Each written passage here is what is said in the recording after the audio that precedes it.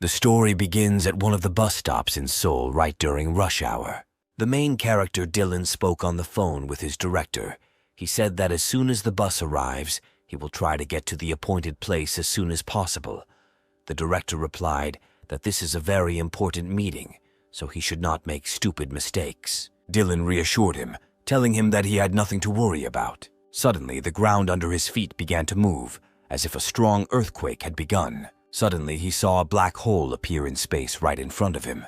Dylan and the other passers-by looked into the hole in horror, trying to convince themselves that this was not what he was thinking about. The next moment, a whole crowd of monsters poured out of the hole. They looked like goblins. They had green skin and red eyes. Passers-by immediately scattered, shouting that it was a flash. Dylan knew that the flash was a phenomenon where monsters could enter human reality through a dimensional gate that connected their dimension to the human one. People tried to run as quickly as possible to report that an outbreak had begun. The hero understood that he also needed to run away from here as soon as possible. However, suddenly he heard someone's voice. The little girl lay on her stomach on the asphalt and cried, calling her mother for help. Dylan immediately ran to her and asked her to stop crying, telling her to take his hand.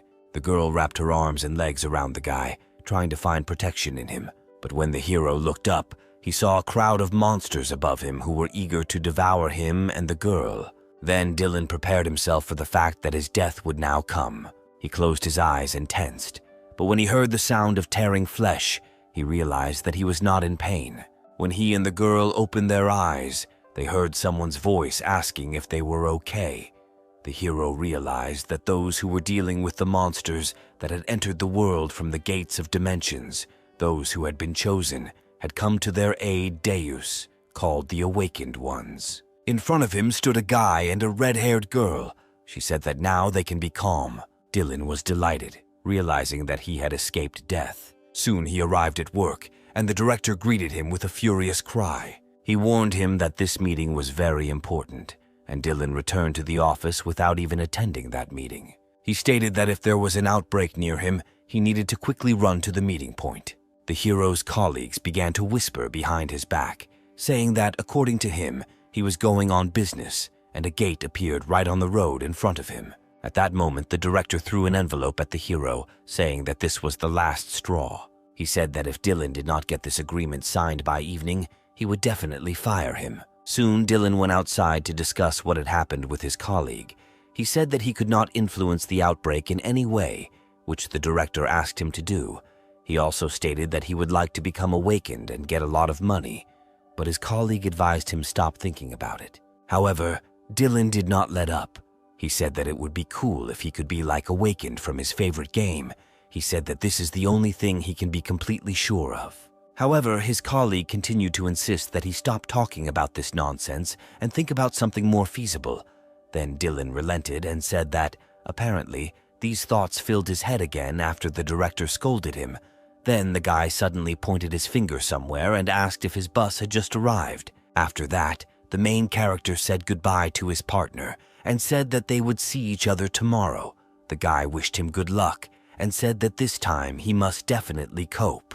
When he arrived at the right place, it was already 6 o'clock in the evening. The hero was a little dissatisfied that he had to travel so far in order to sign this damn contract. He was sure that this idiot was unlikely to give him another break, so he was determined to sign the agreement no matter what. However, suddenly he again felt that the ground under his feet was shaking. Dylan was terrified as this earthquake took him by surprise for the second time that day. At that moment, someone called him from afar and called him to him. Dylan immediately rushed towards the stranger. Behind him, monsters had already begun to emerge from the portal. They ran right behind him, intending to capture him. At that moment, one of the goblins grabbed his suitcase, which contained that same agreement. However, the hero did not intend to give away what he had traveled so many kilometers for. He swung his fist and punched one of the monsters, who wanted to take his suitcase, but at that moment another monster flew at him with a club in his hands. The guy who called out to the main character ran up to him and asked what he was doing, and then reached out his hand to grab him. He grabbed him by the collar and pulled him towards him. After that, the gate directly in front of them closed, leaving the bloodthirsty monsters behind. After that, the stranger pressed a button on his remote control. The next moment, the electric discharge that he launched at the gate hit all the monsters that stood next to them at once. He then told the hero that, unfortunately, this would only delay them for a little while. He then continued by saying that the awakened ones would soon come here. At that moment, several cars drove up to the site and began to shoot down the goblins. The guys who were standing behind the cars couldn't believe their eyes because there were too many goblins this time, but they decided that this was good news for them because they would be able to earn a lot of money. Then one of them suddenly shouted, saying that today the goblins would fight them. It was an E-rank fighter, Kim. His nickname was Fireball. He ordered his partners to attack, and then the monsters also rushed towards them. The fighters used police shields as well as melee weapons to fight the monsters. Some of them also used magic wands to strike the monsters with magical lightning. However, the majority still fought with melee weapons. Meanwhile, Kim decided to strike from above. He charged his fire fists and prepared to attack the monsters from the air. It hit them like a meteorite, throwing the goblins away and creating a huge shockwave. After a while, all the goblins that were here were defeated. Dylan couldn't believe his eyes at first, as this was the first time he had seen the Awakened and how they fought. However, he still did not understand where his briefcase with documents was now. At that moment, the Awakened ones called out to him and asked him not to approach the place of the fight, since they were not finished here yet. Then the hero apologized and said that he just wanted to find something. At that moment, Kim approached him and handed him his suitcase, asking if this was what he was looking for. He said that as Awakened ones, they should always help weak people. The guy said that there is a power that Deus awarded them. That's why they were given this power, to restore justice in the world.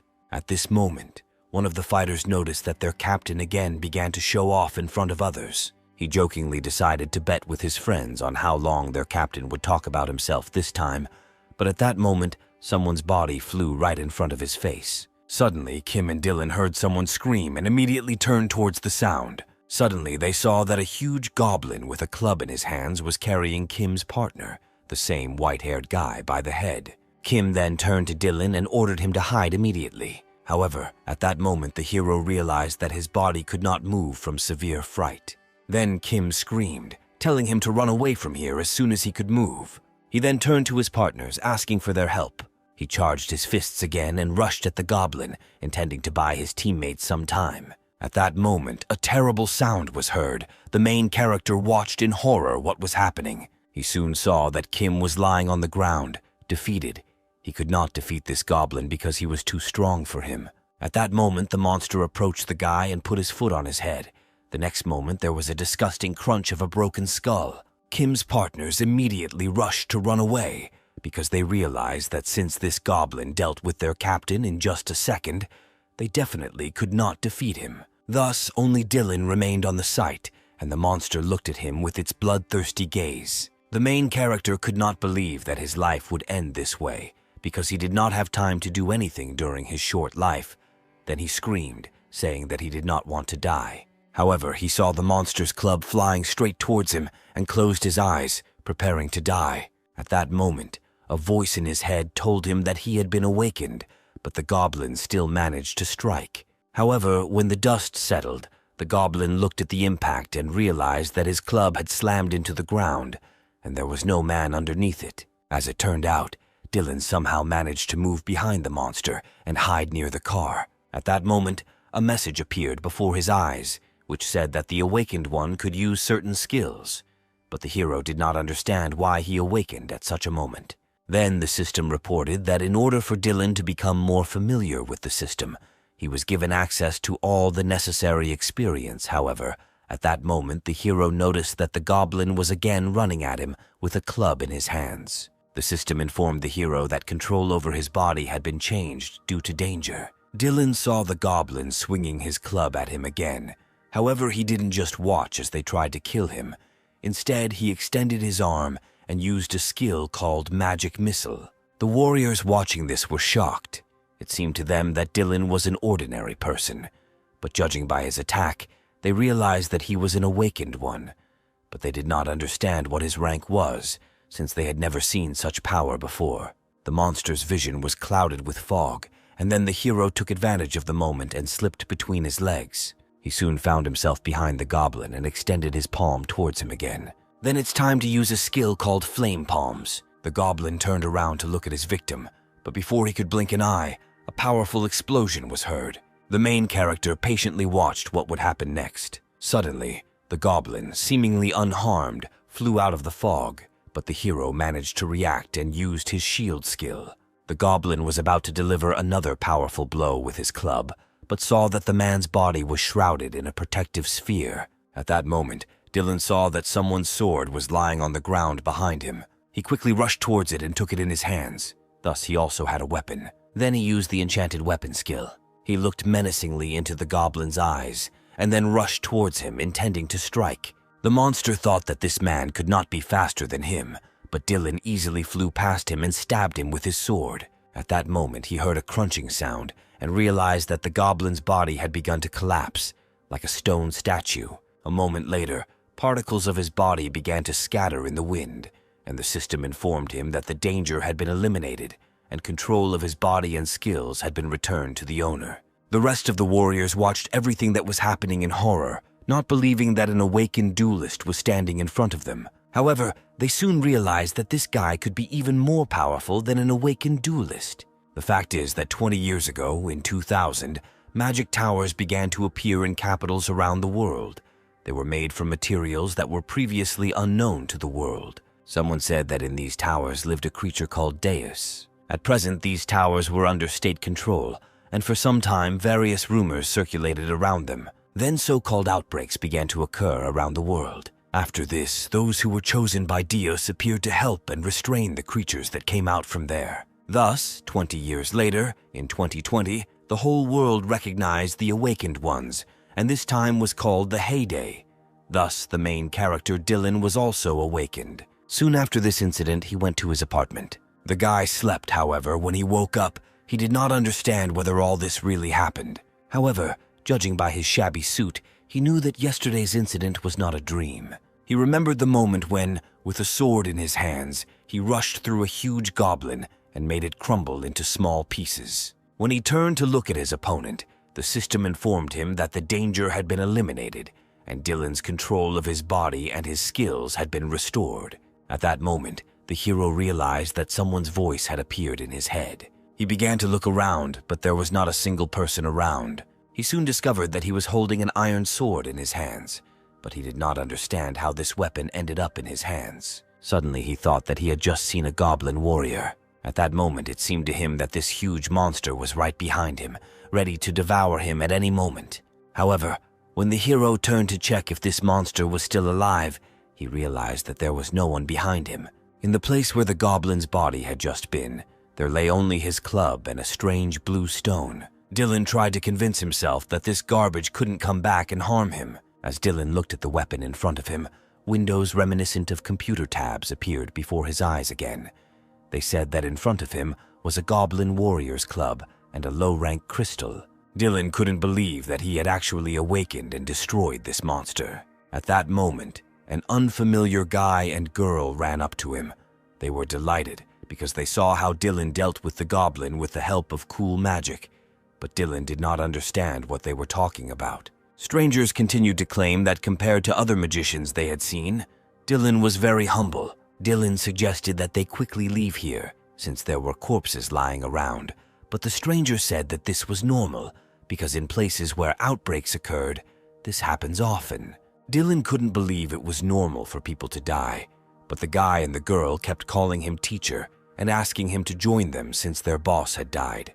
Dylan remembered how a few minutes ago these people abandoned him in panic when their leader died, but now they consider this the norm. Then he asked them to give him time to think. At that moment, a woman approached them and asked the strangers to calm down. The guy and girl turned in her direction in horror. Fear was visible in their eyes. A girl with twin ponytails, wearing a shirt and a short skirt, said that now they should obey her instructions.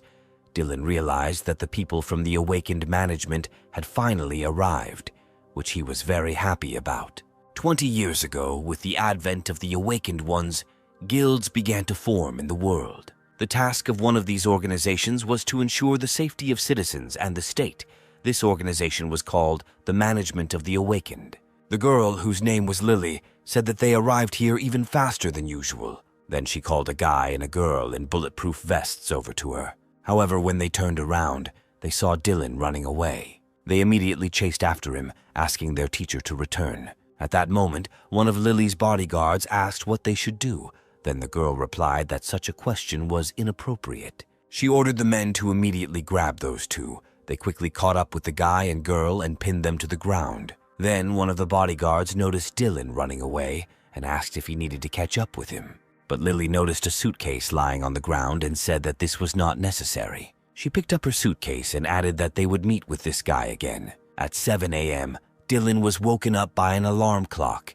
He did not know what to do now and how to explain to the director that he could not sign the contract because he woke up. But he soon calmed himself down, deciding that he could not influence the events that happened. Then he suddenly hit himself on the cheeks in the hope that it was all a dream and he would wake up. But nothing changed. Then Dylan realized that first he needed to study his abilities in order to survive as an awakened one. He remembered that the system wrote something to him about his abilities, just like in the game. Dylan asked the system out loud to show him his numbers, but realized that the system was responding to his thoughts, not his words. It turned out that all his indicators were equal to 5, and he had seen this before. He realized that it was a combination of classes, like his first character in his favorite game. Then he realized that he was simply repeating 3 classes, like in that very game. Even double awakens, that is, people with 2 classes, were rare, and guilds offered them huge amounts of money. However, Dylan appears to have been triple awakened. Realizing this, he jumped on the bed, not believing his luck. But then a neighbor's voice came from behind the wall, asking him to be quiet. Dylan got out of bed and headed to the refrigerator, realizing that going into the dungeon now would be stupid. Many awakened ones died on their first visits there, so he first needed to improve his skills. He began to think about how he could earn money without fighting. While he drank milk, thoughts about ways to earn money that were not related to combat operations did not leave him. Suddenly, he remembered his numbers. Among them was the spell double the maximum level, which made it possible to create an exact copy of an item.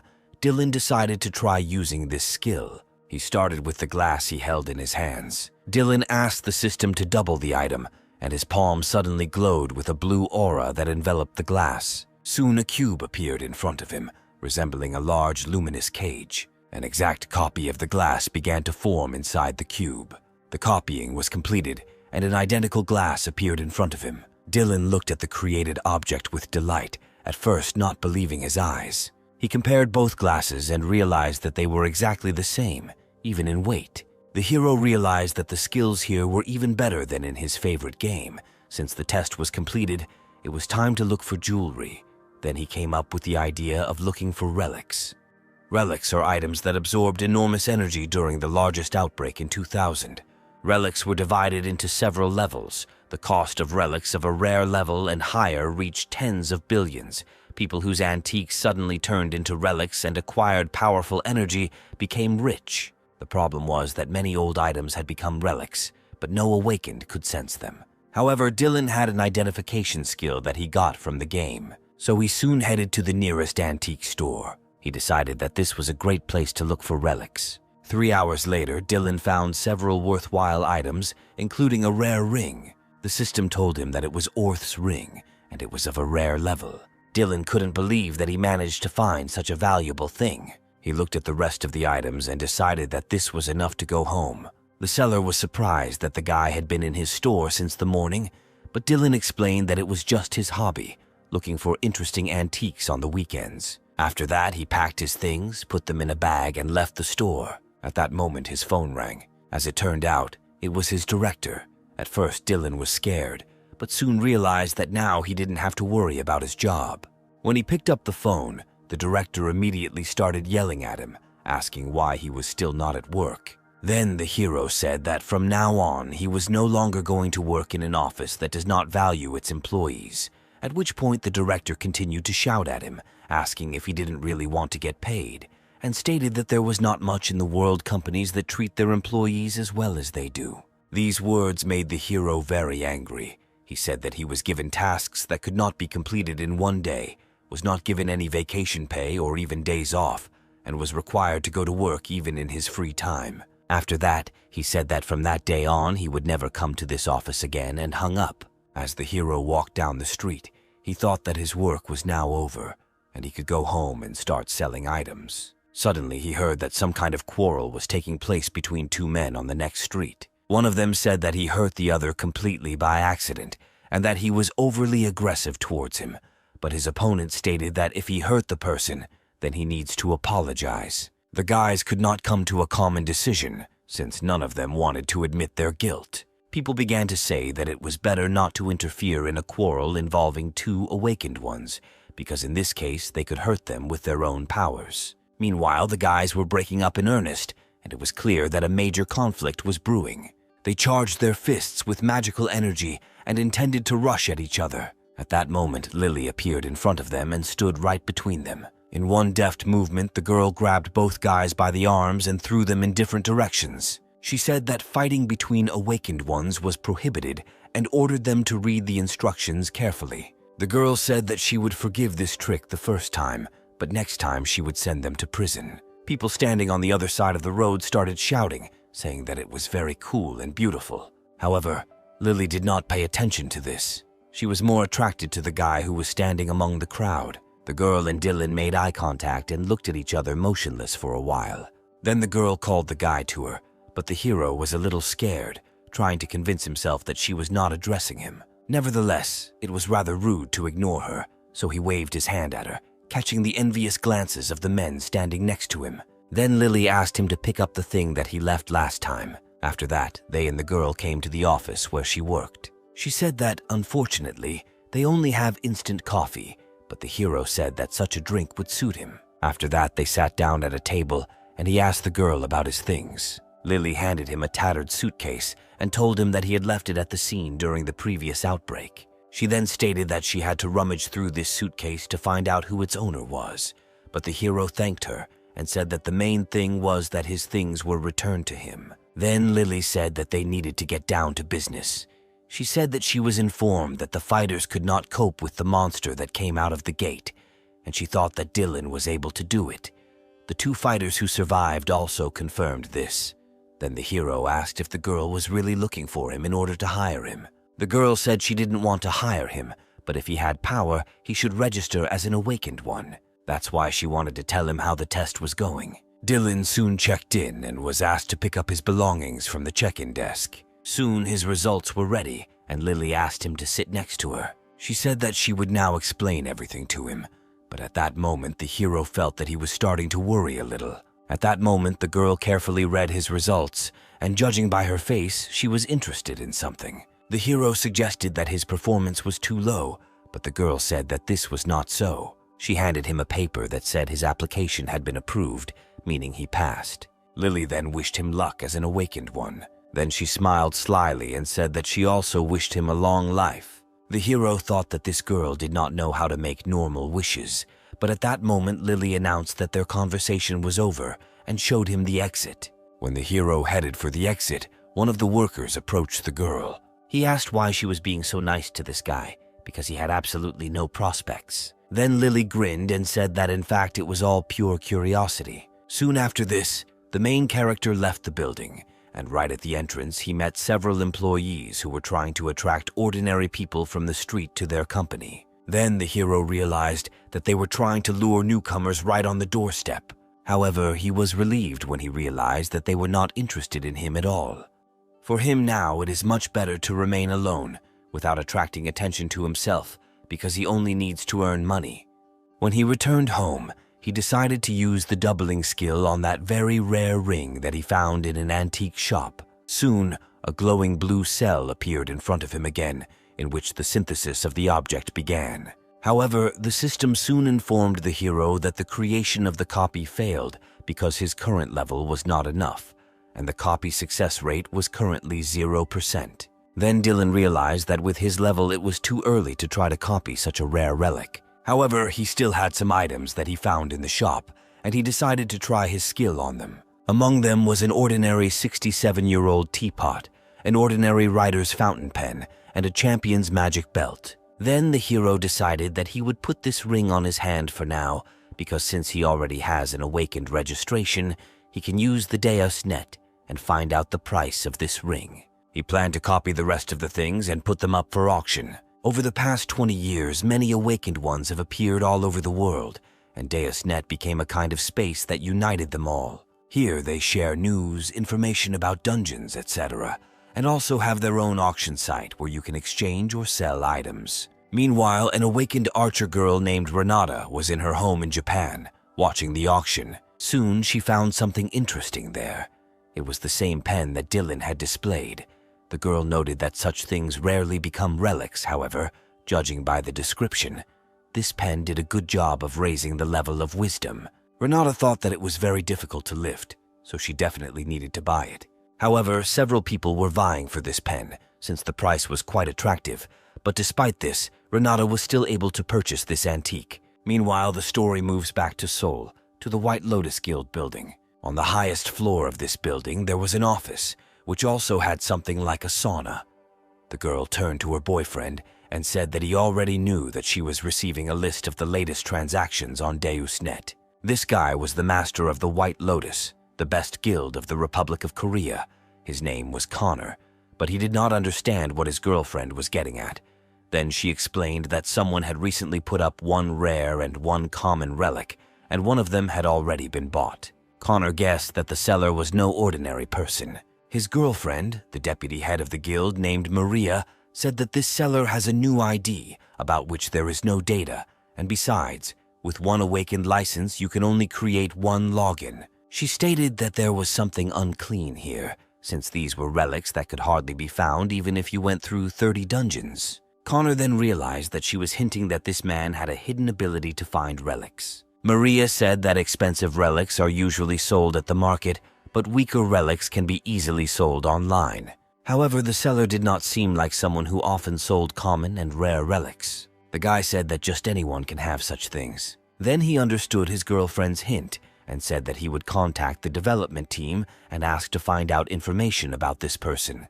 Hearing this, Maria thanked him for his help.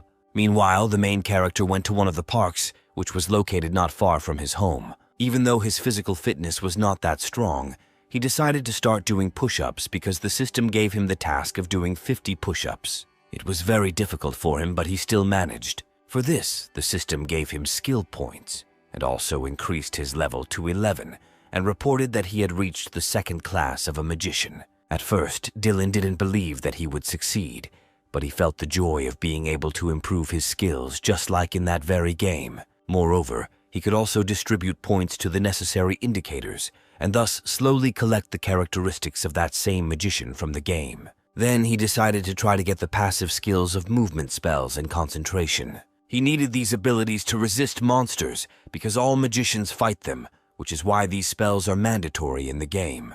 However, skills could only be acquired through training. As Dylan ran, he traced one of the spells called Tough Enduring Armor with his finger as he walked. However, the system informed him that the concentration of the spell had failed, and it was cancelled. The hero realized that he was unlikely to succeed the first time. However, he was determined to repeat this until something came out. After some time, he tried to use the spell again, but again it did not work. His spell crumbled right before his eyes. When after 20 attempts the hero still didn't succeed, he began to think about what the problem might be. Meanwhile, the children who were playing in the park were watching him and were surprised that this guy had already run so much, but was still not tired. One of the boys stared at him so much that he lost the ball, so his friend asked him to go and find the ball before he got lost. The boy apologized and ran in search of the ball. As it turned out, the soccer ball rolled right onto the road, but despite this, the boy continued to run after it without looking around. Meanwhile, his friend noticed a huge truck moving at high speed right down the road and shouted to his friend to stop. The main character observed everything that was happening. He saw a little boy running onto the road right under the wheels of a truck. Then he immediately rushed from his place, intending to save the boy. The boy had almost picked up the soccer ball, but the truck was already very close. When he turned his head, he saw that the headlights were a few centimeters away from him. At that moment, the hero again decided to use his strong resistant armor skill and flew straight onto the road, covering the boy with his body. As it turned out, this time he was able to use this skill and stop the truck with his body, breaking the windshield. It was as if his entire body was enveloped in an invisible shield, which did not allow him to move even under the force of the transport moving towards him. However, the hero soon noticed that a cut appeared on his cheek. Then he realized that this shield did not cover his entire body. Then he suddenly remembered why he had appeared on this road in the first place, turned around and asked the boy if he was okay. The boy looked incredibly scared, not understanding how this guy had just saved him from the car. Then suddenly, a look of delight appeared on his face, and he called Dylan a true hero. After this, the system informed the hero that he could use the spell ability on the move, as well as the spell concentration ability. The hero then turned to the boy and said that he was very glad that everything was okay with him. After that, he stroked the boy's head, trying to calm him down. Meanwhile, passers-by gathered near the road. Some of them called an ambulance and said that a car had almost run over the child. Then the hero decided that it was time for him to leave here. However, the boy grabbed his hand and asked him to tell him his name before he left. At first, the main character doubted it, because he thought that if he revealed his name, they would start talking about him throughout the area. He didn't know what to do in this situation. However, he soon came up with an idea. He revealed his real name and said that since he really was something of a superhero, the boy should promise him that he would not tell his name to anyone. The boy was delighted and promised that he would keep his name a secret. After this, the main character immediately disappeared, telling the boy to be careful in future when playing near the road. Passers-by could not believe their eyes. They did not understand why this guy ran away, because he had no reason for this. Then they turned to the boy and asked if he knew him. However, he replied that he had no idea who it was. When evening came, the main character met with one of Lily's agents. The man told him that they had checked everything, and everything was absolutely fine.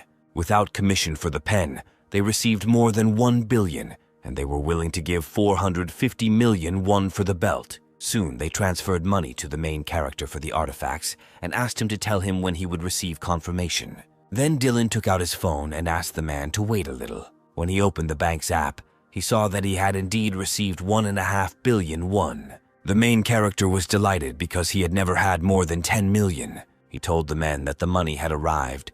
They thanked him for the deal and said they would take care of the relics. After that, they left, leaving the main character alone. Left alone, he thought about how many events had happened that day. The next day, the main character went to the bus stop. Soon he got off the bus and headed to the right place. He needed to find out which bus goes to the road of the awakened. Looking at the schedule, he realized that bus number 30 was going there and would arrive in 15 minutes. However, at this moment, the ground under his feet began to shake again. He couldn't believe this was happening again. The faces of those terrible goblins he had seen recently appeared before his eyes again. He also remembered a fighter named Kim, who gave his life fighting these monsters.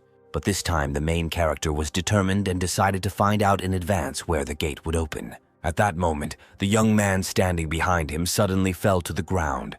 Dylan turned around and asked if he was okay. Then the young man pointed his finger somewhere behind him and said that there was something up behind him. When Dylan raised his head and looked up, he was terrified. The gate opened right above his head, and glass shards seemed to fall from there. The next moment, he realized that spears were flying straight at him. However, thanks to his skills, the main character managed to react and dodged all 3 spears flying at him. When he turned around, he saw that these spears were so sharp that they could pierce the ground. Apparently, they were owned by unusual monsters. When he saw another spear land right in front of him, he began to realize who he was dealing with. In front of him stood a monster with glasses, an old face, but a young body. Dylan thought that someone who creates incredible things that no one has ever seen before might be a gnome. Dylan realized that a dwarf was now standing in front of him. Soon, the gnome jumped out of the spatial gate and looked angrily at the main character. At that moment, someone called out to them, and Dylan and the dwarf turned their heads towards the sound. A girl appeared in front of them. She threw off her jacket, finding herself in a sweatshirt and armor, with a rapier in her hand. She looked at the dwarf and told him to fight her. Without waiting for an answer, she jumped high and rushed at him. The dwarf screamed in rage, calling his allies to gather. The next moment, several more gnomes appeared behind him, and the girl was horrified when she saw this. They immediately pointed crossbows with iron arrows at her. Since the girl was already in flight, she could not dodge the arrows. She prepared herself to die, but soon the arrows pierced her body, but she did not feel pain. When she opened her eyes, she saw that her entire body was shrouded in an invisible shield that did not allow the arrows of the dwarves to pass through. As it turned out, it was Dylan's spell. At the last moment, he managed to use a shield to protect the girl. At first, she didn't believe that this guy could really save her. However, he told her to stop looking around because another dwarf was attacking her. The girl covered herself with her hands from his attack, but could hardly withstand such strong pressure. Then Dylan decided to use his spells, harmony of magic, coordination of the poles and magic missile, and soon several laser-like shots pierced the dwarf's body. The next moment, half of the dwarf's head flew off to the side. The girl looked at what was happening in horror, not believing that she was saved again. Then Dylan told her that it was too dangerous here and she should leave, but the girl replied that she was also an awakened one and had to fight. Dylan then pointed at the iron golem and said that she would change her mind when she saw him in battle. At that moment, the ground shook, and a huge iron golem landed on the ground with a hammer in its hands and a giant iron shield. When the golem looked at the girl with its red glowing eyes, her body was paralyzed, and she did not understand what was happening. Dylan approached her and explained that this is the intimidating ability of higher monsters. If she gets scared, her body will no longer be able to move. Then the girl asked how he dealt with this himself. The main character picked her up and said that he had already experienced something similar once. After that, he jumped high, holding the girl in his arms. At first, the girl looked at him with disbelief because he saved her again, but she herself could not move. A moment later, they landed in a safe place, and the rapier fell from her hands as she still couldn't move. Then Dylan said that even though he used a shield, she was most likely still in shock from the arrows, and suggested that she rest. The girl, with a trembling voice, thanked him for saving her. After this, the main character asked if he could borrow her rapier. The girl agreed, but warned him to beware of arrows, because this sword is not very effective against them. When Dylan picked up the rapier, the system told him that it was a regular motif's rapier, which increases strength by 10 points. He thought that this weapon would be quite suitable for this fight. Without hesitation, he rushed to the attack. In a moment, he was above the heads of the remaining dwarves. During the flight, he counted 10 dwarves with hammers and 9 archers. In addition, among them was the captain, Iron Golem. Dylan understood that with such equipment, he would not be able to defeat the golem with a magic missile, so he decided to start with the minions. Besides, the golem's shield was shrouded in a strange aura. Then the hero decided to use his skills and rushed to the attack. Soon, several lasers shot out from his palm and pierced the dwarves directly into their heads. When some of them were finished, he finally landed on the ground. With a smile, he thought that the effectiveness of the magic projectile in reality would be better than in the game. The surviving gnomes looked at the guy with hatred because he had just killed their partners. After that, they immediately rushed to attack, but the main character kept his cool. The next moment, he used a skill called Fear, and a huge shadow with red eyes appeared behind him, which terrified everyone who looked at it. When the dwarves saw her, they immediately stopped, unable to resist such strong fear. One of them thought that a huge dragon was standing in front of him and was about to attack him. The monster suddenly rose to its feet and growled loudly at the dwarf. The dwarf had no choice but to shoot him with his crossbow. With his own eyes, he saw the arrow pierce the dragon's forehead. However, he actually shot one of his teammates. The main character understood that fear is much more effective than many skills, because under the influence of the wisdom skill, it can cause hallucinations. He also thought that he had done the right thing when he installed a copy of the fountain pen. However, the hero understood that its effect would not last long, so he needed to hurry up and deal with the boss. He then used the magic missile skill again and sent the beam straight towards the golem. However, they were all repelled by his shield, which was shrouded in an incomprehensible green aura. Dylan realized that this shield had high resistance to magic, so he decided to use a different method. After this, he decided to use magic on the rapier, turning to Mother Nature and asking her to allow him to use the power of disharmony and enchant the weapon. Thus, the rapier acquired a rare level and also significantly increased the strength and damage of the main character. He then rushed straight at the golem, whose body was shrouded in a dark aura. He aimed his enchanted weapon directly at his shield, and this time he managed to break through it. He noticed that the golem's limbs began to shake. At this point, Dylan chuckled, saying that the golem had trusted its shield too much. Such a strong blow left a huge hole in the golem's head, and soon the helmet fell off. However, when the main character saw what was under the helmet, he was shocked. As it turned out, there was absolutely nothing inside. Not believing his eyes, Dylan retreated, deciding to think about what to do next. At this moment, the golem raised its hammer again and intended to hit the hero. The impact was so strong that it shattered the stones. And at that moment, the glowing light bulb that was in the golem's head made an incomprehensible sound. At this moment, the hero decided to use his skill again. He jumped high above the golem and fired magic missiles at it again. This blow was so strong that parts of the golem's armor flew off his body. At that moment, Dylan realized that all this time one of the goblins had been inside. Apparently, it was the boss. However, he realized that the shield was broken, and his spells seemed to be starting to work against him. Then the main character looked back at the other gnomes, realizing that soon the effect of fear would begin to end. Realizing that he needed to end this as quickly as possible, he rushed to the attack. He once again used the magic missile skill and aimed them at the golem. Having lost almost all of his armor, the dwarf was forced to defend himself with only a shield. He put it in front of him, shielding himself from magical projectiles. However, at that moment, the main character quietly ran behind the golem. While he was distracted, he again struck him with magical projectiles, but this time in the back, which was not protected. At that moment, the dwarf realized that he had just been deceived. Dylan watched what was happening with a smile. He thought that this dwarf was clearly mistaken when he decided that there was an ordinary magician in front of him. He then decided it was time to end this and jumped high into the air, charging straight at the dwarf, intending to kill him with an aerial attack. In flight, he used his skills again. Soon, magical missiles flew out of his palm and struck the dwarf. His body began to shatter into pieces as soon as the magical projectiles touched him. When it was all over, the main character approached the golem, which lay helplessly in a pool of the gnome's blood. Then he realized that he had practically completed this battle. All he had to do was deal with the gnomes, who were slowly coming to their senses. Without hesitation, he rushed at them with his enchanted rapier. It took him only a few moments to defeat these absolutely incompetent opponents. After that, he sat down on a bench to rest a little. The hero thought that, fortunately, this time only the leader had an enchanted shield. But he did not know what could happen next time. He understood that he needed to quickly find a second-class spell. At that moment, Lily came up to him and greeted him. She said that they seemed to be seeing each other very often. She then looked around the battlefield and asked if he had managed it alone. The hero replied that it was so. Then Lily asked him what about that girl Katarina who fought with him. The hero said that she was wounded at the beginning of the battle, so he carried her away. However, he had a more important proposal.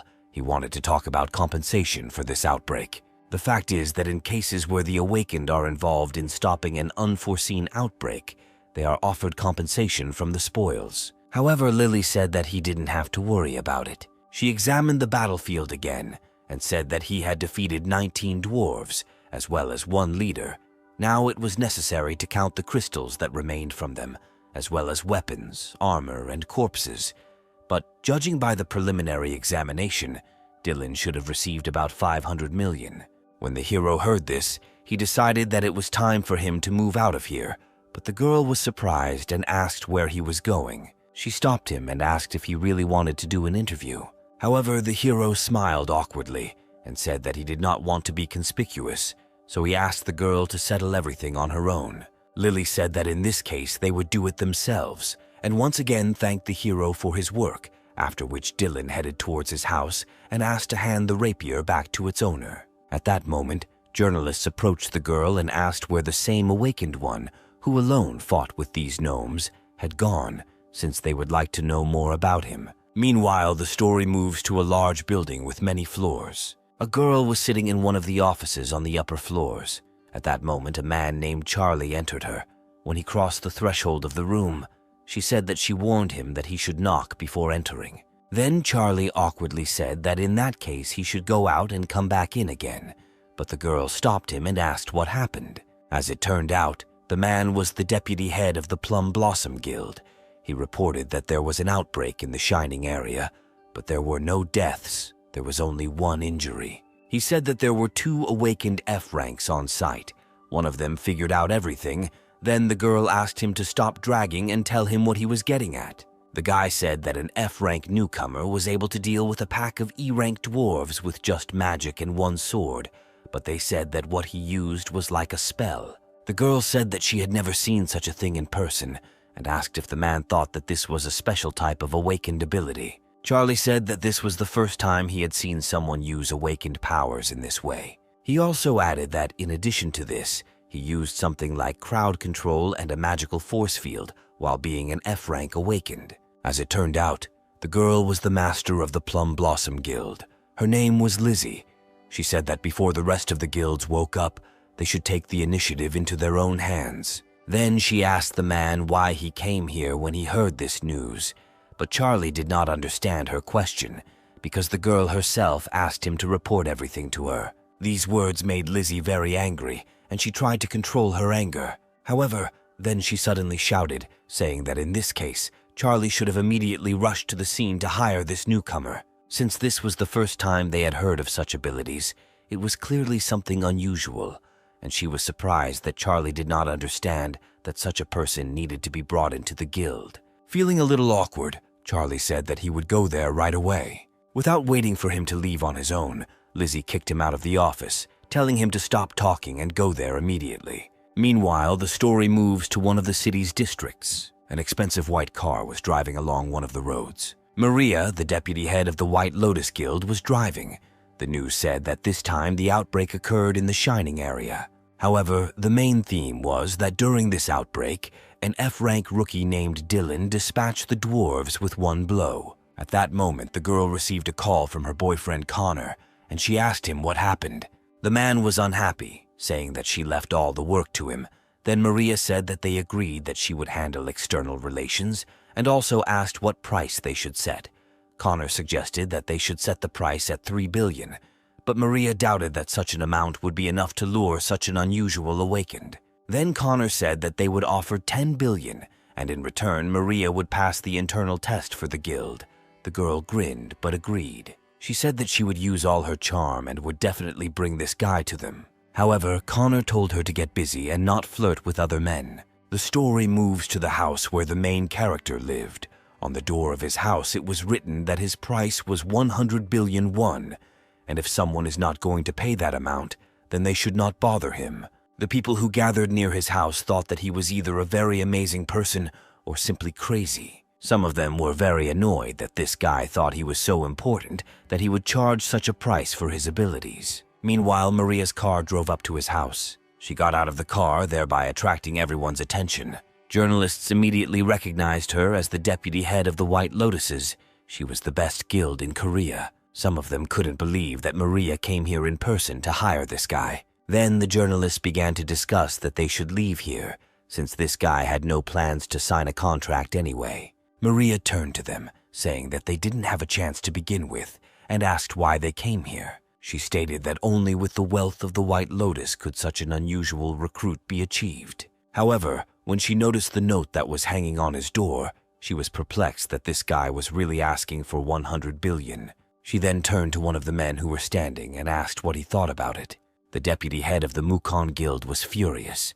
He said that the girl should not dare to utter his name with her filthy mouth. He stated that no guild would dare to pay so much money to an F-rank awakened because of some strange spells. However, Maria said that this is not just a spell. This guy is actually unusual. Then the man said that although he had not seen this guy in person, he was sure that this was just a crazy price, and he would never be able to get these 100 billion in his life. But Maria doubted it. She said that, apparently, Mr. Dillon wants to find a place that will appreciate his talents. She then called Dylan's name, asking him to leave the house, but there was no response. Then she said that she would leave today, but invited him to meet next time with conditions that would satisfy both parties. After that, she got into her car and drove away. When the main character heard that they had finally moved away from his house, he thought that it was nice to feel that so many people were trying to get his attention. However, he had no plans to join the guild for money just yet. In addition, working in a guild requires some sacrifices, and then the guy can say goodbye to his freedom. However, all he needed now was strength and height, and with such data he could raise his level. Then he decided that it was time for him to act on his plan. After 5 days, he went to an area where there was an increased likelihood of monsters appearing. These 5 days he continued to collect relics of different levels. He also found a suit that he managed to assemble from what was left in Shinin. He also spent 500 million on armored vehicles, and his performance was much higher than 5 days ago. The man who guarded the entrance to this territory told the hero that he had checked his license and therefore he could go inside. He then asked for the gate to be opened. Seeing a bright flash of light in front of him, the hero grinned and headed inside. 20 years have passed since the awakened ones appeared, during which time dozens of dungeons have appeared throughout the country. However, most of them belong to either the awakened administration or guilds. In order to use the dungeons, a number of sacrosanct rules must be observed. For an awakened person who does not belong to any guild, going there will be an extremely difficult task. But the territories are different from dungeons. This word denotes places where, due to differences in the ecosystem, monsters appear most often. They are fenced off by a high fence 10 meters long, and inside they live monsters multiply. The reason for this content is that by killing monsters, you can get magic crystals and raise your level. Mainly awakened loners go to such places. Soon the main character walked inside and saw 3 small goblins surrounding a mountain of meat. They immediately pounced on the meat and began to eat it, not paying attention to anything around them. Meanwhile, the main character watched them from above, sitting on one of the tree branches. While the goblins were distracted, he used his magic missile skills. In an instant, laser projectiles pierced the goblins' bodies. Soon there was nothing left of them except their headless bodies, which lay in a pool of their blood. The hero was pleased. His performance had finally increased, so now he didn't have to run around like crazy after these goblins, trying to hit them. He had a feeling that he had already seen something like this. Although it all looked good, the hero already understood that he was accustomed to his new life. He wondered if this was what was meant when the system notified him that he had received the entire experience. Clutching the suitcase he was carrying tightly in his hands, the hero thought that this system was not so bad. Then he pulled out the remaining meat from the suitcase. At this moment, the goblins who were nearby smelled fresh meat and immediately followed the smell. In addition, there was an animal in the forest that looked like a large wolf. Soon the main character was surrounded by goblins and wolves. However, he was confident in himself as he had already raised his skills to the required level for this territory. Meanwhile, the story moves to a building that worked with the reception of monster corpses. The worker counted the corpses of monsters and soon reached the mark of 50 pieces. This was the first time the man had seen the corpses of goblins so well preserved, as well as the corpses of other demons. He thanked the main character for selling him such good corpses. Then Dylan asked him how much money he was entitled to for all this. The man said that they would take 300 million for all these corpses. The rest of the fighters who were next to the main character said that this was the first time they had seen someone receive such a large amount for corpses. The morgue worker said that Dylan had received a package. It was a book, but it was unpackaged.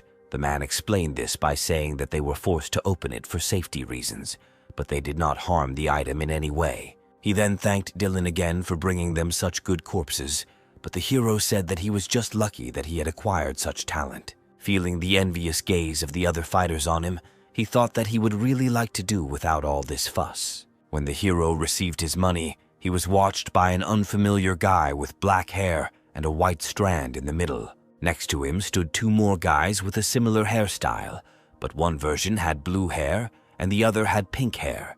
They were discussing that this guy received 300 million for the corpses. They didn't like it very much because they worked tirelessly for several days and barely got 30 million.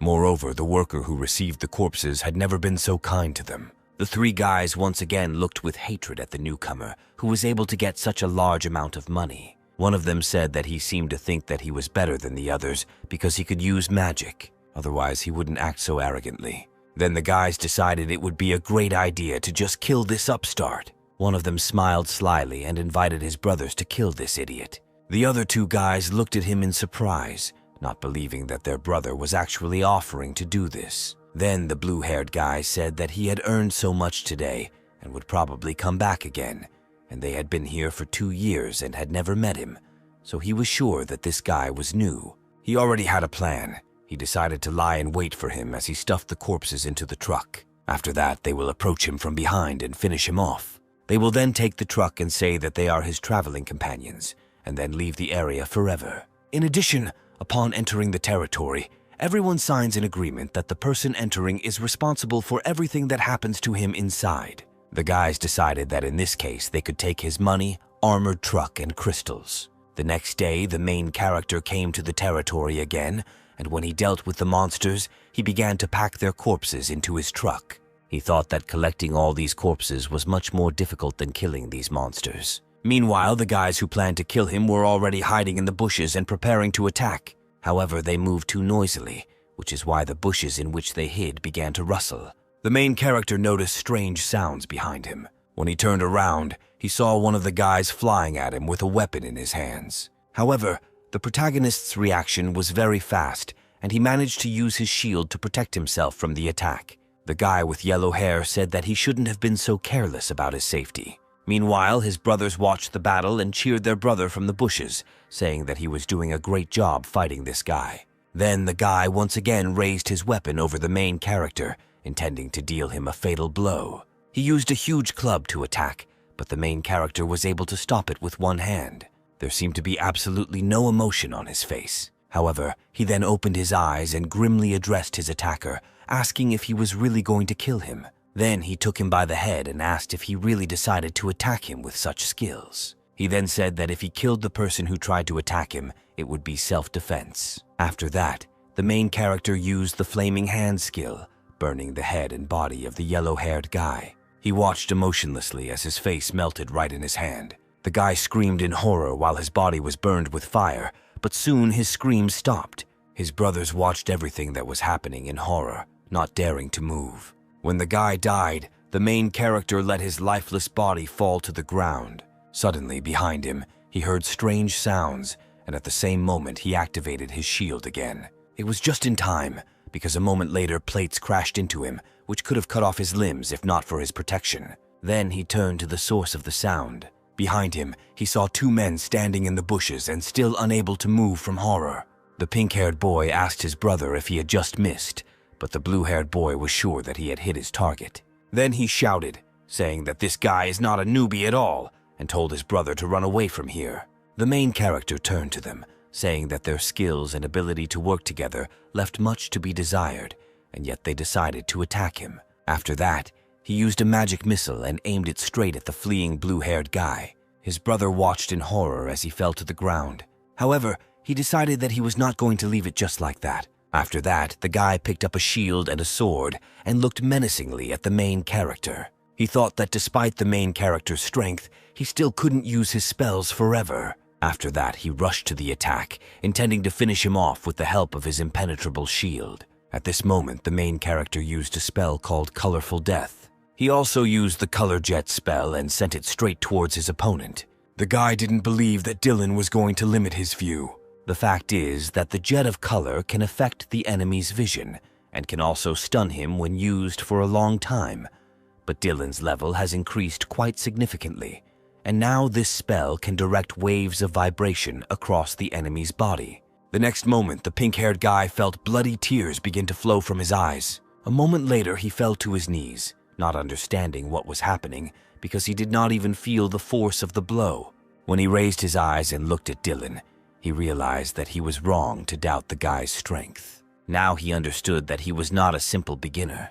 The main character decided not to stand on ceremony, and in one deft movement cut off his opponent's head. These guys wanted to take his life, but now they paid a high price for this attempt. Then the hero realized that there was one more enemy left alive. Meanwhile, the blue-haired guy, badly wounded, tried to run away and hide in the bushes. However, when he looked back, he noticed with horror that he was left completely alone. Then he screamed, begging for mercy, and said that he would never meet Dylan again.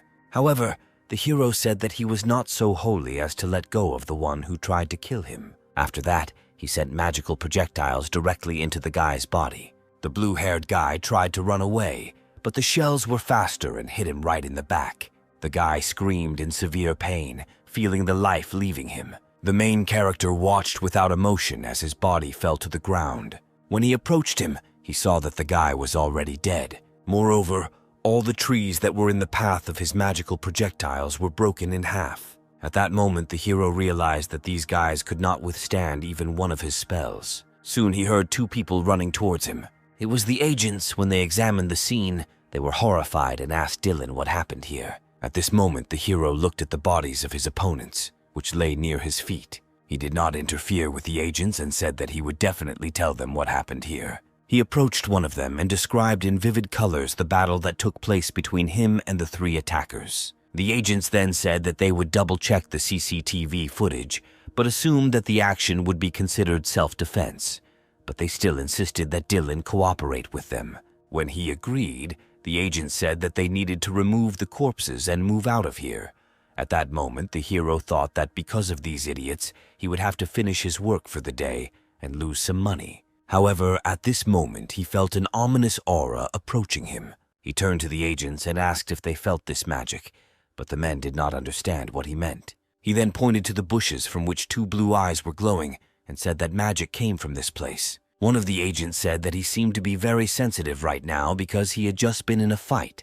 Then he said that he would go and check the place. However, the main character understood that this would be too dangerous and ordered the agents to get out of here immediately. Nevertheless, the man headed to the place indicated by the main character and took a closer look at him. At that moment, a giant monster resembling a saber-toothed wolf appeared right in front of him. Seeing a man in front of him, he howled furiously at him, revealing his razor-sharp teeth. The hero understood that in front of him was the leader of the wolves in this territory, which he hunted when he played the game. The agent was frozen with fear and could not move. At that moment, the wolf rushed straight at him. However, the protagonist's reaction was amazing, so he immediately activated his shield, protecting the agent. The man looked in front of him in shock, not understanding why he was still alive. Then the main character shouted at him to get out of here immediately. After that, he used his skill called fireworks on his fingertips. He then used the flaming hand skill when he was sure the agent was out of the skill's range. The wolf wanted to rush at the guy, but he realized in time what he was going to do and jumped out of the fireball. Then the hero realized that such attacks would not work because the wolf was too fast. Moreover, with the help of his roar, he could summon his flock. Therefore, now a whole pack of wolves, slightly smaller, was approaching them. The agents watched in horror what was happening, not understanding what to do in such a situation. Soon, they were surrounded by a pack of wolves, and they did not even understand where they were coming from. Then the main character ordered them to get into his truck and leave here. He said that it was armored, so they could get out of this territory without any problems. However, the agent said that they had to help him deal with these wolves. However, Dylan stood his ground and said that these agents had just nearly died. He stated that if they were not here, it would be much easier for him to deal with these monsters. Then the agents came to the conclusion that they really couldn't do anything in this situation and decided to leave here and call for help. At that moment, the wolf growled again, and the sound of his roar spread throughout the entire territory. When the hero turned around, he saw that one of the agents was surrounded by wolves. The man put his fists in front of him, saying that he would stay here, and the rest should get into the car and leave. At that moment, one of the wolves opened its mouth and rushed at the man. However, the man punched him in the lower jaw, forcing his mouth shut. He then hit him so hard that his head shattered into pieces, at which point the man decided that even without armor he could handle these wolves. However, his opinion quickly changed as the other wolves were closing in on him, and he couldn't handle them all alone. The monsters then knocked him to the ground and were about to kill him. However, at that moment, their bodies were pierced by magical projectiles fired by the main character. One of the agents ran up to his wounded comrade and grabbed him by the collar, dragging him inside the car. After that, they drove to the exit from the territory, promising the main character that they would return with help. At that moment, Dylan thought that he was finally able to get these agents out of here. However, when he looked around, he was horrified. A huge wolf flew towards him, intending to kill him with its clawed paw. He realized that the claws on the wolf's paw were unusual. A magical aura emanated from them. After this, the wolf delivered a crushing blow that landed directly on the ground. The fact is that the main character managed to run behind him, noticing that the wolf first jumped and then hit with his paw, and after that, he had to swing his tail. The hero was sure of this because he saw his attack in the game. He knew that if he returned from this attack, the others would attack him. And so it happened. As soon as he returned from the attack with his tail, 3 small wolves immediately jumped on him. However, their attack also fell on empty ground. The main character managed to jump up, leaving the wolves on the ground. Then he began to remember what attacks should follow this. He saw that the body of the big wolf seemed to be pierced by lightning. Then the wolf let out a loud roar again, and lightning rushed upward. The main character watched in surprise what would happen next. The next moment, lightning struck straight into the ground. After that, a wolf ran out from there. Strong rage was visible on his face. When the smoke cleared, the remaining wolves saw that a rather large crater had formed at the site of the impact. Then the monsters looked up and realized that more magical projectiles were flying at them. However, their reaction was too slow, and so the next moment, their bodies were pierced by magical lasers. The main character also aimed projectiles at the main wolf, but they seemed to cause him absolutely no damage. Dylan then laughed, saying that, just like in the game, the wolf cannot move after using the ability. Then he raised his finger up and began to draw another spell, deciding that it was time to end this. He then summoned 1,000 magical missiles and aimed them at the wolf. After that, he used the fireworks spell on his fingertips. This was followed by the flaming hand spell. To finish, Dylan used a magic missile and aimed this combination of spells directly at his opponent. The wolf watched in horror as fiery magical projectiles flew at him, from which he could not dodge. The next moment, there was a deafening explosion. After some time, workers appeared on the territory and checked whether the leader of the wolves was really dead, after which the main character was interrogated about the trio. Thanks to the black box that was built into the truck, it was easy to prove the guilt of those guys. However, they might not be the only ones who decided to steal items from other awakened ones, so the hero decided to remain vigilant. He decided that relying only on armor and weapons was too dangerous, so he needed a companion. Dylan decided that the current level would be enough for him to buy some kind of mini-drone. Soon, the main character reached the 5th level in mechanics and again arrived on the territory in his armored vehicle. He decided that all this could be done at home, but he was too eager to test the actions of the new items, and besides, all the necessary spare parts that he ordered on the internet had already arrived. Dylan was nervous as if this was his first attempt at using the doubling skill. He thought that a dimension stone coated with metal would make a great drone. He realized that he was watching the process of creating an object that he had only seen in games. The guy was delighted and decided that he could watch this endlessly. After that, he picked up 2 sticks, deciding that he should not forget about them. The system soon reported that the Avland wand had been added to the drone, and the device was 75% complete. Shortly thereafter, the system reported that the drone was fully manufactured. The main character looked with delight at the creation he held in his hands. His drone emitted such a bright light that it attracted other monsters. A small flock of goblins noticed the bright light and went towards its source. Then the main character grinned and decided to test his new invention on these monsters. He sent 2 of his drones to deal with the goblins. Although they looked in no way different from ordinary drones, due to the fact that they were created using a mechanics spell, they could gain greater speed. Against monsters without high skill, these drones were like a top predator. The drones easily tracked the goblins and aimed for their heads. The next moment, they fired lasers that the goblins could not dodge. The main character was delighted when he saw the result of his creation. He understood that now even his relatives would not be able to identify the bodies of these goblins. Then he decided to check out the rest of the drone's functions. He decided that first he needed to try to raise his level of mechanics. He knew that to create a golem, he needed at least 11th level, and then he would only have to fulfill one condition. As it turned out, a video of the fight between Dylan and those 3 guys was posted on the internet. Someone admired the guy's strength, and someone was horrified, not understanding how an awakened person could be capable of such strength. This video was posted by a girl with purple hair. She watched with pleasure as the number of views and her subscribers grew. She knew that thanks to this video, she could gain a sufficient number of subscribers, and Dylan would become more popular. So everyone wins in this situation. Soon this news reached other people. Charlie told Lizzie that he had found an interesting video and asked her to watch it. At first, the girl was skeptical about this proposal, asking what could be unusual about it. However, she soon realized that the video was of the same Dylan.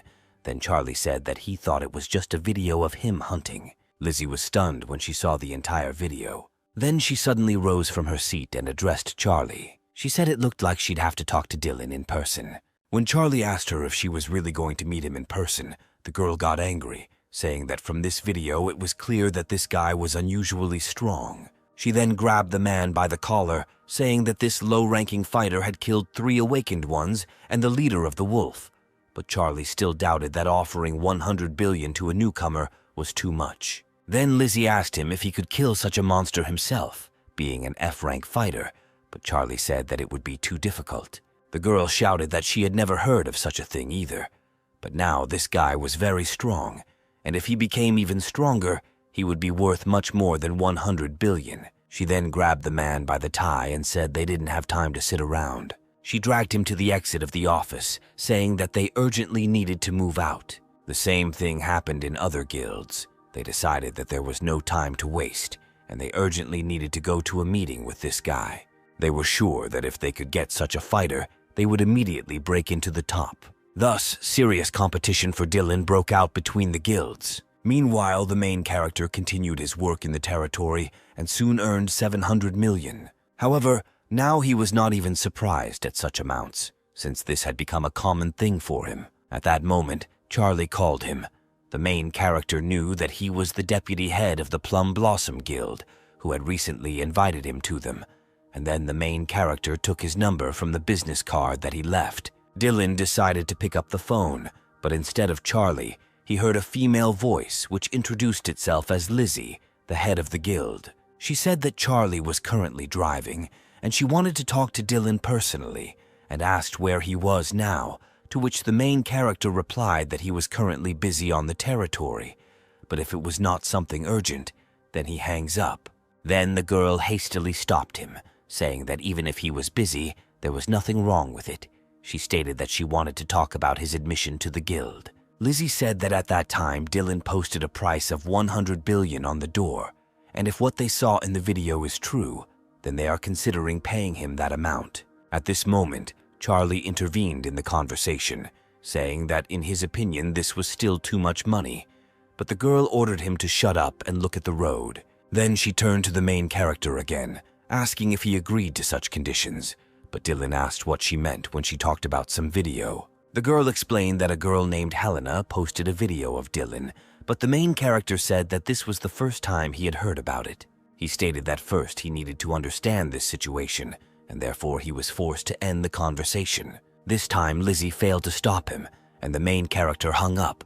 Then Charlie turned to her again, telling her to stop thinking about this stupid plan. At that moment, the girl grabbed him by the throat, asking if he really had nothing more to say other than this. Soon, the main character found out that someone actually posted a video of him fighting with those 3 guys. He realized that apparently this was done in order to gain subscribers. However, he also realized that someone might misinterpret the video and think he was the killer. However, since everyone had already learned that he was using a spell, he needed to take advantage of the moment. The main character thought that he was not going to join the guild, but would be able to go down into the dungeon, thereby increasing his level much faster. Then Dylan decided to send a message to everyone who invited him to join the guild. He said that even though he wasn't the one who posted the video of him hunting, his skills are no longer valued at 100 billion. Dylan said that he would explain the reason for this decision at midnight tonight, and if someone is interested, they can come and see it in person. Meanwhile, the story moves to the Jungseon building. The head of Jungseon Group, Peter, addressed his daughter Daniela, saying that he had already told her to dress more modestly. His daughter was the head of the Jungseon Guild. She said that in other clothes she was not comfortable moving around in the dungeons. Then Peter showed her a tablet with a picture of armor and said that the guild could make such a suit for her and she could defend herself in it. However, Daniela said that this armor was much less protective than her own. She also stated that this time she did not want to sit on the sidelines in this situation. Then Peter asked if she was also attracted to this guy. Daniela confirmed this, saying that she watched the video and is now sure of it. Then her father said that he contacted the management of the Awakened Ones, and they said that this person is a very ordinary magician. He said that magicians are usually rated so low because it is impossible to develop their skills in several directions at once. However, Daniela said that after watching the video with this guy, she was sure that this was not just an awakened magician. Peter asked her if she really thought this guy was worth that much money, but the girl wasn't sure yet. However, her intuition usually never failed. Peter was extremely surprised by this reaction from his daughter. He smiled as he had not seen her so animated for a long time. However, in his opinion, that guy was an ordinary low-ranking rookie.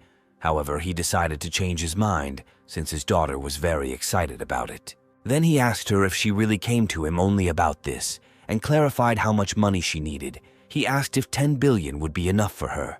However, Daniela said that she would need approximately 200 billion. Peter was surprised at first, but said that he would prepare everything, but asked not to waste the money. Hearing this, the girl rushed to hug the man and said that her dad was the best, and she loved him very much. When it was 12 o'clock at night, Lily went to Deus Market. She greeted everyone present and introduced herself as Lily from Awakened Control. Lizzie and Charlie were also inside. Then the girl said that today they would hold a slightly strange auction, but she thought that many already knew what she meant. Then she decided to introduce the most hotly discussed face of society in recent days. The spotlights fell directly on Dylan, who stood in the middle of the stage. The main character took the microphone in his hands and introduced himself, saying that he was pleased to meet everyone present. He said that, as they could see in the video, unlike other awakened mages, after using magic, he did not need time to rest and accumulate mana. One of the guests said that this was a lie, since it had never happened before that a person could use magic without wasting mana. He asked Dylan to stop this whole farce, otherwise he would meet with his abilities. The man was sure that the guy simply edited this video. Then the main character raised his hand and drew a shield spell with his finger. At this moment, the man discovered that a shield surrounded him, and armor also appeared on his body. The guests sitting next to him were shocked that the spell worked so quickly, and there was not even any delay between the two spells. Then Dylan said that the speed is really different. He grinned and asked if the man was happy with the result. When the man realized that he had lost the argument, he decided not to answer. Then the guests began to talk about how such a trick could be performed since the shield skill was very simple, but they doubted that the attack spells would work. Then the main character said that he assumed that the guests would begin to doubt, so he prepared well. He pointed to an unusual pillar that stood on the stage and said that he would show his skills on his assistant. At that moment, Daniela, who was sitting among the guests, raised her hand and said that she would like to help him in the demonstration. She said that she brought the tank from the Zhongxian Guild here because she thought that she could help a lot more than the dummy that Dylan had prepared. At that moment, a girl with short dark hair with purple streaks stood up from her seat, wearing heavy armored armor. The main character understood that in order to use his skills, an awakened magician must weave a spell. However, regular magic takes a certain amount of time and also does not allow movement while weaving the spell. However, this has disadvantages, as sometimes mages face attacks from large monsters. In this case, they have to turn to tanks for help. However, as long as he could speak the spell, it would work at that very moment, and since he did not waste time weaving spells, he could move around calmly. However, attack power does not need to be accumulated compared to normal skills. Moreover, she comes out stronger. That was the thing about Dylan. At that moment, a girl in armor entered the stage. The guests behind her back said that in order to invite her to the raid, they would have to pay a considerable sum. But the girl ignored these words and introduced herself, saying that her name was Sonia. Dylan asked her if she was sure she could handle it. Then Sonia said that he shouldn't worry. She said that she would definitely be a better assistant than him. Plus, she would like to personally experience the power of Dylan's spells. The girl then addressed the crowd, introducing herself by name and saying that she worked for the Zhongxian Guild. She then invited the guests to look at her characteristics, which were presented on tablets. Lizzie stated that with Sonia's help, they could truly appreciate Dylan's strength. She knew that the level of defense could not be raised with other statistics points. One could only rely on relics and skills. However, if this girl has such excellent performance in normal conditions, then during the battle they are probably even higher. At this moment, the same battle with the three guys who wanted to kill him flashed before the eyes of the main character again. He knew that, aside from those three weaklings, this would be his chance to test his magic on a tank that specialized in defense. Then Sonia prepared her shield and said that she was ready to test the guy's abilities. She carefully watched his actions from behind her shield. At this point, the announcer said that for the safety of the audience, they would fence the stage with a shield. Soon, the guests saw that a shield similar to a luminous cage appeared in front of them. At this moment, the main character began to call upon his spells. He then sent 5 magical missiles at the girl, and soon there was a loud explosion, but her shield was not damaged.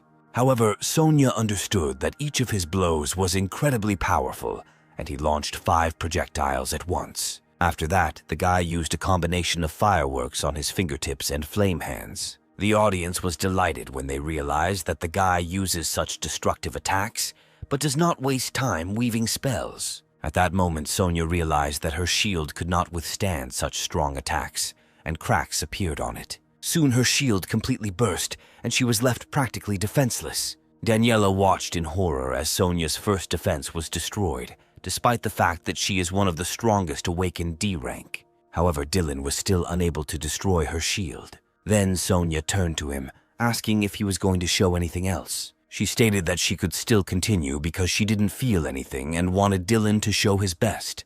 There was a grin on her face. It seemed like she was provoking the guy. Daniela grinned. She knew that Sonia rarely recognized magicians except the most prominent ones, but she was finally interested in someone. If they could get Dylan, they could make a great team. Then the main character said that they should really stop playing and decided to use stronger skills. He once again used the flaming hand spell and sent more projectiles towards the girl. This time there were much more shells, and soon a deafening explosion was heard on the stage. Sonia watched his attacks in surprise, not knowing how strong they would be. However, when they touched her shield, an even more deafening explosion was heard, due to which the guests could not see what was happening on the stage. They soon discovered with horror that the shield that protected them from what was happening on stage began to crack. All the guild representatives present in the hall were horrified.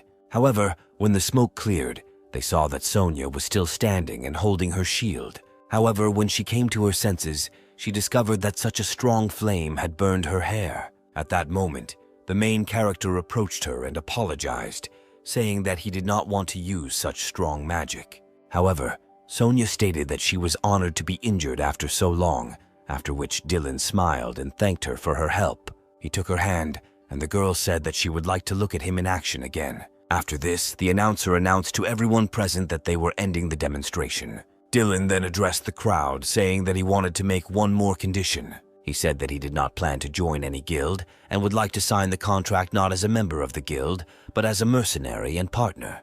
Connor was furious. He said that if he was not going to join the guild, then there was no point in paying him so much money. Then the main character stated that this was only his choice.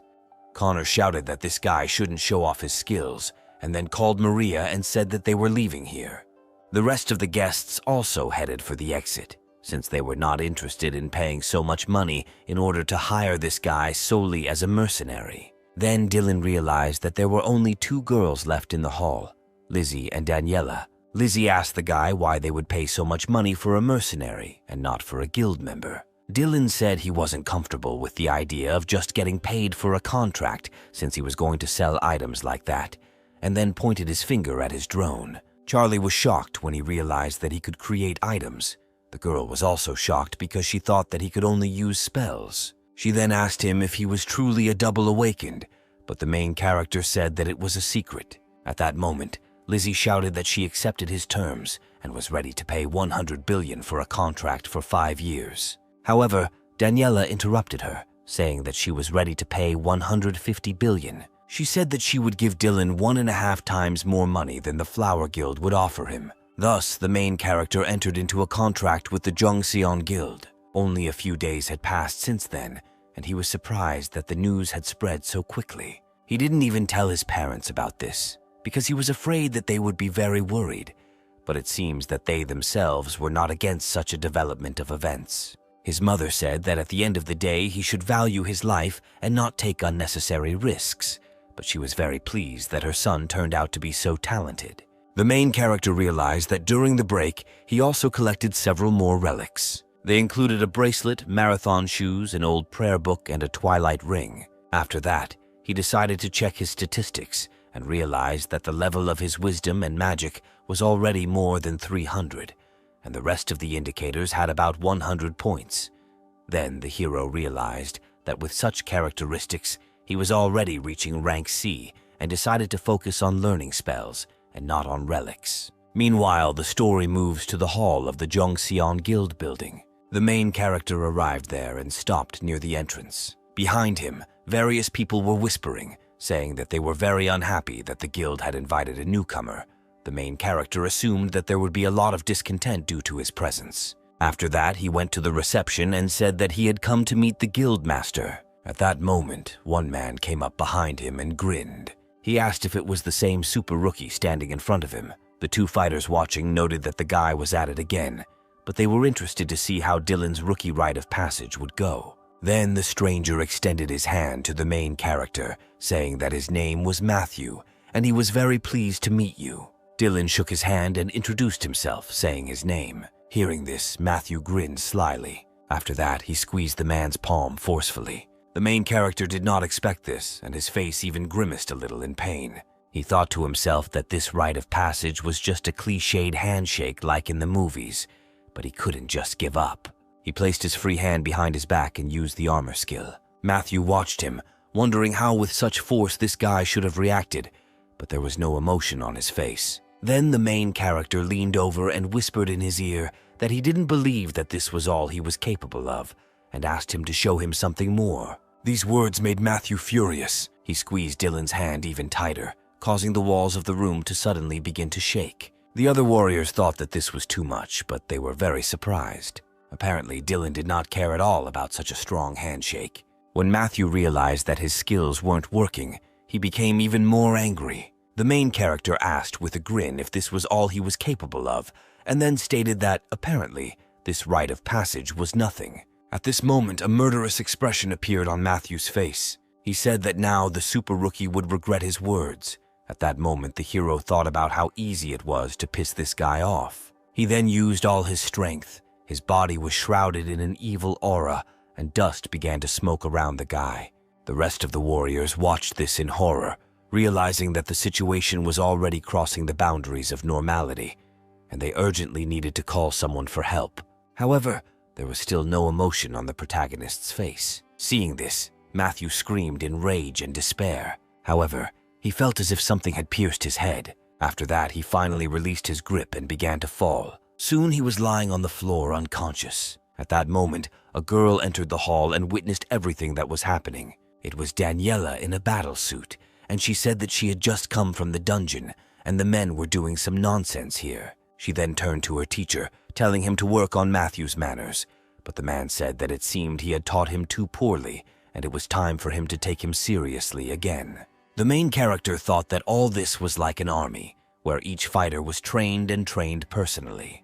However, his thoughts were interrupted by Daniela, who said that she heard that Dylan came to meet her, and so they could do it right now. Then the main character thought that she had come at a very convenient time, and began to guess that they wanted him to show his abilities in front of everyone. However, he soon decided that he was simply making things up too much and agreed to go with the girl. The man picked up Matthew, who was still unconscious, and Daniela went with her guest to a quieter place. They soon arrived at the guildmaster's office. The main character jokingly asked if they were using the guildmaster's office as a room. However, the girl said that it was nothing special since the place was practically her home.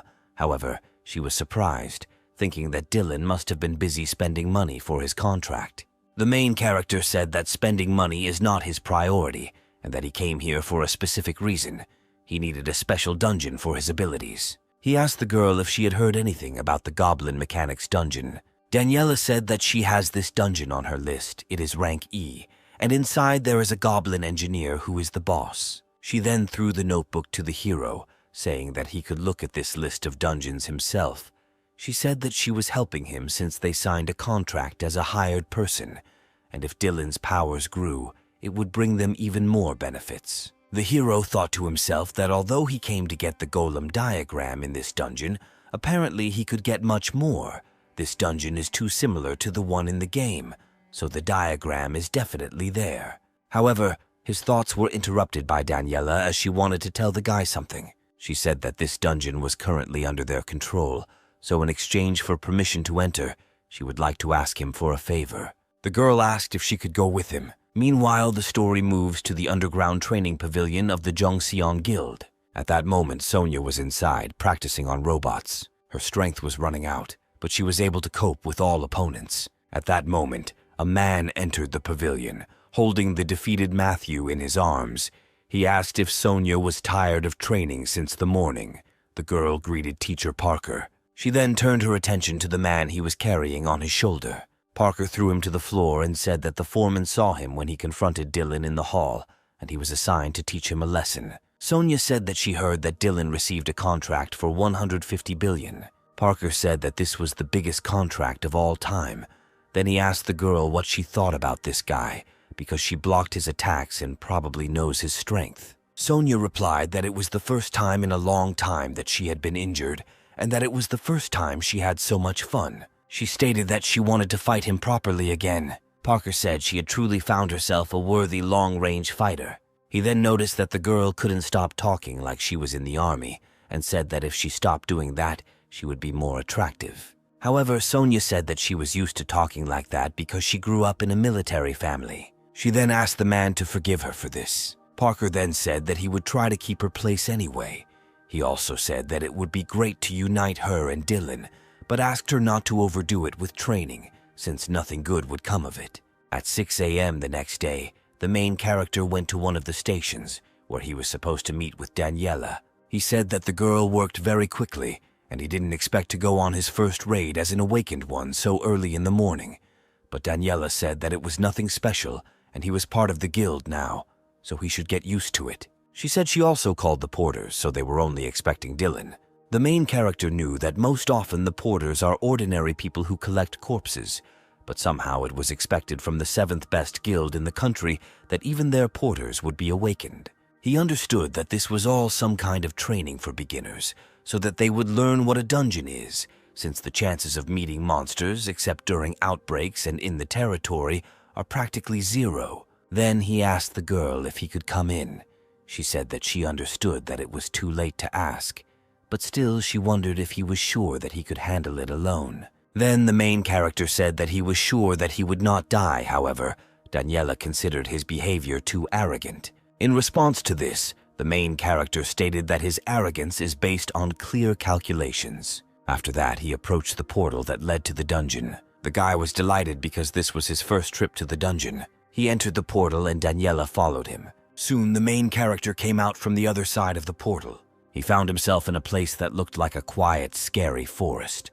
Daniela said that the structure of the dungeon is always different, but this dungeon looks like something like a forest, and so far, she hasn't seen anything special here. Then she turned to the guy with a smile. She told him that she was just going to stay here and watch everything from behind, while he could show what he could do. Then Dylan began to think about where he should go first. On one side, there was a deep forest full of tall trees and bushes, and on the other side, there was a meadow that at first glance looked very well maintained. Usually, people chose the second option, but the main character decided to go into the forest, having prepared his armor and shield in advance. He knew that the intelligent goblins would play dirty by setting traps in the meadow where they expected people to go. After this, the main character headed deep into the forest. Soon he noticed that 3 shells were flying at him.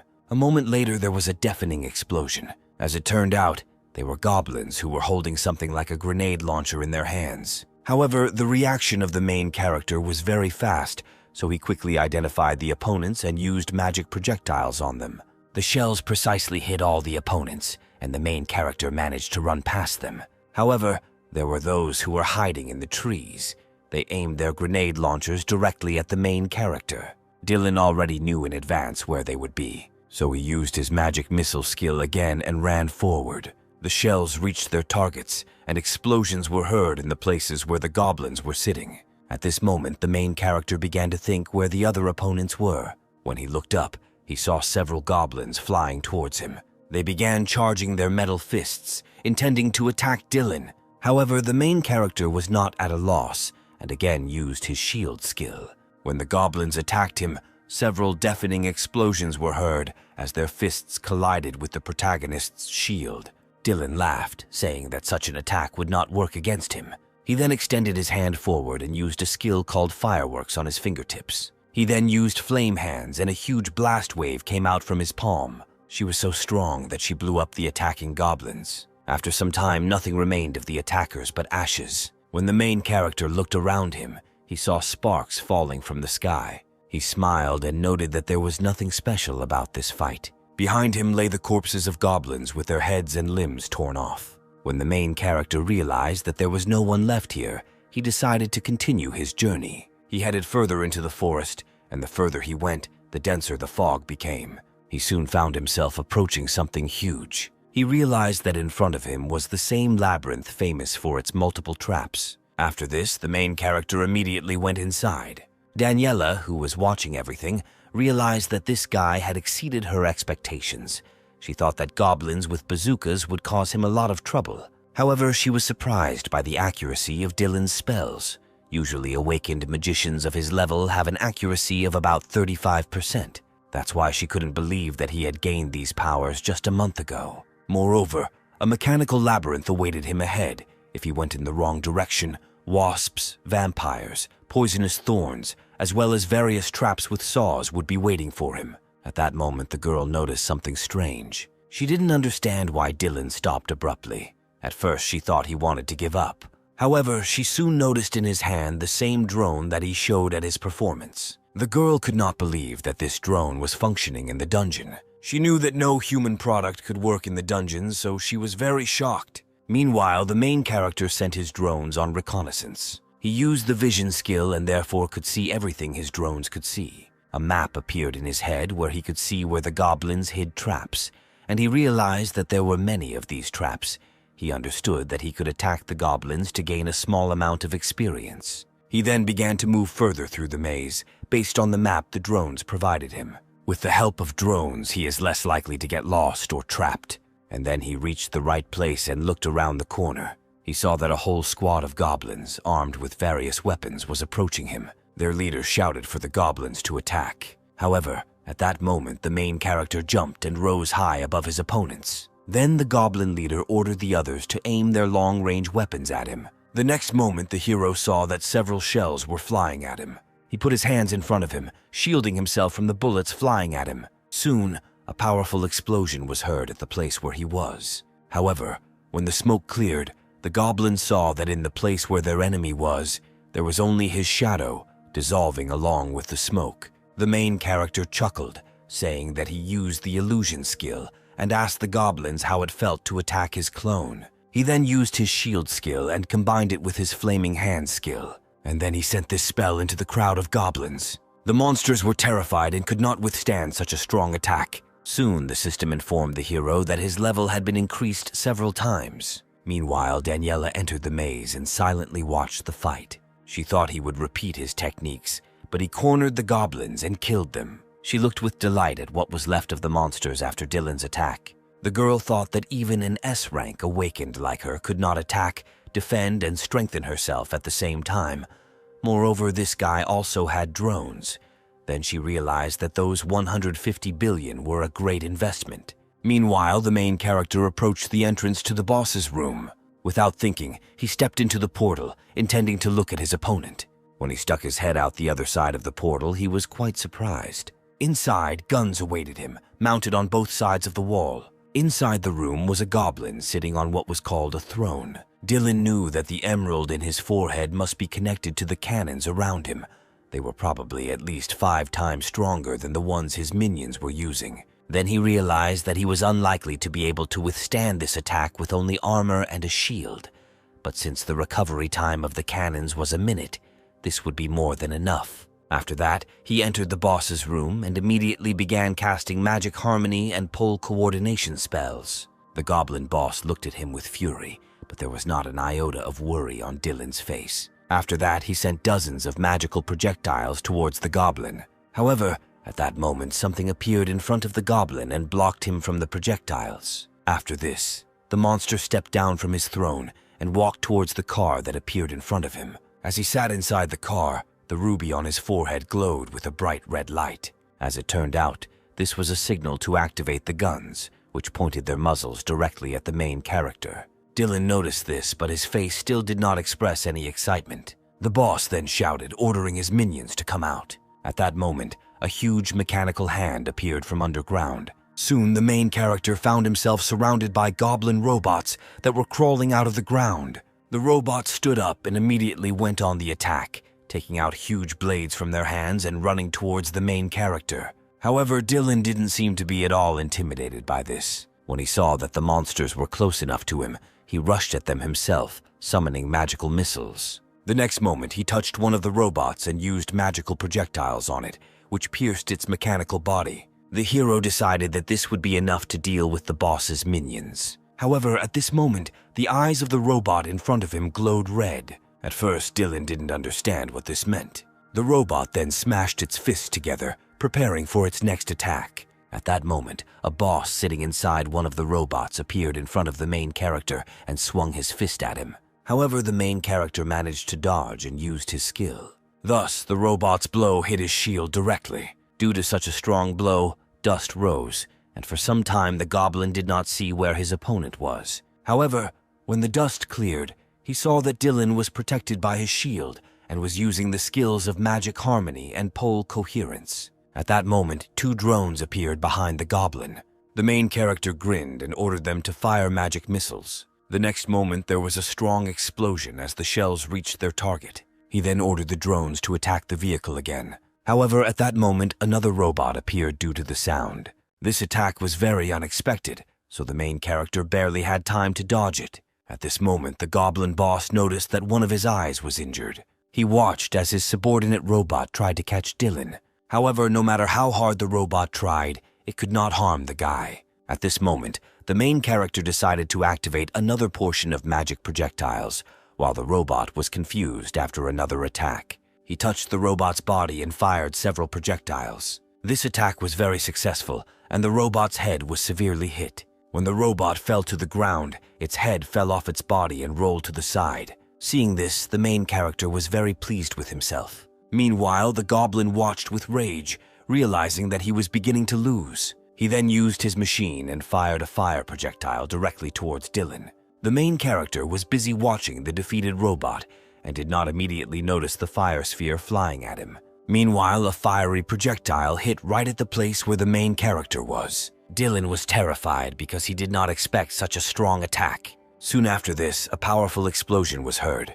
The main character realized that his armor and shield began to collapse. He jumped back when he realized that only measly fragments remained of his shield. He understood that if it were not for his armor, his affairs would be very bad. He then looked to the side and realized that the guns were almost fully charged. The goblin decided to release another fire attack from his machine. The hero realized that he did not have much time left, so he rushed to the attack. However, his path to the goblin was blocked by other robots that were still alive. However, for Dylan, they were not an insurmountable obstacle.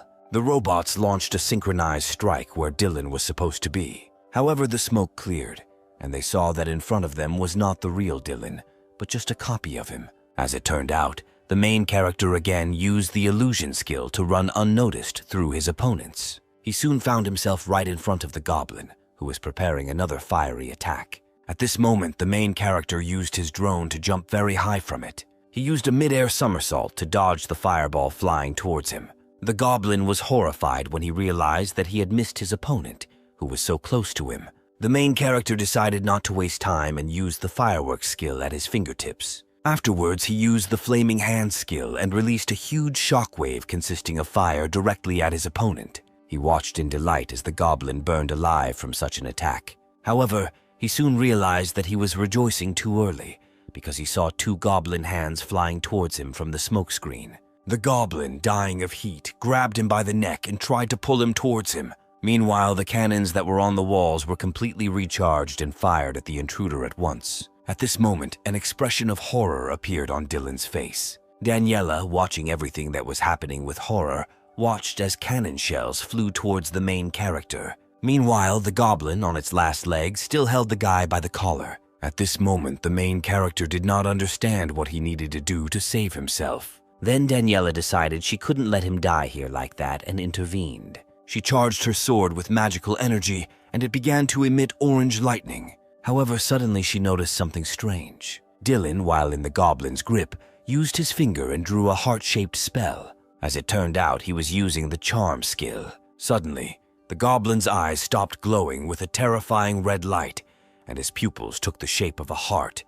He began to look at the main character with adoration. After that, he released him from his grip, and the hero happily realized that he had managed to free himself. The next moment, the cannons finally fired, but they aimed at the place where Dylan was, but the hero was no longer there. Thus, they hit the owner of this premises, who was at gunpoint. When the main character turned around, He saw that the robot in which the goblin was sitting began to fall. As he fell to his knees, there was a deafening explosion. Soon the smoke cleared and Daniela entered the room. She couldn't believe that the boss had apparently just protected Dylan from a missile attack. She looked closer and saw that the robot in which the goblin was sitting was kneeling, and Dylan was hiding under its body. However, soon the robot's body began to crack, preparing to explode. Shortly after this, the robot completely broke down and its fragments fell to the ground. Then Daniela ran up to the main character and asked if he was okay. Dylan crawled out of the wreckage and said it could have been a pretty dangerous situation. He was surprised but did not expect the boss to be such a tough nut to crack. He thought that he would finish him off with his fiery hands. And although everything did not go according to plan, in the end everything ended exactly as he expected. He turned to the robot and saw the dead goblin still sitting inside. At this moment, the system reported that the main character's magic level had reached 20. Dylan assumed that he gained so much experience because he killed the boss alone. Moreover, after the boss, there were many items left from him. Then Daniela said that she had a lot of questions about the spells he used against the boss, but for now, she should go and give the guy time to check all the remaining items. Before she left, she told him that today's raid had proven to her that he was indeed worth his money, and she really wanted to continue working with Dylan. After this, the girl entered the portal and left the dungeon. The main character began to check the items left after the boss. Among them was a mid-level space stone. There were also 3 second-class spellbooks that gave him 3 different skills. One of them gave him a large boost to his strength, another gave him the ability to shoot webs, and the third gave him the ability to summon a clone. There were also scrolls with diagrams of golems that Dylan wanted to get his hands on, and now he was finally able to leave the dungeon with peace of mind. He decided that since he had a second-class spell and schematics, he could start his plan right away. 3 days later, he arrived at the training hall, which was located underground. A voice from the speakers asked if he really thought he could handle it. The main character replied that he believed in himself and asked to tune the opponents to the maximum level. Parker said that since the robots are tuned to their maximum level, they will attack as soon as they spot a target. At that moment, Daniela entered the hall. She said that they had recently left the dungeon, and Dylan was already planning something new. Then the guy said that he had a proposal for the girl. He asked her to look at the robots that were standing behind her. Daniela replied that they looked like the drones he showed last time. Soon, Parker announced that the robot's setup was complete and they would attack immediately. At this point, the robots immediately targeted Dylan and Daniela. Their bodies glowed red and they immediately went on the attack. Then the main character turned to someone on the side and asked him to get up. That someone was Akron, the golem he created. In just one instant, he appeared from the portal and dealt a crushing blow to the robots. His blow was so strong that nothing remained of the robots except broken parts. After that, the golem slammed its fists menacingly, showing that it had done its job.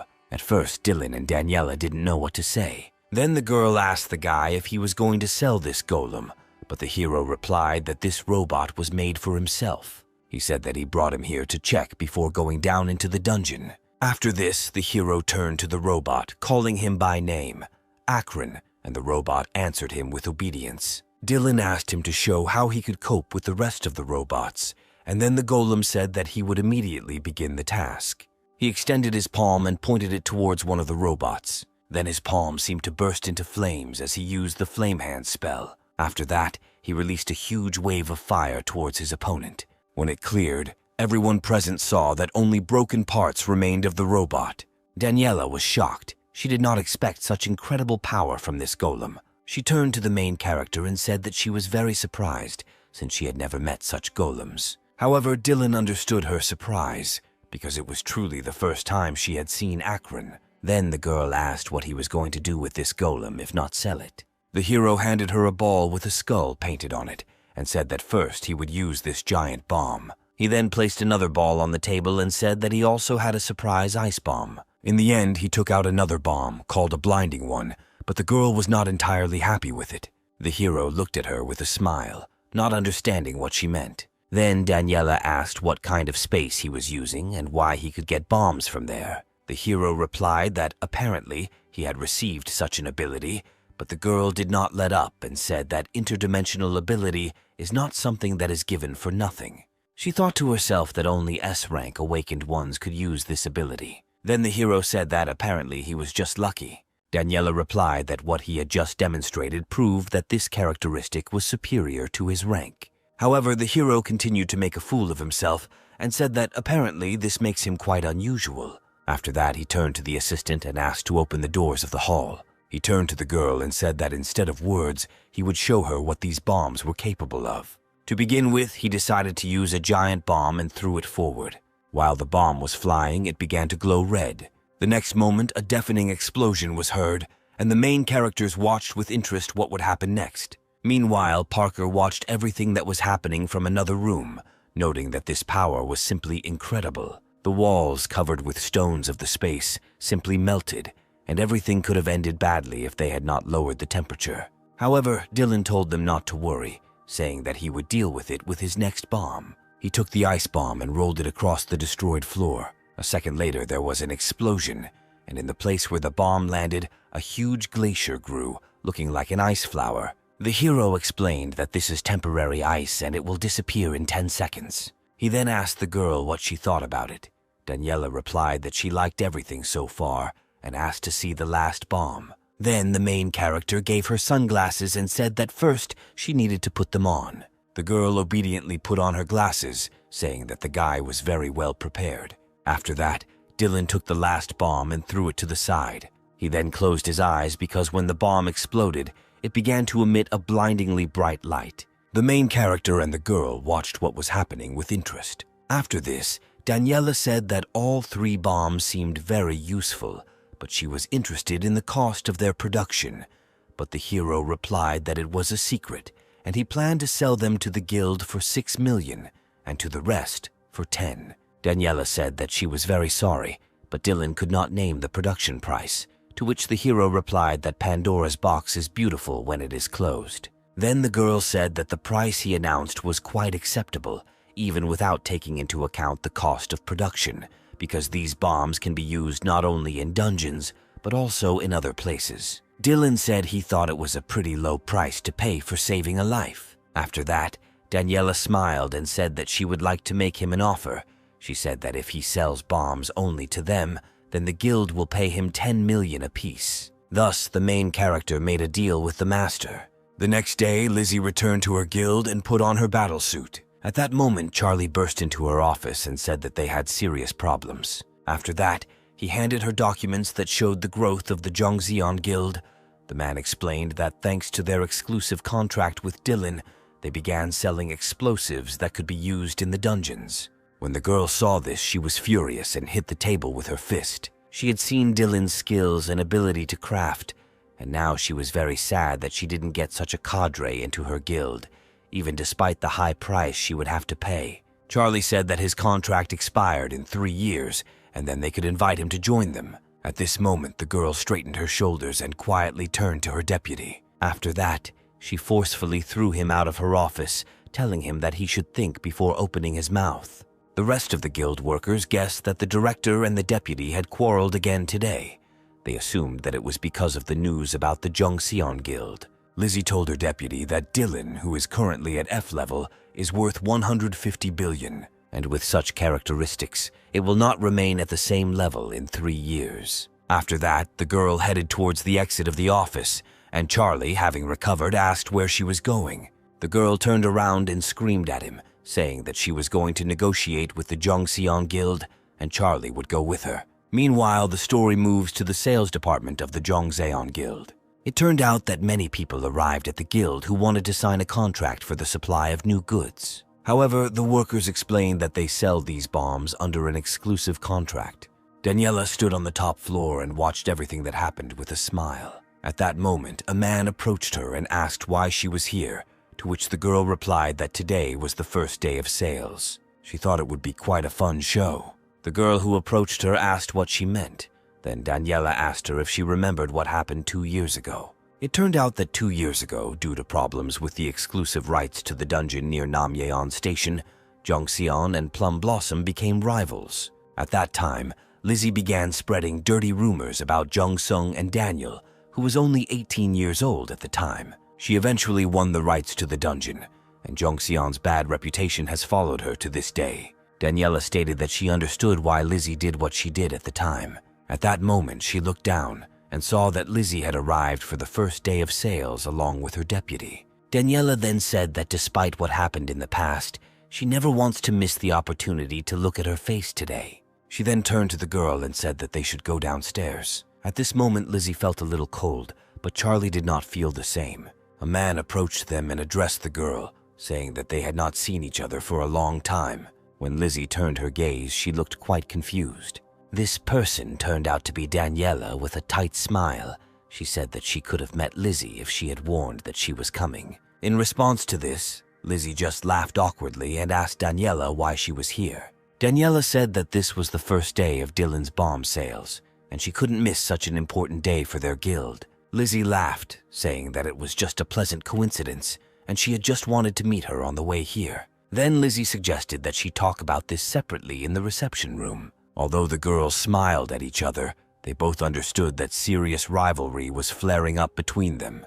Dylan watched all this from a separate office, since what was happening on the first floor was broadcast on his TV. He laughed and said he didn't want to be there at that moment. Soon a man came into his office and asked where he should put the new crystals. Then the hero said that he could put the boxes next to him. The man put the boxes directly on the table that was near the main character. Dylan said he couldn't move during the assembly, so he thanked the man for his help. However, when he turned his gaze towards the man, he was very surprised. Sonia stood in front of him. She said that they had not seen each other for a long time. The main character asked how she got here, to which the girl replied that she was looking for him, and the master said that Dylan was here. Then the main character asked if she really wanted something from him, and the girl answered in the affirmative. Sonia asked him to fight her again. The main character was quite surprised by this proposal. Sonia then explained that last time she only blocked his attacks, but this time she wanted to fight him one-on-one. That's why she asked the guy for a favor. In response, Dylan smiled and agreed to arrange a one-on-one fight. Sonia was very surprised because she did not expect him to agree. She smiled and her cheeks turned red, and she said that in that case, she should go get ready. But the hero stopped her and asked her to wait a little, since he was a little busy right now and it would take some time. Instead of answering, the girl went to one of the empty chairs and pulled it out from behind the table. After that, she sat down in a chair and began to watch the guy expectantly. Dylan felt a little awkward and said that the girl could come later, but she replied that she would like to wait here. She said that if he needed anything, he could tell her about it. At this moment, an awkward silence hung between them. However, Dylan decided that it was not worth keeping the girl waiting too long and stood up from his seat. He stated that he had done enough to make sales today, and besides, he was very bored just sitting here and building stuff. He headed towards the exit of the office and called the girl with him. Sonia immediately jumped up from her seat and ran after him. She looked very joyful and felt incredible anticipation. After some time, they went to the locker room and the main character put on a combat suit. When he touched it, the suit made an incomprehensible sound. Dylan decided to turn to the girl and asked what it meant. Sonia explained to him that this is protective equipment that adapts to them and helps increase their stamina. Depending on their state of health, the suit will glow green, yellow, or red. It also absorbs most attacks, and when health reaches 0, the suit will turn off as if the person had died, in which case the match will be over. The main character felt a little strange, but understood why this suit costs 25 billion per piece. Sonia explained that the master said that it was cheaper than getting injured guild members every time. Then Dylan said that since they were wearing such an expensive item, he even felt sorry for fighting just like that.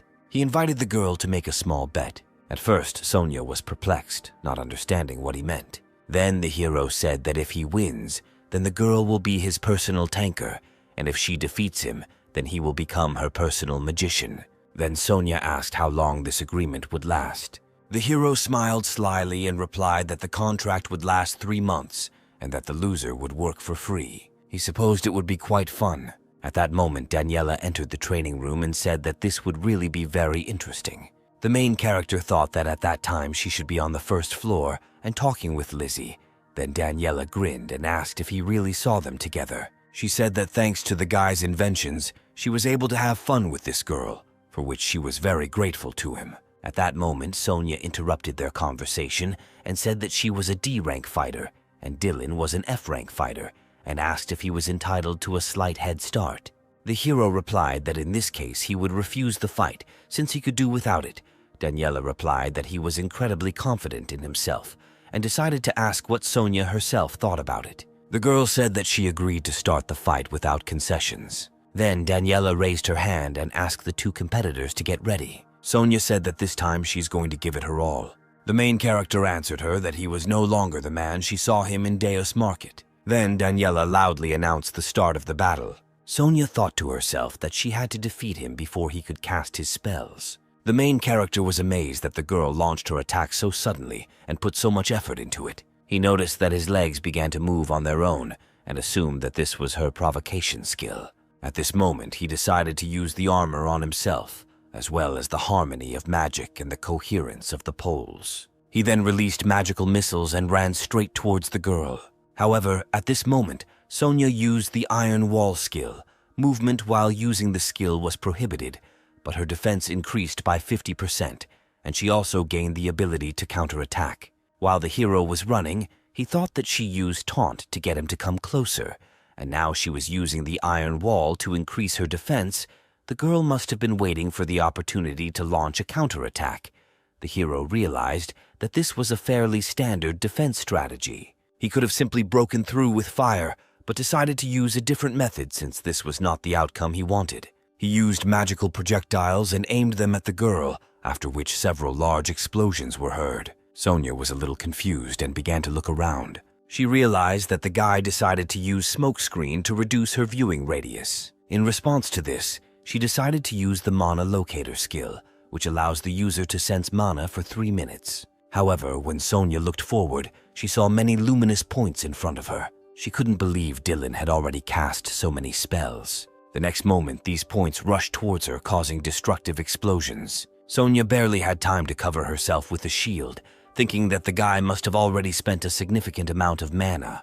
When she thought he was going to attack her to end her life, she saw Dylan running straight at her, at which point Sonia decided she could counterattack him. She quickly turned around and pointed her weapon at him, but the hero said that only his double was in front of her. After that, he used the mirror image skill, summoning several of his clones, and the girl could not determine which of them was real. After this, Dylan used harmony of magic and coherence of poles. Sonia watched in horror as he attacked her, not giving her a single chance. However, she was not going to give up and began to cut down the clones that were flying at her with her weapons. At that moment, the real Dylan walked around her from behind. Sonia heard that someone was behind her and turned around, but at that moment the hero was already preparing to fire more shells at her. He placed his palm on her back and fired projectiles straight into her body. He put all his strength into this blow, however. When the magic dissipated a little, he was shocked. Daniela, who was watching all this, thought that Sonia was someone whom their guild trained with special diligence. That's why this girl doesn't give up so easily. It turned out that the girl had no wounds. This attack only provoked her more, and she decided to strike back. Sonia turned to Dylan and ran towards him, about to hit him with her sword. The main character was so stunned that he did not have time to dodge and was hit with a sword right in the chest. After that, Sonia put out her shield and hit him in the chest, pushing him back. She then imbued the shield with magical aura, enhancing her attack. The main character was terrified and even felt dizzy from such a strong blow. After that, he felt himself flying straight into the wall that was behind him. At this moment, Sonia, with a menacing look, ordered the Iron Wall to be cancelled and used the next skill called Swift Wind, which increased her speed by 40% for 5 seconds. While Dylan was flying into the wall, she quickly rushed towards him. After that, she imbued her sword with a magical aura and raised it to attack. The main character watched with horror what was happening, realizing what awaited him in the next moment. In 1 second, Sonia delivered more than 3 crushing blows, pressing the guy harder and harder against the wall. Finally, the time came for the final blow. She put her sword forward and rushed at the main character. She released a magical shockwave from her sword, which threw Dylan to the other side with incredible force, causing him to crash into the wall, causing it to crumble with stones. When it was all over, Sonia was finally able to catch her breath and carefully watched what became of her opponent. Opposite her, the wall was completely destroyed, and in front of her lay a pile of stones. At that moment, Daniela entered the battlefield and said that this was exactly what was to be expected from Sonia. She was able to improve her skills in a short time until they saw each other. However, at that moment, Sonia felt as if her body was surrounded by invisible magical threads that did not allow her to move. Daniela also didn't understand what was happening. She decided to touch these threads and soon realized that they were very similar to a spider's web. When she looked up, she saw that the entire training hall was shrouded in this web. Sonia was terrified as she could not move because of this spell. When she looked up, she saw that the main character had crawled out from under a pile of stones, and then she asked him what it was. Dylan replied with a smile that while there was smoke here, he managed to install this web in the hall. He said that no matter how much these suits protected them, he still didn't want to hurt Sonia. At that moment, the girl began to guess that he did not come closer due to lack of mana. The protagonist explained that he wanted the girl to attack and remove the iron wall, although it was quite risky for her to release the armor. At that moment, it began to dawn on Sonia what had happened. However, she was not upset. Instead, she smiled and stated that she lost in this fight, but next time she will definitely win. Dylan also smiled and said that they would definitely meet again. Then Sonia laughed and said that in that case he could free her from this web. The main character approached her and freed her from the shackles, saying that he forgot about it while they were talking. At that moment, they heard Daniela clapping her hands and turned to look at her. The girl said they both did a great job. Then she approached the main character and said that today, victory is his. She leaned towards his ear and asked him to take care of Sonia. In response to this, Dylan smiled and said that he would definitely do so. Meanwhile, the story moves to the White Lotus Guild office. Maria stood at the window and mysteriously thought about something of her own. At that moment, one of the guild workers entered the office and said that the mercenaries had just arrived in the country. Then she asked if they were provided with security, to which the man replied in the affirmative. He said that the transaction was through Ghost Ant's account and it would not lead anyone to the girl. Then Maria thanked him for his excellent work and said that he could go. Soon after, she was left alone in the office. When she picked up her phone, she saw the news that Dylan had signed a 150 billion contract with Daniela's guild. She began to think that this guy's abilities were like a goose laying golden eggs. And yet, with such excellent abilities, this guy decided to go to the Jongseon Guild. This made Maria very angry. She squeezed the screen of her phone so hard that it cracked, and then she said that if she didn't get Dylan, then no one would get him. Meanwhile, the story moves to one of the city stations where a bus arrives. Soon, 3 middle-aged men got off the bus. One of them called someone and told them that they had arrived, asking them to pass on this information to someone else. Then the other man said that they would leave this city as soon as they dealt with that scoundrel. The man who was walking behind said that this Dylan seemed very popular, and therefore they would have to find him very quickly. His partner suggested splitting up so that the search would go faster. However, one of the men doubted that the price on his head was too high, since Dylan was an awakened rank of F, but his partner said that they just needed to fulfill the order and not ask unnecessary questions. Therefore, they decided to begin their mission. Meanwhile, the story moves to one of the dungeons infested with monsters. Sonia went there to practice her abilities. She endlessly used various skills, but the monsters seemed to never end. Soon a strange blue glow appeared behind her. Before she could think anything of it, magical projectiles flew through her and headed straight for the monsters. Each of the monsters that wanted to attack Sonia suddenly exploded from the shell that hit them. After this, the beheaded and dismembered monsters fell to the ground. The girl felt Dylan's strength even during their sparring, but it still surprised her very much. Then the main character turned and asked to finish here quickly, because these guys made him sad. Sonia understood that with such power of spells, he didn't even need a tank, and she felt like some kind of mule. However, Sonia realized that she could not afford to become a tank, from which there was no help to the team.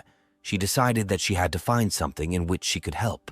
At that moment, Dylan asked her what she was thinking about. The girl said that she thought about it a little, and then added that she was a little surprised. She never thought that Dylan's drones could be used in dungeons. The main character said that if they continue, the girl will see something more interesting. Moreover, he added that Sonia could speak to him informally.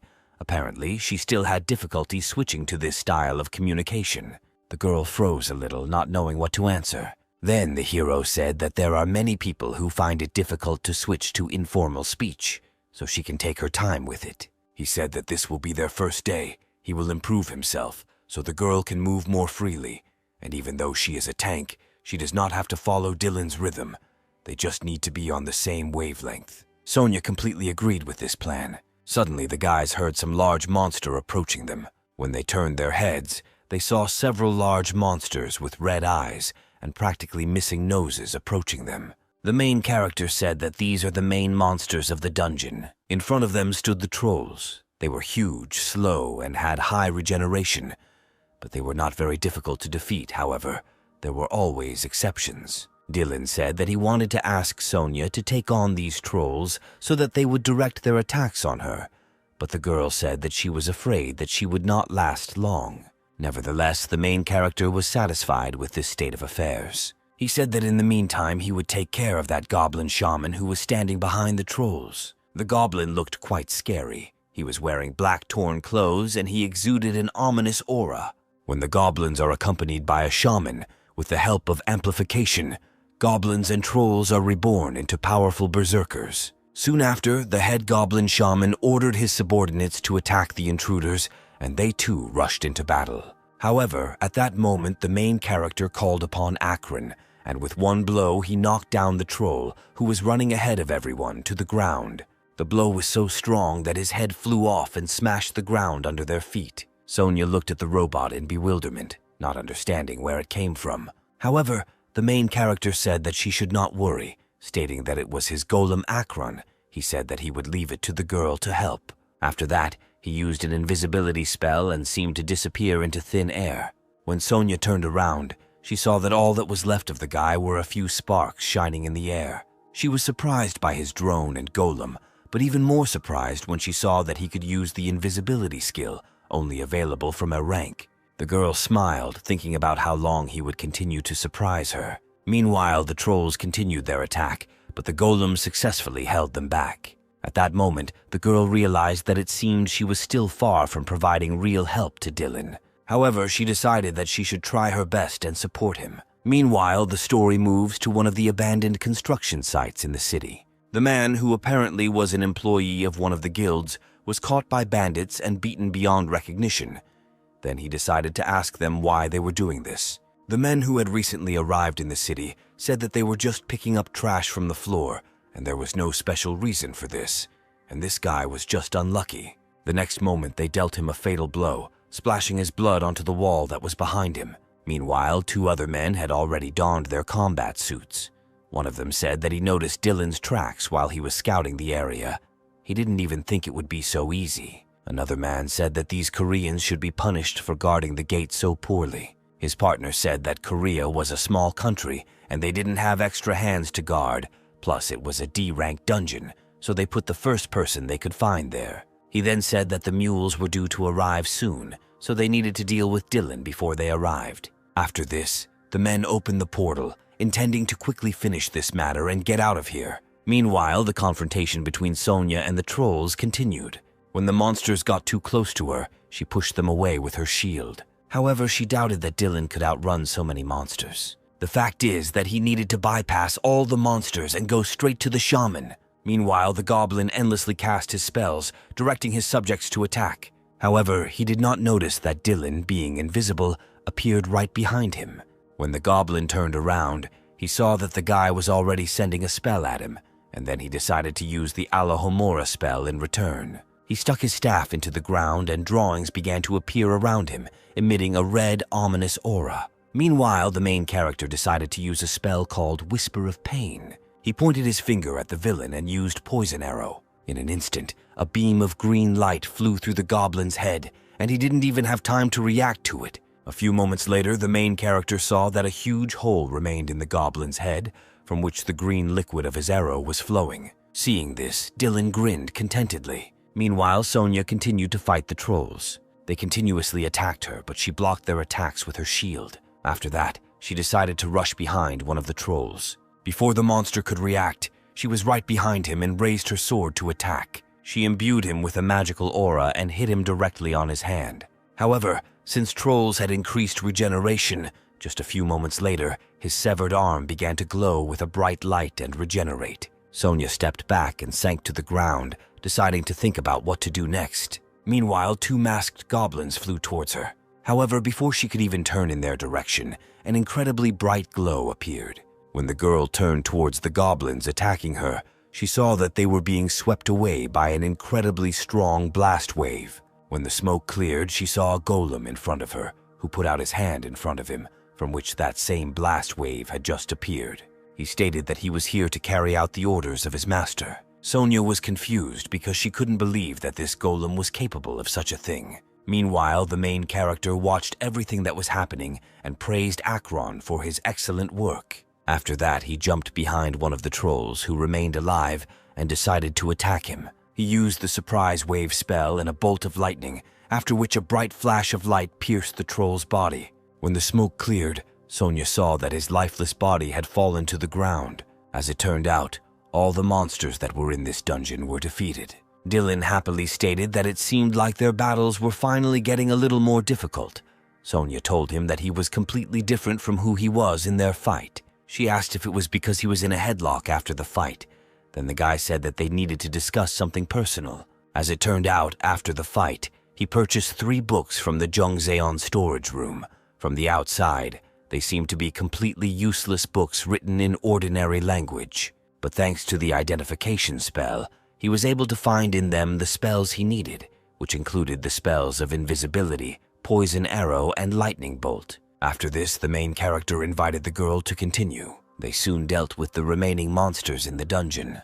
The golem also actively helped them in the fight. When they realized that there weren't many monsters left, Dylan said that Sonia could rest. However, the girl said that she was not that tired. Then the guy invited her to relax a little together. However, at that moment he heard a strange sound. Sonia heard it too, and together with Dylan they turned towards the source of the sound. The main character took out a drone from the otherworldly space, a little dissatisfied that he was just going to rest, but now he won't be able to do it. He used the reality spell Invisible Invisibility and sent the drone to investigate. He then decided to connect to the drone using a vision spell. The next moment, a picture appeared in front of him, in which 3 men in combat clothing walked deeper into the dungeon. The hero immediately realized that these people were not from his guild. However, the hero was sure that the entrance to the dungeon was guarded by people from the management, so he did not know who these strangers were. Then he decided to turn to Sonia for help. He asked what should be done if people entered the dungeon without permission. The girl replied that first they need to check whether they really do not have permission, but in the event of an attack from them, they are allowed to kill them. The main character replied that in this case they need to do just that. After that, the guys set to work on the remaining underground monsters. Suddenly, from behind one of the rocks that were behind Dylan, someone's red eyes appeared. While watching Dylan and his girlfriend fight, the men discussed that this guy's magic is not as strong as they say. They saw that the guy has a hard time dealing with even such low-ranking monsters. However, since they were paid enough money, they decided not to complain about it. They said that they were just curious how such an ordinary guy became their target. Then one of the men asked his partner to provoke the group, but the man said that they were trying to take the easy way out and apparently wanted to hide behind and attack the trolls when they ran away. Then the man laughed and said that his partners understood him even without words. After this, one of the men headed off to carry out the mission assigned to him. The leader instructed the other man to ensure that they did not do anything strange. Meanwhile, the battle with the trolls continued. The main character told Sonia that they needed to take a break since the battle was more difficult than he thought, but the girl said that their ability to regenerate was higher than they expected, but she was sure that they had enough strength for this. Meanwhile, the man still couldn't believe that this guy was really worth 150 billion, but the leader ordered him not to talk too much and mind his own business. He said that, apparently, angry monsters were on their way. 6 trolls and 9 goblins were advancing towards them.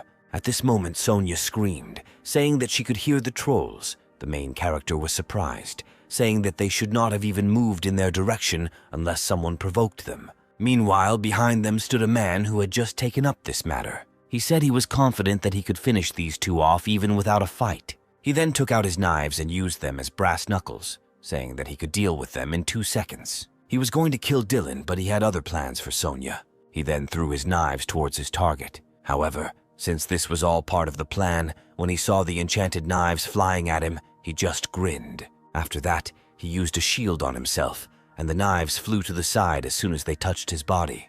The men were confused, not understanding why this guy was not dead yet. Meanwhile, Akron appeared behind them, and the protagonist ordered him to act. When the leader turned around, at first he didn't even realize that there was a huge golem standing right behind them. When this dawned on him, he immediately jerked from his seat, intending to run. However, the golem was faster. He quickly grabbed him by the neck and lifted him into the air. After that, he waved his hand with incredible force, throwing the men aside. Meanwhile, the hero calmly watched as the men, thrown back by his golem, flew straight into the trolls. When the men landed, at first they did not even understand what was happening to them. When they opened their eyes, they saw Dylan standing in front of them. He asked them how it felt to be attacked in such a way. He asked them if they were really planning to attack him from behind like rats. At that moment, one of the men jumped up from his seat, took out his knives, and immediately rushed towards Dylan, intending to kill him right then and there. However, the main character did not even move. He only used a spark spell on his fingertips. He then extended his hand and used the flame hand spell, releasing a huge ball of flame from his palm. The leader watched in horror as his subordinate dissolved in this incredible fire. He thought that this guy's powers were on a completely different level compared to what they saw during the fight with the trolls. He didn't understand why he didn't show his strength, and guessed that he did it on purpose. It began to dawn on him that Dylan had realized that they had attacked him from behind, and had known everything all along and planned the trap.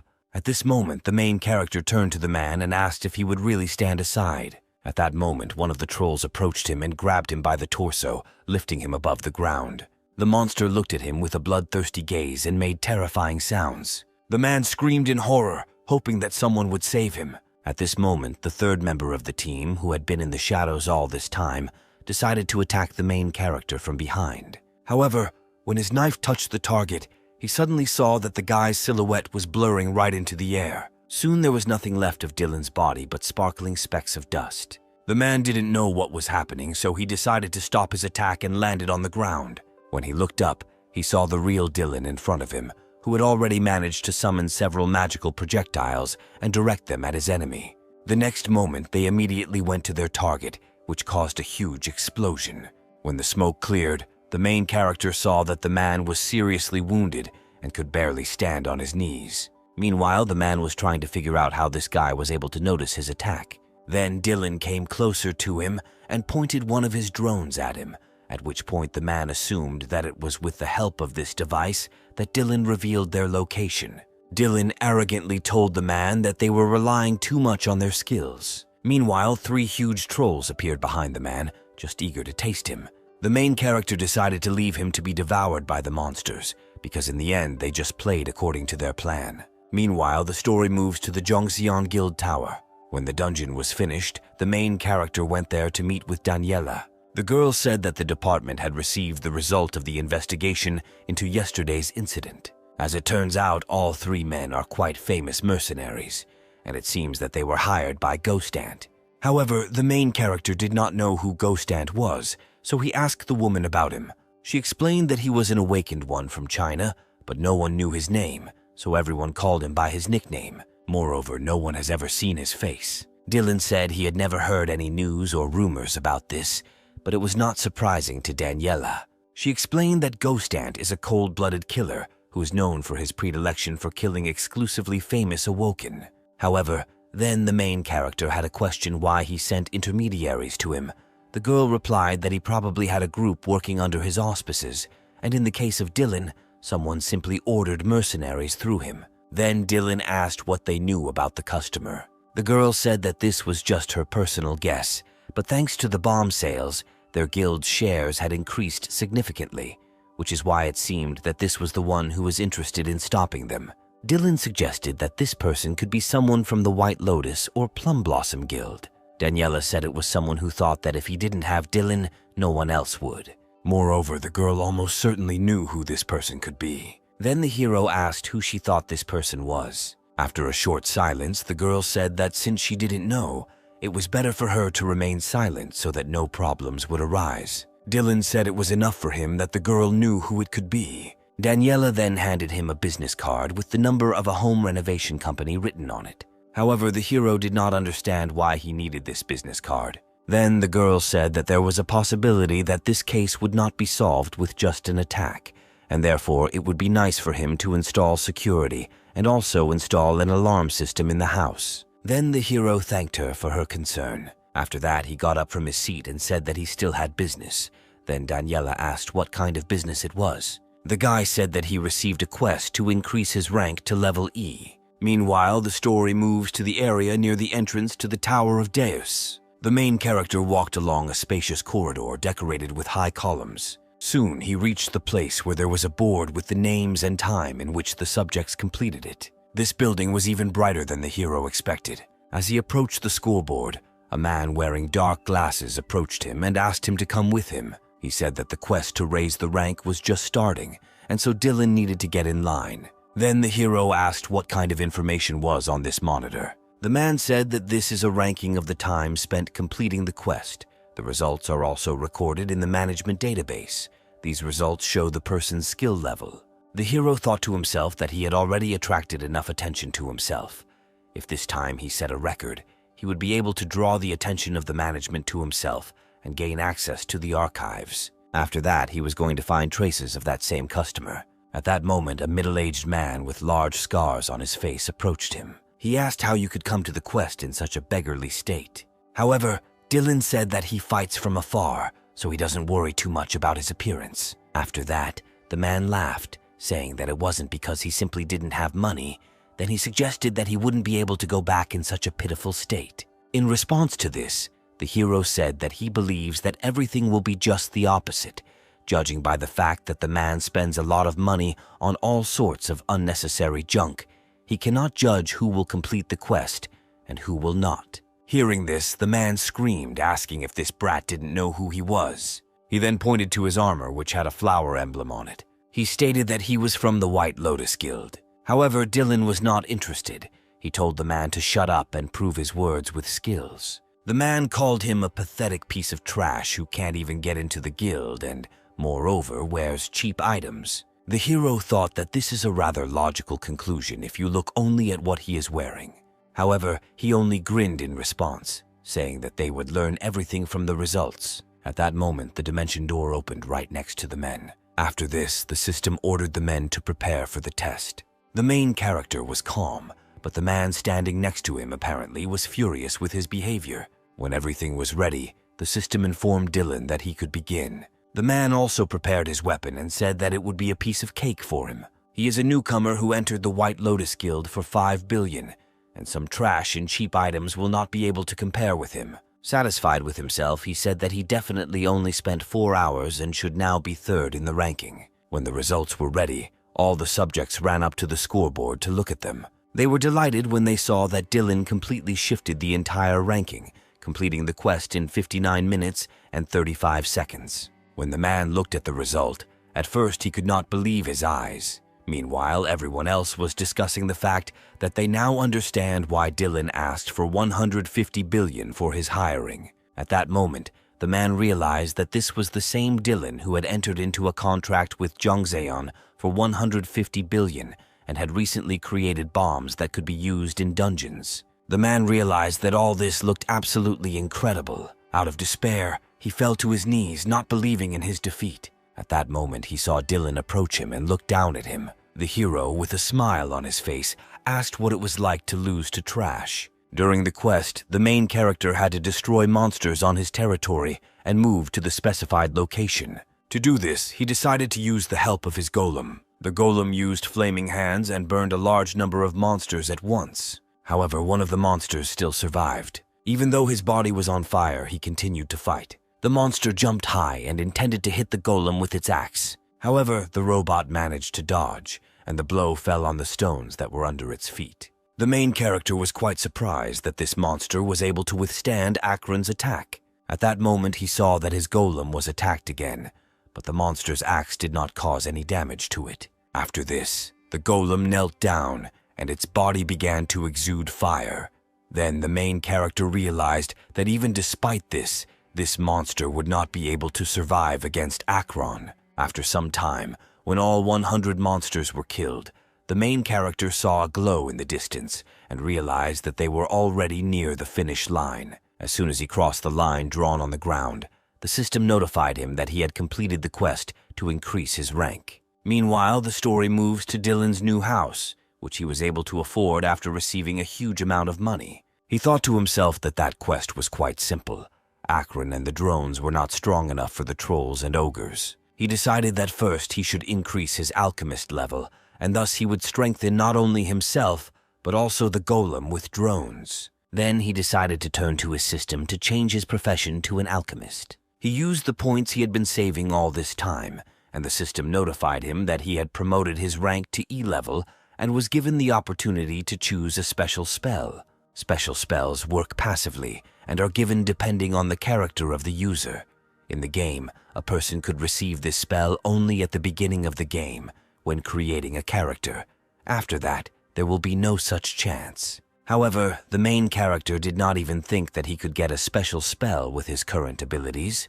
He understood that he was very lucky, because for someone like him, who already has attack, defense, and summoning spells, nothing else is needed. Then he decided that he should choose a healing spell. He could handle it even without a healer.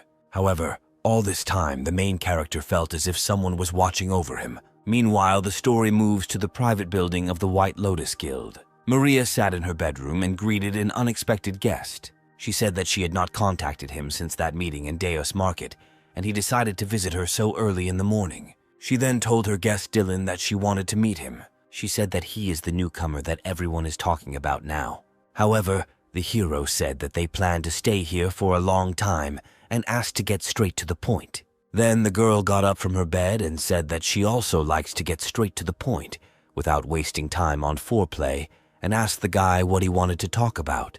Then the hero decided to ask her directly and asked her why she tried to kill him. The girl made a surprised expression on her face, saying that she did not understand what he was talking about.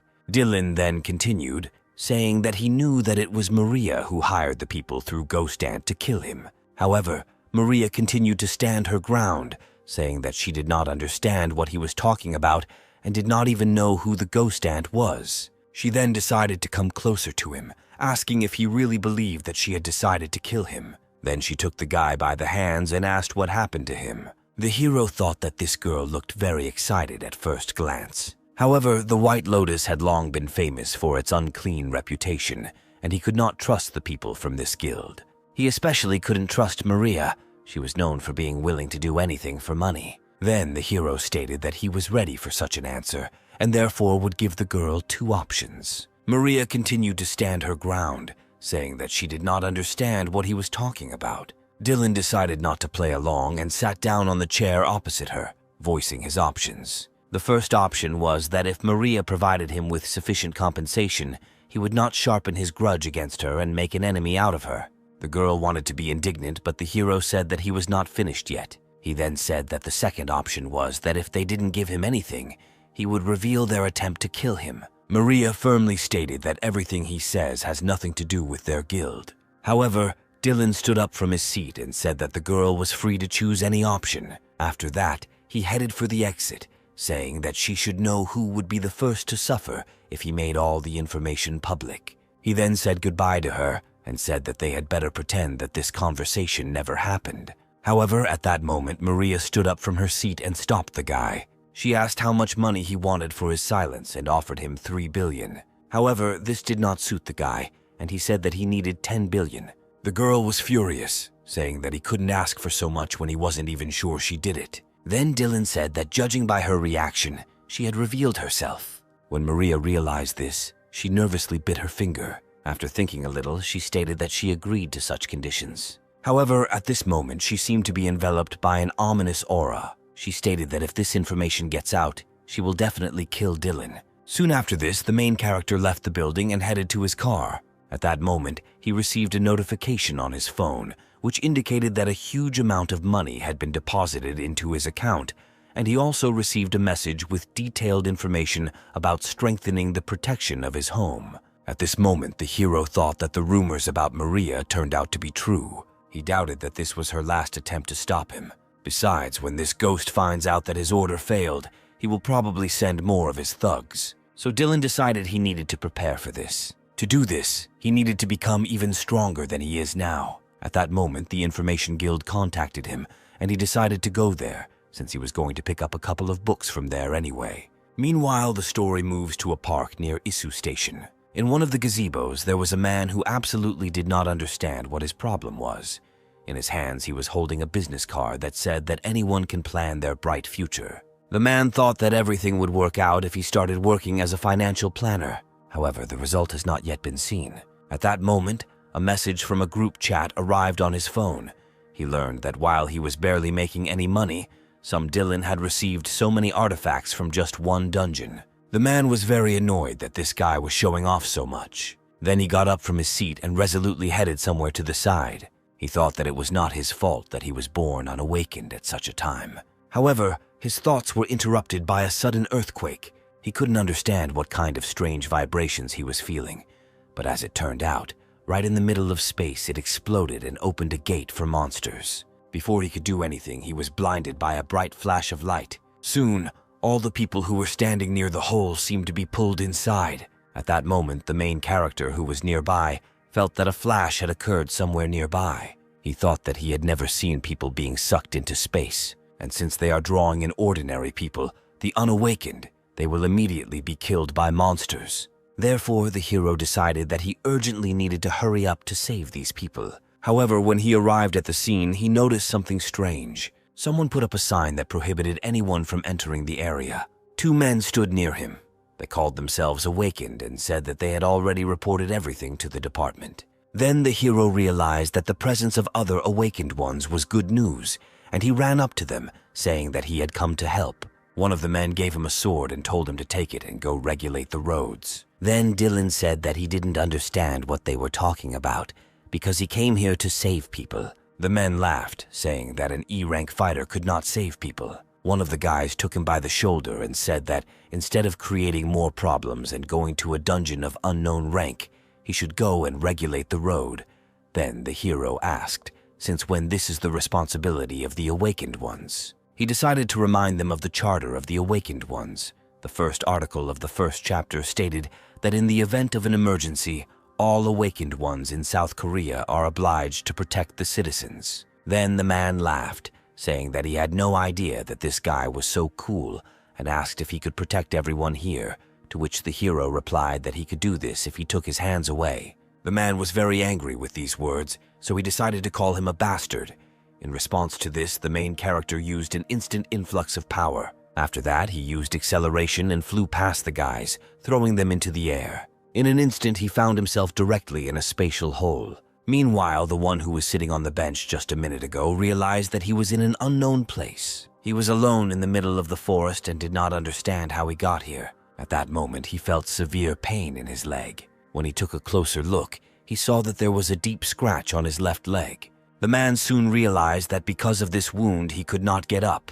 Then he heard terrible sounds coming from the forest. The next moment, he saw a monster looking at him from behind the trees, looking like a toad with red eyes and huge fangs. The man was terrified, and all he could do was scream for help. Hearing this, the toad immediately rushed at him, intending to devour him. Despite the severe pain in his leg, the man still stood up and ran away from the monster. However, the wound was very severe, so after a few meters he fell and had to crawl and call for help. At that moment, the toad reached out its hand and grabbed the man, lifting him off the ground. Then she opened her huge mouth, intending to devour the man. At that moment, the man prayed to all the gods, saying that if they exist, then they must save him. In exchange for salvation, he will do anything. At that moment, the green arrow flew straight into the monster's paw. The blow was so strong that the monster was forced to relax its fingers and release the man. However, its mouth was still open, and so the man flew straight into it. At that moment, someone managed to grab him and throw him away from the mouth. As it turned out, it was Dylan. In an instant, he was next to the man and saved him from being eaten by the monster. He quietly asked him if everything was okay. When the man asked who saved him, the hero said that his name was Dylan. In the eyes of the stranger, this guy looked like a deity whom he had summoned a few seconds ago. However, the man then saw that the toad still had no intention of leaving them alone, but he could not move due to the wound on his leg. At that moment, the hero noticed that there was a really large wound on his leg. Then he decided to use his healing power, which he received the other day. He used the healing skill, and the man seemed to be enveloped in a beneficial aura. In just a few seconds, the wound on the man's leg disappeared. Then the hero asked him if he could walk now.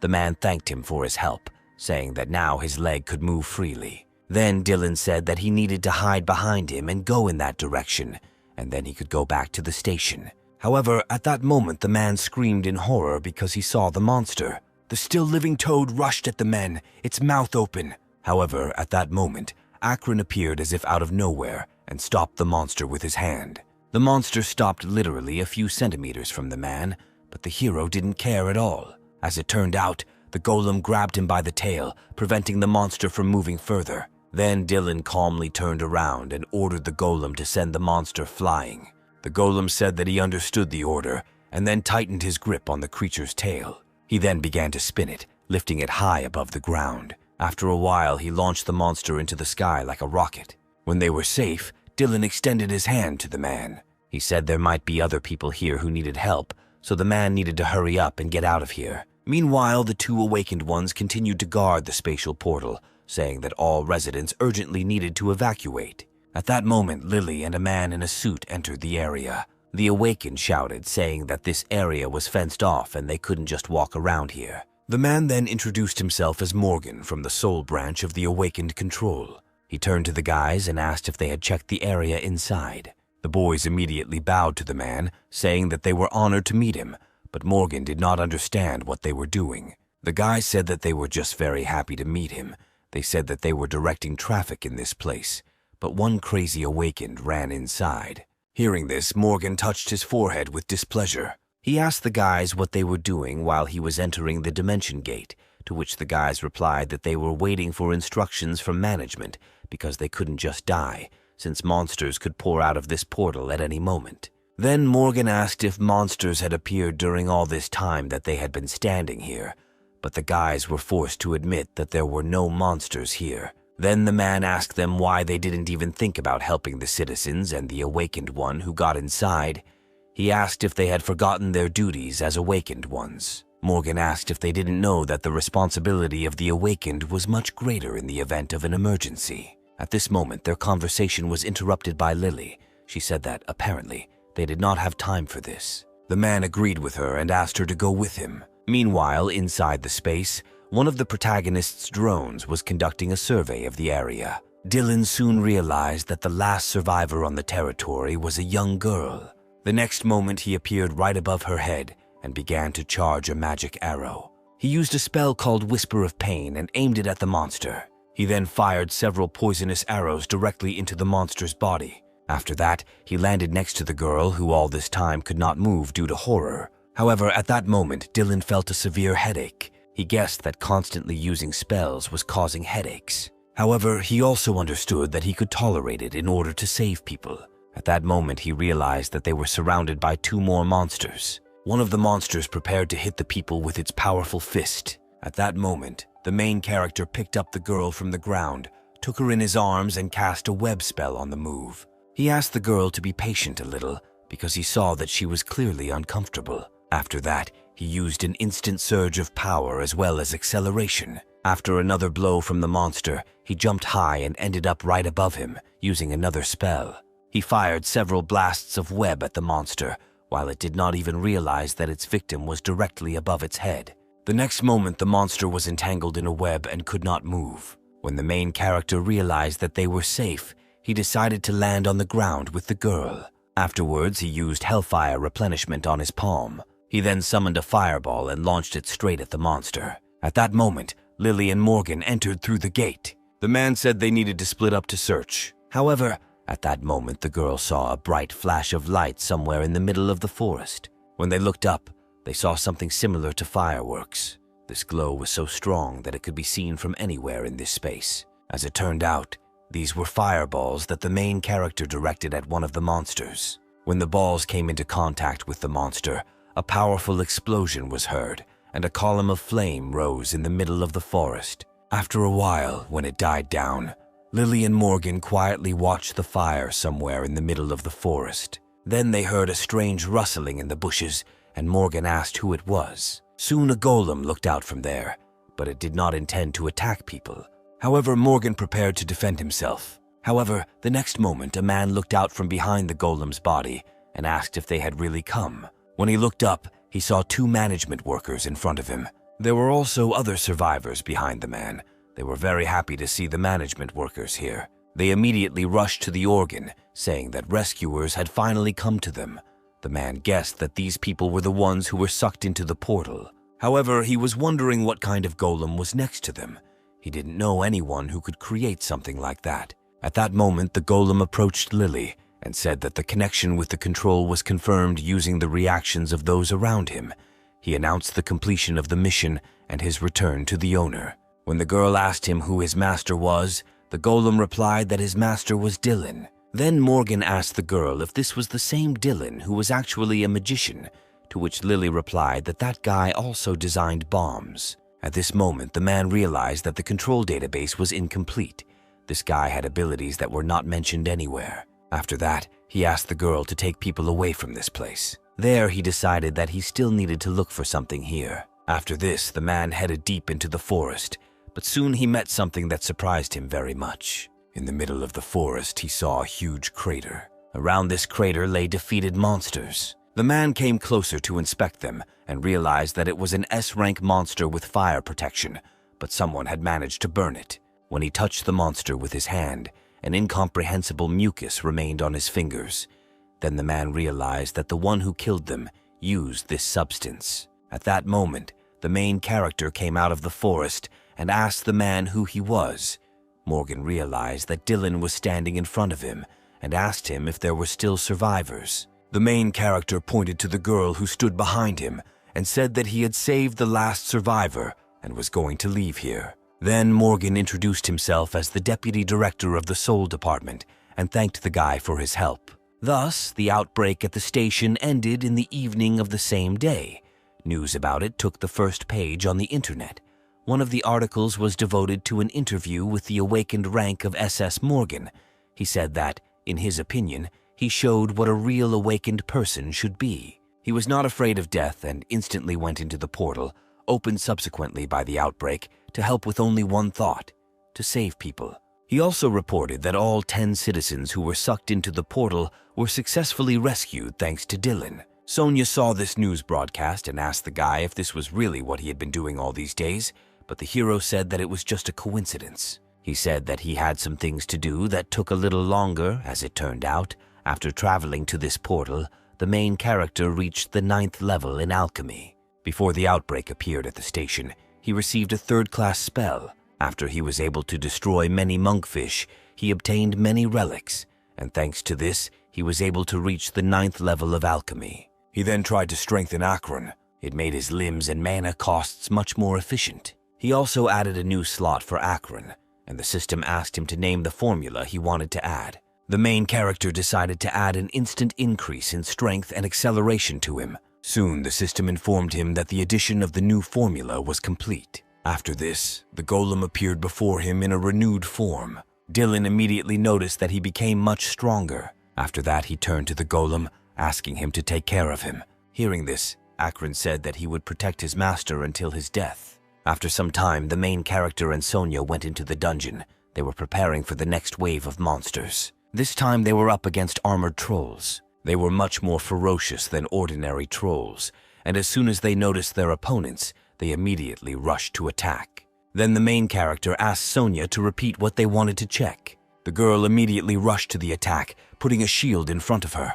At this moment, the main character used a web spell and directed it at the trolls. The next moment, the web entangled their limbs, preventing them from moving. Then Sonia realized that it was her turn and imbued her sword with magical energy. She then made several sweeping strikes at the trolls. When she was behind them, one of the trolls noticed that many cut wounds appeared on his body. Then he saw Sonia, who was emitting a magical aura. Meanwhile, Dylan continued to cast spells and use webs. Sonia knew what she needed to do next and let out a war cry, and then put her shield in front of her. At that moment, the trolls turned to face her. Shell trolls were distinguished by the fact that they could not be defeated by attacking from the front, so it was necessary to approach them from behind. Sonia's job was to distract them with herself. After this, the main character immediately rushed to the attack.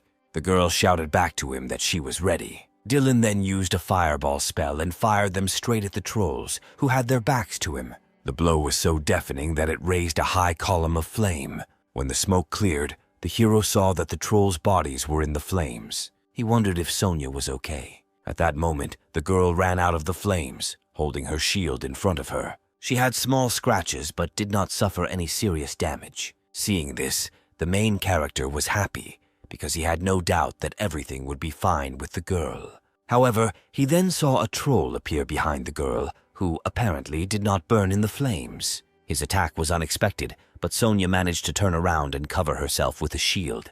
However, the troll was furious, and his strength increased manifold, causing him to throw the girl into a stone wall. The hero immediately shouted the girl's name, hoping that she was still alive. As it turned out, the girl hit the rocks very hard, but she was okay. She said that the monster seemed to have gone into a frenzy, and therefore the main character needed to be careful. The troll's entire body and weapon were shrouded in fire, and as soon as he saw the main character, he immediately rushed at him, at which point Dylan wondered if he could knock him out in one blow. Attacking them with fire was a good idea, but there was a risk that one of them would be able to block it, so the main character decided to use the lightning strike skill. He knew that if he concentrated the charge, it would be able to penetrate his armor. Then Dylan used an instant surge of power, followed by acceleration, and took off. He rushed straight at the fire troll, intending to attack him. Seeing this, Sonya screamed in horror, thinking that this was a very dangerous idea. At this moment, the hero thought that it would be better if this girl trusted his skills more. The next moment, he pressed his palm against the troll's body and fired a bolt of lightning at it. When he removed his hand, he saw that in the place where his palm had just been, a huge hole had formed, from which the troll's blood was flowing. The next moment, exhausted and dead, the troll fell face down on the ground. Meanwhile, a drone that was scouting the area discovered a strange cave nearby. When the trolls were dealt with, Sonya informed her partner that what he had just done was too dangerous. However, Dylan said that he was more worried about the girl herself. Sonya replied that she was a tank, and therefore minor injuries meant nothing to her. Then she decided not to hold back, and said that all this time she was worried that something would happen to Dylan. At this moment, an awkward silence hung between them. Then the main character put his hand on the girl's head and thanked her for her concern. He stated that he would not take unnecessary risks. He thought everything through carefully and only then attacked. Sonya admitted that for a moment she was afraid that she would lose such a good partner. However, the main character said that next time he would try to use safer methods so as not to worry the girl. At that moment, his drone returned to him and brought some information. The main character asked Sonya to rest here, but the girl excitedly asked him where he was going. The hero said that because of the previous incident, he began to place drones around the area, and it seems that they detected something suspicious. Then Sonya said that she would go with him. However, Dylan insisted, saying that if he was in danger, he would return immediately. Otherwise, they would not have time to rest in front of the boss. He said that he would leave the drone here and asked him to look after Sonya so the girl could relax. And finally, she asked the guy to be extremely careful. After some time, the main character approached the cave that the drone had found. He went inside and realized that he had never seen such caves in the game. However, when he thought that it was an artificial structure, he realized that it was there for a reason. When he went a little deeper, he felt as if a dark aura was enveloping him. Having walked a little further, the main character found himself in a place that looked like a road. The road was very wide and led to some building that looked like a castle. When the guy looked around, he saw that this road seemed to be in the middle of a huge bloody sea. Dylan had absolutely no idea where he was, but at that moment a bright flash of light appeared from the sky. When he turned towards the sound, he saw a thick fog in front of him. A few moments later, he saw a human silhouette in it. When the hero took an even closer look, he was shocked, realizing that he was seeing something impossible. In front of him, he saw a man with long gray hair on his shoulders and also wearing a wine-colored robe. In his hand, he had a staff, at the end of which a blue stone shone. And then he realized that the same legendary Burkhardt was standing in front of him. The man laughed in response and said that Dylan was the first who so confidently called him by name. Burchard asked him how he knew his name. Dylan didn't know what to answer, not understanding how the character from the game suddenly ended up here. He said that in their world there was a game, and there was exactly the same character as Burchard. After hearing this, the man said that it sounded quite amazing. The hero said that he was also surprised, and it all seemed like a dream. It seemed to him that he was about to wake up. Then Burkhard said that many strangers who wandered here said the same thing. Dylan was very surprised when he heard about the strangers. The man explained that these are those who came to them through counter-time and space, and those who live in another world. He said that this place is an examination arena that he created for strangers. This space allows one to test the true abilities and potential of those who come here. The hero asked if others who arrived here also passed this exam. Burkhard replied that it was so, but none of them passed it. Many had to suffer because the final task is always different. He then asked Dylan if he was up for the challenge. He said that this is a test that will allow those who pass to accept it with joy and humility, and those who fail to humbly accept their defeat. The hero thought that no matter where he was now, if he could rise even higher through the test, it would be a great opportunity for him, so he agreed to take on the challenge. Burchard said that the exam conditions are simple. The main goal is to get to the top of the tower without dying. Of course, the road had many traps and moving objects. It was also full of hitherto unknown monsters. Among them were giant black lions guarding the magic tower. Each subject is given 5 attempts. Soon, the main character began the test, but for the first time he died from a pile of stones that fell on him from the sky. After that, he was devoured by a monster that appeared out of nowhere. The third time, he was killed by a lion, throwing him off a bridge. The fourth time, he was also devoured by a lion. Thus, the main character has one last attempt left. He remembered with horror his penultimate attempt, when he found himself right in the mouth of a demonic lion. He didn't think the feeling of being chewed alive would be so realistic. At some point, Dylan began to doubt that this was even possible. He knew how to get around traps and monsters, but black lions were on a completely different level. He understood that he would never be able to defeat them with his current level. At that moment, Burkhard turned to him. He told the guy not to be afraid of new attempts. Then the hero asked him what he meant,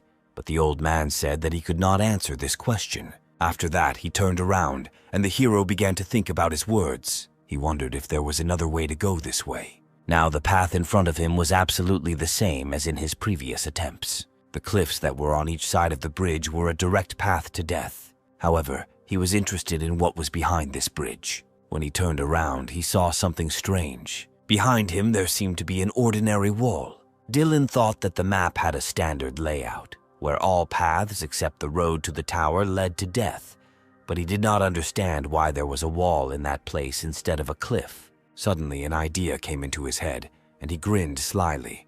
He knew that there was one character in the film who left a deep impression on his soul. He came up with something that others could not even think of. The hero decided to follow his path and think more broadly. After that, Dylan turned to Burkhard and said that he was leaving. Then he accelerated and ran at full speed straight into the wall. He understood that he did not need to be afraid of new attempts, just as Burkhard had told him. As he walked, he used an instant surge of power and acceleration. A few moments later, he found himself near the wall and broke through it, breaking it into many stone fragments. When he ran through it, it was as if he found himself in an alternative space, in which there was exactly the same road with exactly the same tower, but the colors of the world seemed to be replaced with the opposite ones. In the middle of the road, he saw Burkhard still standing there. The hero ran past him and realized that the old man had not noticed him. Then he realized that he was in another dimension. Meanwhile, Burkhard, who was standing in the original dimension, closed his eyes and waited for the results from Dylan. And the lion, which was at the very end of the road, was also expecting another attempt from the guy. Meanwhile, the guy in the alternate space met a lion who was also there. He assumed that since he passed by Burkhard, then he could also pass by the lion. However, at that moment he realized that the lion had seen him and roared angrily. He then raised his paw, which glowed with an ominous red aura, and prepared to attack. At this point, Dylan decided to use a skill called Colorful Death. He then rushed straight at the lion, which struck where Dylan had been a second ago. Then the hero decided to use a skill called Colorful Flash. Thus, he caused a bright wave of light, which for some time deprived the lion of the ability to see. He took advantage of this moment and jumped high above him to be behind him. After that, the guy extended his hand, intending to attack the lion, and at that moment he received an alert from the system, which said that he had passed the Burchard exam. The next moment, he returned to the original dimension. It was hard for him to breathe from such an intense fight, but Burkhard calmed him down and said that he had passed the test. The man said that Dylan was the first person to pass his exam. It required the lion's share of creativity and stubbornness, and so the man praised him for his excellent work. However, the hero said that he simply looked around after his words. However, the old man even said that he said this to everyone who came here. He said that since Dylan passed his exam first, he would give him his blessing, and then asked what his most valuable relic was. The main character handed him the ring of faith and light and said that this was the most precious thing he had. Burkhard said that he will increase his level by 1 with the blessing, and now it can only belong to Dylan, and only he can use it. He may think that this is bad, but he assured him that there are not many good blessings like this. The main character asked what effect this gives, to which the old man replied that with this relic, he would no longer have to cast the spell out loud. The main character was delighted because it was a great offer, so he agreed. The next moment, Burkhard touched the ring with his staff, and magical drawings appeared under their feet.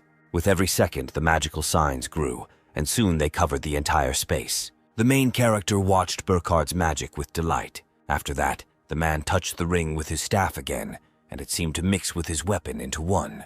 In the next moment, the ring seemed to have formed anew and reached the legendary level. Dylan took it in his hands, not believing that he was holding his first legendary ring. After that, Burchard asked what he thought about his new acquisition, to which the guy replied that he not only liked this ring, now he felt like a completely different person. In response to this, Burkhard smiled and said that he was very happy about this. He then said it was time to send Dylan back, and the hero asked if they were saying goodbye forever. The old man looked somewhere in the sky and said that he did not know how to answer this question.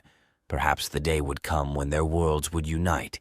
If this happened, they would meet again. The hero thought to himself that he couldn't even talk to him normally because he was focused on the test. Then Dylan said that during all this time he did not even recognize the name of the subject and asked what his name was. Before he disappeared, Dylan told him his name. When the portal closed, the old man said that he would remember him and also added that he was glad to meet him. When the main character returned back to the dungeon, he was surprised that only 30 minutes had passed since he left, and Sonia even looked for him when she saw him coming out of the distorted place. Meanwhile, Sonia, who was fighting a portion of the trolls, said that that was how it happened, but she was glad that the guy was back okay. While the girl was defending herself from one troll, another one came up and swung his axe at her. However, the girl was not taken aback, turned around sharply, and hit 2 monsters at once with one blow. At that moment, Akron joined her and pushed one of the trolls, giving the girl more freedom of movement. Sonia noted that the golem began to look a little different. She suggested that it had become even stronger. At that moment, the main character shouted to the girl to be careful. He then decided to use fireball and poison arrow. After that, he prepared several magical projectiles and aimed them at the target. 3 spells immediately went towards the troll, who wanted to attack Sonia. When the shells reached their target, there was a very strong explosion, from which Sonia had to shield herself with her shield. The blast wave was so strong that her shield could barely contain it. When the smoke cleared, she saw that the troll was dead, its head and arms torn off. After that, he fell lifeless to the ground right next to her feet. Sonia thought that even though she was using the same defense techniques, it seemed to her that Dylan's spells had become stronger. Moreover, he no longer cast spells out loud as he did before. When the guy approached her, she looked carefully into his face. She could not understand what happened to him during these 30 minutes. They soon left the dungeon, and the next day the main character went to the Jongseon building. He thought that it was a great day. He met Burkhard, who gave him the legendary ring. He even pulled out a fire arrow spell that sends a bolt of fire in the shape of an arrow forward. At that moment, Daniela approached him. She sat down in the chair opposite him and asked how things were going with Sonia. She said that according to the guild report, she fights in C+ level dungeons. The main character answered with delight that everything was fine with them. Sonia protects him wonderfully, taking a lot of damage. Moreover, she trusts him very much. Daniela said that she was glad to hear this. Apparently, something bothered Sonia, and she came to the training room to train even on weekends. The girl said that it would be better if she rested from time to time. So she asked Dylan to take care of her for her. She said that Sonia, although she seems strong due to the situation, is a very nice girl at home. Dylan said that he should be grateful to them for allowing him to fight alongside Sonia. Then Daniela smiled and asked if he would now tell him why he called her. The main character said that there is an item that he would like to sell with the help of a girl. He handed her a small package that looked like paper tied with thread. Daniela took it in her hands and realized that she was holding a magic spell recognizer in her hands. She looked questioningly at the guy and asked what this meant. Then the hero said that this is the essence of this scroll. In other words, with the help of it, you can find out the hidden abilities of objects. He wanted to explain the essence of his action a little more deeply, but the girl stopped him. She said they should use it on something more important. She said that she has one beautiful sword of a unique level that she really likes to use. The main character asked if she knew its capabilities. Daniela replied that she had been using this sword for years, so she knew everything about it. After that, Dylan unrolled the scroll and said that now he would show his power. He then tore the scroll and the paper glowed with a bright light. After that, he touched the sword, and the system informed him that the object was recognized. After this, the hero happily announced that everything was ready and asked Daniela to look at the sword. The girl took her sword back into her hands with a little disbelief. However, after a couple of seconds, she said that it was absolutely incredible. She felt that her sword had a new ability that increased her stamina by 55. Dylan grinned, saying that this is recognition. It is a power that can bring out the hidden capabilities of objects. Since many items in the game had hidden abilities, almost all players tried to learn this basic spell. However, there are still many relics in the human world that cannot be recognized, and there are simply no people who have the ability to do this. That was until Dylan mastered the spell. At this moment, Daniela thought that 10 years had passed since she became awakened. As the head of the guild, she met people with a wide variety of abilities. However, she has never met a guy like Dylan. Seeing the satisfaction on the girl's face, the hero asked what she thought about it. After that, Daniela put on a serious expression and said that she needed to think about it. She thought to herself that this was an irreplaceable item. Once again, she was faced with something that only Dylan could do. She then placed her sword on the table and asked him how many scrolls he could make in a day. The hero replied that he could do 120. It was simply impossible to do more. He also said that he would like the Zhongxian Guild to have exclusive selling rights. The minimum price per scroll is 20 million. He plans to raise the price depending on the market reaction. The girl said that in this case, if the guy gives them 10%, she will start selling. The hero agreed to this decision and said that they should agree on this. Daniela said she thought the scroll would create quite a stir. However, the main character was only in anticipation to see this. 5 days later, the appearance of the scrolls completely changed the view of the relics. It became the basis for arguments about levels, abilities, and more. And while news of this spread, the price of the scrolls also quickly rose. For this reason, the media turned their attention to the inventor of recognition scrolls, and soon he began to be invited to TV shows, and entire fan clubs were created in his honor. A blonde girl watched all this from her office. She didn't know how to react to this news, so she decided to call her partner Morgan. She asked if it was true that 5 days had passed since the scrolls were shown to the public, and the man confirmed her words. He said that the starting price was 20 million won, but now it has risen to 33 million. He said that he never would have thought that just one awakened person could bring so much in just a couple of days. The white-haired girl agreed with him. Then Morgan said that if news about the inventor of the scrolls reached other countries, they would certainly take action. He decided that they needed to do something first. The girl said she heard that Lily knew Dylan. She then reached out to Morgan and asked him to contact her and set up a meeting with Dylan. Meanwhile, the protagonist watched the news. As expected, his influence increased. Now it is only increasing at a high speed, so it needs to start operating on a larger scale. However, to do this, he needs to establish relations with an organization associated with the state. Meanwhile, the story moves to the Seoul branch of the department. This was the place where Lily and Dylan were supposed to meet. The girl was worried that she had made the guy wait too long, but he said that he had just gotten here. At that moment, he thought that he could not even imagine that the management itself would call him.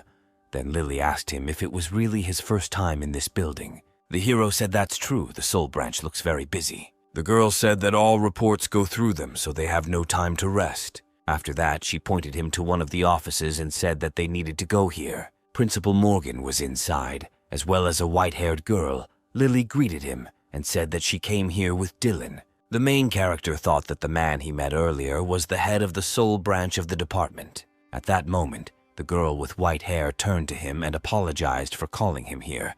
She said that she should have met Dylan in person, but she was afraid that there would be too many eyes around. The girl introduced herself as Veronica, the head of the soul department. Dylan thought about the fact that these people were SS-ranked specialists, so the pressure from them was not a joke. Veronica said that she should get straight to the point, and the hero was only happy about that. She said that they at the management believe that Dylan will be the next rising star to represent South Korea. The hero was very surprised when he heard that he was called a rising star. The girl replied that he had the ability to use attacks, defenses, spells, buffs, golems, create scrolls and other things, and unlike others, he is strong not only in one area. Therefore, in such a situation, they have no choice but to take this step. At this point, Dylan felt that they were planning to put pressure on him. He was going to make a deal with them, but he was not going to be at their beck and call. However, Veronica said that they were going to give him full support, including raiding the dungeon and other areas. The hero was surprised when he realized that they wanted to support him. It was unexpected for him. Then he asked the girl if there was a special reason for such a decision. Morgan said that the department always supports up-and-coming awakened.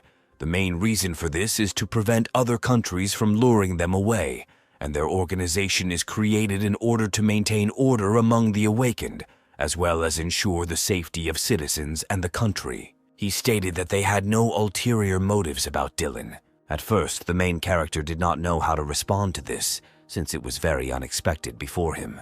However, he then said that he understood them. The guy agreed and said that he would accept their support. He was about to say that he would wait for news from them, when suddenly the ground began to shake. Everyone in the office felt a powerful earthquake. At first, the main character was even a little scared and tightly grabbed his chair. However, suddenly he saw a bright flash of red appear outside the window. Veronica and Morgan also turned towards the window to see what was happening there. Suddenly, the main character pointed his finger somewhere and asked Veronica to look there. As it turned out, a bright column of energy appeared right in the middle of the street and hit somewhere in the city. At that moment, serious surprise appeared on Veronica's face, and then the hero asked if she really knew what it was. The girl said it was a large-scale outbreak. After that, they all got into the car together and headed to the epicenter of the outbreak. The fact is that 5 years ago, a large-scale outbreak occurred in one of the cities. Previously, there were only 30 or 40 low-rank outbreaks, so there were not many casualties. However, this time 78 flashes appeared at once, and this made them worry. Then the hero asked if there would be anything wrong with him going on such a task, being with SS rank fighters. Morgan told him that depending on the request, they could do a specialized translation, so that would be fine. Then Lily reported that the outbreak area had been spotted from the front. Morgan said that he would go there with Dylan, and the girl would have to go with the director and be in touch. At this moment, the ordinary residents were completely terrified as they were attacked by monsters. These monsters looked like huge mantises, but instead of paws, they had blades. One of the mantises prepared to kill a civilian by crossing his blade right next to his neck. The man was already preparing to die, but suddenly he heard a strange sound. A bright blue color appeared right behind him, and soon someone grabbed his shoulders with iron hands. As it turned out, it was Akron, and in one motion he grabbed the mantis by its blade and threw them aside. After that, he put out his hand with his other hand, covering the defenseless young man, and shot fire at the monster. The shockwave was very strong, so the monsters were thrown back in just 1 second. The man breathed a sigh of relief when he realized that now he was in no danger, and thanked the golem for saving him. However, it was too early to rejoice since the mantis did not die. He charged at the golem, cutting through the shockwave with his sharp blade. Then the golem decided to use a machine gun and shot the mantis point blank. This attack made the monster even more ferocious, and he attacked the golem again, swinging his blade at him. At that moment, an unfamiliar man who was on the roof of a building nearby reported that the location had been established. After that, with a bright flash, he rushed straight at the mantis, intending to attack it from above. A powerful shockwave hit the mantis directly in the head. It was so strong that it shattered the asphalt on which he was standing. As it turns out, the man was Morgan, and he used his hand to save the golem and the man he was protecting. Soon, the golem reported that the territory had been cleared, and he was evacuating citizens to a safe place. Morgan noted that Dylan's golem never ceases to amaze him. At this moment, the main character continued to fight on the other side of the street. Through the earpiece, he reported that he had not received any response and asked his partners to follow the drone. At this point, Veronica turned to her Park Morgan, asking if he was destroying the building again, because after she received the video from Dylan, she would check everything. But the man said that he did not do this. When the girl looked around, she saw monsters that looked like mechanical spiders. There were also magical threads in the air that looked like spider webs. The next moment, the spiders came to life and rushed to attack. At this point, she was informed that signals had been received from several survivors outside. And a moment later, the spiders rushed at the girl and began to attack her all at once. However, as it turned out, she used her skill, and mechanical paws grew on her back. She herself became like spiders, and with the help of these paws, she created a cage that prevented monsters from harming her. Her eyes glowed red, and a strand of her white hair also turned red. After that, the mechanism on her back from which her paws grew made a loud sound. Then all the monsters were thrown in different directions. After that, the girl made a lightning-fast movement, running in 1 second through all the monsters that had just been thrown back. In the next instant, the monsters were cut into pieces by her lightning-fast movements. After that, Veronica finally sank to the ground, since there were no more enemies nearby. Moreover, her attacks were explosive, so after she retreated to a safe distance, the monsters' bodies exploded. After that, she asked to show her the way. There was real panic on the street. There was fire everywhere, and only 2 white-haired girls sat on the roof of one of the buildings and watched everything that was happening. These girls were from the Taiwa Guild. One of them was named Camila, and the other was Julia. Camila said that this was truly a rare sight, to which Julia replied that this was truly the first time she had seen so many big shots. They watched the courageous Uncle Morgan. At that time, he fought with a monster that looked like a huge worm, but the monster was not destined to win, since the man dealt him a crushing blow with his fist. Camila noted that this man is very hot as always. After that, she turned her attention in the other direction and realized that she saw a familiar girl. It was Daniela. At first, they doubted that it was her, since from such a distance it was difficult to see her face. They also noticed that a girl with pink hair, Nyla, was lying next to her. Apparently, she was injured. Camila said she would be doing them a huge favor if she just died. At this moment, the main character entered the site. Julia drew attention to him and asked if this was the same Dylan, but Camila didn't even know what she was doing here. However, he was the main reason why they were present here now, so the girl suggested taking a closer look at his skills. At this moment, the main character used a spell called Healing Him to cure the girl. He placed his hand on her stomach, and the wounds on Neela's body seemed to disappear. Daniela was delighted when she saw the guy's healing powers. She didn't even think that he had such skills. The main character said that this skill takes a lot of mana, so he doesn't use it often. However, Daniela said that even so, it is still higher than the restoration skill of a rank B healer. The other agents who stood next to them discussed Dylan, saying that he was indeed very well-rounded, and although his rank was not that high, he seemed stronger than everyone else. Meanwhile, Neela came to her senses and thanked the man for his help.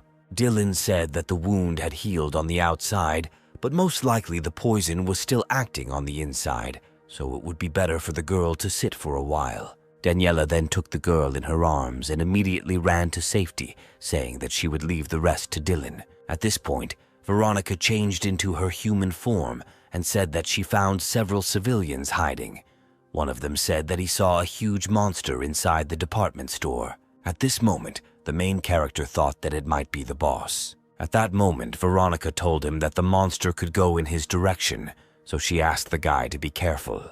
At that moment, the wall behind him collapsed, and a huge monster that looked like a demonic insect crawled out from behind it. He decided to attack Dylan with his paws and horns. Camila suggested that this is the same poisonous arachne. Julia said that this is it. Most likely this is a boss of rank A or B. The girls found it surprising that Dylan was able to dodge the monster's sudden attacks. After that, they began to discuss the fact that Daniela became a guild master at such an early age, but Julia came to the conclusion that she was a complete zero in management. Those lower in rank don't even know how to deal with attacks of this level. It must be difficult. Shortly after, a massive explosion was heard as someone fired magical projectiles at the monster. As it turned out, these were two awakened ones who came to Dylan's aid. They were extremely surprised when they realized that this amount of firepower was not enough to kill this boss, but they did not intend to give up. The main character knew that things were bad, since the poisonous arachne has the ability to resist the first type of attacks. However, this should just be a fire attribute that many of the monsters have. Soon, the awakened ones realized with horror that their attacks had no effect against the monster. They even began to think that this boss was resistant to magic. Then they decided that they needed to go on the attack and ask the magicians to stay away. However, at that moment, the main character ran forward and covered the two guys with his shield. After this, one of the awakened summoned a large dome so that the projectiles fired by the monster would not hit any of them. However, the monster directed its attacks at one point, and they were so strong that the man's shield could not withstand it. The blow was so strong that the man was thrown back and rolled on the asphalt. Camila said that they were unlikely to be able to hit the monster when their defense against physical attacks was half reduced.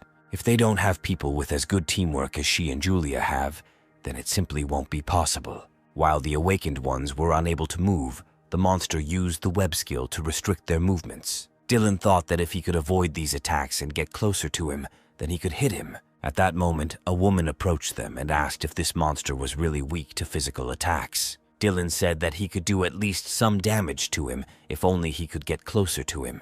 At that moment, a girl with red hair tied in a high ponytail asked the guy to help her and then walked past him. Meanwhile, the monster was busy trying to deal with his opponents. While he was busy with the awakened ones, a red-haired girl ran up to him and took out her weapon. The monster immediately turned in her direction and aimed several magical spikes at her. However, the girl's movements were incredibly fast, and she fought off every projectile that flew in her direction. Judging by her face, she was determined to kill this monster. Then the hero thought that if he hit and knocked out the monster's legs, then this girl could finish the battle.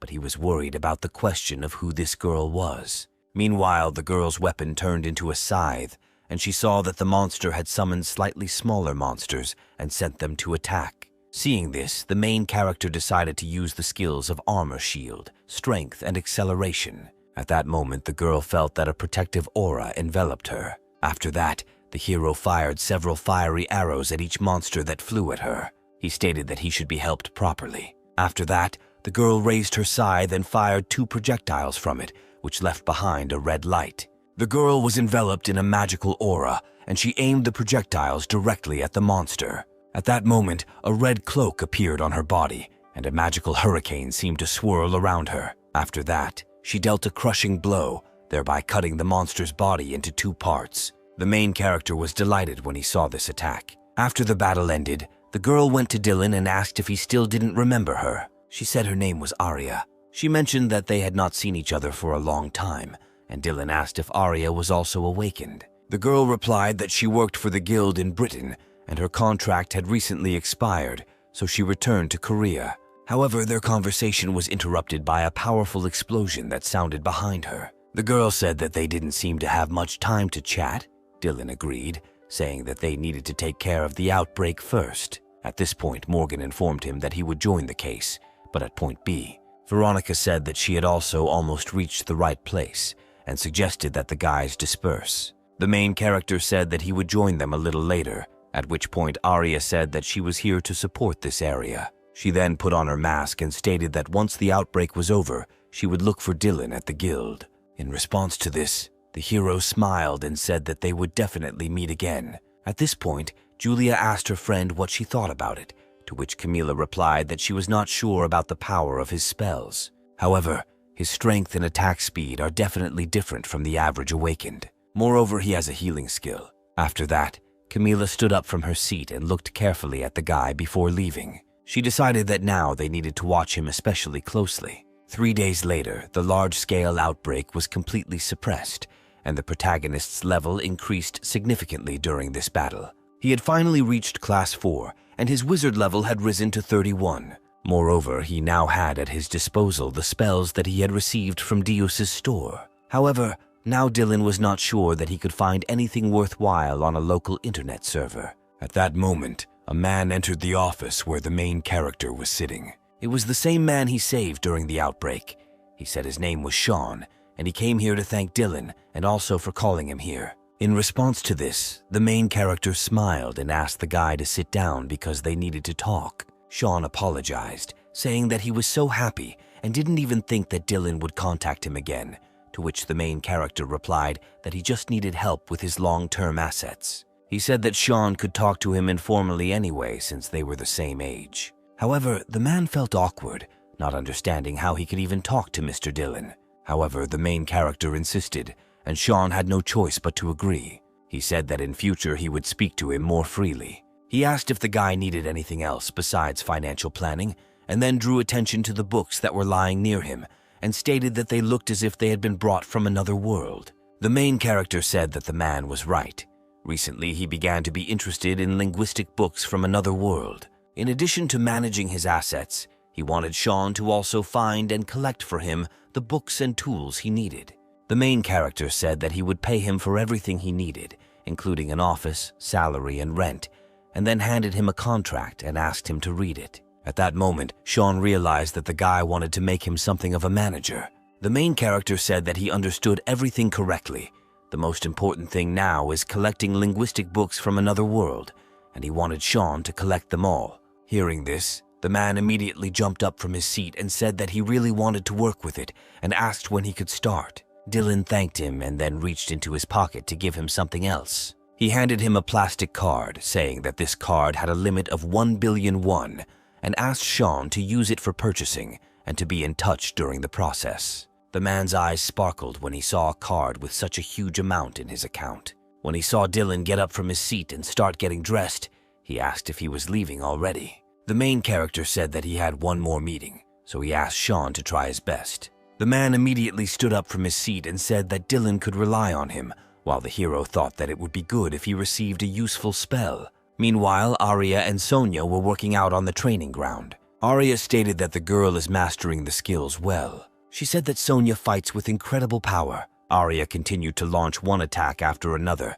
and Sonia successfully blocked them. At that moment, the main character entered the training room. He was surprised that the girls were studying at such an early hour. When they saw Dylan, Arya said that she thought she should look around since she was back in Korea, but only Sonia was here, so she decided to have a duel. Then Dylan asked what Arya thought about Sonia's skills, to which the girl replied that even in Britain she had not met anyone who fit the role of a tank so well. Then the hero turned to Sonia and asked what she herself thought about this.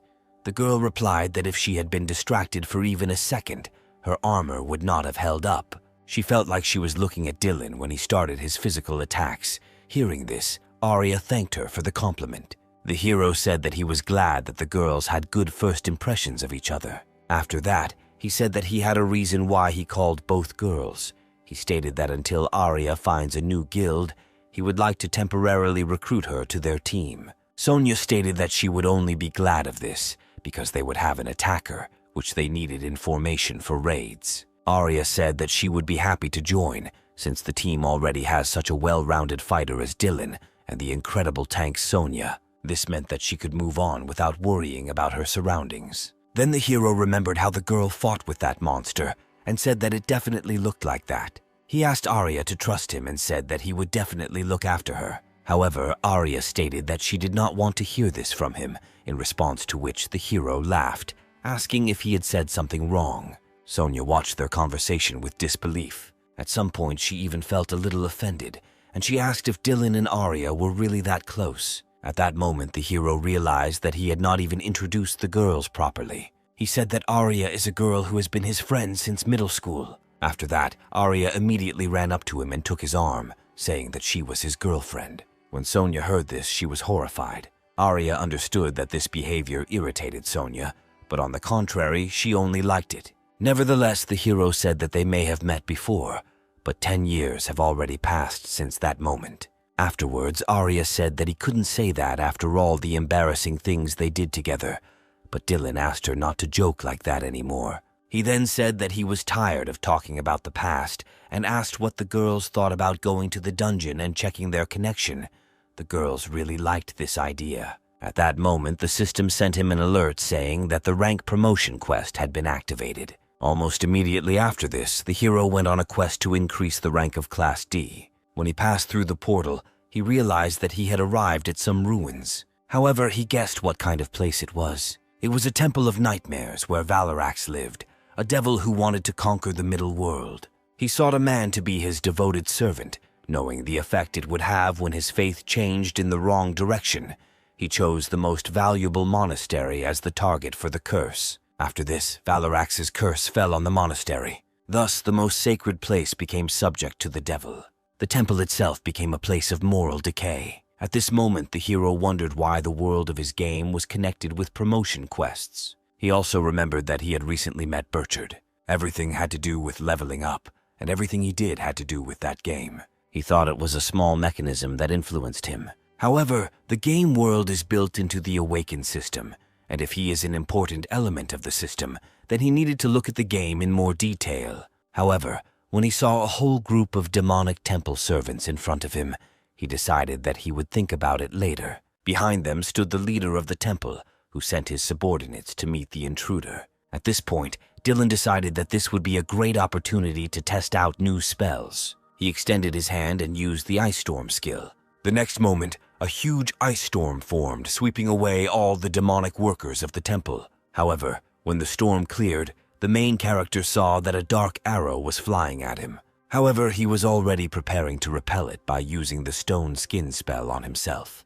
After that, he put his palm forward, reflecting the attack. He realized that the ice storm did not seem to have a large blast radius. In this case, he decided to use the acceleration and flight spell. After that, he immediately rushed to attack, but realized that his speed was still not high enough. Nevertheless, it will be enough to win this fight.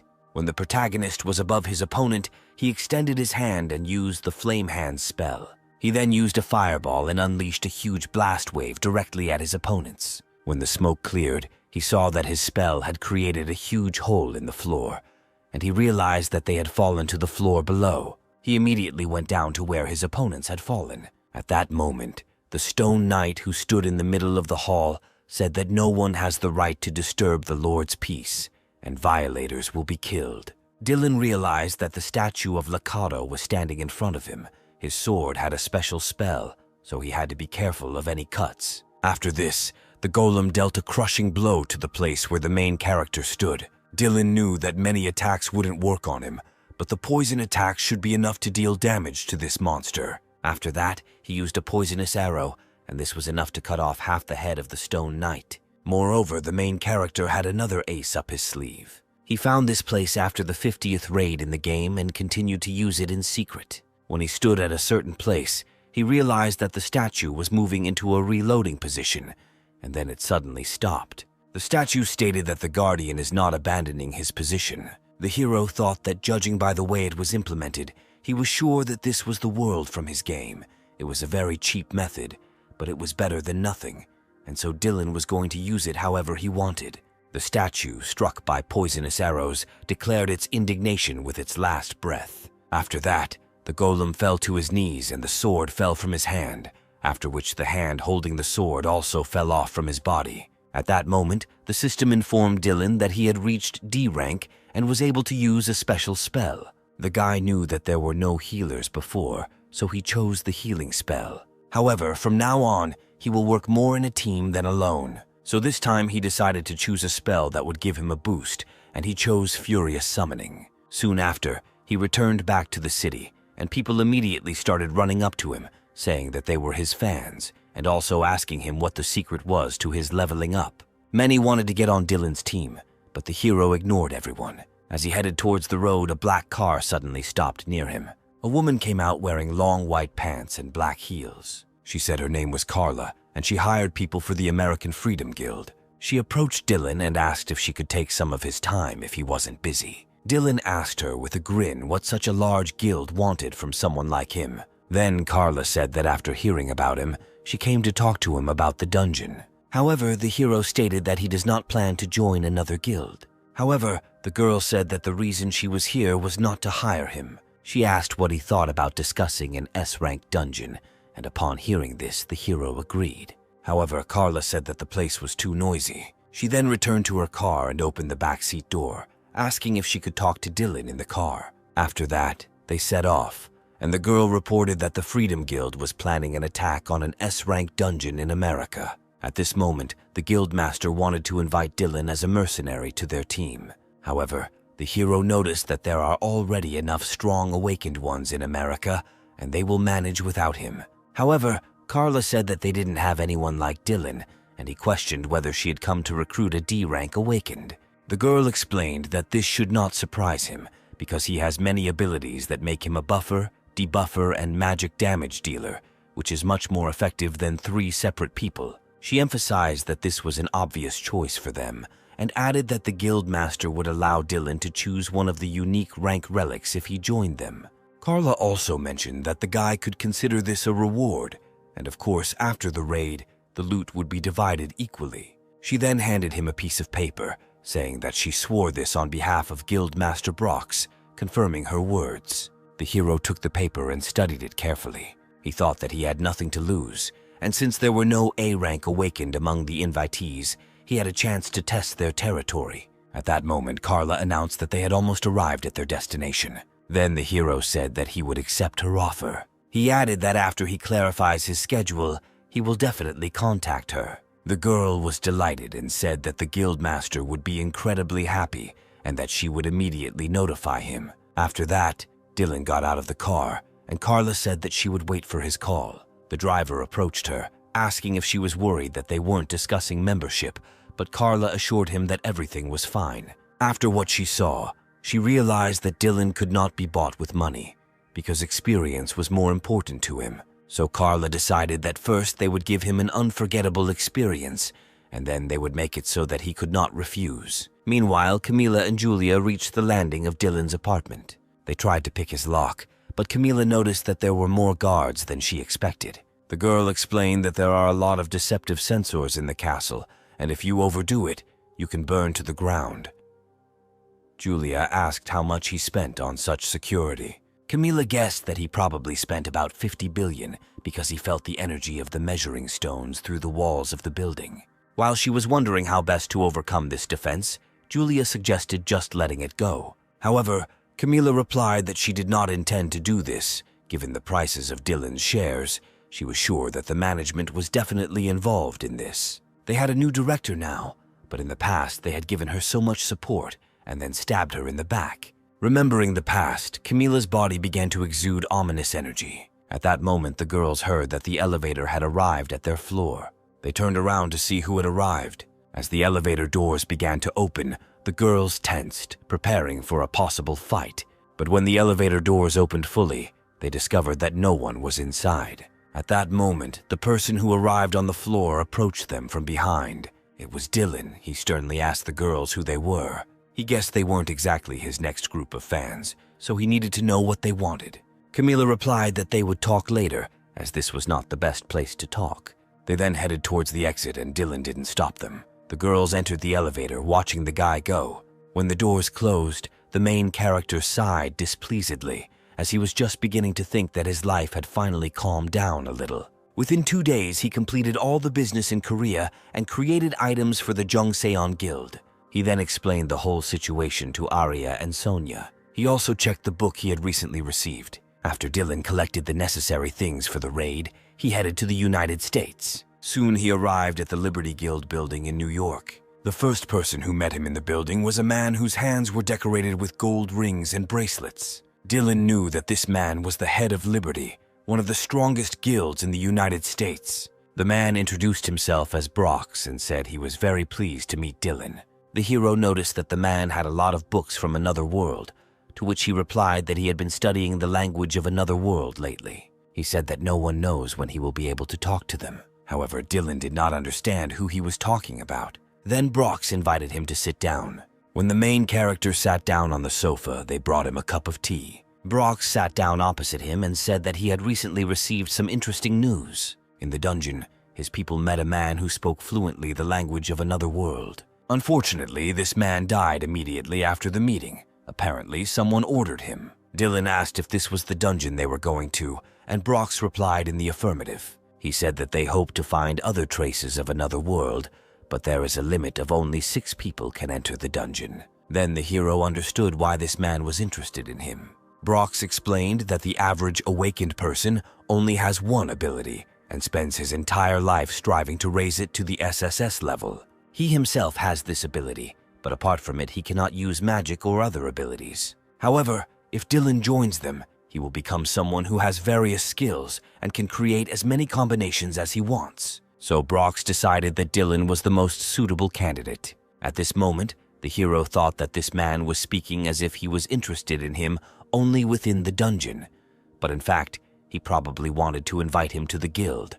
But now the hero has no reason to refuse, since with this raid he will be able to satisfy his interest as well as take advantage of unique relics. After this, Brox stood up and said that since he was done with the explanations, he would fulfill part of his promise. He went to the bookshelf and started looking for something. When he clicked on the desired book, a secret door opened behind the closet. The man invited Dylan to come with him. Soon they found themselves in a room with iron walls and a red floor. The man said that he either did not need the relics in this room or he did not know how to use them, since he already had others that were much more useful than these. The hero realized that even at first glance he could tell that these relics were above the unique level. Among them were many different rings that emitted a magical aura. Brox said that Dylan could take them after he recognized them. Then the hero realized that he did this on purpose to force him to use the recognition skill. However, the hero did not resist, walked up to the stand with the rings and used recognition. Soon, several notification windows from the system appeared in front of him. After that, he said that he would take one of the rings. It was the Kada ring, which had a unique level. After this, Brox invited the guy to go to another place for a briefing before the raid. When they went to another office, Carla was already waiting for them there, but the hero asked her if Mr. Brox would really not come, to which the girl replied that he had gone to France on business. Then she invited him to another office. After that, she opened the door and let the guy inside. Several people were already sitting inside. Among them were 2 men and 2 girls. The man with long white hair and a large scar in the middle of his forehead was named Larson. He was an S-rank main tank. Next to him sat a girl named Sarah. She was a master of close combat. Next was Lincoln, a man with long dark hair. He was the main attack tank. At the very end of the office sat a girl named Riley. She was a master of ranged combat and the only one of all those present who had rank A. Soon the team was ready to move out. Then they found themselves in a dungeon where it was raining. Larson did not expect that there would be poisonous rain here. Lincoln said that without Mr. Dillon's armor, they would have had a hard time. Sarah was surprised that this guy also had various buffs. Carla said that this was the first time she received so many buffs at once. However, Dillon soon shouted that he could hear the enemy approaching. The team soon assumed a defensive position as monsters came at them from all sides of the forest. Lincoln and Larson put up their shields to protect themselves from the monsters. The monsters were huge, as if sewn from several parts of different bodies. Their mouths were huge and fanged. Seeing the uninvited guests, they immediately rushed to attack. At that moment, Larson's shield glowed yellow. The next moment, it was as if a luminous wall had appeared in front of him, protecting him and his team from monsters. He then shouted that he would never lose to them. After that, the whole team rushed into battle. Sarah deftly jumped between enemies, leaving them incredibly deep cuts with her weapon. At the moment of the attack, ears appeared on her head, and she became more like a cat than a person. She then rushed to her next target. At this moment, the monster began to suck in air, apparently about to spew out a poisonous liquid on the girl attacking him. Then a poisonous acidic liquid poured from his mouth. However, Sarah managed to dodge, and in an instant found herself directly above his head. In just a few seconds, she inflicted dozens of blows on him in different parts of the body, and he could not even track the girl's movement. At this moment, the hero thought that this was exactly what he expected from an S-rank melee fighter. She cuts the thick skin of these creatures as if cutting ordinary meat. Then the hero thought that for now, he should find the owner of these creatures. He decided to use a skill called vision shifting. He soon discovered that there were skeleton-like monsters nearby who were playing flutes, apparently transferring powers to their subordinate monsters. Apparently, they didn't notice the drones because they were busy controlling other monsters. At this moment, the main character gave a command to his drone. At this point, Carla was talking about how well he could control the situation with the help of drones and the golem. The girl understood why Dylan was not so interested in the team. After that, the guy opened the spatial door in front of him. This caught Carla's attention and she stopped for a second. She did not notice that a huge fireball was flying somewhere into the forest right behind her. Soon, the sound of a huge explosion was heard, and Lincoln immediately turned his attention to the source of the sound. When he turned around, he saw that in front of him lay the corpse of the monster who was the leader of these large monsters. Carla couldn't believe her eyes. She didn't understand whether a magician with the ability to control space was standing in front of her, since this was a real rarity. Besides, this guy was only a D rank. When it was all over, the hero turned to his teammates and said that they needed to use their strength. When he ran into the forest, Carla looked after him, wondering if it was really possible to increase ability so easily. At that moment, the girl realized that she wanted to know more about this guy. After some time, the raid continued, and the team headed even deeper into the forest. The longer the raid went on, the more Dylan proved his abilities. He has shown that he can destroy annoying debuffs. He also demonstrated the ability to slip through dangerous places using invisibility. Thus, the team reached the boss faster than planned. At that moment, the hero felt that this was not the first time he was in this place. He recognized the very ruins that he had entered through the portal just recently. However, he understood that if that guy was here now, it would be difficult for them. Then Larson suddenly shouted that there was someone in the middle of the site. As it turned out, a knight was sitting on a huge black throne. His whole body exuded an ominous aura, and in his hands he was holding a huge sword. The protagonist knew that it was Black Prince Arkans, an S-rank boss. When he saw the intruders, a wave of dark energy suddenly erupted in the place of his throne. Sarah said that this was the first time she had seen such a mob. Moreover, its energy was very chaotic. A second later, the main character looked at the place where the prince had just been and realized that only a trace of a dark aura remained from him. The next moment, the boss appeared behind Sarah and Riley, intending to deal them a crushing blow. He was clearly unhappy that these people had invaded his abode and was going to kill them. The impact was so strong that huge clouds of dust rose across the entire site. When the smoke cleared a little, Sarah saw that Larson was badly injured. When she looked up, she saw the prince standing right above them. Apparently, the golem had blocked his blow with its body. Larson yelled that the enemy was right behind them. Then Riley said that they first needed to get together and come up with a formation. Carla called Dylan to leave with them, but he didn't think they could defeat him with a simple change of formation. Then he decided to address his team, getting their attention. He said that after the first attack, Arcanes would target him as the weakest. The guy said he'll explain how he knows this later, so for now everyone should listen to him. While he was explaining, the Dark Prince appeared right behind him and raised his huge sword to attack. He dealt a crushing blow to the place where the main character stood. However, when the dust cleared, he saw that the sword was not Dylan. At that moment, the hero informed his team that the boss would hesitate after his teleportation, and then Sarah decided to take advantage of the moment and rushed to attack. She struck him several times with her claws, after which Carla joined her and also attacked the enemy. However, despite the fact that their attacks were quite strong, there seemed to be not a scratch left on the monster's armor. Sarah didn't understand why it was all so difficult. After receiving many attacks, the prince became furious and shouted that he was going to kill these pathetic insects. He then slammed his sword into the floor in front of him, causing a huge blast of dark energy. Then the main character shouted that there were swords underground. The next moment, the team members noticed that swords actually began to grow from the ground, and they hastily jumped away from the places in which they appeared. It felt like there were an infinite number of swords, so they had to constantly dodge. At this moment, the prince used a soul separation spell, which suggested that in 90 seconds, the souls of the team members would be separated from their bodies, and they would die. Dylan then said that those who touched the sword should immediately come to him, at which time he ordered Lincoln to provoke the prince's attacks on himself. Lincoln put out his shield and ordered the prince to attack him. He then hit his shield with his hammer, thereby attracting the boss's attention.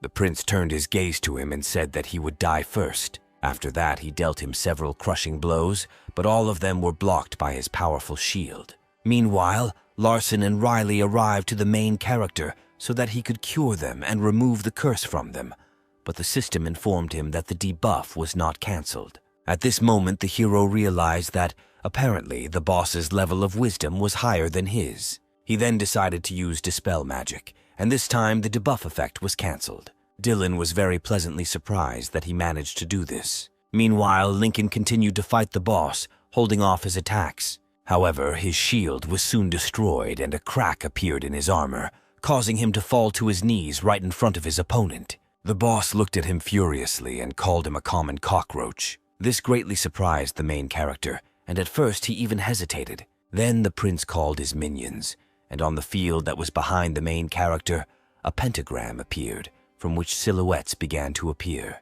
Soon a whole crowd of monsters appeared from there, whom they had already met in the forest. This was a very unpleasant event, and the heroes took some time to think about their next course of action. He then charged straight at the monsters. He said that he would take charge of them, and the rest of the team were to help Lincoln. Larson asked Dylan to be extremely careful. Meanwhile, all the team members rushed to attack the boss, while he simply laughed at them, saying that they did not know when to stop.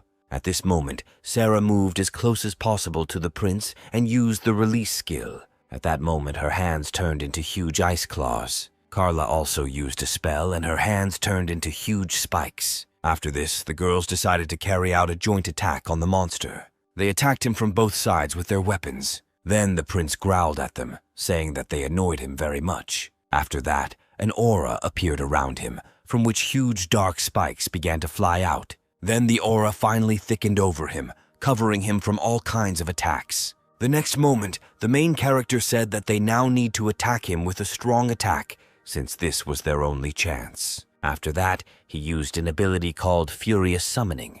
At this moment, his body seemed to begin to radiate the brightest energy. At that moment, Lincoln realized that his pain seemed to simply disappear. As it turned out, Furious Call increases the combat ability of all team members within a 10 radius by 250% for 2 minutes. While using the spell, mana cannot drop below 1, and they will feel pain. Riley said that she wanted to take the potion, but this was even better.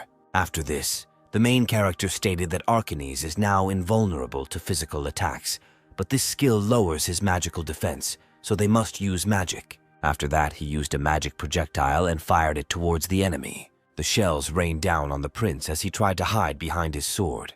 At this point, Larson said he would block his movements. He then took his sword and struck it hard on the ground. The blow was so strong that a pillar of light pierced the ground and then hit right where the enemy was sitting. Rocks began to fall on him, but the prince still looked menacingly at the uninvited guests. Larson then commanded the others to attack now. Lincoln realized it was his turn and raised his hammer to attack. After that, he used his skill called the Hammer of Justice with all his might and hit the prince in the chest.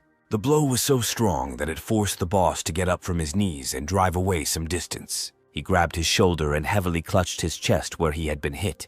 He then called his opponents pathetic insects, and his body began to emit dark energy. After that, he raised his hand and summoned what looked like a black hole, which sucked in everything that was near it. After that, he summoned dozens of magical spikes and sent them towards his opponents. However, Larson managed to use his shield and protect the team from fire. After that, he ordered Riley to attack. The girl took out her gun and asked the rest of the team not to let down their guard. However, at that moment, the Dark Prince appeared behind her. He struck her hard with his sword, forcing the girl to stop her attack and dodge the sword. At that moment, she used her cloning skill, and 2 copies of herself appeared around her and began to attack the prince. When the boss raised his hand, he saw that his armor had some pretty impressive cracks. At that moment, Sarah, who was behind, asked Riley to duck down. She was about to attack the prince with her clawed paws. She flew straight at him and dealt a crushing blow to him, causing a huge pillar of magic to fly straight towards his head. This blow was so strong that the prince even felt shocked. When he opened his eyes, he saw Carla standing in front of him, her hand turned into a spike that exuded incredibly hot fire. She began to swing her arm, thereby sending shockwaves one after another towards the enemy. With the last of his strength, the prince tried to shield himself from them with his sword, using it as a shield.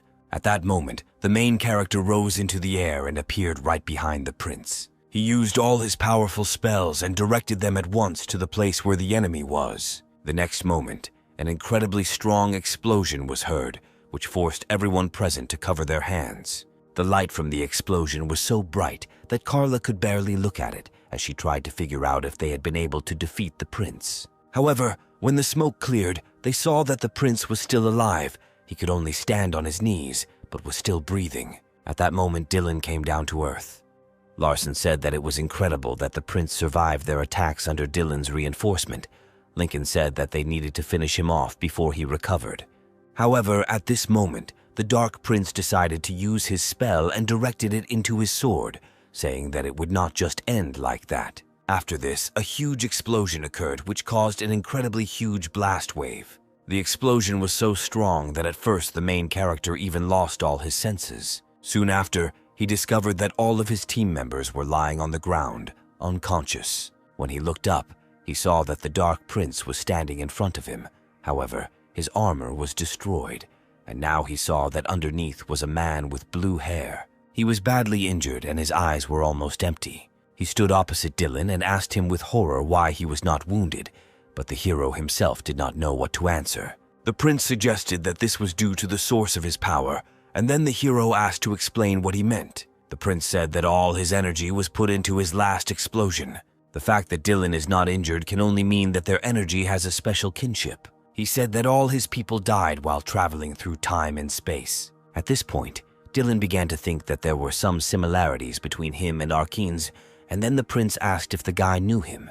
When the hero realized that this was a character from the game, he said that he knew him. Hearing this, the prince professionally said that he wanted to give him something. He said that if Dylan ever met any of his people, they would recognize this pendant and ring. He knelt down and asked not to force his people to go through this hell and save them. After that, he lowered his head and his eyes became deathly empty. After that, his body seemed to evaporate into thin air, leaving behind only smoke. When the prince's body evaporated completely, it left behind only a pile of ash, at which point the system informed the main character that his level had been increased several times. When it was finally over, the hero could breathe a sigh of relief. When he picked up the book, the system informed him that this book of translations did not have a level, but it allowed him to translate sentences from the language of the world called EJ. At first, the hero could not believe that this book could really translate the language of another world. Moreover, he had two more unique items, the Desmond Ring and the Infinity Ring.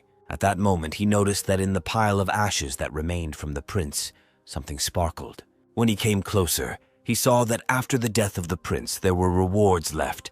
These were a book and stones of space. After that, Dylan turned his attention to his team members who were still unconscious.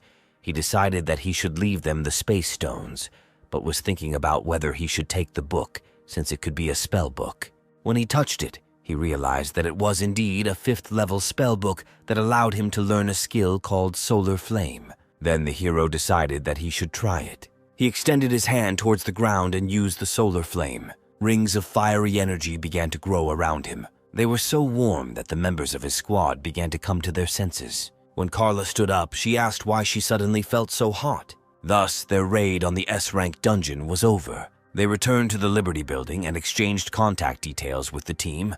Dylan was sure everyone was impressed. Carla offered him a place in the guild, but the guy refused. Instead, he returned to Korea. Meanwhile, the story moves into management knowledge in Seoul. Morgan was sleeping peacefully, sitting on the couch. However, at that moment, Veronica approached him and pressed a cold drink to his forehead. From surprise, the man suddenly woke up and turned around. He asked why the girl would do this to a man who had worked all night, but she said that she had an important story about Dylan. The man was surprised, since it had been quite quiet lately, but Veronica said that a guild from the USA recently called him, and she heard that they raided the dungeon. The man suggested that they probably did this in secret, and asked how the girl could know this, and her ability to find out something was simply incredible. But Veronica replied that information is life. However, the most important thing is that everyone who was at the raid was impressed by him, after which the Freedom Guild tried to recruit him. Morgan understood that such a large guild had already made an attempt to adopt him, and they could not just sit idly by. The girl agreed with him, saying that she wanted to invite him to an expedition to the dungeon on behalf of the management. Morden replied that he thought it was a great idea. Even though Dylan had a low rank, they could offer him experience points or rewards, and then he said that he would call him. Meanwhile, the main character was in his apartment. Turning to the system, he learned that his indicators had also increased. He also had a spell book that he found during his travels in America, and it must have been the hardest one to find. Thus, he gained the skills of infrared gaze, polymorph, and magician's eye. Moreover, he received a spell that created enormous chaos in the balance of the game world. Up to the order of constancy, it was called immutability and could retain the effect of any spell permanently. Then he decided to try it on the sword he was holding in his hands. First, he needed to enchant the weapon. After this, he decided to use immutability on him. He soon discovered that the spell had indeed worked, and the timer had disappeared. Dylan didn't even think that thanks to this, the level of the item would also increase, although the number of unique items was still limited. Then the guy decided to look for something for close combat. If the requirements for the user were suitable, then it would be nice to raise the level of the gauntlet. At that moment, he decided that he should call Lily. However, as soon as he picked up the phone, he discovered that she was calling him. He picked up the phone and asked her what she wanted. The girl said that since he himself wanted to call and be the first, he should be the first to tell what he wanted. The hero agreed and said that he would like to purchase one unique mitten in the market. After some digging on the internet, the girl said that they have such a mitten. Then the hero said that he also wanted to put his skill up for auction and asked the girl if this was possible. At first, Lily was surprised, asking if he really wanted to exhibit a skill and not an item. Meanwhile, the story moves to Deos Market. Charlie and Lizzie arrived in the building.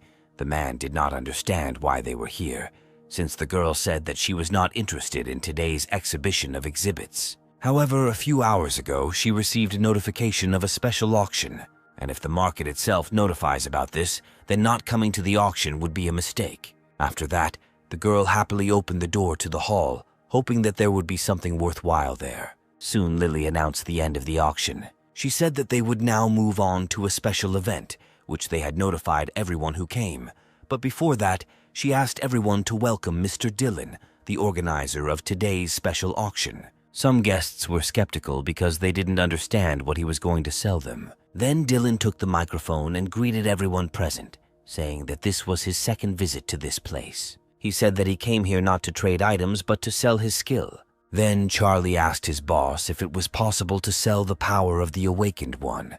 The girl replied that the items at the auction cost hundreds and thousands of dollars. This means that the skill he wants to sell is very valuable, which is probably why the market allowed him to hold this special auction. At this moment, the hero announced that only the first 10 buyers would be able to take advantage of this opportunity. He could increase the level of their weapons by exactly 1. When Lizzie heard this, at first she didn't even believe his words. The guests began to whisper, doubting that such a spell even existed. At that moment, a girl sitting in the audience asked if Dylan was telling the truth. The hero drew attention to her, noting that she had come after all, and asked her if she had ever heard him lie. As it turned out, the girl was Maria. She looked very menacing and displeased when she was asked this question. He then continued by saying that any weapon below the legendary category could be upgraded by 1 level. However, he stated that if anyone perceives him as an enemy or tries to harm him, then their item level will immediately drop back to their original level. Maria stated that there are many people who can enchant things like gems and dimensional stones. Dylan replied that if this was his plan, he would not have announced the sale of the skill. He also said that the girl thinks too primitively. At this moment, there was a pause in the hall. After that, the hero said that if everything is clear to people, then he will start the auction with 500 million won. Soon, several people approached his table, among whom was Maria. Lily reported that the items sold for 2 billion won. They made a total of 20 billion won. All 10 buyers contributed money. After this, the hero was ready to start upgrading and asked the buyers to place their weapons on the table in front of him. The guests immediately pulled out their weapons and placed them right in front of the hero. After that, Dylan used the skill, and suddenly his hands lit up with a bright light. The light was so bright that it illuminated everyone standing around. After some time, Lizzie took her dagger and realized that it had indeed become a legendary weapon. Other buyers also took back their weapons and noted that they had indeed become 1 level higher. Then the hero said that he needed to go somewhere and said goodbye to Lily. The girl praised him for his work. As he left the hall, he felt that Maria was looking at him, talking with 2 other men. Judging by their faces, they were planning something bad. Soon after this, the main character left the hall and headed towards the exit along the corridor. He thought that the 2 men who were staring at him would probably not try to catch him unexpectedly, unlike Maria. At that moment, a man appeared in front of him and greeted Dylan. As it turned out, it was Morgan. The hero said that he was pleased to see him again, since the last time was during a large-scale outbreak. Morgan also said that a lot of time had indeed passed since that moment. He asked the guy if he was done with his business in the market. The hero said that the auction went smoothly and he got what he wanted. Then Morgan called him to his place and asked him to go with him to the meeting place. When it got dark outside, Maria went down the corridor. When she heard someone coming behind her, she said that following a woman was hardly good manners. As it turned out, the two men with whom she had spoken shortly before were walking behind her. One of them, a Mukon guildmaster named Chandler, said that he didn't understand why she was showing off, considering that she called them herself. He guessed that the reason for her secret call was because of that bastard. Maria turned to face them and said that this was indeed so. She said that he had bombs, a recognition scroll, and this time a weapon enhancement in his arsenal. If they leave everything to the mercy of fate, they will only be toys in his hands. Therefore, they had to destroy Dylan by any means necessary. The girl said that they should conclude a temporary truce after all. They have a common enemy. Then Chandler asked if Dylan was the common goal, or if Maria was talking about the entire Jongseon Guild.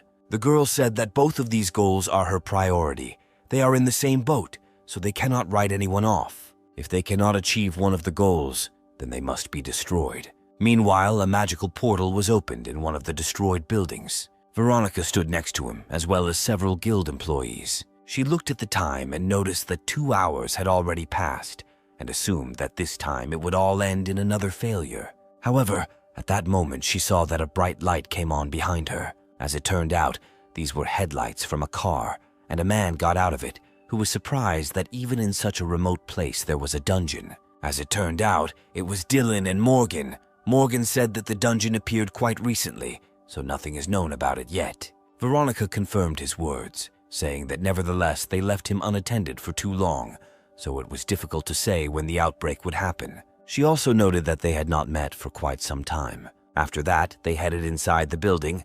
Since Veronica wanted to briefly explain what the matter was, she said that they had originally planned to invite Dylan to another private dungeon run by their enterprise. However, after the report, they found out that there was an open dungeon here. For the safety of the people around, they tried to neutralize it. At this point, Dylan realized that there was some problem in the disarming process after they entered. The girl said that this is indeed true. Firstly, only one person can enter, and if he fails, that same person cannot return, so the department has already suffered 5 victims. She said she and Morgan were caught off guard and fell through the cracks. Morgan added that they still don't know what to do. Dylan then asked if the monster inside was so strong that even 2 SS-ranked fighters failed. If that was the case, then it would make this mission impossible. However, Veronica said that it was not a matter of power. The fact is that there were invisible traps inside. The monsters that were inside had resistance to attributes, so there were too many factors that affected the outcome. So they needed Dylan because he had extensive skills. The hero said that he came only because he received an invitation to a private dungeon. Then Veronica asked him for forgiveness for this moment, but they could not simply ignore the existence of this dungeon. The hero replied that since he was obviously risking his life, he hoped that compensation would be appropriate.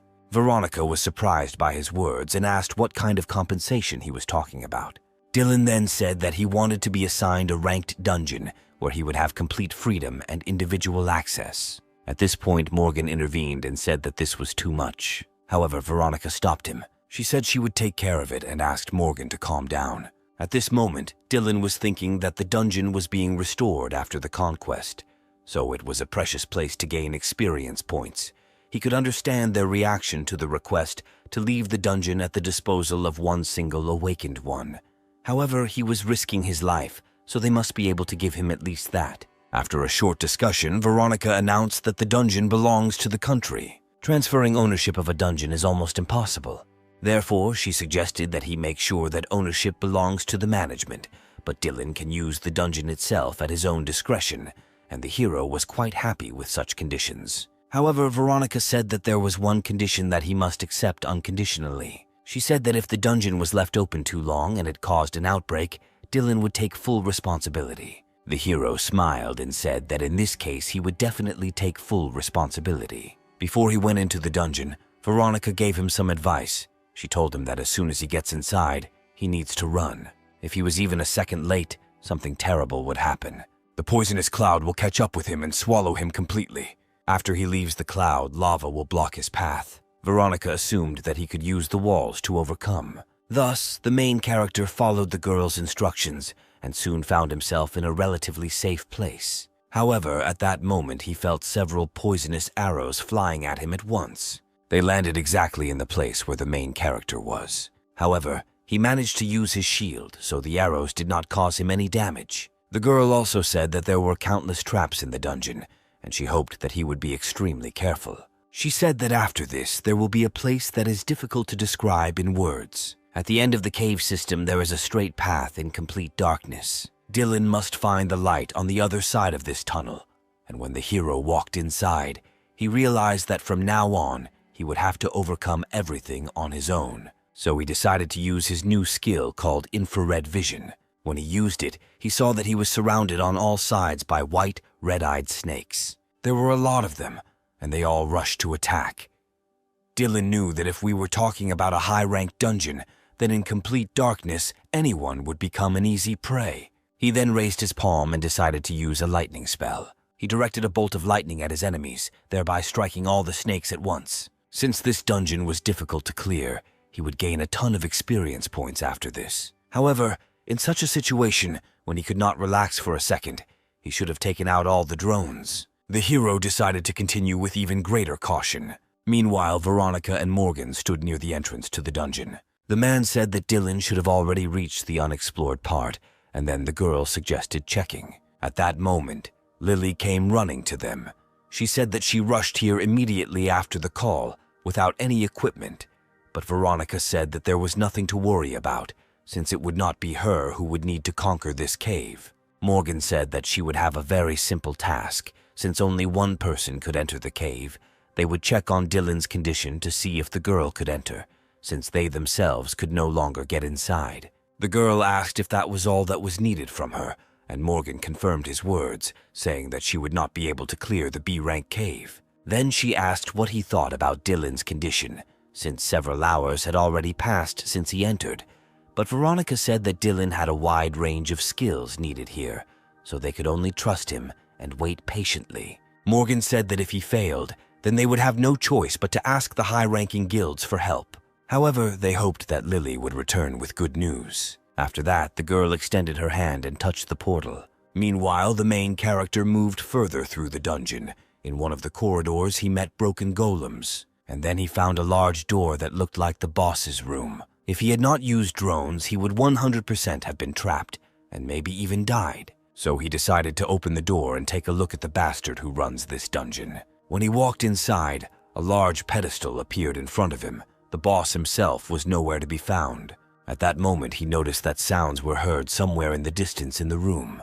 He looked up and saw that a young girl with blue hair was chained to the wall. At first, the hero even doubted that she was human. While he was looking at her, he noticed that it was as if someone was starting to crawl out of his shadow. A couple of moments later, a demonic head with a glowing red eye appeared from there. Then the demon came out completely and asked the hero where someone like him got Arcanes's things. As it turned out, the monster was a boss rank named Lich de Luke. The hero realized that he had never seen such a monster on the floors in his game.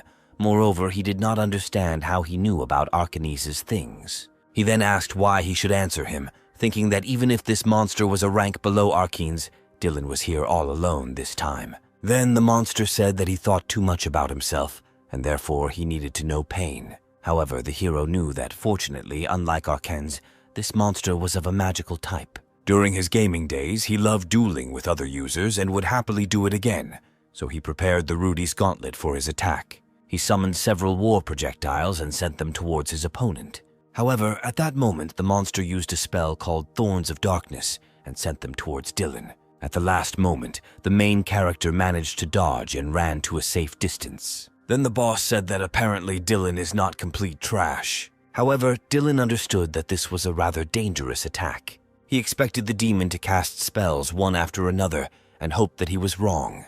However, at that moment he saw that the demon began to cast several spells at once. Then the main character decided to cover himself with a shield so that these spells would not hit him. The demon laughed, asking if he really wanted to block his attack with his pathetic shield. He then used a spell called Spear of Darkness, summoning an incredibly large spear and pointing it at the enemy. A few seconds later, the spear collided with the protagonist's shield. Dylan saw large cracks appear on his shield.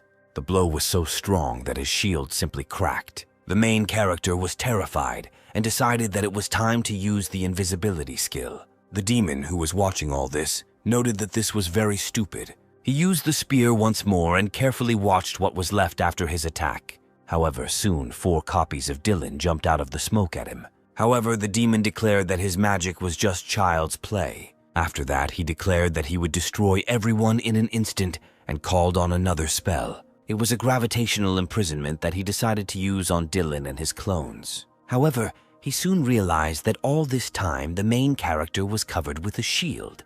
The demon laughed and said, "Did he really think that he would just rush at a magician like me?" When the demon hesitated, the main character used his fireball skill and flew straight at him. He placed his hand, imbued with fiery energy, directly to the demon's body. The blow was so strong that the demon seemed to be torn into pieces. He then used another fireball as well as a lightning strike. He launched a double attack at the demon, and he could not withstand such a strong explosion. At this moment, Dylan was thinking that the difference between them was that this freak couldn't cast spells without saying them. Thus, the main character could defeat him. However, the demon was still alive and asked the hero how he dared to do this. At this moment, Lily was just about to enter the dungeon. However, when she touched it, she felt as if lightning ran through her hand. The girl screamed in surprise and pulled back her hand. Morgan couldn't believe what he saw. He assumed it was a flash. Then he ordered Lily to immediately leave the portal. At that moment, he and Veronica prepared to reflect the flash. However, when they looked closer, they saw the silhouette of a man in the portal. They were still tense and ready to fight, but still did not dare to attack first. As it turned out, Dylan came out of the portal, holding the same blue-haired girl in his arms. When he was outside, he exhaled tiredly and said that they almost died there. As soon as Dylan was in a safe place, he immediately began to drink liters of water. Veronica approached him and asked if he had calmed down. The hero replied that everything was fine now. The girl asked him to finally tell him what happened there and who was the girl he pulled out of the dungeon. Dylan said that first of all, he cleared the cave safely. There were a few problem areas, but as he promised, he was able to deal with them. The girl drew attention to the skull that was brought from the dungeon and said that it was good work, although they did not ask for it. At first, she couldn't even believe that Dylan had defeated a rank A boss alone. The guy laughed, saying that it really wasn't easy. The battle itself lasted only 5 minutes, but during that time, countless spells were used. Mostly the main character used fire spells, and the boss's spells were the complete opposite. Therefore, a serious fight ensued between them. 2 opposing forces collided in one place, and it was unclear which of them would win. Veronica said that in this case, they will not ask about anything received in the dungeon, since this is an unspoken rule. However, the problem was with that girl, as this was already becoming quite problematic. Morgan said that if they considered her part of Dylan's loot, then they had no right to do anything with her.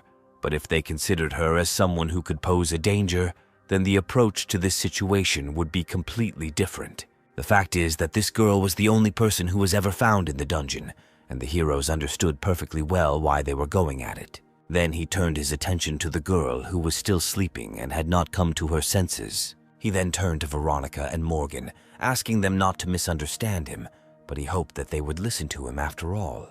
He said that he would take the girl with him, since he was the one who saved her from the dungeon, he should be responsible for her and take care of her. He himself understood that if the girl was taken control or by someone else, then it was unknown what could happen to her. In addition, he suspected that she was somehow connected with Arcanase. Without further questions, Veronica agreed, saying that if her existence became known to the public, it would become difficult for them to manage the interests of the organization that deals with the Awoken, and they would have to do research. At this moment, an awkward pause hung between them. Meanwhile, Lily, who was sitting next to the girl, said that they need to stick to this plan, and the girl's existence must remain a secret. Veronica said that if he needed to study or watch something, Dylan should not be shy and ask them for help, and they would be happy to help him. Then the hero thanked her for her concern. Veronica said that they were also grateful for his help, and therefore should respect his wishes. After that, they all headed to the city together. While the guys were driving, Morgan decided to turn to the main character. He said that now that he has someone to protect, he needs to know something. He said they have a program of monitoring and indirect monitoring of those associated with them. At that moment, the hero thought that from the moment they promise to help someone, impartial surveillance of him begins. Morgan continued by saying that according to reports, someone is following Dylan, and they are quite professional about it. They tried to track these people, but they immediately noticed it and went into hiding. At this moment, two candidates came to the mind of the main character. It could be Camila along with her friend Julia or Maria. However, Morgan told the guy to be even more careful from now on. He said that if he was in any danger, he should call them, and the hero thanked them for their help. At that moment, Lily joined the conversation and said that he could also call her at any time, even for personal reasons. However, Morgan stopped her, saying that they were talking about important things. However, the girl said that their conversation had already ended, so everything was fine. The main character, hearing this, smiled and said that he had nothing against it. Hearing this, the girl blushed and asked the main character if he wanted to go on a date with her if he didn't have a girlfriend. At that moment, Morgan pressed the gas pedal, and the car suddenly rushed forward. This caused Lily to slam her back into her chair with all her might. She screamed, calling it very dangerous, but the man ordered her to buckle up and sit still. The girl pouted but complied. Then the hero turned to her and said that he found Lily very attractive as a woman, primarily because she was charming. As it turned out, these words were quite enough for the girl. Late in the evening, the main character returned home. He decided that since his mechanic level increased by 10 in the dungeon, he might as well take a look at the statistics. First of all, he decided to invest all the available points into magic skills. He could calmly claim that magic and wisdom were close to the A rank level, and then he decided to test his prey. However, at that moment, the blue-haired girl woke up, not knowing where she was. Hearing this, the hero turned around and said that she was in his house. Seeing the girl's sleepy face, he asked if she had fully woken up. However, at first the girl only looked at him in surprise, not knowing what to tell her. Soon he moved the girl to a larger room so she could look around. The girl was delighted when she examined the house she was taken to, as it looked simply wonderful. Dylan suggested that all this was a little new for the girl. She said it was very different from where she was used to living, and Dylan understood that because she was from a completely different world. Then he offered her a mug of tea. He also said that she spoke their language very well. At that moment, the girl pulled out the device and said that all this was thanks to her translator. The main character sat down opposite her and said that this was a rather interesting thing. He then asked if she remembered what happened in the dungeon. The girl said that she remembers it indistinctly, but she still has some memories. She said that if she remembers correctly, then her being there was a kind of offering. Then Dylan came alone, defeated the Lich DeLuca, and saved her. She also assumed that Dylan had her brother's necklace. Dylan pulled out the necklace and ring that the Dark Prince had given him and asked if that was what she was talking about. The girl said that these were indeed her brother's things and asked if he could return them back to him. At this moment, the main character did not know what to answer. The girl realized that something had happened to her brother and asked if she could at least hear the message her brother conveyed with this necklace. The hero said that her brother said that if she met one of his servants or assistants, they would instantly recognize both the necklace and the ring. He said that the girl would not let them know about this during her lifetime and would save them. When the girl heard these words, she suddenly began to cry. As it turned out, in the world of the game, which the main character knew, AWAKENS and the Desmond Empire were only small side stories, so little was known about them. For this reason, he could not even imagine that AWAKENS had a sister. The girl said that that day she thought she was in hell, and even now being able to just sit in this place was a blessing for her. She revealed that they were the royal family of the Desmond Empire before its fall. It all started with the arrival of a dark magician who drove the 4th Emperor Yen crazy. The distraught emperor introduced tyranny and began to kill everyone indiscriminately, down to his closest and most talented subjects. Soon after, Artenia, the neighboring magical empire, attacked them. Since everyone who could protect the country had already been killed by the emperor, the Desmond Empire collapsed in an instant. Complete destruction did not even take a year. This girl's brother was the one who couldn't just sit and watch all this, so he killed the 4th Emperor and went to the front lines. However, this was not enough against Artenia's forces. AWAKENS ended up using forbidden magic that was hidden deep within Desmond's dungeons. However, he soon realized that the consequences of this were terrifying. He turned into the same dark prince whom the main character and his team met in the dungeon. He gained the power of dark magic, and this allowed him to protect the Empire from Artenia. But very soon, the dark force began to consume everything. The soldiers of the Desmond Empire and even ordinary citizens were consumed by dark magic and turned into monsters. From the very beginning, the girl was ready for the fact that sooner or later trouble would come, and tried to run away as far as possible. But she could not get far, and was immediately captured by DeLuca's soldiers, after which she was shackled and left on the altar. Then the main character understood why she was in the dungeon. The girl also said that before falling asleep, DeLuca told her something. Because of him, he and his people fell into a spatial crack, but he never stopped saying that they would definitely get out. And when this moment comes, he said that he would kill the girl and would happily use her body as a sacrifice. Therefore, she assumed that the place was forever lost in a spatial crack, but then she met a stranger. Therefore, the girl turned to the main character and asked what his name was. The man said that they were so busy telling stories that they did not even have time to introduce themselves. He said his name was Dylan. The girl responded by saying her name, saying that her name was Hayes. She said she knew Dylan saved her, but she wanted to ask him for one more favor. She asked if he could help her get used to this world.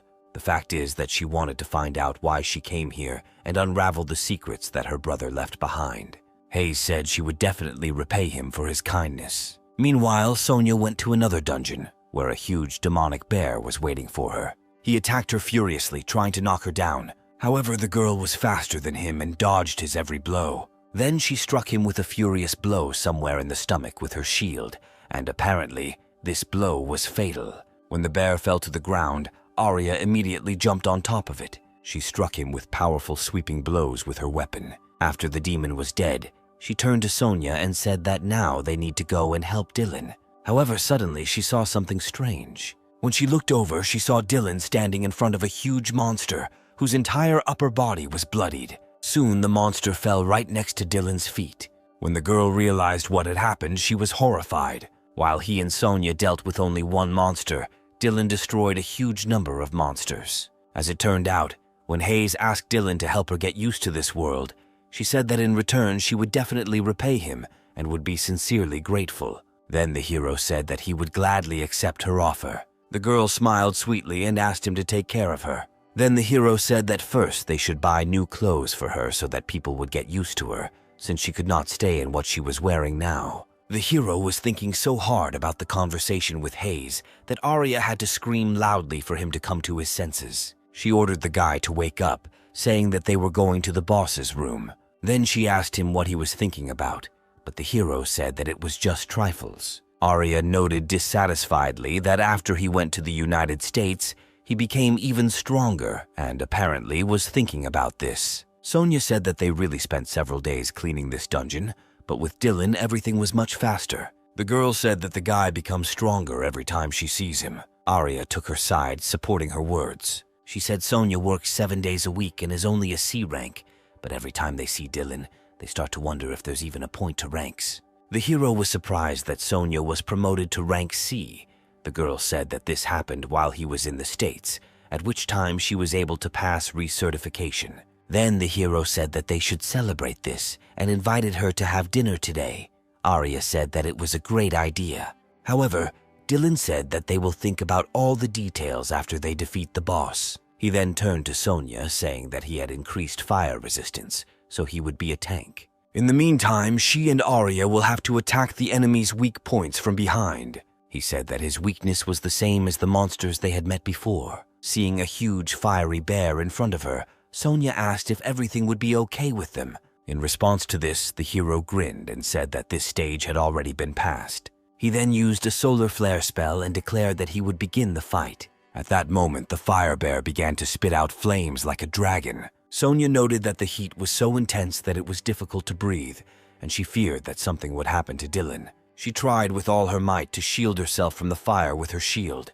Meanwhile, the main characters were already going on the attack. He emerged from the fire and jumped straight into the demon's face. He then used a fireball and aimed it straight at the bear's face. He knew that even if the bear didn't look tough on the outside, he probably wasn't that tough on the inside. After the battle with DeLuca, he received 3 things: a spatial stone, Marev's bracelet, and Aramir's power projectile, which works over short distances. Compared to a normal spell, this projectile was superior in terms of speed, power, and number of uses, but it was a more powerful spell. This time he really wanted to know its effectiveness and decided to use it on this monster. At that moment, Sonia appeared in front of him and covered him with a shield. The monster hit the girl with its paw, but her shield was very strong and withstood this attack. However, the blow was so strong that the girl had to exert considerable strength to repel it. At that moment, Arya shouted to her that she was covering them well, and she rushed to attack. She used her scythe and delivered a crushing blow straight to the monster's back. The purple stone that was on the monster's back and served as its Achilles heel cracked in half. Arya apologized, saying that she couldn't break the stone because it would require more strength. However, the hero said that everything was fine and he would deal with it himself. He used a power projectile and aimed it at the monster. Soon, thousands of lasers pierced the monster and headed straight for the very stone on its back. The bear howled convulsively from such a strong blow. However, the main character was satisfied with his work, realizing that they had won. Soon after, Sonia headed home to get ready for her date. She put on her most beautiful clothes and tidied up her hair. However, the story flashes back to the moment the team destroyed the boss. Arya called Sonia and asked her to come to her for a second. She said that, unfortunately, she would not be able to join the celebration of her new rank, but she did not seem upset. Sonia asked her in surprise why she didn't want to come. Then the girl said that, in her opinion, Sonia should spend more time with Dylan and even go on a date. When Sonia heard this, her face turned red because she had never expected that they would go on a date. Arya said that, judging by her reaction, it was safe to say that they had never met alone somewhere other than the dungeon, and Sonia confirmed her guess. Then Arya said that this was a great opportunity to offer something new and enjoy the moment. She added that next time she would not be so tactful. Sonia was very happy about this offer and thanked her friend for her assistance. When the day of the date arrived, she carefully examined herself in front of the mirror. The girl decided that if Arya gives her this chance, then she should definitely try. Meanwhile, a car arrived at Dylan's house. In it sat a guy with tattoos under his eye. His name was Peter.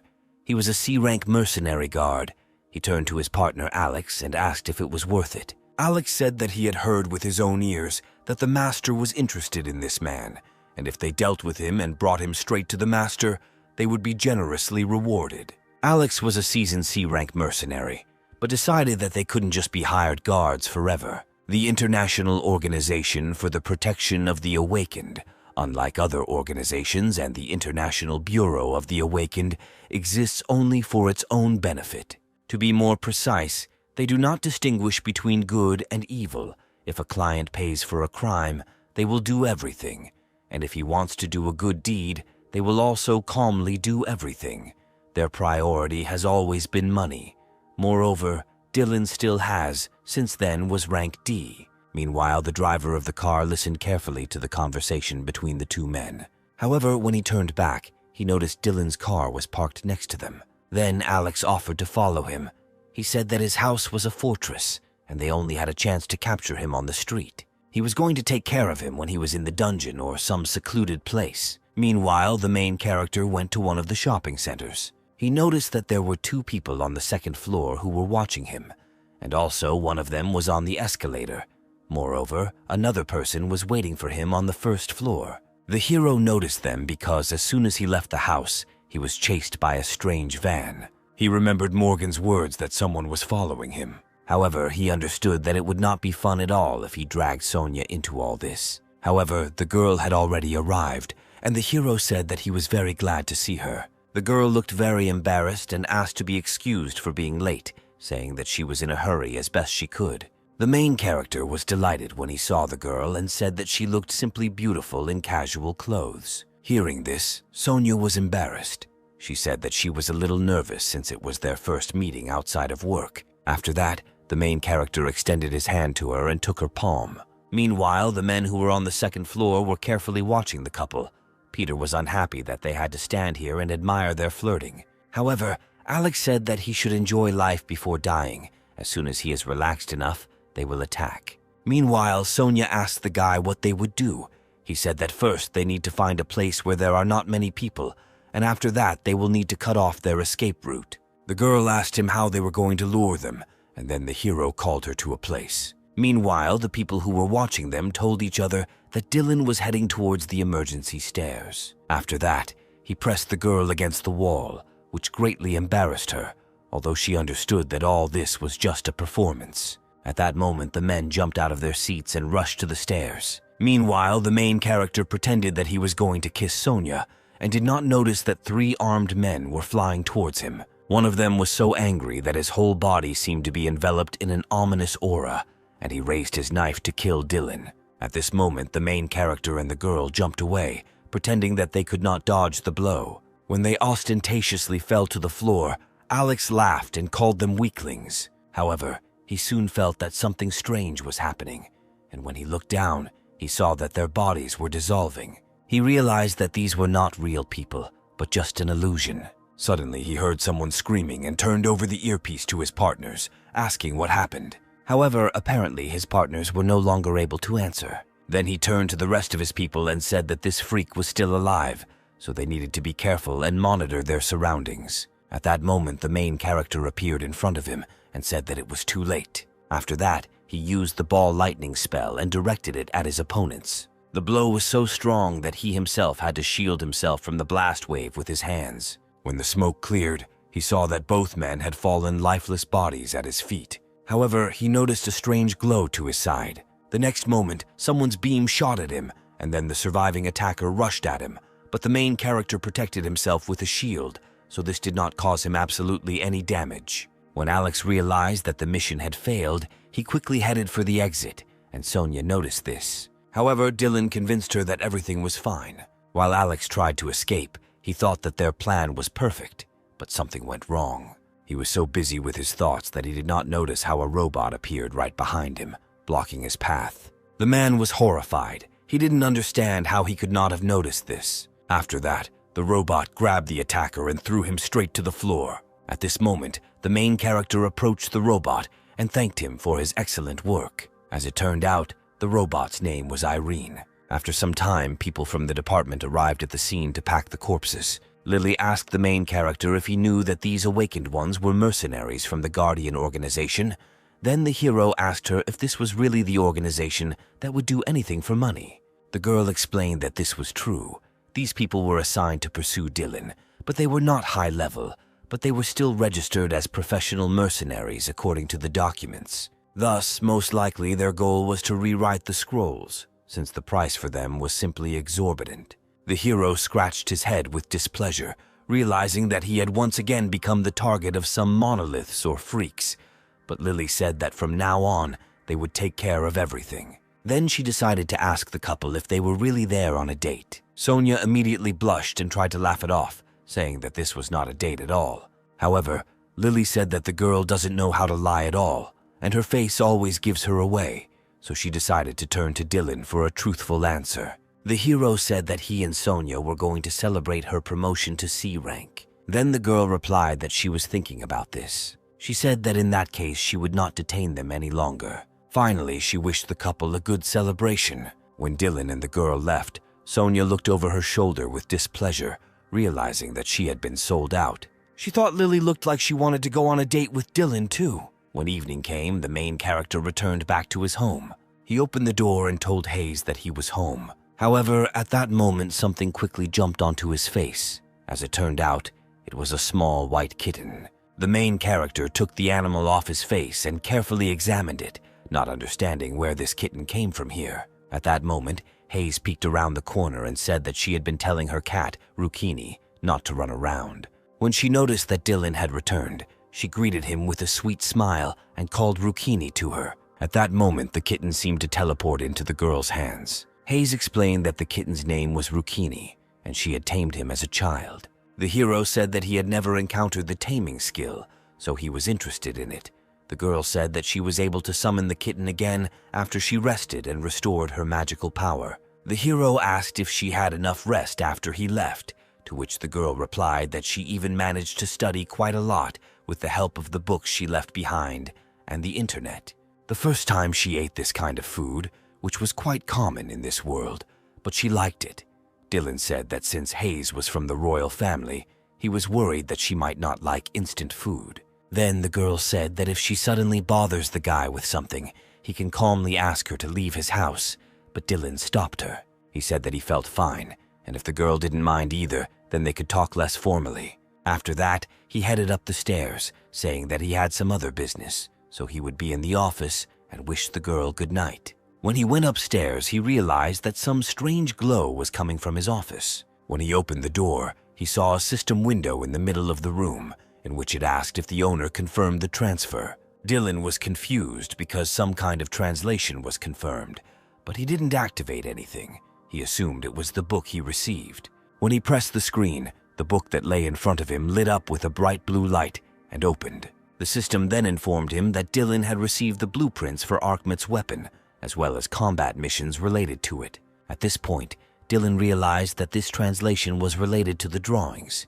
He said that the translator was quite a useful thing, and decided that he would use it more often from now on. He didn't know much about it, but it was great to have more weapons as a reward, so he decided he should create another one. At this point, the system informed him that this required magic power of 25,000, as well as some high-level ingredients. The main character was lucky because he had all these things in his possession, and the system reported that all the requirements had been met. Meanwhile, an unknown man was writing on a piece of paper Hayes' story about how she adapted to life in a new environment after the death of her blood brother.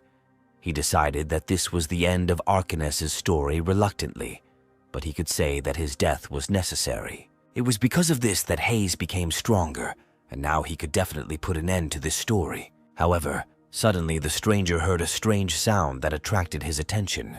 Meanwhile, the main character went on a quest that could raise his rank to C level. On his way, he met a stone giant with red eyes. It was a D-rank boss, a stone golem. However, the main character did not hesitate and used his powerful spells on him. Moreover, Akron and Irene helped him. They acted as one and attacked the golem from the air. Akron announced a speed reduction and headed straight towards the golem at great speed. The impact was so strong that the entire area was blinded by a bright light. After that, it was Irene's turn, and she attacked the golem out of the air. She cast a fireball spell, causing an even bigger explosion. The hero understood that this was good practice for a level 21 mechanic and for the enhanced attack of Akron with Irene, but he thought that this was no longer enough to clear a B+ rank dungeon.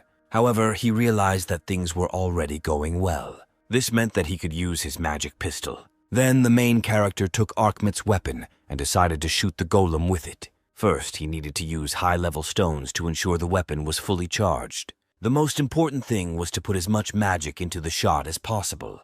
Meanwhile, the golem noticed this attack and decided to attack the hero with his huge stone fist. Dylan saw the fist coming towards him, but he didn't even move. He knew that he also had two golems on his side that would change the trajectory of the attack, which they did. After this, the main character aimed at the golem with his pistol. As he aimed directly at his head, the weapon announced its activation. At that moment, the protagonist's weapon lit up with a red aura, and the system informed him that the magic level had sharply dropped to 10. After that, he pulled the trigger and fired a powerful shot that looked more like an explosion.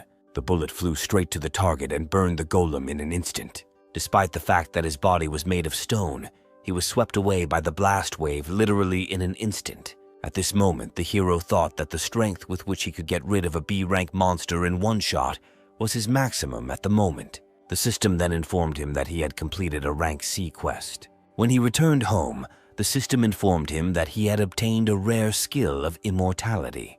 The hero thought that by using this skill, he might not be so afraid of being injured. However, he hoped to find at least something about his new acquaintance on the game page. But there was no information about Hayes, and he thought that he would at least find information about her skills.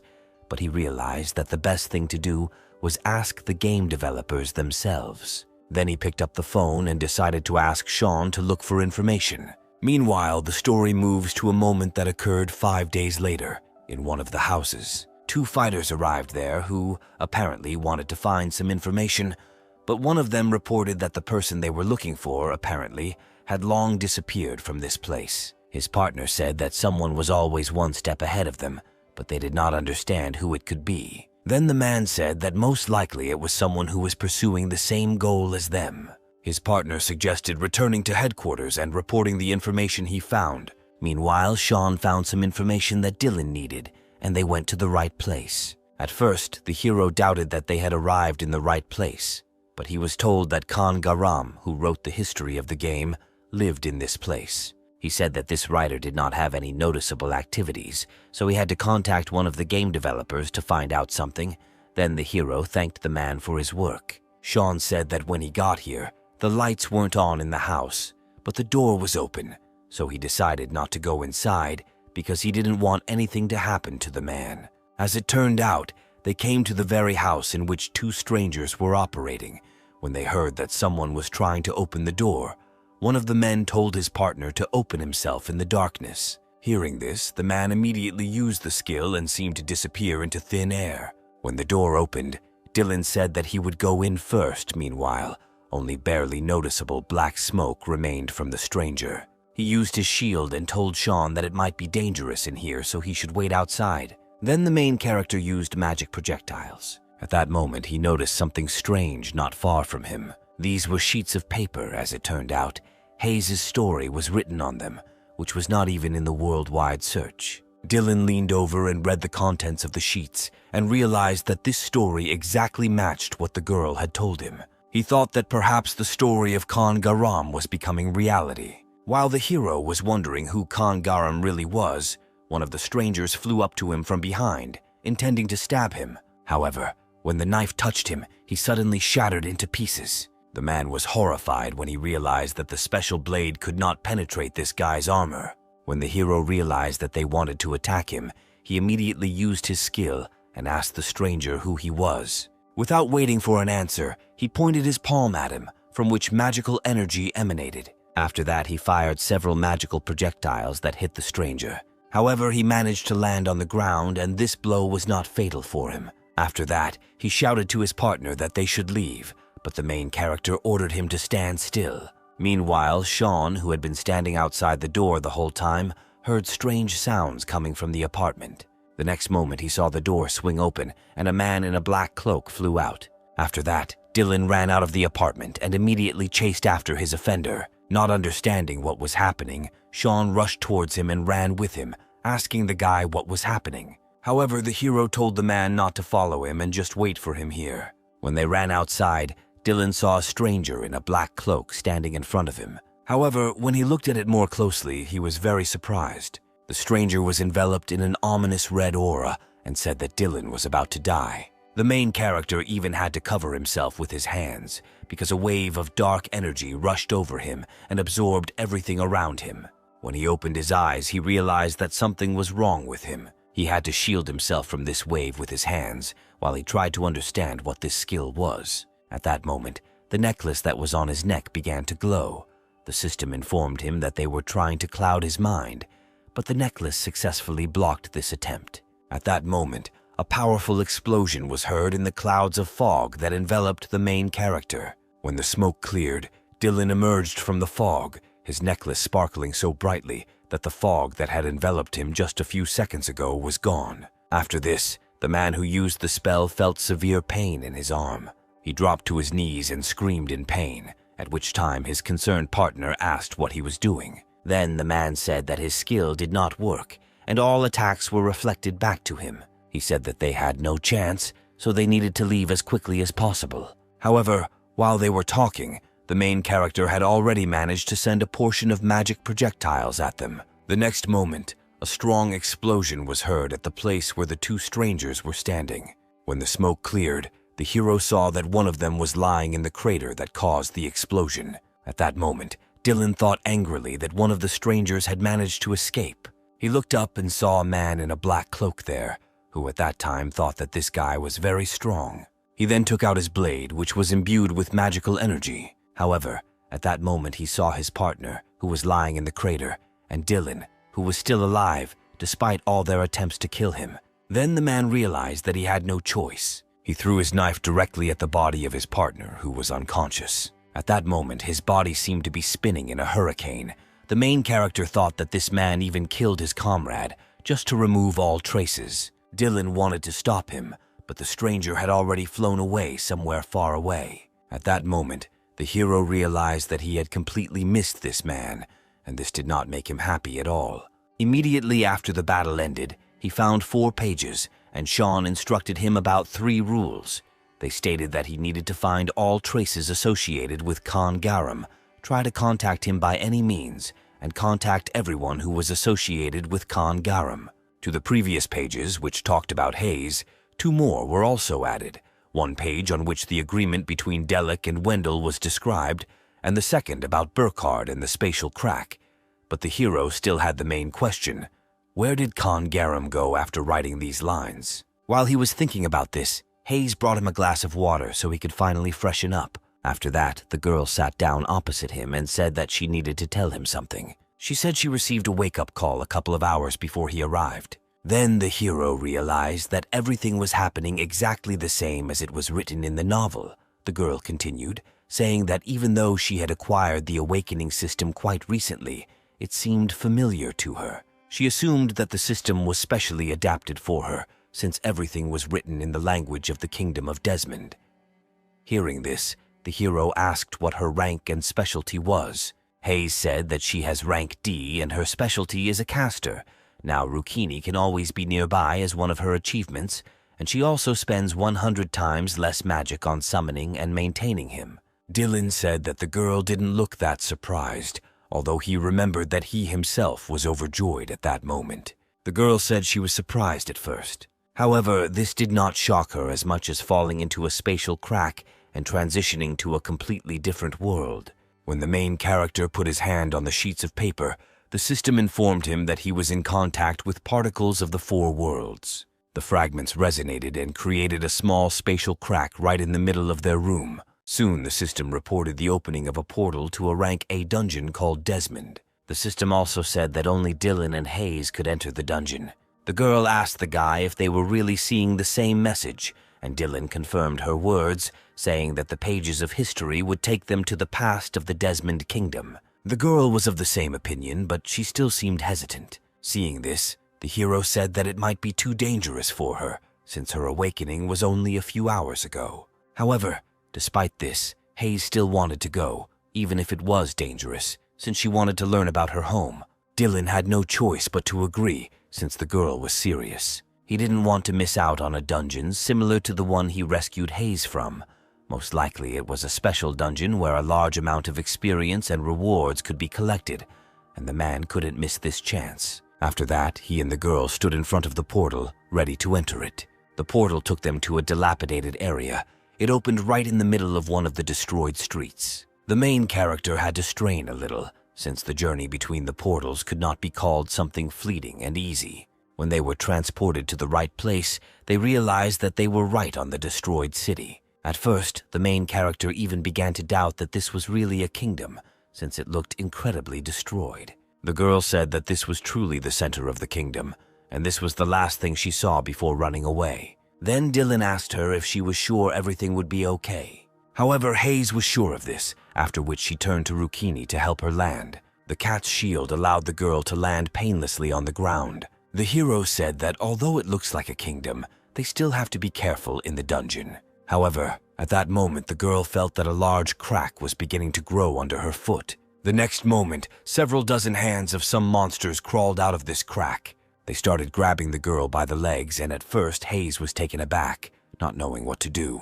The next moment, they saw hundreds of evil monsters crawling out of the ground. Every second, more and more monsters crawled out of the ground, and at first the heroes didn't even understand what they needed to do. After this, the monsters immediately rushed at the girl, who turned out to be numb with fear. She just silently watched as the bloodthirsty monsters ran straight at her. Soon, the monsters knocked the girl to the ground and crowded around her body. However, in the next second, a bright light seemed to pierce their bodies. As it turned out, Akron managed to arrive on time and protected the girl with his body. Hayes was very surprised and looked up to see what was happening. Then she saw a bright red pillar of light appear from the sky and hit the ground. As it turned out, in addition to Akron, Irene also arrived in the dungeon, covering them from above. The golem put its hands forward and shot at all the monsters that wanted to attack the girl. Hayes watched in surprise as the monsters melted in just a second. When the battle was over, she thought that there were a lot of these monsters.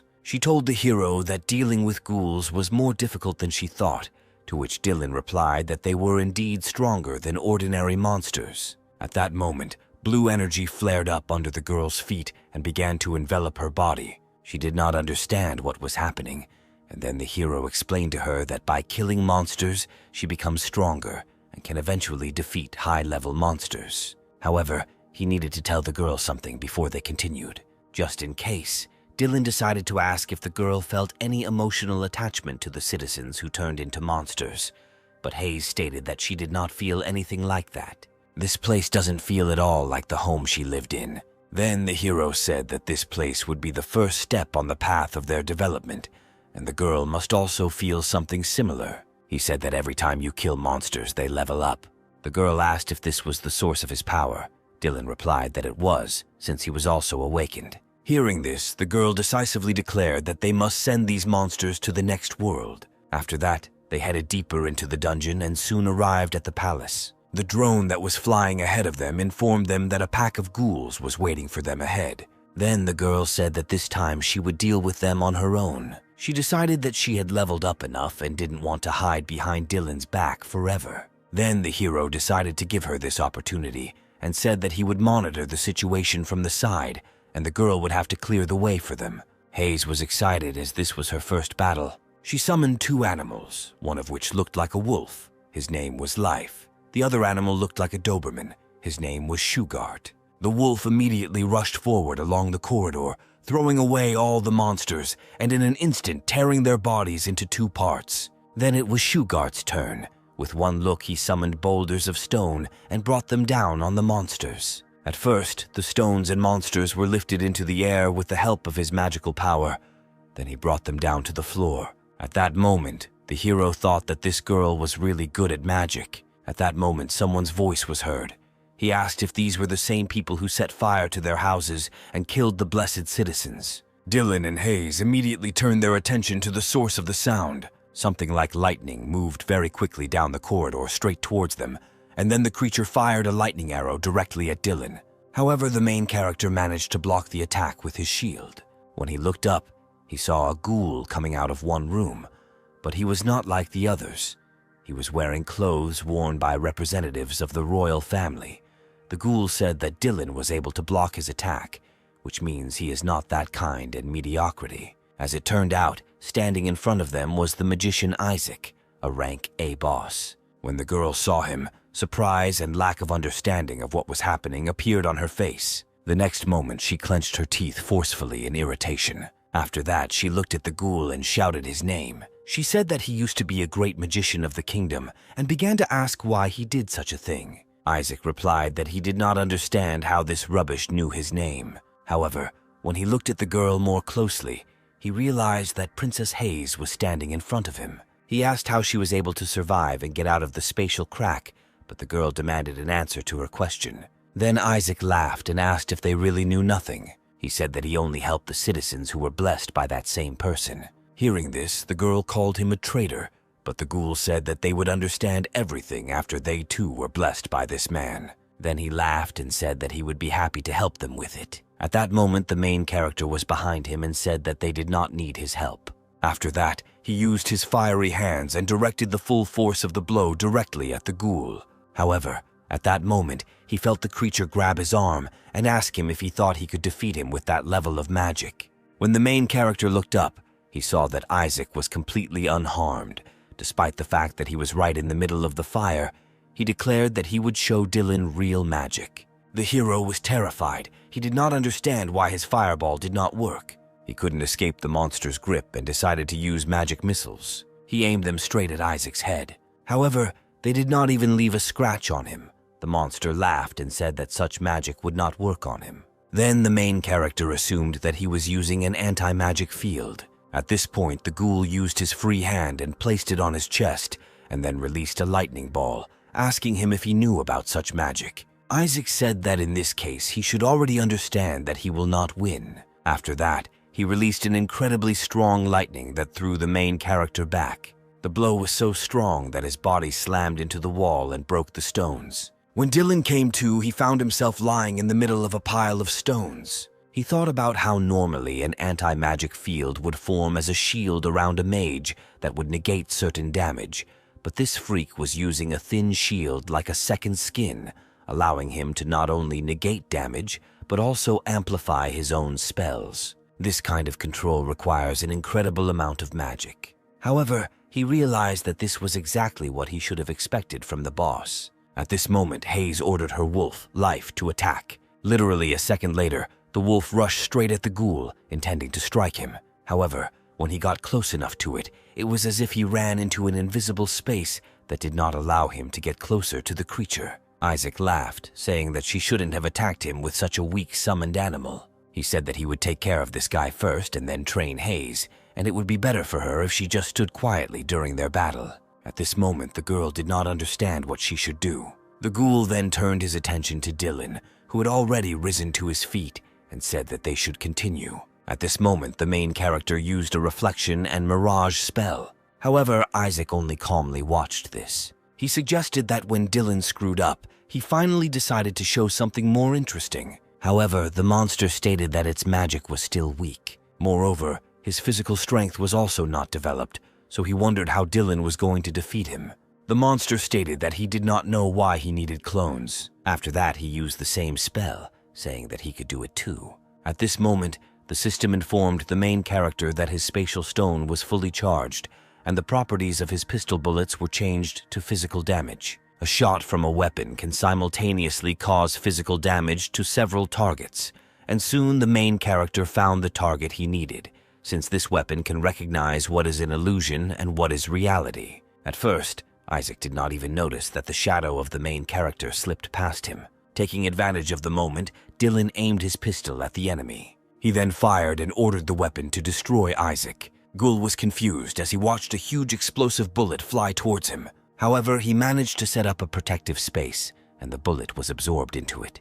The next moment, he saw that his shield was destroyed, and fragments were flying straight into his body, along with the projectiles fired by the main character. They hit the target, each of the projectiles aimed at a specific part of the ghoul's body, and explosions were heard in these places. Soon after, the monster quickly fell to the floor. When the dust settled, the main character was finally able to breathe a sigh of relief.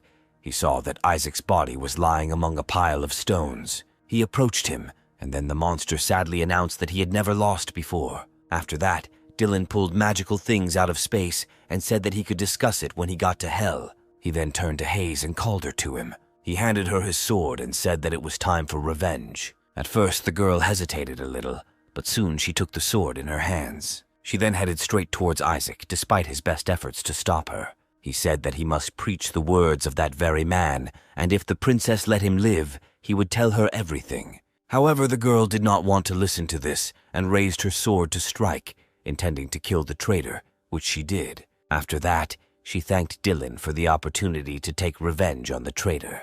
At this point, the system informed them that the boss of the dungeon had been killed, and therefore the dungeon was collapsing. After this, a portal to the outside opened, and the system reported that the exit would close in 10 minutes, asking the guys to leave it. It was reported that if the door closes, users will never be able to get out again. However, Hayes asked the hero to wait 1 second. The girl said there was a place she wanted to visit before they left. As it turned out, they headed to the library, and the girl began to look for some book, despite the fact that there were only 3 minutes left before the portal closed. When Dylan heard this, he told the girl that they didn't have much time left. However, Hayes continued to look for the book, saying that it must be here somewhere. Using her magic, she found this book and pressed her finger on it. At that moment, the illusion disappeared, and a small closet opened in front of her, containing a box. The girl said that she had found what she was looking for, and so they could leave. However, at that moment, Dylan saw something that horrified him. The ceiling began to crack right above the girl's head, and it was about to collapse. When she looked up, she saw huge stones falling on them. Meanwhile, a bright red light began to emanate from Dylan's apartment as a portal was opened in the middle of his room. Lightning began to emanate from the portal as it was already close to closing. At the last moment, Dylan managed to take the girl in his arms and carry her out of the dungeon. Right after they walked through the portal, it closed. At that moment, the guys realized that they almost died inside this dungeon. When they were safe, Dylan noticed the book in the girl's hands and asked if that was what she was looking for. Hayes said that she wanted to keep this book because there was something in it that could help Dylan. As it turned out, it was the Book of Secrets of the Kingdom. After this, the system reported that the award had been transferred from the archive. Then Dylan asked the girl if she wanted to look at the contents of the book. However, she replied that she did not want this, since the book was unlikely to be needed here, and that Dylan would be better off doing it himself, and he could call her at any time when he needed her help. After that, he sent the girl to look at the awards. In front of him lay 2 books of spells. They were also given 10 spiritual spatial stones as a reward. At this moment, the system informed Veronica and Morgan that the world's first spiritual space stone had been found. As it turned out, they can only be found in dungeons of rank A and above, and they can also be created using spiritual alchemy. Brox and Maria also received this alert. At that moment, Dylan realized that the developers, apparently, had added something new to the game. They had probably decided to introduce higher-level stones. The hero thought that it was good that he had an agreement with the management for the individual use of some dungeons and decided that it was time to clear them. He suspected that such dungeons would have bosses of the same difficulty as the ones he had encountered before, and therefore 3 helpers might not be enough for him. He should have looked for more people. However, at this moment he only wanted to rest after the difficult dungeon. Suddenly he heard his phone, which was lying in the kitchen, ring. It was Sean. The next day, the main character came to the place that he and the man had agreed on. Waiting for him inside was Sean and an unfamiliar man in glasses, who was extremely surprised that Dylan had actually come. Dylan asked Sean if this was the same person he wanted to introduce him to, and then the man replied that this was Ricardo, a short story writer. He was closely acquainted with Khan Garam and found out about him when he was checking the archives. The man introduced himself and said his real name was Ethan. The main character greeted him and said that he would like to ask him about Khan Garam. When they sat down at the table, Ethan said that he heard about what happened. He tried to contact Garam, but nothing worked, and so he decided to tell everything he knew. The hero thanked him for his help and asked him to tell everything he remembers about his work. The man said that even though this was not in the game, the first thing he remembers is the antagonist, a dark magician named Wendella. He turned Arkeens into a dark prince, and Hayes fled, resulting in the destruction of the Desmond Kingdom. The hero realized that this story completely coincides with what the girl told him. Ethan said that 50 years later, the great wizard Burchard decided to look into the incident. He lived on the continent, the so-called Itamanzia, where an entire legion of orcs disappeared without a trace, plundering the ruins of Desmond. The spatial wave signatures were the same as half a century ago during the Black Prince incident. Then the hero assumed that this meant that the destruction of an entire region and kingdom all happened because of Wendella. Ethan reported that this was indeed the case. He also heard that Wendella did not work alone. Someone helped him. Then the hero asked what happened next. The man replied that, unfortunately, he did not know, since at that moment he went on vacation, and after that Garam disappeared. Dylan then thanked him again for his help, and Ethan replied that it was an honor to meet him. He said that if he found out anything else about this man, he would definitely contact him. After that, he left the office and closed the door behind him. Left alone, the main character began to think that this whole story would be something very far from the battles he was used to. He understood that he needed to become stronger, otherwise the world would be doomed to destruction. Meanwhile, the story returns to the dungeon that the main character and Hayes just left. Isaac's body still lay among the pile of stones, motionless. At that moment, someone entered the dungeon, using a magic sphere to determine that someone had been here recently. They felt traces of a spatial crack, and one of the strangers ordered his servants to punish the stranger, saying that he did not want to get his hands dirty. It turned out that a mysterious sectarian was monitoring what was happening in the dungeon, using a magic ball. They discussed whether it was worth reporting it. One of the cultists said that they had no evidence, but another noted that the spatial crack was the work of that person. However, another cultist objected that this was not a significant problem. The stranger had already fled to another world, and their persecution could be endless, and they had little time. Meanwhile, the main character tried to recreate some artifacts using magic. He managed to copy a bracelet that had a normal level. This bracelet was the last item he had left to copy. At that moment, Hayes approached him and asked what he was doing. The hero replied that he was copying objects and then giving them to her. She then noticed a stack of books next to him. The hero explained that these were his new spells. He had to look through about 2,000 books to find them.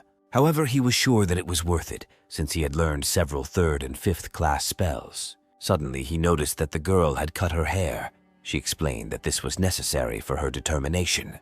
Dylan didn't understand what she meant, so she explained that she wanted to get used to her awakened powers and improve her strengths. She said she had a plan in case she was able to move back to where she lived before.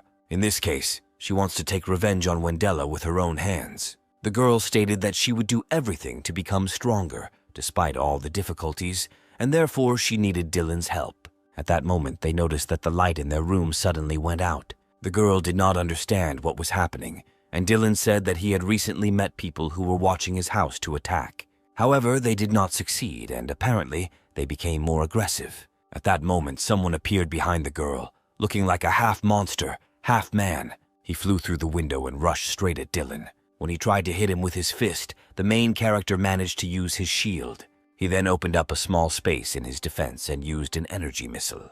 The blow was so powerful that the uninvited guest was thrown aside. When the smoke cleared, the main character saw that Camila and Julia were on the lower floor. He looked at them through the open window and asked if they really decided to come visit without asking. Camila, deciding not to react to the provocation, said that she would be brief. She said that he was wasting his abilities in this small country. Then the girl turned to him and offered to go with them. She promised that they would give him everything he wanted, strength, wealth, and power. However, Dylan categorically refused to go with them. Then Camila said that they had no other choice. She ordered her subordinate monsters to attack him and capture him. However, the protagonist's reaction was so fast that the two monsters collided with each other and hit each other with their weapons. Taking advantage of the situation, he found himself behind the girls and prepared to attack them. He fired an acid arrow towards Camila. When she turned around, a shield of ice suddenly appeared in front of her. When the shield disappeared, the girl froze in place, not knowing what to expect next, but she felt that the temperature in the room had dropped sharply. Her attention was distracted, so she didn't notice Dylan appearing at her side and using a fireball. The blow was so strong that the girl was thrown somewhere away. Julia watched in horror what this man was doing to her beloved. At this moment, two subordinate monsters appeared above the main character, intending to attack him. Akron and Irene decided to intervene and save their master. The main character indifferently asked the girls if they could do anything other than control puppets. Meanwhile, Camila lay shackled in ice blocks. Half of her body and face were frozen in ice, but she could still speak and asked the guy if he really thought he could just kill her. She then kicked the ice with her free foot, and at the same moment, ice spikes sprang up all over the floor. At first, the main character was confused, not understanding what the girl was doing. When he turned his attention to his golems, he saw that they were imprisoned in ice. Meanwhile, Julia sank to the floor in front of her frozen puppets, realizing that this skill was still very powerful. She realized that a little more, and she could freeze to death along with her puppets. Dylan's skills were much stronger than she expected, but he still couldn't survive such a blow unscathed. Meanwhile, Camila finally rose from the ground, but half of her face was frozen and looked inhuman. The main character walked around his ice chamber, tapping the ice, testing its strength. He then turned his gaze to Camila and asked if this was all she was capable of.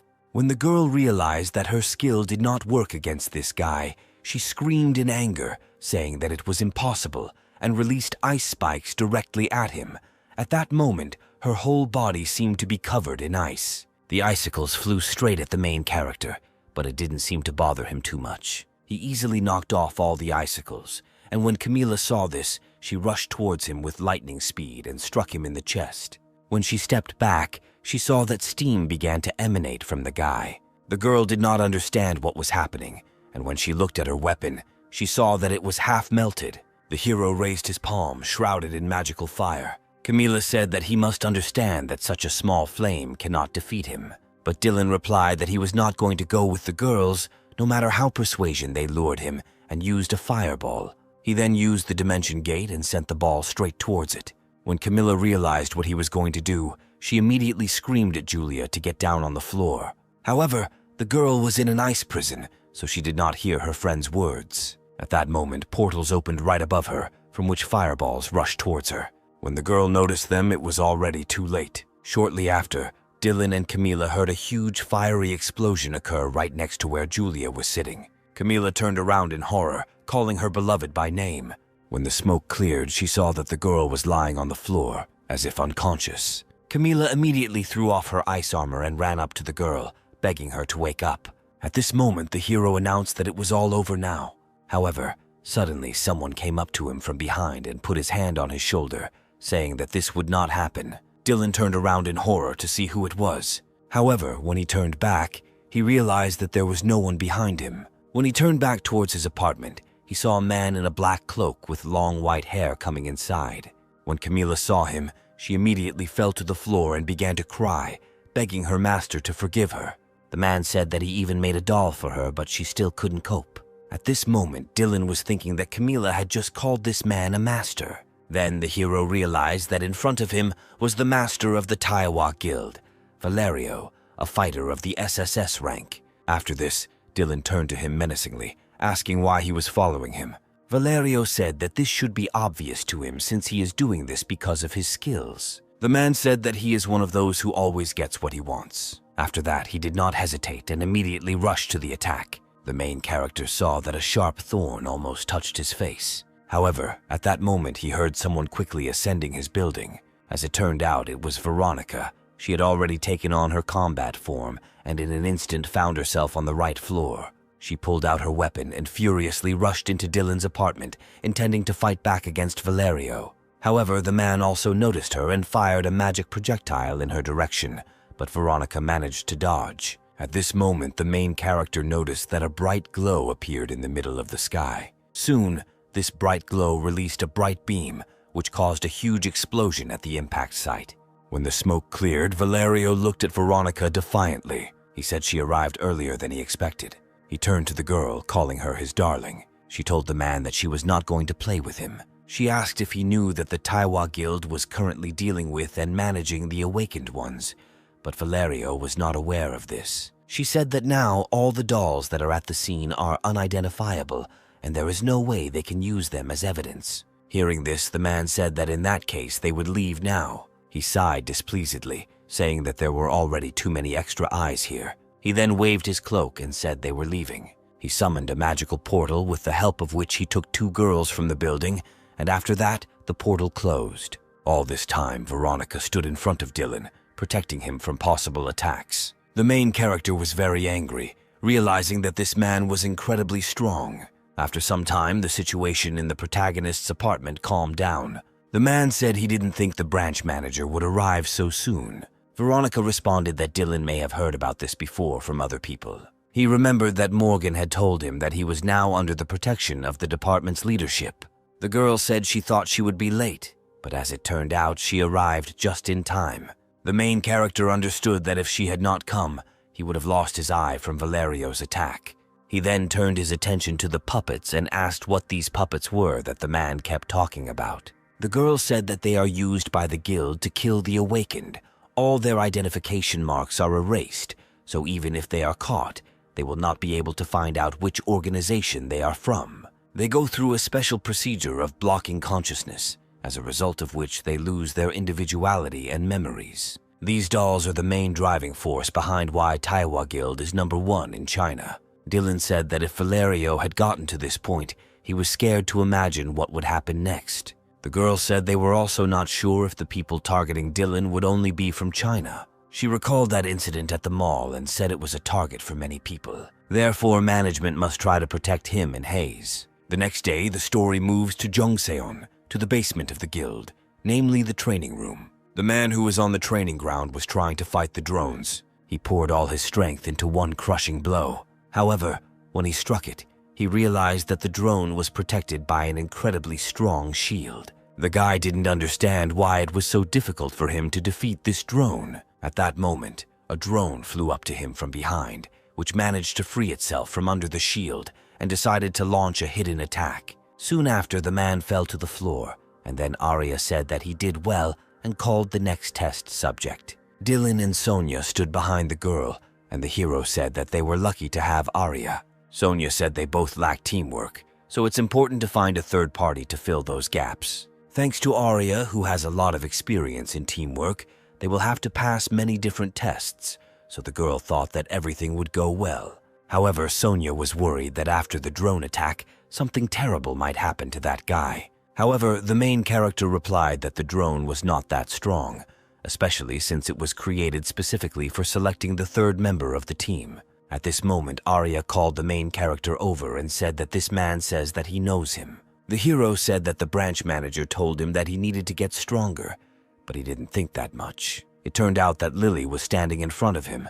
She asked him not to worry and said that she only wanted to join this team to overcome the B rank barrier. Therefore, she hoped that they would not arrange a special test for her. Then Arya suggested starting, and the girl agreed. She used her bow and her body began to exude magical energy. Arya and Sonia watched her carefully. They knew that Lily was a B rank awakened, and they were wondering what skills she had. After that, the test began, and the two drones immediately rushed to attack. The girl decided to start with physical attacks and pulled the string of her bow. She then fired several arrows at the drones at once. Her attacks were strong enough to break through the drones' protective barriers. Then Arya said that in high-rank dungeons, monsters are immune to physical attacks and asked Lilia what she would do in that case. But the girl said that everything would be fine. She said that she can also perform magical attacks. At this moment, Arya noticed that her arrow was getting colder. After that, the girl fired a powerful ice arrow directly at the drones. The attack was so strong that it penetrated right through the drone, causing it to crack and fall to the floor. Sonia noted that Lily was the first to break the drone, and Dylan admitted that he did not expect this. However, this was not the end. If she fights with a bow over a long distance, then her close combat leaves much to be desired. At that moment, the surviving drones attacked Lilia from behind.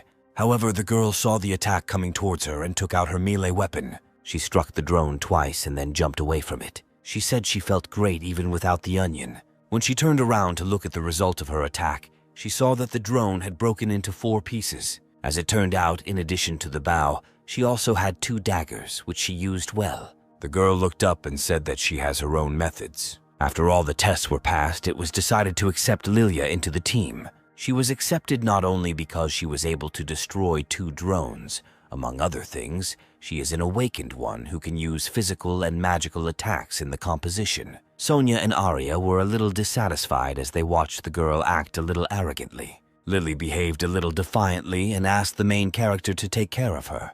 At that moment, a message came to Daniela's phone that Lily had been accepted into the team. Then the girl realized that the team had been successfully assembled. At that moment, Neela entered her office and asked if she could talk to the master for just a few seconds. The girl said that at the moment the White Lotus and Tree Soul guilds had entered into a dispute with them. Daniela asked her what this meant. The girl explained that apparently these 2 guilds have licenses for the dungeon near Myeongdong Station and are deliberately adding to the scheduled cleaning time. As a result, their attacking team will join late, so they will definitely fail in the clearing. Apparently, their formal complaint was also useless, since they clear the dungeon according to the laws, and if problems arise, they can simply file a complaint with management. Management follows a policy of passive intervention and aggressive forgiveness, so they are likely to trust and act on it. Then Neela asked the master what they should do. Daniela replied that both of their opponents were wild animals.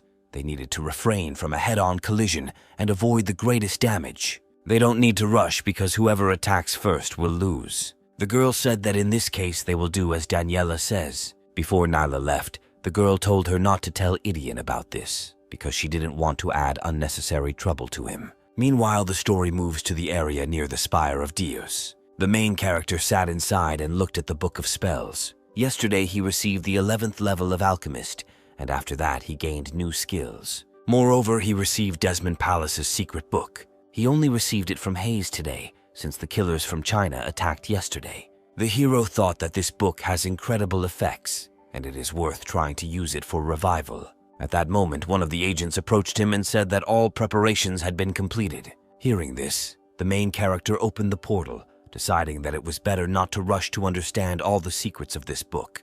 To begin with, he decided to complete a rank B quest. Soon a portal opened in the dungeon, which was located in the middle of the forest. Dylan was a little surprised that the B rank dungeon was in the forest. He looked up and saw that mountains were rising somewhere high behind the forest. Since he had a time limit, he had to find the target as soon as possible, but the hero did not know where he needed to go. At that moment, he felt something dripping onto his head from above. As it turned out, there was a huge black lion standing right behind him.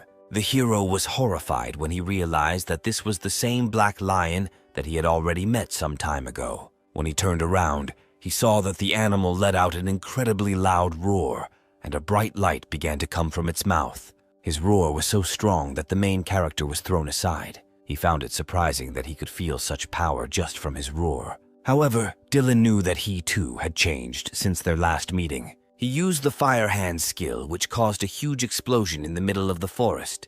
At that moment, Burkhard, flying past, felt something strange, but could not believe that this was really what he was thinking about. That magic definitely came from Dylan. However, the power of the Black Lion is so great that even 6th grade magicians cannot cope with it. So Burchard didn't even know how long Dylan could hold out. Suddenly, he stopped in the middle of the forest and saw a huge fire, and then he realized that they were in approximately that place. Mac used his powers to track their location. When he simplified his gaze, he saw something that struck him very strongly. He saw the Black Lion waving its paws in anger, trying to strike its opponent. He struck one blow after another, but they seemed to miss the mark. He saw that Dylan had created copies of himself, and they were the ones taking all the hits. At this time, the hero was thinking that if this battle dragged on for a long time, he would not be able to meet the time limit. Then he realized that he urgently needed to end this and used his spells. Burkhard did not understand why he was using a spell that was clearly not enough to defeat the Black Lion. Then the old man realized that it would be bad if he did not intervene. With his magic staff, he drew a magic circle and sent it towards the battle. At this moment, Dylan and the Black Lion felt that they could not move, and it was as if an invisible magical energy was at risk. When the main character looked to the side, he saw Burkhard approaching them, who said that it was time to end this whole farce. He smiled and said that he had not seen Dylan for a long time and invited him to talk. After that, they went to a safer place, where there was a portal to exit the dungeon. Burchard said he didn't think he and Dylan would meet this way. However, he was still wondering how the guy got here. Then the hero said that he entered here through the dimension gate. Hearing this, Burkhard was very surprised. He asked if they were still using these rifts, called dimension gates. Then the hero said that they were somewhere nearby. After 10 minutes, they arrived at a place that looked like a tavern. Then the hero told the old man that he had a time limit of 50 minutes. He said that this was displayed on his status window, and if he was even a little late, he would die. Burkhard was surprised when he heard this. He said that the rifts he was talking about were created by the essence of Deus, and not long ago one appeared in this world. It originated on the continent of Idamantia, which is a few months sailing distance by ship south of here. The entire continent was cruel, where the Carlonian ogres once lived. But they disappeared, and now it is overrun with demons and evil creatures. The main character did not believe that there were really ogres there, and Burkhard said that he had another guess. In his opinion, there is a certain entity that used the rift to transfer all the ogres to another dimension. Dylan thought that this gate was opened by accident, but Burchard said that if this were so, then the waves would have the same length as those that appeared in the Empire 50 years ago. Besides, Ebenar, the powerful Carlon ogre, wouldn't disappear into the rift without a fight. Then the main character asked the old man if he had heard the name Ebenar correctly. The guy then said that his name is mentioned in his system. There is a skill that uses his blood and space stones. The man said that apparently it will allow him to move between worlds. In this case, the old man decided to tell him about Ebenar's weaknesses. If the records of swordmaster Galen, who fought him, are to be believed, then he has weaknesses. The only unprotected place on his body is the back of his neck. If the matter comes up against him, then he should take a closer look at this place. After that, the old man stood up from his seat and said that they were a little distracted from the conversation. He said that spatial rifts continue to appear in this world, the wavelengths of which are the same as those of Ebenar and the Desmond Empire. Thus, Burchard had a hypothesis. He suggested that there is an entity that creates a large number of spatial rifts in order to deliberately increase the imbalance of the worlds. In this case, in order to prevent the catastrophe that will occur from this imbalance, there is another entity that has created an awakened system on Earth to make people stronger. Then the hero asked him if he really thought that this was Deus. Burchard said that since a dimensional rift connected their worlds, there must be a reason why Dylan came to this dimension. Then he said that if the guy was interested in knowing anything else, he could ask him. Then the main character took out a book from another space and said that he could not fully understand its contents. Soon after this, the system reported that the dimension gate would be opened in 15 minutes and 30 seconds. Then Burchard and the guy returned to the forest, and the old man asked him to do something. He told him to feel the flow of magic in his body. The man said that usually there is only one inner core that can be used for witchcraft, but it is possible that since Dylan is awakened and transformed correctly, he will have two of them. Therefore, just like in the previous battle, he can use two types of magic at the same time. However, Mom had to go in her own directions, but nevertheless she got mixed up, and he was not able to use his full potential. However, at this moment, the main character raised his hands and announced that he had succeeded. Then Burchard asked if he now understood the contents of the book, and the hero replied that now everything was clear to him. The man said that he was happy to help and stated that he wrote the book as an introduction to learning magic classes and hoped that it would help Dylan.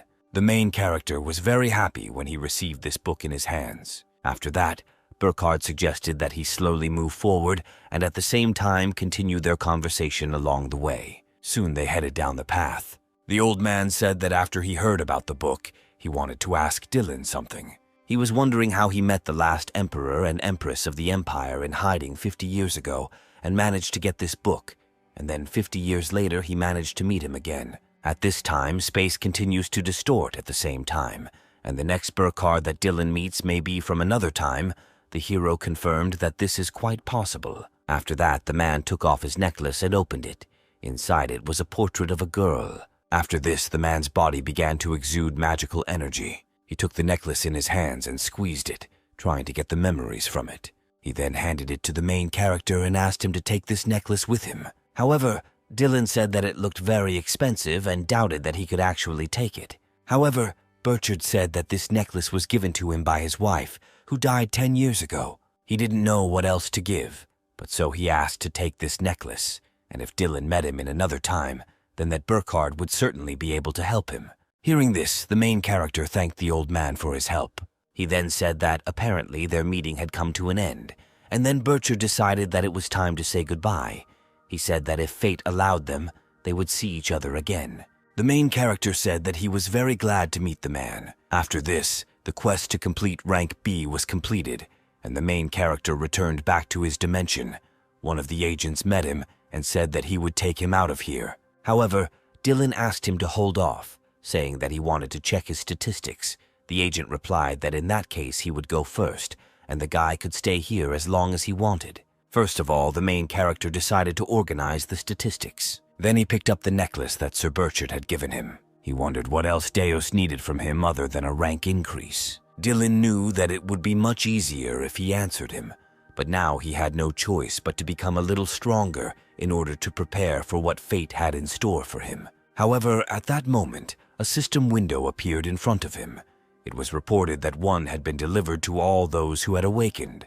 It said that the Karlon Ogre tribe had chosen a dimension called Earth, and the army of the Karlon Ogre Lord Ebenar would invade in 48 hours. Meanwhile, Veronica was in her office and mysteriously looked out the window. At that moment, Morgan burst into her office with urgent news. He asked if she had seen the recent report of a new outbreak. The girl said she saw him. Now all the news is buzzing because of this mega wave. She then decided to turn to Morgan as she had important business with him. She said that if a senior leader started such a panic, then everyone else would pick it up, so Morgan had to act like the second in command that he is. However, she understood that he had not come to her only to inform her about this, and asked what happened beyond that. Then the man closed the door behind him and asked if Veronica was really going to ask Dylan for help, like that time during the last outbreak at the station. He asked the girl to think more about it, as it could improve the reputation of the department. At first, Veronica thought about what she should answer. After this, she asked what ranks and positions had to do with the current world crisis.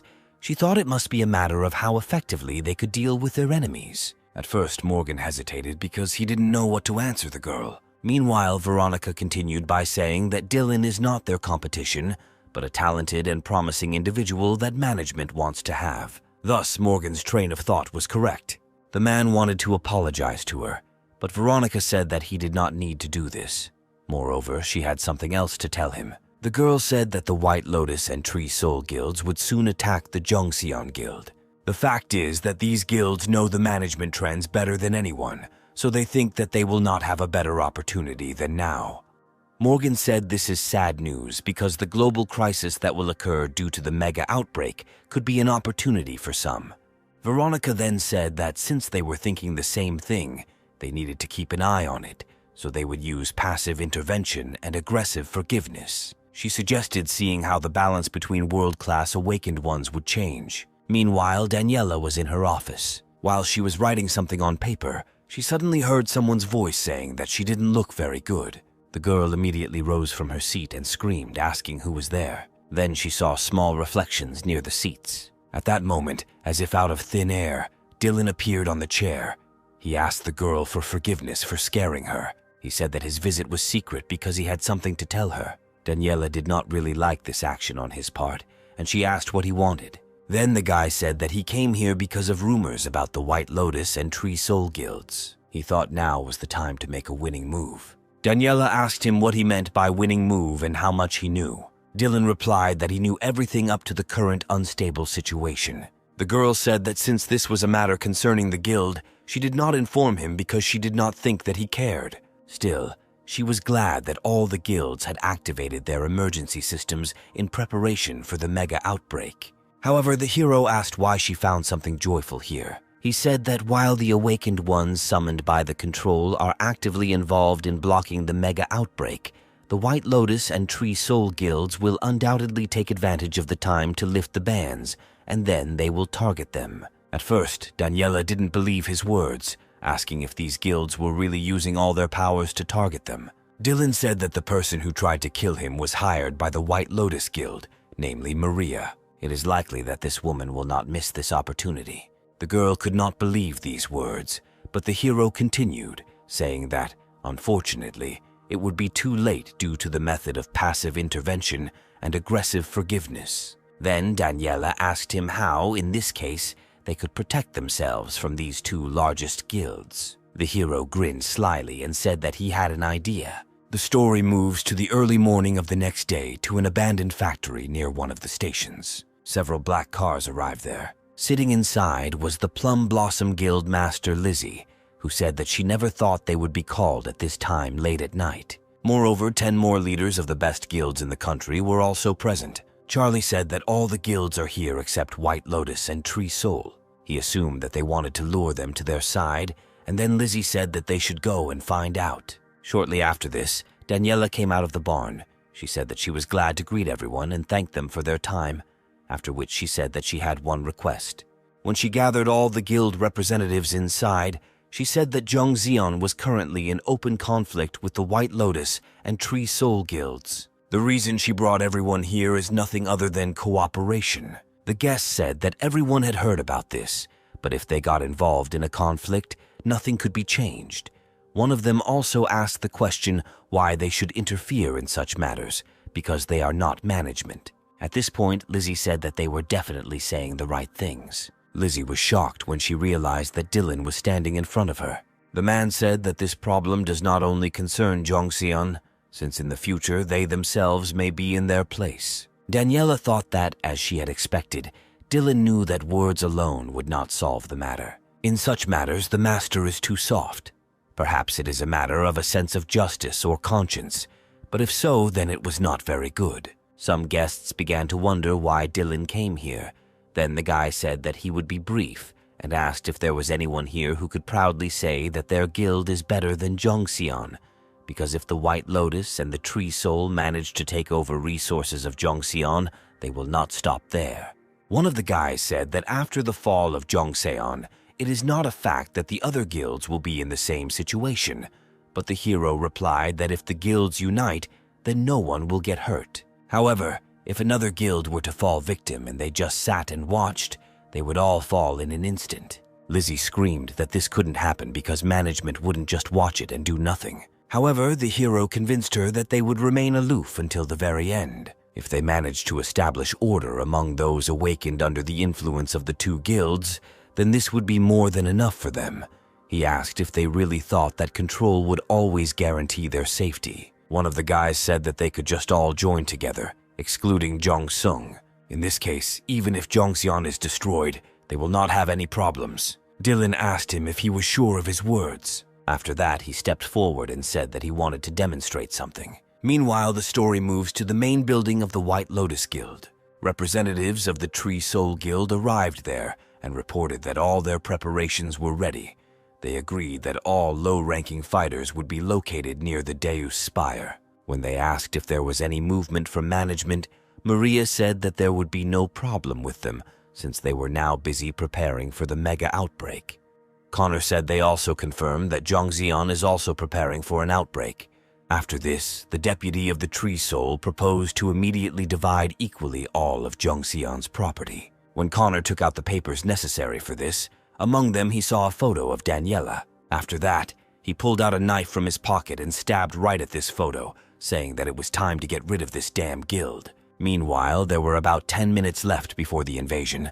The story moves to a place not far from the station where the outbreak was supposed to occur. The main character has already arrived there, realizing that everything will begin soon. He prepared everything he could. All members of his team also arrived on site, including Hayes. The most important thing was to identify where the main boss would come out. Soon, the system reported that the invasion had begun. Suddenly, one of the awakened teams felt an earthquake under their feet. The next moment, the asphalt began to crack, and a dark aura began to emerge from under it. When the man looked up, he saw something terrible in front of him. It was a huge stone golem that looked at him with murderous red eyes. At that moment, his partner ordered him to get ready. Then the man realized that the golem was not going to hesitate, and he immediately attacked him. It hit right where the brooding man stood. At the last moment, the man managed to turn around, watching as a demonic hand almost slammed him to the asphalt. However, some members of his team did not have time to dodge and lay among a pile of stones. At that moment, ogres began to emerge from the ground. They were slightly smaller than this golem, but they were still huge. When the awakened ones saw this, they immediately began to attack them in various ways. They aimed arrows and charges of various types at them. Soon, a powerful explosion was heard at the place where the ogres appeared. The main character watched all this, and at that moment he was informed through an earpiece that strong activity had appeared near the Deus Spire. Then the guy said that he would arrive at the place soon. At this moment, the fighters who fought the golem waited for the dust to settle to see if they succeeded in destroying their opponents. However, when the dust settled, the leader of the ogres asked them if this was all they were capable of. After that, he raised his hand and created a fireball in it. The fighters were terrified and froze in place for some time, not knowing what to do. With every second, the fireball in his hand grew, and soon it became 10 times larger than himself. When the ball was large enough to hit all the people in its path, the ogre released it forward. The ball was so huge that it rolled along the road, sweeping away everything that was in its path. Meanwhile, the story moves to the area in front of the market, which also had a hole in space. Other ogres began to emerge from this hole. However, as soon as they came out, fists immediately flew to their faces. As it turned out, Morgan was already waiting for them at this place and was in full swing preparing for the attack. He used his fire fist to dispatch the ogres. He then released a huge amount of fiery energy from his fist, knocking back the ogres and burning them. The monsters tried to resist him, but the fire was so strong that they simply burned alive. After that, the blast wave finally disappeared, and Morgan was able to look at the result of his attack. At this moment, Veronica was also on the battlefield, surrounded by several ogres. She decided to use her fighting form and change back to her spider form before rushing to attack. In one swift movement, she rushed through all the ogres at once. While they were confused, she dealt them hundreds of crushing blows with her sword. Since her blows were explosive, a second later a powerful explosion was heard behind her. At that moment, Morgan ran up to her and said that they were in trouble. As it turned out, they had just been informed that a rank S boss had appeared near the station. Veronica said that Dylan was in that place, so everything should be fine there. When the guys looked up, they saw that several pairs of ominous red eyes were looking out at them from the cracks in space. At this moment, one of the ogres said that everything was just beginning. Meanwhile, the story moves to the vicinity of the station where Ebenar arrived. He ordered his warriors to move forward and attack their opponents. The ogres immediately picked up their weapons and ran into battle. Suddenly, one of them noticed a green glow in the middle of the fog on the road. He tried to look at it, but at that moment several magical projectiles flew at him at once, as well as a poisonous arrow, and this attack crushed his head. Soon after, Dylan emerged from the fog and looked contentedly at the dead ogre. After that, he turned to the others and asked where Ebenar was now. The ogre immediately screamed, asking how he dared say the name of his great lord so casually. The monster said that he would crush this man like a pathetic insect, and immediately rushed at him along with his partners. The two ogres launched a simultaneous strike with their weapons directly at Dylan's location. However, when the smoke subsided, the leader of the ogres saw that Dylan was standing in his place and with one hand holding back the attack of two stone swords at once. Then the hero turned to the ogre and asked why he thought he was here alone. At that moment, Arya and Sonia appeared behind him, along with their weapons and armor. Arya told Dylan not to get into trouble, and Sonia confirmed that close combat is her job. After that, they dealt a series of crushing blows to the ogres who attacked their partner. When the monsters were finished, they landed on the asphalt in front of him. However, when the girls looked up, they were horrified. They saw that a whole hail of boulders was flying towards them. At this moment, they also saw that, in addition to the boulders, arrows and missiles, shrouded in red energy, were approaching them. Each arrow and shell hit the boulders that were flying at them, causing a strong explosion, and then the stones were split into small fragments. As it turned out, it was Lily, who had been covering them from above with her bow all this time. She said they could provide support for her and do whatever they wanted. When Arya realized that it was Lily who saved them, she thanked her for her help. After this, there was an awkward silence in the group. Arya then got down to business and asked if he was fighting alone again. Then the guy said that it was he who had to defeat this ogre mage. However, Arya stopped him. She said that she would clear the way of these henchmen for him. This way, Dylan will be able to defeat that guy with ease. The story shifts to a place in front of the main Jongseon Guild building. Connor had already arrived there and said that they had confirmed that all the main forces had left Jongseon. His partner said that Veronica and Morgan were also fighting near the station. Connor replied that their team was at the main gate. The rest of their team will go through the back entrance. Thus, a team of intruders decided to infiltrate the guild and take over it. Meanwhile, the confrontation between humans and ogres continued. Arya used her weapon, which she transformed into a powerful weapon of mass destruction. Her braid burned with a red, terrifying flame, and then she rushed into battle. At that moment, the hero realized that he should do something useful and activated his spell. When Arya realized that Dylan was safe, she immediately rushed to attack. In one deft movement, she rushed through the monsters, and they did not even notice her presence. In just an instant, she was behind them.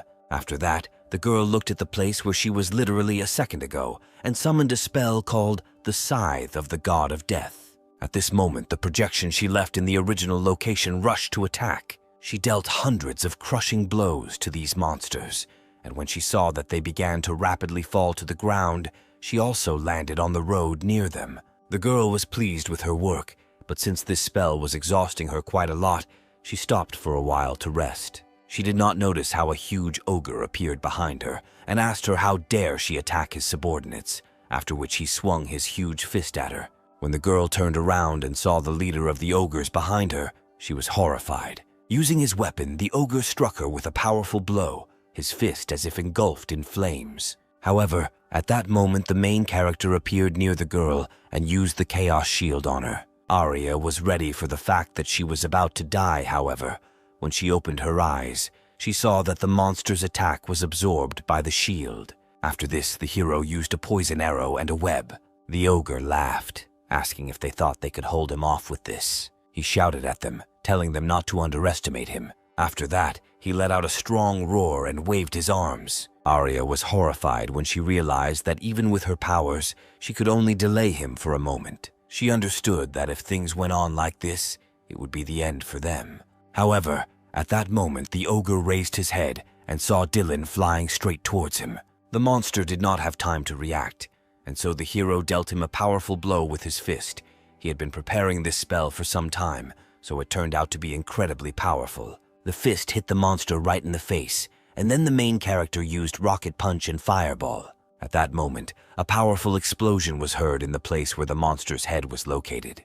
The shockwave was so strong that Sonia had to put up her shield. At that moment, Lily appeared behind her, concerned about Dylan's safety. However, Sonia blocked her path, saying that he was fine. She said that it was dangerous to come even closer now, and then Lily asked her if she really didn't care about him. However, the girl replied that she saw the demon use skills before engaging in battle, and his resistance to fire increased to 100%, so he would not receive any damage. Besides, they were talking about Dylan, and this man can do the impossible. After some time, the system informed the main character that he had defeated the ogre mage Crudelis. He also received 2 space stones and additional damage to the Carlon ogre's attack. At this moment, the hero wondered what other guise these stones could fall from. Moreover, he absorbed the energy from Crudelis's heart and eyes, and his stamina and intelligence were enhanced. At this moment, the hero thought about how many more titles he could get.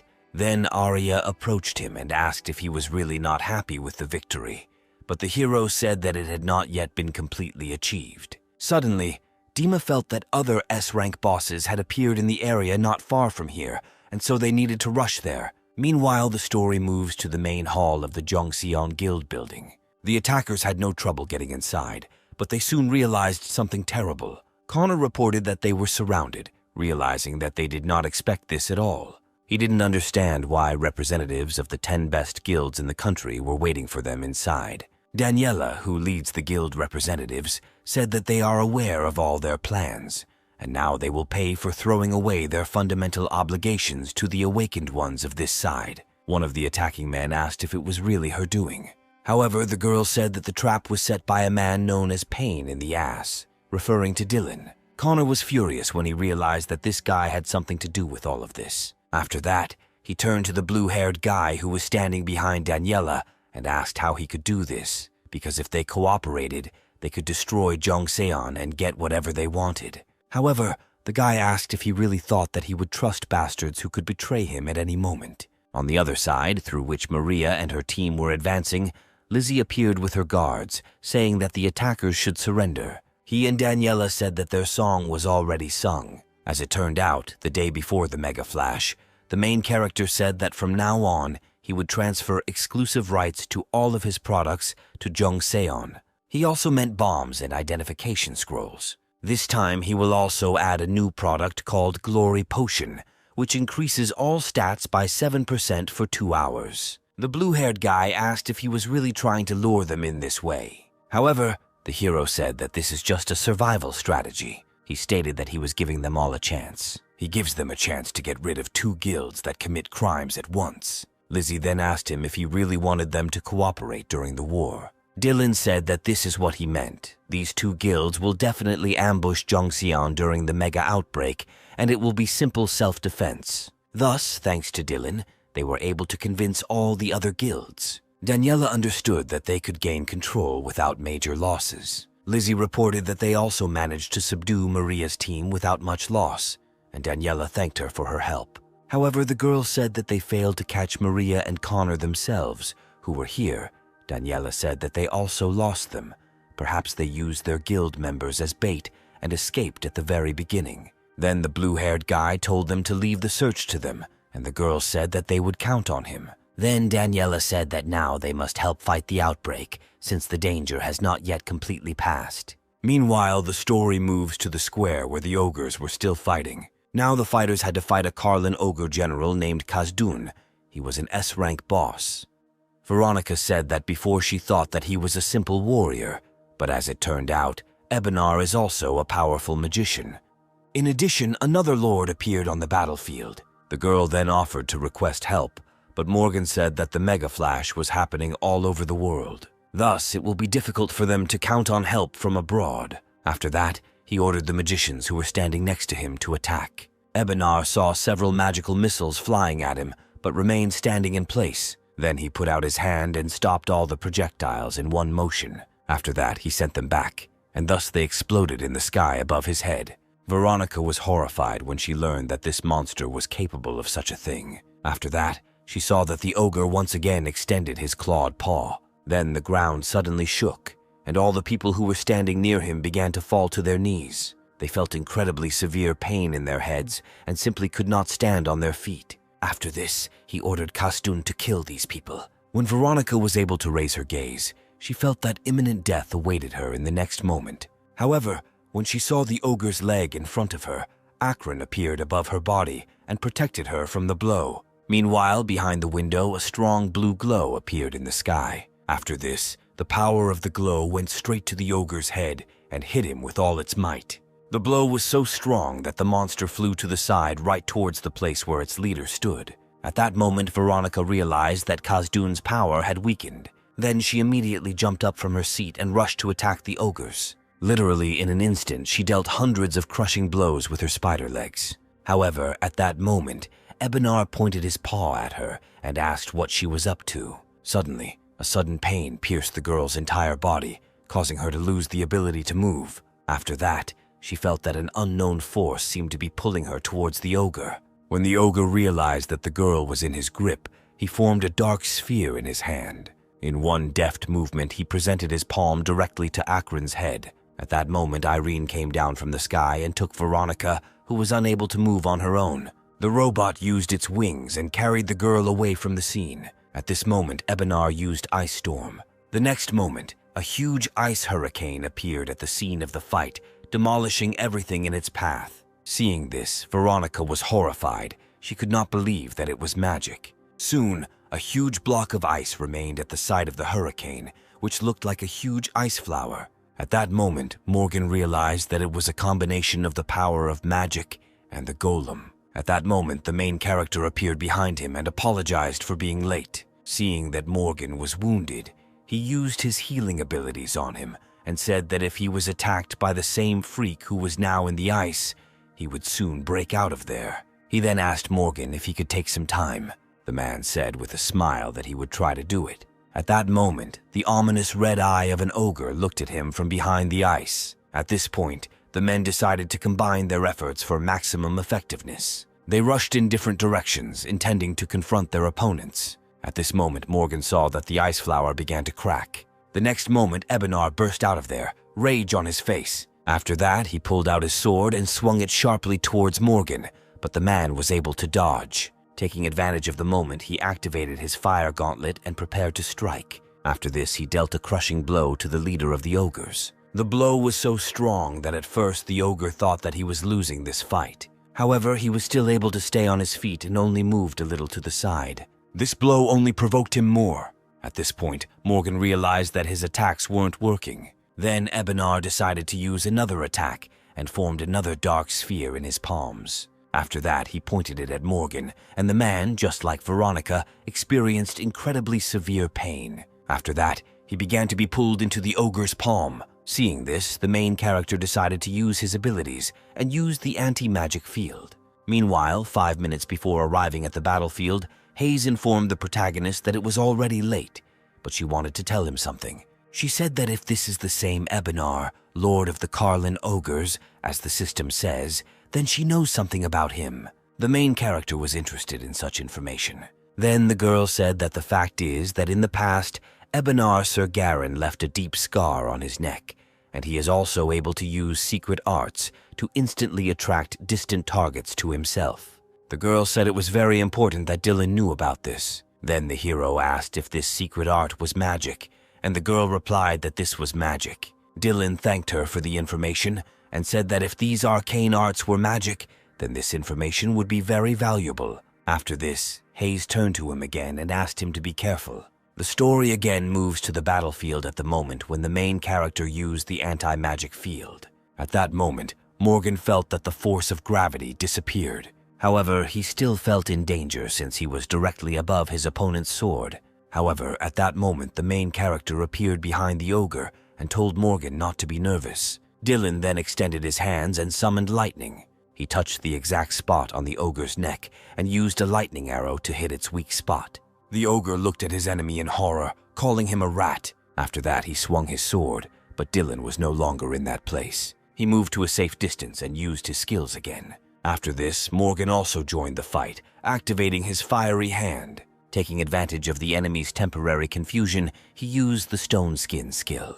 He then rushed at him using his second fist, which was shrouded in dark energy. In an instant, he delivered a crushing blow to the face. Realizing that thanks to Dylan's help, he could safely attack him. He realized that this enemy needed to be crushed by force, and therefore began to inflict crushing blows on him one after another. Soon the ogre felt that his strength was leaving him. Then his whole body seemed to be enveloped in dark magic, and he roared loudly. Morgan absolutely did not understand what was happening and looked at his enemy in surprise. In just a few seconds, the ogre transformed into something more terrible. He became several times larger, and his entire body seemed to be permeated with magic. In an instant, he was next to Morgan and grabbed his head. After that, he dealt him a crushing blow, grinding the man into the asphalt. The man screamed heartrendingly from incredible pain. However, when the ogre raised his head, he saw that the entire space above him was covered with poison arrows and magical projectiles that were flying at him. Soon all the shells collided at one point, but the enemy was no longer there. Suddenly, he found himself in a completely different place, and at that moment, Dylan felt claws piercing his body. Because the ogre touched his real body, the invisibility spell disappeared. The main character was terrified, and blood began to flow from his mouth. Morgan watched everything that happened, sitting to the side. Shock was visible on his face, and he absolutely did not know what to do. Veronica and Hayes, who treated her, also watched in horror. When Hayes realized what had happened, she interrupted her spell and looked in horror towards where the ogre and Dylan were fighting. Meanwhile, the ogre was still holding Dylan, his hand pierced right through his chest. After that, he sharply pulled out his hand, which caused blood to gushing from the wound on the main character's body. After the hero fell to the floor, the enemy raised his huge sword over him. It seemed that there was absolutely no emotion on the protagonist's face. At that moment, the ogre lowered his sword and pierced the main character's body with one powerful blow. Dylan fell into a pool of his blood, and the ogre watched with pleasure. Unable to stand it, just sitting on the sidelines, Morgan jumped up from his seat and was about to strike his enemy.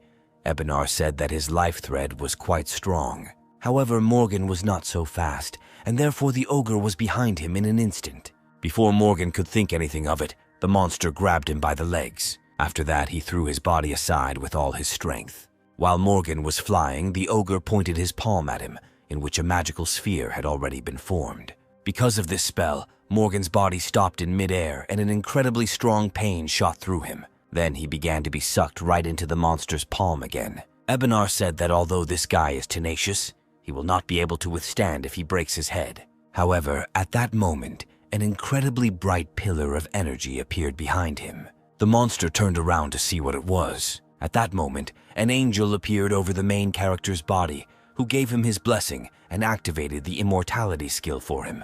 The angel lowered his palms to the main character's head and lightly touched it. The system informed him that all magical power and stamina had been restored, and the negative effects had been eliminated.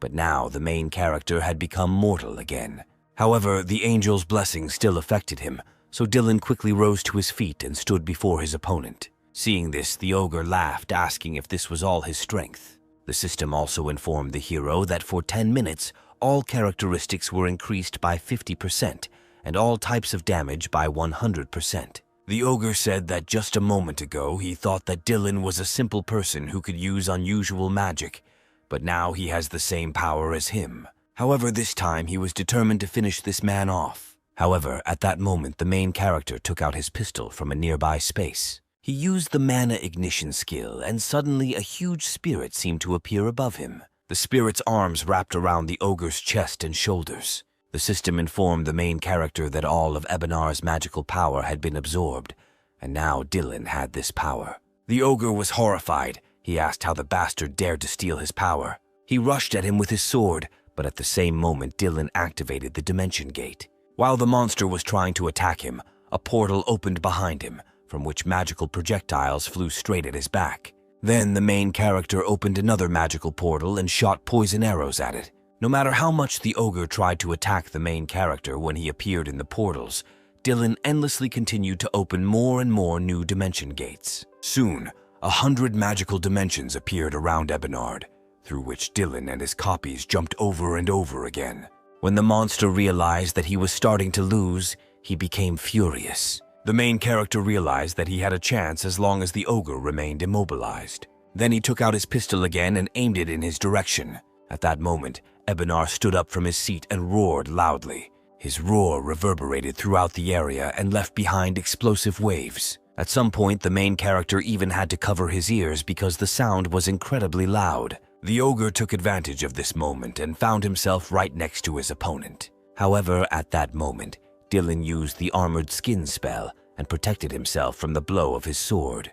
At that moment, the ogre slammed down to the ground with force, causing the asphalt to break into many small stones. After the dust settled, he saw that his opponent was directly under his sword. Dylan's gun, meanwhile, was directly above his head and hanging in the air. Then Ebenar said that since Dylan missed his chance, he must die. However, at this moment, the main character finally reached for his sword and asked the monster if he really thought so. After that, he immediately jumped out from under his sword and ended up in the air behind him. The ogre said that even using these clones would not help him win. However, Dylan replied that this was not something he should worry about and opened another dimension gate. After that, he showed his middle finger to his opponent and said goodbye to him. He then fired his gun straight at the dimension gate. The explosion was so strong that it looked more like the aftermath of a bomb. The ogre could only watch in horror as a huge fireball approached him. After this, an incredibly powerful explosion was heard,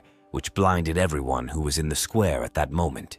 Veronica, who at that time came to her senses, watched everything that was happening. When the dust settled, she saw a huge hole in the asphalt at the explosion site. She couldn't believe that they had finally won. At that moment, a portal opened behind her, and a voice from there said that it was really over. It was the main character. He carried the wounded Morgan in his arms, but declared that Ebenar was defeated.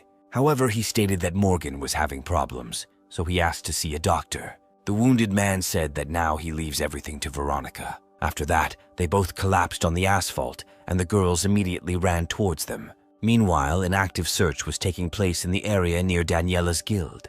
Her subordinates tried to find the escaped Connor and Maria, but at that time, the criminals were on the roof of one of the buildings and watched everything that was happening. Maria approached her boyfriend and asked what they needed to do now. The man turned to her and said that there was no point in them staying here and hiding, hoping for help from the Tree of Souls. He said that they needed help from the Chinese guild. The girl asked if they were really going to go that far. Connor replied that they had no choice. The Taiwa Guild, under the command of Valerio, could provide them with protection. Meanwhile, the story moves to the ward where the main character lay. When he woke up, he realized that he was in the hospital. He quickly realized that this was a medical center owned by Zhongxian. Suddenly, he saw a man near his bed. As it turned out, it was Sonia. She had been sitting near Dylan's bed all this time, but at the moment, she was sleeping. At that moment, Daniela entered the room and asked not to wake the girl, saying that she had been looking after the guy all this time. Then the girl greeted the main character and said that they had not seen each other for a long time, and therefore she brought him fruit. Seeing this, the main character thanked her for the first-class treatment. However, he wondered how long he had been out for. Daniela replied that a lot of interesting things happened during that moment while he was sleeping, and she would tell him about everything in order. Firstly, Ebenar was defeated. Now his body was taken away by management. Morgan, who fought alongside Dylan, was alive and well and also in the hospital. Currently, China and Japan are facing the same situation. Even now, they are in the midst of a large-scale battle in China, as there have been many outbreaks throughout the country. The damage is said to be quite severe. The surprise attack on the White Lotus and Tree Soul guilds was successful and ended with both guilds being defeated, after which they fled. The Tree of Souls is now in Mokpo, and the White Lotus has fled to China. The girl said that all this happened in 3 days. Hearing this, the hero said that he was sorry that he could not catch all the leaders. At that moment, Sonia woke up and began rubbing her eyes. She was very surprised when she saw that Dylan had come to his senses. As soon as she saw his face, tears immediately appeared in her eyes. She rushed into the guy's arms despite the fact that he did not expect this at all. She was shaking and said that all this time she was very worried about him. The girl admitted that she thought something had gone wrong and Dylan had died. Hearing this, the hero patted her on the head and thanked her for her concern. At this moment, Daniela, who had been standing next to them all this time, cleared her throat, attracting attention to herself. Sonia didn't even notice that the girl was in the room and immediately stepped aside, asking when she managed to return, to which the hero replied that she had been standing here for quite a long time. Daniela just laughed, saying that the management representatives wanted to meet with Dylan, but since he was busy, she could kick them all out. However, the hero said that everything was fine with him and he was ready to receive guests. Meanwhile, the story moves to a secret apartment in one of the provinces of China. As it turned out, upon arrival in China, Maria and Connor were tied up and taken to this apartment in this form. They threw them on the floor, preventing them from moving. When the girl looked up, she saw a man sitting on a throne in front of them. Seeing his guests, he greeted them. The white-haired man asked if they knew who he was with a smile on his face. In response to this, Maria screamed, asking him who he was to treat them like that. She asked if he really thought he could get away with all this, and then said that they were under Valerio's protection. She said that she was talking about Guildmaster Taiwa. Hearing this, the man laughed and asked if they didn't understand anything.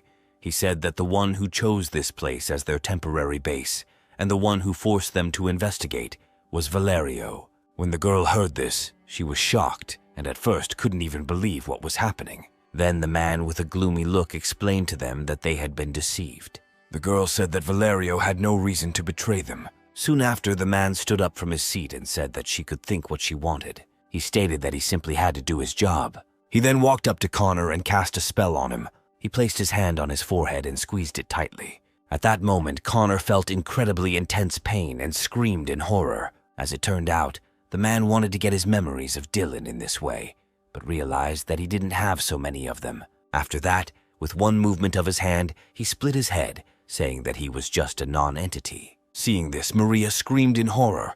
Then the man turned his attention to her, deciding to check what he could find interesting in her head. When Dylan woke up in the hospital, many issues had been resolved. After the department examined Ebenard's corpse, it was handed over to him. Soon he managed to obtain his blood and also create a spatial shard of legendary rank. After his full recovery, he began to study all the skills that Sean had found for him. At the same time, he checked the trophies that he got from the battle with Ebenar.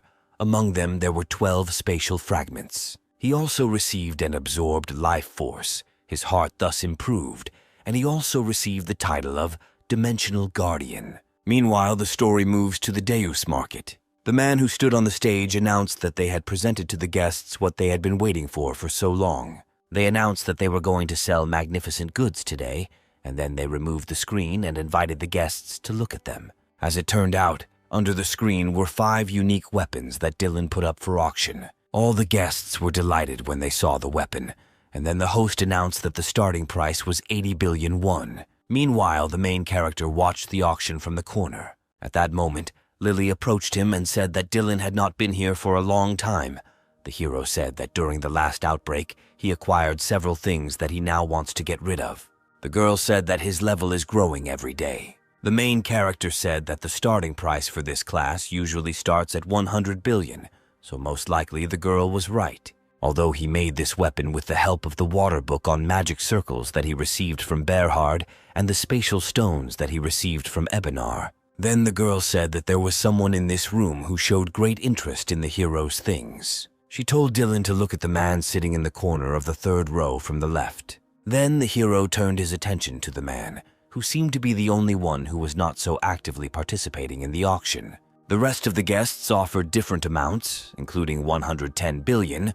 Then the host asked who could offer more. At that moment, the mysterious man raised his hand and said that he would give 650 billion won for all these weapons. When he said this, silence immediately fell in the hall. Then the hero asked Lily if she really meant this man. The girl asked him what he thought about it. Dylan said that this person is on a completely different level than the other awakened ones present here. As it turned out, he was right. It was Jurian, an SS rank awakened from Germany. At this point, the host asked the other guests who was willing to give more than 650 billion won. However, none of the guests dared to offer a large sum, and then the auction was declared closed. The girl asked the hero if he was really leaving now, and asked when the next time they could meet for a drink and talk together. Dylan said that until the serious clearing of the dungeon began, he could find time for this. Then the girl said that in this case she needed to get herself in order, so she would go. At that moment, Urian approached them and greeted the main character. He asked if they could talk for a while and have coffee. After that, he offered him a bottle of drink and asked Dylan if he knew how the whole world treated him. The hero replied that he knew that he was treated as a promising awakened one. He said that he became famous thanks to his scrolls. Then Urian decided to tell him about the reason why he came to Korea. The man said he came here to warn him as a representative of the FBI. He then handed him a phone with a photograph on it and asked if he recognized the face. It turned out that the photo was of a mutilated Connor, the head of the White Lotus Guild. The man said that his body was found a few hours ago. He said Ghost Ant did it, and it looks like he put Dylan's name on his list. The main character realized that Urian had arrived to warn him about this. Urian said Dylan needed to be careful. He then handed Dylan the device and said that with its help he could contact him. If the ant ghost found him, then he should report it. After that, Urian thanked Dylan for the conversation and headed towards the exit of the hall. Soon after this, the main character went to the parking lot and stood next to his car. However, at that moment he heard a strange sound. Behind him, someone shouted that they were ready to attack, and at that moment a bright glow appeared. When the main character opened his eyes, he saw that several shells were flying at him at once. All these shells were aimed at him in his car. When enough smoke rose, one of the mercenaries in a bulletproof vest jumped at Dylan, about to stab him. At first, the hero was terrified, because he did not expect an attack in the parking lot.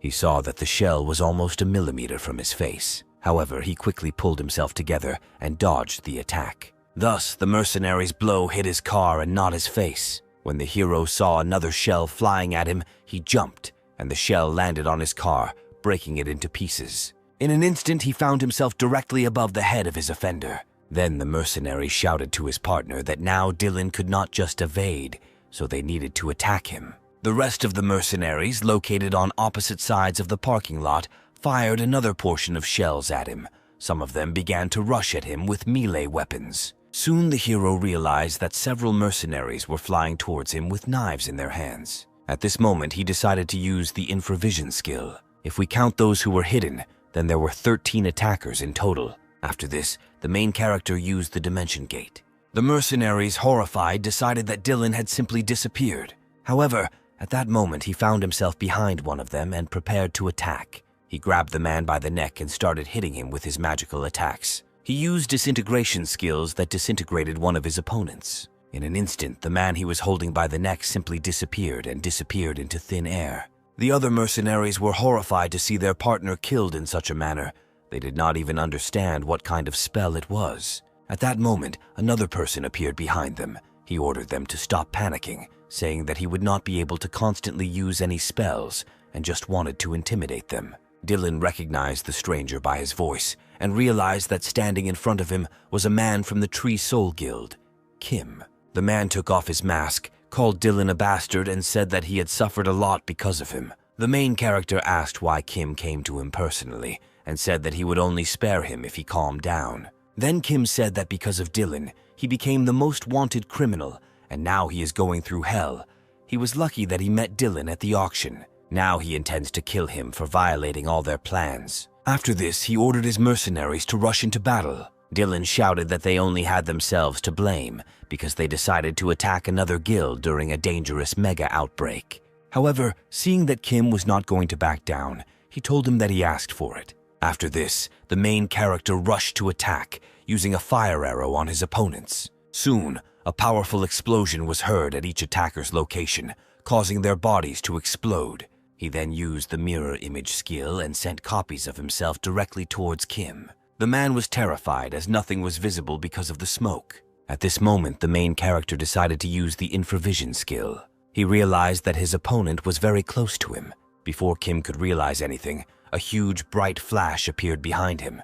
When Kim turned around, he was horrified, finding Dylan's actions impossible. He realized that when Dylan jumped the first time, he found out the location of everyone who had awakened. After that, they realized that this freak knew all their positions, and Kim ordered his partners to fight, covering each other. Meanwhile, the main character watched the movement of these guys. He noted that they cost the way he wanted. At this moment, he used his grappling skill and rushed at them. When one of the mercenaries turned in his direction, he realized that Dylan had cast a spell that would trap all enemies within a 5m radius for 20 seconds. Then they saw the enemy running straight towards them. They tried to attack him with magical projectiles, but Dylan deftly dodged everything. Literally, in an instant, he ran past all the opponents and attacked them with his hand, on which a fire spell was active. He then turned around to deliver a crushing blow. He used the firewall skill, and after that a huge pillar of flame soared into the sky. He then used his shield when he realized that 2 mercenaries were trying to attack him from behind. He was so strong that he threw each of them away with one hand. When he looked up, he saw Kim trying to attack him from the sky. The man gave him a strong, fiery blow with his weapon, hoping that it would kill Dylan. However, at this moment, the main character used the reflection skill. Thus, he directed the full force of the blow back at Kim. The man was horrified when he was doused with his own fiery energy. After that, he fell on the asphalt and bounced far from the battle site. The blow was so strong that he could not move, and his sword was also broken. With his last breath, he asked Dylan if he thought it would all end when he died. However, the hero said that he understands that in the future, everything will only get worse. The more friends, the more enemies. Kim stated that this was just the beginning, and that the time would come when he would join Dylan in hell. After that, the main character walked up to his body and looked at it gloomily. He said threateningly that everything would happen exactly like this. Kim died soon after. Seeing this, the main character turned to the remaining mercenaries. He asked them if anyone wanted to continue. At this moment, the mercenaries looked at each other, coming to a common decision. Then they threw down their weapons and raised their hands, saying they surrendered. At that moment, Lily ran up behind the main character. Dylan turned to her and said that he would leave the cleaning of the place to her. Meanwhile, the story moves to the next day at the management branch in Seoul. Morgan reported all the information about the battle that took place yesterday. Veronica asked if Kim and his subordinates were really dead. Morgan confirmed her words and said that the 2 survivors were arrested by his men. He checked the CCTV cameras at the scene and found that the awakened rank of Kim could not do anything against Dylan at all. Veronica also reviewed the surveillance footage and asked if Morgan saw Dylan able to withstand Kim's punch. Morgan said Kim's attack was initially successful, but then it seemed to come back to haunt him. After this, Veronica turned to her deputy. She asked him to keep information about Dylan's skills a secret, saying that nothing good would come of it if everyone knew how his spells worked. However, Morgan didn't understand how they could do something like that. After all, if Dylan decides to leave the country, then all their merits will go to someone else. At this moment, doubts about Veronica began to appear in Morgan's head. He asked if she was hiding something from him. The girl asked gloomily if he didn't trust her. Veronica said that if this is the case, then he needs to focus on finding criminals from the White Lotus and Tree Soul guilds, and she will keep Dylan for herself.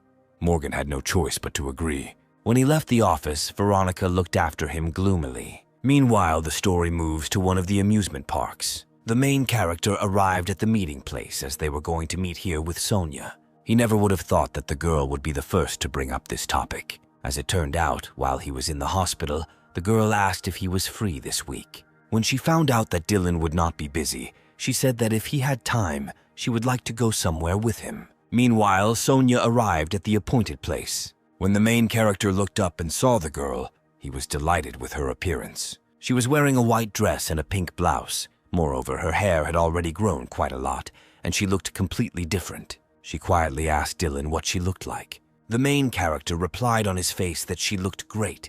If he had known how she would come, he would also have dressed better. But Sonia said that he also looked great. After that, he invited the girl to go inside the park. However, at that moment, Sonia took his hand and stopped him. She awkwardly asked if she could hold his hand. The main character smiled widely and agreed, tightly taking her hand. He said that in the future their schedule will become more and more busy, so today they need to have a lot of fun. The girl was very happy when she heard this, so they spent the whole day going on various rides. Then they stopped at a cafe to rest a little. The hero asked the girl if she was feeling well. Sonia replied that she really likes to spend time leisurely, and then the main character said that today they only went on those rides that he liked and asked the girl if she wanted anything. Sonia began to turn her head to the side, thinking about what she wanted. Then she suddenly said that she wanted to go to the Ferris wheel. Soon they went there and occupied one of the cabins. The girl looked thoughtfully out the window while they rode silently in the cab. She noticed that Dylan was also fascinated by the view from the window. The girl nervously clutched the hem of her dress and decided that now she should do what she had wanted for so long. She then turned to Dylan, her cheeks turning red. However, at that moment they saw that the light in their cabin had gone out. The couple began to frantically look around, not understanding what was happening. When they looked out the window, they saw that the light in the entire park had also disappeared. Then the main character suggested waiting until everything was turned on and not panic, since this was a completely common occurrence. However, when he turned his attention to Sonia, he saw that she was covering her face with her hands. He asked her what happened, but the girl said that she was fine. In fact, her face was incredibly red, and she tried to close herself in shame, not understanding why the light turned off at that very moment. However, when she looked up, she saw that something in front of her began to glow. She removed her hands from her face and saw that Dylan had used a spell to illuminate their cabin a little. Then he turned to Sonia, asking if she felt better, but the girl pretended that she did not understand what he was talking about. Dylan explained that she had her head down after the lights were turned off, and he thought she was afraid of the dark, but the girl turned her head and said she was fine. Nevertheless, the main character did not stop and continued to ask her what happened. However, at that moment, the light bulb above their heads lit up, and the light in the entire park appeared again. A voice over the speakers apologized for the brief blackout and stoppage of attractions and said that visitors could now continue to have a good time. After that, their cabin began to slowly go down, and the main character noticed that Sonia had a very sad expression on her face. He asked her what happened, but the girl continued to say that she was fine and that he should not pay attention to it. After some time, the hero remembered the moment when Veronica saved him from the attack of the killers. They had to move to a place with better security so that he and Hayes could train. There was also a large training room intended just for them, and when the main character entered there, he was wondering if the girl was training now. He opened a large bunker-like door and called the girl's name. When Rukini heard this, he immediately jumped on the guy. It landed right on his face, just like last time. The main character caught the kitten and asked him what happened. Then the kitten poked its paw somewhere forward, indicating that the guy should go there. As it turned out, Hayes was lying not far from them, hugging her wolf apparently. The girl was overtired and fell asleep. There were small wounds on her face as well as several bandages. When the main character saw the girl, he smiled tenderly and brought her a blanket because she might be cold. Since he had leveled up as a mechanic, he needed to improve it while there was still time. And so when he headed back to the training hall, he summoned Akron and Irene. The next moment, robots appeared in front of him. Dylan said he needed to use the leftover ingredients properly. After that, he summoned a virtual computer and began typing something on it, intending to upgrade his robots. He knew he needed to fix Akron first, as he had been badly injured in the previous boss battle. Soon, the system informed him that the golem had risen to the rank of battle golem. Then the main character decided that it would also do well for the drone to raise its rank. Thus, the drone rose to the rank of combat drone. All this upgrading took a lot of energy and caused some explosions, and one of them was so strong that it caused a huge pillar of energy. Hayes woke up from this sound. She stood up from her seat and looked around sleepily, not understanding what was happening. She soon discovered that she had been lying on her wolf all this time. After that, she stood up from her seat and walked towards the training hall to look inside. When she entered, she saw that the main character was standing in front of something that was smoking very heavily. She asked Dylan if he still hadn't gone to bed. The main character was pleasantly surprised when he saw that the girl had woken up. He said that the effect of the relic allowed him to stay awake. Then the girl asked him what he had been doing all night. The main character did not particularly want to say that he spent the night in an amusement park with Sonia, but Akron, who appeared at that moment from the fog, saved him from this unwanted conversation. As it turned out, Akron was much larger than it was, and now it looked much more impressive. Irene also increased in size and gained the rank of battle golem. After this, Dylan summoned his 2 drones. He turned to Hayes and asked what she thought about all this. The girl touched the golems and said that now they look much stronger and cooler than before. Then the hero said that, apparently, the girl trained hard, and her magical power had definitely increased. Hayes said she didn't even have time to rest because she was training so hard to get revenge on her offenders. Dylan said that after the last battle, including Desmond's rank B dungeon, several places have been revitalized and they will be heading out soon, so they need to prepare. Moreover, they did not know whether they would be able to get at least something in the last dungeon. Then the girl said that she would train more. At that moment, the main character's phone rang. As it turned out, it was Veronica. When the guy answered the phone, he asked her why she was calling him in the middle of the night. However, he was very surprised by what the girl answered him. At this moment, he noticed that Hayes, who was standing next to him, was a little embarrassed and felt out of place. However, when she heard that Dylan would contact Veronica as soon as he decided, she immediately looked up at him, realizing that their conversation would now end. When he hung up, the girl asked him what happened. Dylan said that he had just received an order from management to clear the dungeon. After that, he looked closely at Hayes and asked if she wanted to join him. The girl was very happy when she heard this proposal and said that she agreed. However, she suggested that if they personally asked Dylan, as a high-class awakened, then the dungeon should be quite difficult. The hero replied that it was an imbalanced dungeon on Jeju Island. However, the girl did not understand what an unbalanced dungeon meant. The hero explained that unlike a normal dungeon, it had quite strict requirements. The number of participants was limited. Participants had to meet rank requirements, and there was also a rank limit. Also, no more than 5 people with SS rank and above could enter this dungeon. Then the girl said that she would be well prepared for going to this dungeon, to which the hero replied that she would have a week. Until then, he invited her to train together, focusing on their teamwork. The girl was very happy and said that she would try her best. Meanwhile, Sonia went to her home, but she could not sleep and decided to call her friend Arya. Arya was surprised that the girl was calling her at midnight, but Sonia said that she simply could not sleep.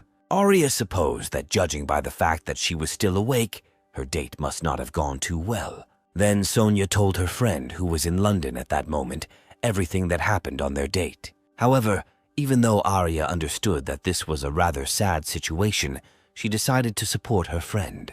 She said that Sonia shouldn't be upset about it, and that she shouldn't worry so much about things like the atmosphere or the venue. She should just do what she likes. Arya added that all is not lost for Sonia and that she needs to stay strong. Arya then said that she had a fight soon, so she had to say goodbye to Sonia. She promised to expect good news from her, and Sonia thanked her for her support and said goodbye. Left alone, Sonia thought that Arya's words were true. Sonia firmly decided that she had to stop complicating everything. At that moment, the main character wrote to her and asked if she was busy now.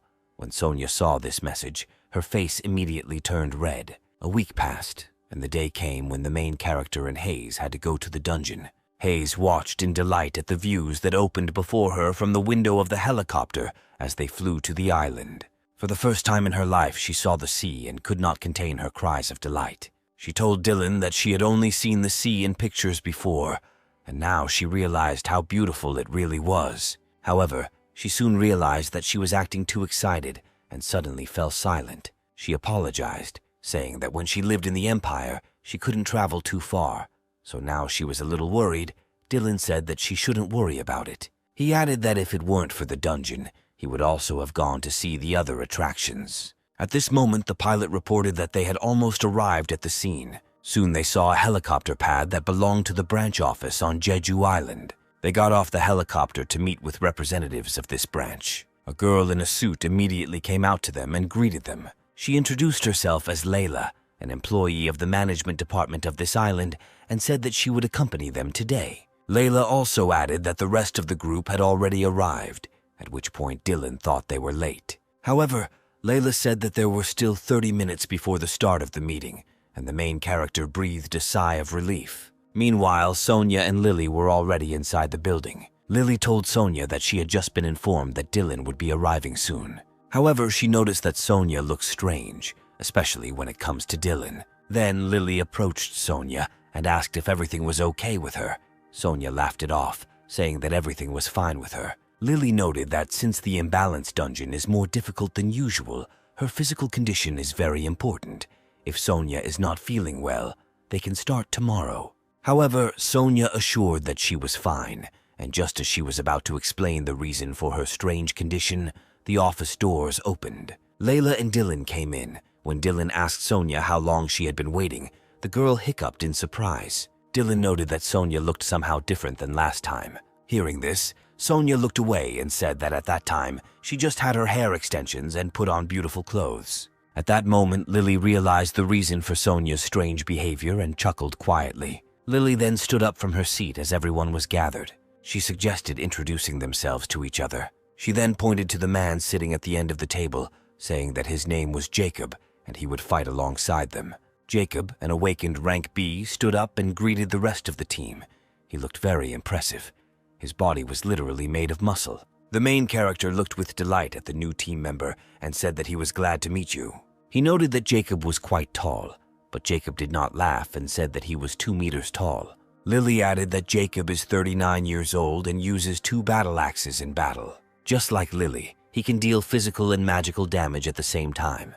Then the main character said that since Jacob is older than him, he can address him without formalities. After that, they all headed towards the dungeon together. The main character looked forward and saw a dense forest and incredibly high mountains in front of him. Jacob also said that this was the first time he had seen something so spacious, to which the hero noted that the size and terrain of the dungeon changes depending on his rank. Then the main character opened portals from otherworldly space and summoned his 2 drones. He sent them to scout the area. Jacob said that if he had one of these things, it would be easier to fight, because he doesn't know how much longer he can carry his body.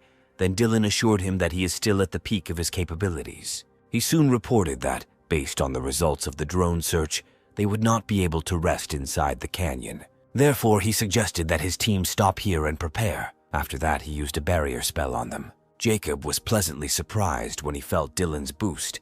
It felt like he had risen a whole rank. The hero then turned to Hayes and said that as a summoner, she needed to look after the rear and protect them. After that, they went deep into the forest, protected by a barrier. The main character asked Lily to watch the sky so that they could not be attacked from the air. However, suddenly Dylan abruptly stopped his team, feeling something strange.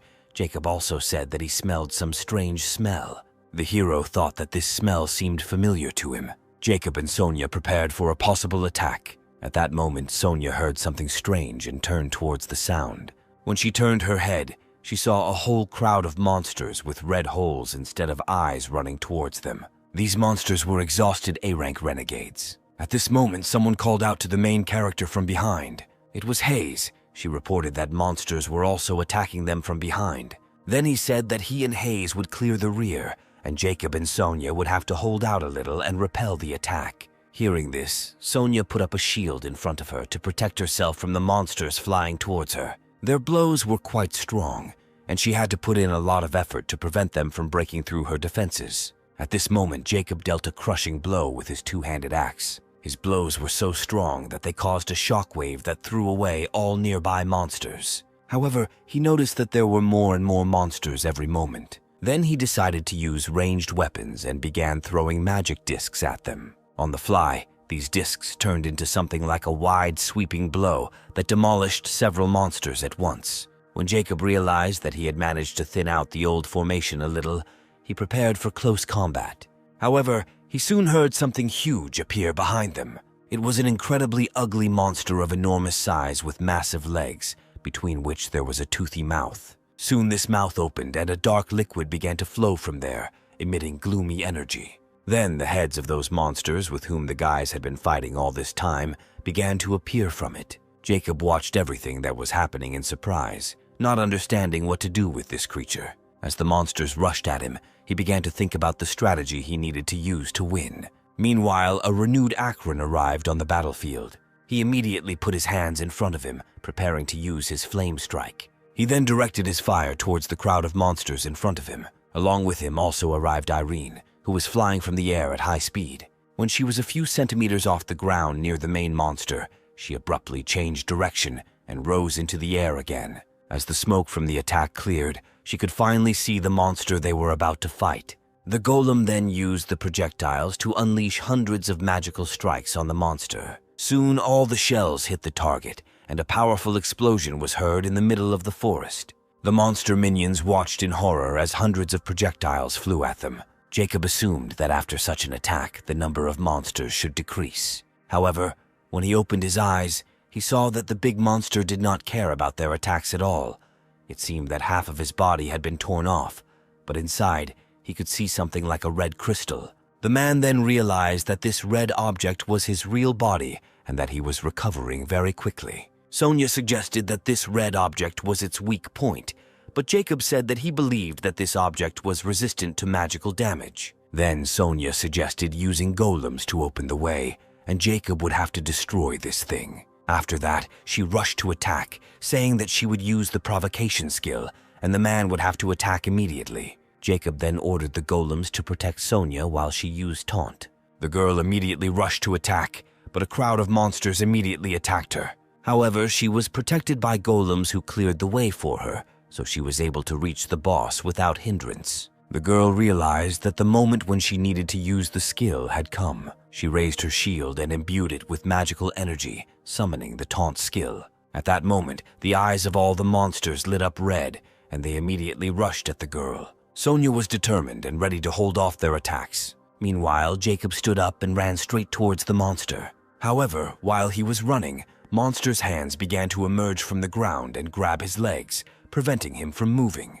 The man was horrified to realize that the monster had decided to attack him from underground. Sonia was already carrying out her part of the plan, but Jacob could not move. Then Irene came to his aid. She appeared in the sky, quickly descended to the man and grabbed him by the shoulder. Then she blew up the hands of the monsters that were holding the man's legs with projectiles, after which she picked him up and flew with him to the target. When they were close enough, Jacob ordered Irene to let him go. Irene released the man, and he flew straight towards his target, holding axes in his hands. He imbued them with magic, causing the axes to fuse together, forming one huge axe, and headed straight towards the monster, aiming for the red core in its body. After that, he dealt a crushing blow, from which the monster's body was split in two. The impact caused such a strong shockwave that the monster's entire body, including its powerful legs, was divided into two parts. At this moment, the story is transferred to a strange temple,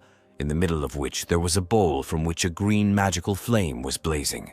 The man in the cloak approached this bowl and looked at it thoughtfully. When he looked into the flame, he saw that same red core, split into hundreds of small particles. Then he thought to himself that the toy he had created was broken. At that moment, another person entered the hall and addressed the man as Sir Odium, saying that they had problems. He said that uninvited guests have appeared and are destroying their renegades stationed in the canyon. He said that Sir should see this, but the man said that he already knew everything. He then turned to his subordinate, asking if he was taking on too much. In an instant, Odium was next to the man and grabbed his face, asking if he had lost all his fear. He stated that he did not need such cowardly and weak subordinates. After that, he sent a spell directly to his head, due to which the veins on the man's face protruded and turned purple.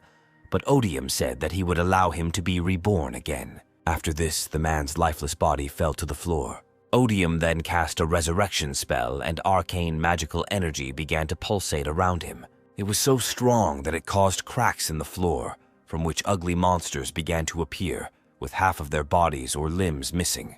Then Odium ordered them to block all exits and eliminate the intruders, saying that he would soon deal with them. Meanwhile, the story moves to the cave in which the main character was hiding. He didn't expect it to rain in the dungeon, but it was for the best, since they could rest a little and leave the canyon. However, they did not have much food, so they could not stay here for long. Sonia was sitting next to him, who was drying her hair with a towel. When their bodies accidentally touched each other, she turned to the guy. The girl quietly asked him if she could talk to him. Dylan was surprised that the girl had not yet gone to bed, but Sonia stated that she could not sleep. The guy said that in today's battle she tried and suffered the most, so she should rest a little. However, the girl said that it was not because of fatigue. She moved even closer to Dylan and quietly whispered his name. Then she said that she wanted to talk about what she wanted to say back then on the Ferris wheel. Gathering all her will into a fist, Sonia invited Dylan to start dating. She looked at him firmly and asked if he wanted to go on a date with her. After she said these words, her face turned very red, but Dylan's face was no less surprised. However, at that moment, Lily entered the cave, saying that now it was their turn to stand guard. However, she soon realized that she had come at a completely bad moment.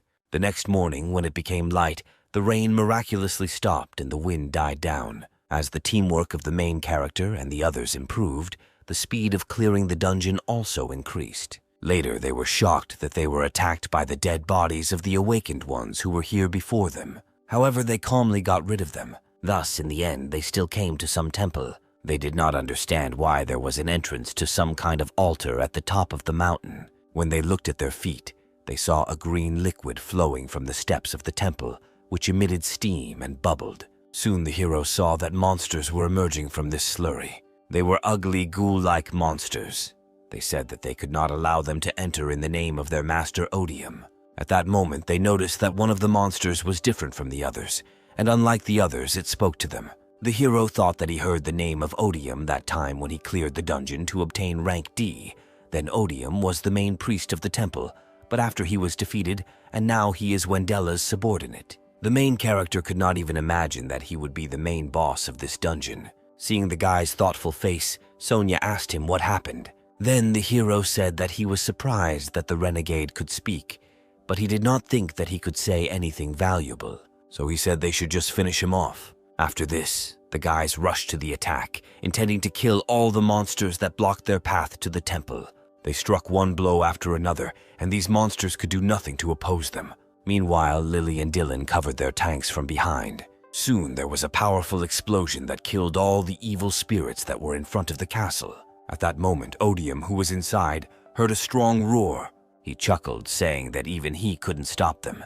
When the main character entered and met with Odium, the ghostly man asked if Dylan was going to kill him too. He said that until now, everyone who was looking for him came for his life, and of course, they all went to hell, since there was no salvation for them. But the main character said that this time, everything will be different. Odium said that this guy was different from those he had seen before. Then he asked if he killed Isaac, and the hero said that it was he who did it. Odium realized that Dylan was the same intruder who had penetrated all the spatial rifts. Then he asked who was helping him, because with his power this should be impossible. Dylan said that the name of his assistant is Dias. This is a creature that will prevent all his opponents from doing evil in the world. Then Odium said that for all these creatures they are just pawns, and when they are no longer needed, they will simply get rid of them. He said that after he was left alone in this world, he came up with a great idea. He stated that this was all a test because he did not trust Mr. Wendella from the very beginning. Then Odium rushed into one of the passages of the hall. After that, he again appeared before the main character, absorbing all the energy that was contained in this temple. He stated that if he destroyed them, he could return to his home world. After that, he extended his hand upward and began to spread his dark energy. Then he unleashed his spell called Tears of Despair on the main character. Tears of Despair had a negative effect, as a result of which stamina was reduced by 100 units. If the target's stamina was less than 100 units, then the encroachment effect was activated, in which all points were transferred to Odium. Dylan then turned to his team, telling them to proceed as planned. Hearing this, Sonia immediately rushed away from Dylan, holding her shield in her hands. Odium then said that he did not yet know what Dylan was up to. After that, he suddenly dissolved and disappeared. The next moment, he appeared in front of Sonia, saying that in any case he would not be able to escape. He then put his palm out in front of him, intending to kill the girl. Sonia was confused because she did not expect the monster to switch to her. She watched in horror as the magical sphere that was in Odium's palm flew straight towards her. Odium soon released his blow, which was so strong that it knocked back everyone who was in its path. At that moment, the main character ran up to Sonia and tried to bring her to her senses, since the blow was very strong and she was on the verge of passing out. However, soon the girl screamed, saying that more poisonous arrows were flying at them. Then the main character threw the girl aside so that she would not get hit. The next moment, the arrows reached their target, and a powerful explosion was heard at the place where the main character stood.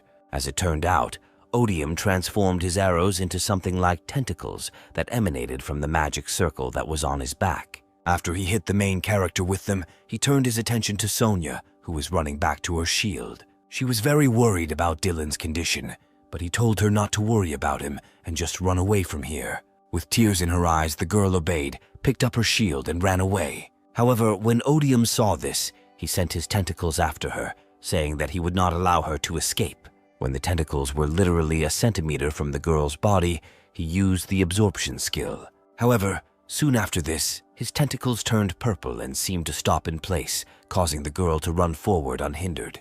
Odium was in disbelief, not understanding why his attack had stopped. As it turned out, at that moment the main character rose to his feet and used a spell that stopped the tentacles. Odium was surprised that this guy could even block his spell. Dylan then stated that as long as he was alive, Odium would not be able to touch anyone.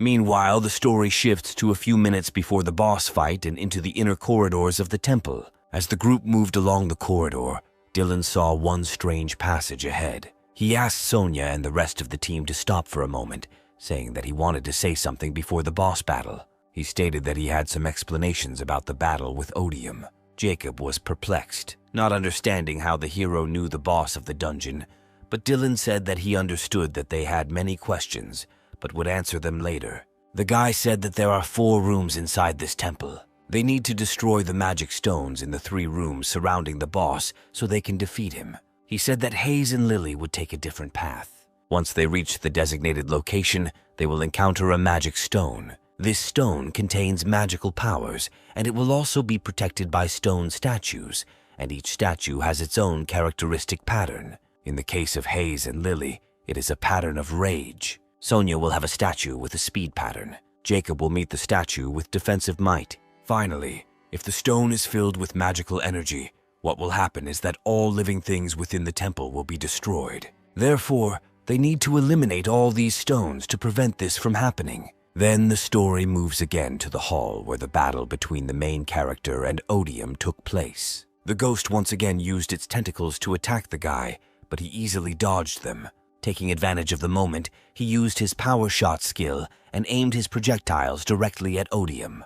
However, the ghost's body was covered with a shield, and therefore the projectiles did not cause any damage to it. He turned to Dylan and asked how long he planned to run, stating that this stigma was also incurable. At first, the main character did not understand what the boss was talking about, but he noticed the pain on his cheek. It turned out that there was a brand on his cheek called Death Healing.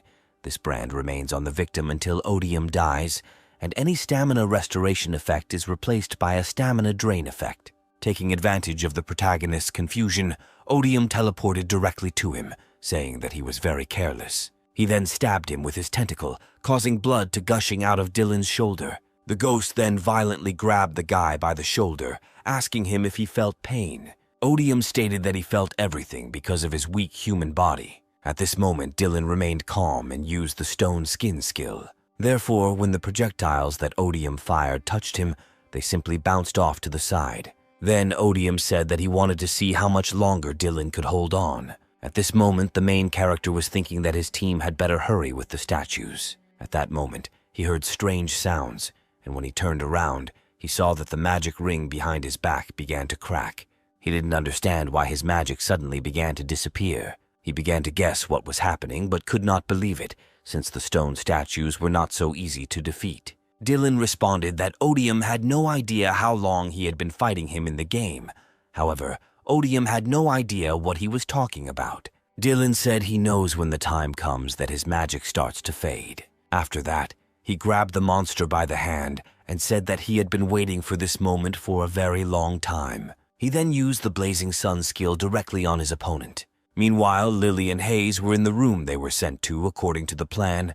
Magical stone balls were flying throughout the room. The girl said that now that they had split so many stone statues, each of them had lost most of their power, and now approaching the magic stone should be easy. Lily said that in this case she would attack and leave support to Hayes. After that, she ran away, thereby provoking the magic stones, which apparently served as observers. They immediately turned towards the girl, and their aura lit up red. However, the girl was fast enough and ran between the spheres without any problems. After this, the spheres began to shoot lasers at her, but the girl deftly dodged each attack. Soon she found herself near a place that looked like a huge red portal. At this point, Hayes ordered the hand to use her shield. Thus, her shield blocked Lily from the portal's attack. After that, she quickly shot up into the air, drew her bow and aimed it straight at the magic stone that was in the middle of the room. She used her magic arrow aiming straight at the target. When she fired, the arrow released a large circle of magical energy and then flew straight into the stone, causing it to crack into hundreds of small particles. At that moment, Sonia was in a dungeon in which she also needed to destroy the stone. She remembered Dylan's words that the statues she had to fight were fast, but they had extremely weak defense. Also, their attacks are predetermined, so Sonia just needs to know the trajectory of their movement, and then she can destroy them with one attack, even as a tank. While the girl was thinking about this, the statue decided to stab her in the back. However, The girl foresaw this, and at the moment when the arrow almost flew up to her at a distance of several centimeters, she turned around sharply. She then held out her sword and it absorbed the entire blow. This attack was strong enough that the girl had to make a lot of effort to block it. When a statue resembling a jaguar jumped at her, the girl was ready for it and put out her sword right at the moment when the statue flew past her, sawing it in two. When the statue was broken, it exploded right behind Sonia. Meanwhile, Jacob was also fighting the statue in the other room. He knew that the statue he would fight with had high defense, so it would be difficult to destroy it. However, if you attack her with combinations of physical and magical attacks, then defeating her is quite possible. Therefore, Jacob followed the protagonist's advice and began to hit her with physical and magical attacks alternately. Soon he saw that a huge crack had appeared on the body of the statue. The man then struck with two of his axes. This blow was so strong that the statue literally fell apart into stones. Meanwhile, the main character continued to fight with the ghost. A fiery hurricane swirled around them, which was a consequence of the main character's skill. Odium asked him why he continued this useless struggle, but the hero was not going to give him an explanation. After that, he used the intelligence enhancement skill. In his opponent's hand, he used an area damage boost. Dylan knew that with this boost, he would be able to move his arm again. He gathered all his power and put it into his wounded arm so that it could move. When everything worked out, he grabbed Odium right by the head. At the same moment, he used his fireball skill and shot incredibly strong fire straight at him. The blow was so strong that Odium's body flew into the opposite wall and smashed it into stones. When the smoke subsided, the hero looked towards his opponent. He saw that under the cloak was hiding an ordinary monster, practically no different in appearance from those they had met near the entrance to the temple. However, Odium still did not die. This attack only angered him more, and he angrily asked Dylan how he dared do this to him. Then he rose to his feet, raised his hands, and began to call upon magic. Then the hero realized that he needed to get rid of him as quickly as possible before he did anything else. He then put his hands in front of him and used a force fireball. This powerful attack went straight to the place where Odium was sitting, who still could not fully recover. However, at the moment when the fireball was about to touch him, a wall suddenly appeared in front of him. Then a huge stone hand seemed to crawl out of a pile of stones. Odium was then surrounded by thorns and said that he wanted to enjoy watching Dylan suffer. However, he decided that now was the time to end it all. After this, something similar to an unopened flower appeared from a pile of stones, but its petals were incredibly sharp and covered with mucus. Then the monster that Odium had summoned began to emerge from the ground. Then the hero realized that this monster was similar to the apostates he had seen earlier. However, when he looked up, he saw thousands of skulls that adorned the body of this monster. This monster was not like anything the protagonist had already seen. This huge monster was not the same renegade he had seen before. When the monster saw his opponent, he immediately stuck out his fist and said that Dylan needed to prepare to die. After that, he slammed his fist down onto the ground with all his might, causing the floor to crack. At this moment, Lily and Hayes felt a strange feeling, as if they were right in the middle of an earthquake. Lily then assumed that it was most likely a powerful release of magic in the center, and therefore they needed to hurry. Sonia and Jacob also sensed this and rushed to Dylan's aid. When the dust from the impact subsided, the monster saw that there was no guy in the place where he hit. Then he assumed that he was trying to hide from him in this smoke. As it turned out, at that moment, the main character used his clones to divert the enemy's attention. At this moment, the monster again began to call upon energy from somewhere in the temple. After that, he rained down spikes on Dylan's clones, saying that in any case he would not be able to avoid his attacks. The monster declared that he would die a miserable death for simply angering him. However, when he looked down, he saw that his spikes were not piercing a real person, but only copies of him. Meanwhile, the main character took advantage of the moment and found himself right behind the monster. When he was close enough, he used a light projectile and a power projectile. He then delivered a crushing blow straight to the monster's back. However, when he got a little closer, he was extremely surprised.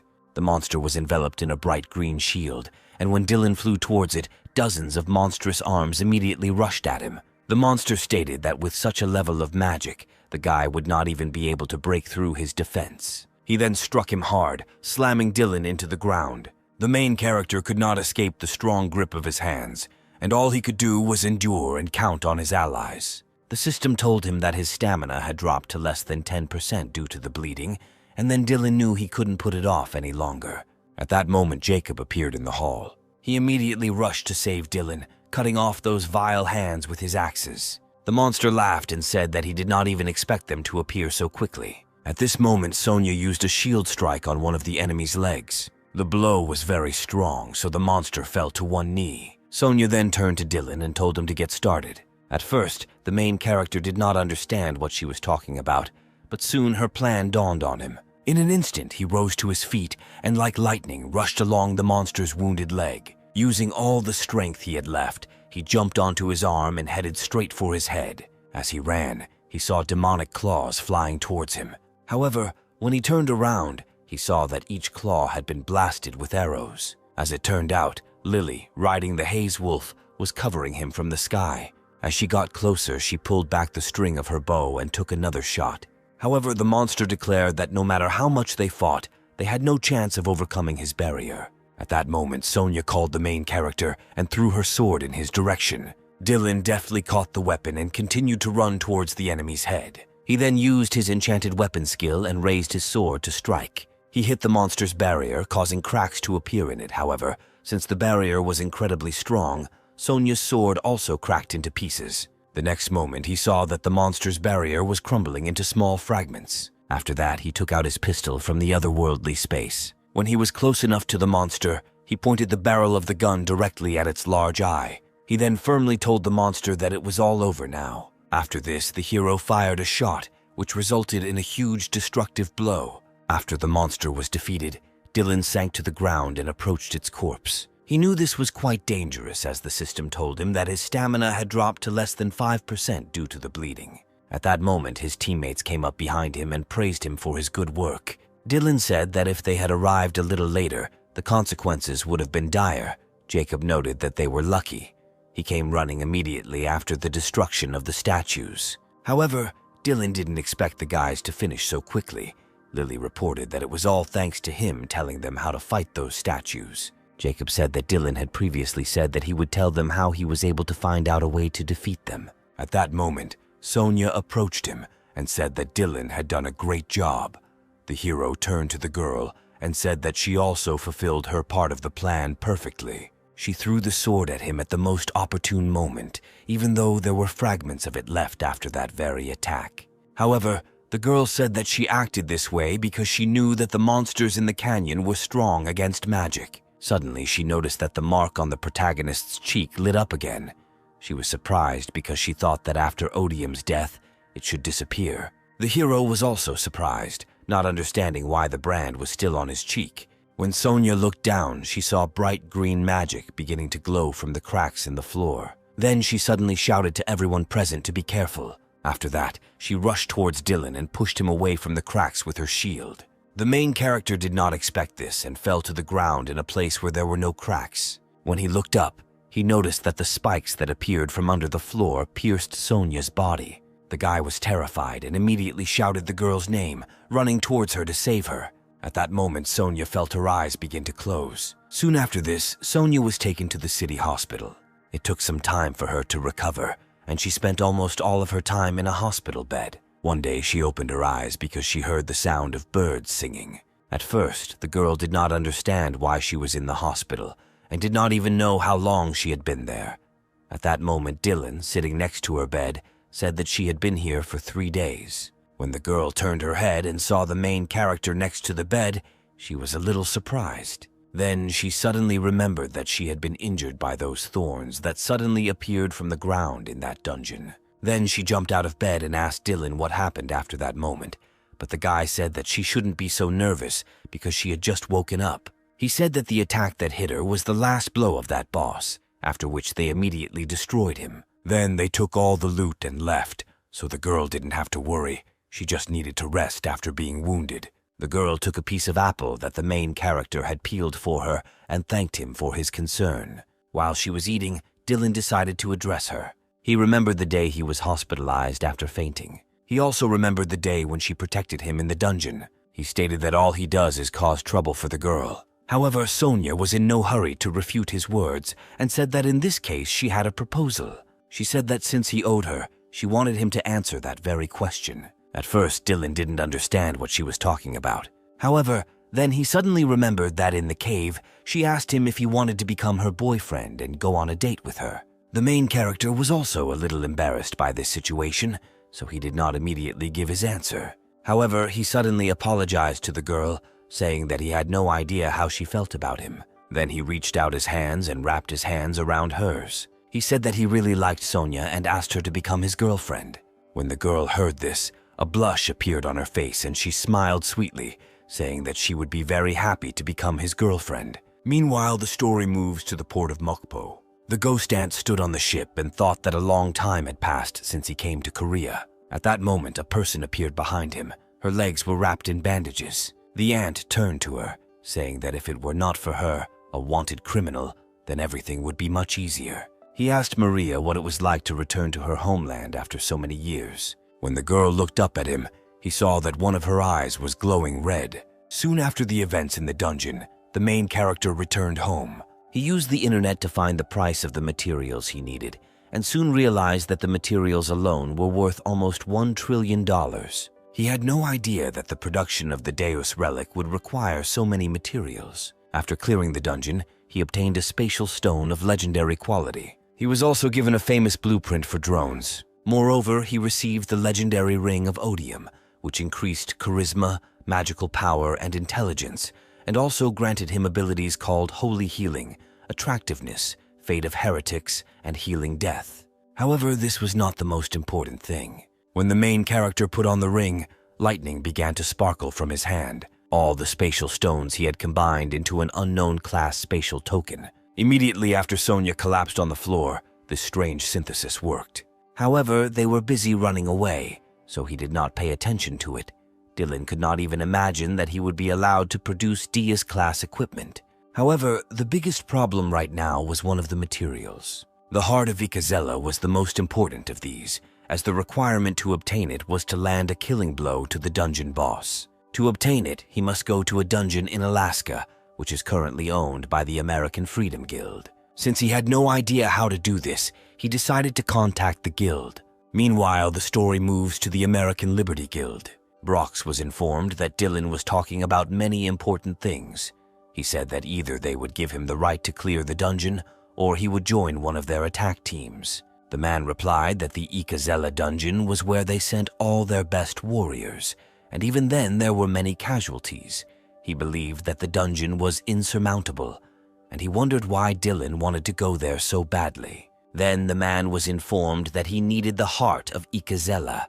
This was very strange, since it is known that this item gives its owner an increase in stamina by 1,000 units, but the catch was that Dylan is a spellcaster. Brock suggested that if he was a spellcaster, then he should be interested in the Asura dungeon, which is located in China.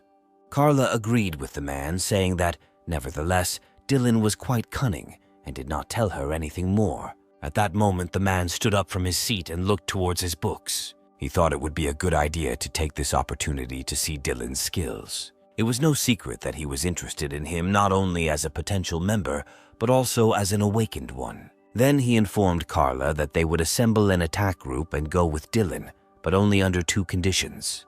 Brock said that the rent for the rights to the Ikazela dungeon will be set at 300 billion won for each team member. Secondly, before the attack, all team members will be evaluated and must be accepted unanimously. If Dylan fulfills these conditions, then Brox will take full responsibility and guarantee him the heart of Ikazela. However, he asked me to tell him that he had absolutely no intention of cleaning up after him. Carla understood that this was his way of telling Dylan to expect that he would have to survive on his own, but she agreed and said that she would convey his message. After that, the man hung up and smiled slyly. He assumed it would be quite fun, while the main character was thinking that he should rest a little, since the guild said that they would announce their decision tomorrow. Suddenly, a notification from the system appeared in the middle of the room. The main character realized that the translation had already been completed. He noted that recently he had been at a fairly constant level, so he had already stopped paying attention to it. He doubted whether he should even check this translation to find out whether it was a victory or a defeat. However, he still decided to check the translation, and the system informed him that this book was created to enhance spatial energy. In order to enhance spatial energy, it contains formulas and the language of the gods that cannot be understood by humans if the correct procedures are followed, and remove the sealed energy of the book in the specified location. Then the user will be able to use it for its intended purpose. However, when Dylan opened the book, he realized that the pages were blank, so the system asked him to proceed to the top of the nearby Deus Spire and open the first page. The system said that if the reward in each dungeon increases, then each awakened person will also have an increased growth efficiency, so she asked to take this book with her to the specified place in order to prepare for the appearance of the Dimension Gate. The protagonist thought that this most likely meant that another wave would soon appear, as was the case with Ebenar, and since the nearest spire was mentioned here, then he only had one place in mind. Meanwhile, the story moves to the sole office of the management branch. The main character arrived there, which greatly surprised Veronica. She said that she did not think that he would ever decide to climb to the top of the spire, but the guy did not answer that he had a personal matter there. Veronica said that although management was on his side, to gain access to the top of the spire, they would need permission from the director of the Korean branch. Since, by a happy coincidence, the director is in their real life today, she prepared a meeting with him for Dylan.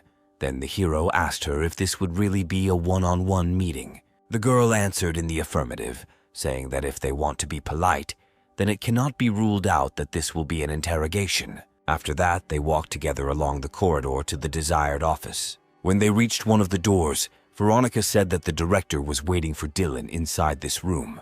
Before the guy entered there, the girl asked him to cooperate with the director and not say anything unnecessary. The guy assured her that he would do everything right. He said that he would only give him the necessary information. After that, Veronica opened the office door and informed the director that she had brought Dylan. The man stood with his back to them and looked out the window. Hearing the girl's words, he thanked her for her work. At this moment, the hero began to realize that in front of him was really the director of the Korean branch. The man, without turning around, said that he had heard a lot about Dylan. He then turned around and said his name was Lewis, and he was the director of the Korean branch. After that, he looked at the guy a little conspiratorially and asked him to sit down. Dylan and Veronica sat on one side of the table. Lewis sat opposite them.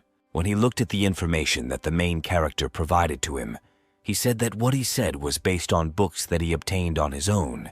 He asked if all the awakened ones could increase their effectiveness through clearing dungeons. Dylan said that this is indeed true. Not only he can do this, but all the awakened ones can do it. He then stated that he needed to climb to the top of the Deus Spire. Then the director asked him if he thought it was a little strange. He asked why all these things were happening to Dylan, to which the hero replied that he could only say that he learned about it when he identified the books found in the dungeon. When Lewis heard this, he said that he also wished he had such amazing identification ability. Then he suggested ending this conversation and returning to the conversation about the Spire of Deus. He said that you can only get to the top with the S code. There are only 5 such people in Korea, 2 of which are himself and Veronica. He then stated that there is nothing good in this place, and if you provoke Deus's anger, you can even say goodbye to your life. Therefore, he stated that he should check the book that the main character is talking about. He extended his hand, saying that since Dylan was now a national figure, he should do it. In this way, he can prevent future dangers that may happen to him. The hero smiled, saying that this book can only be used by those who identified it. Then Lewis said that this was the first time he had heard about it. Veronica said that this was a rather strange situation, and that it also happened to them for the first time. She said that legendary level spatial stones had appeared not long ago, and many other things had happened before the 20th anniversary of the first wave. Then Lewis suggested looking at the power of this spatial amplifier.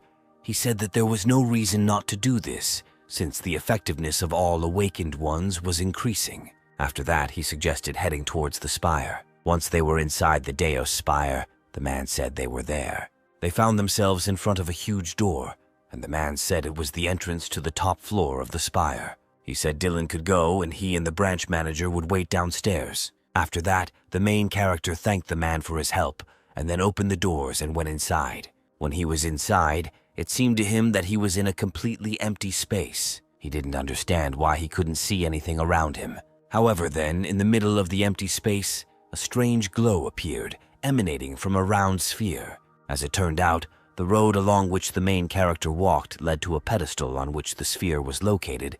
Some details seemed to be circling around it. As he got closer, the system asked him to open the first chapter of Spatial Enhancement. The main character took out his book, and as soon as he opened it, letters began to crawl out of its pages, which formed something similar to tentacles. Soon these tentacles began to swirl and form a small whirlpool, and then the system reported that the Spatial Enhancement seal had been lifted. After this, the signs went straight to that sphere and began to be absorbed into it. The system reported that there were 5 minutes left before the full power of Spatial Enhancement was activated. At that moment, the main character heard a voice that said that someone seemed to be able to find the key. Dylan looked up in surprise, asking who was talking to him. Then the voice said that he is the Alpha and Omega, and the Awakened systems. He is a creature called to start all over again. People also call him Deus. He said that he would let Dylan ask one question since he had found one of the hidden keys. After thinking a little, the hero decided to ask a question. He asked if he had chosen the right path, considering everything that he had done up to that moment. Then the voice told him that he was right and superior to everyone else. Hearing this, the hero was delighted.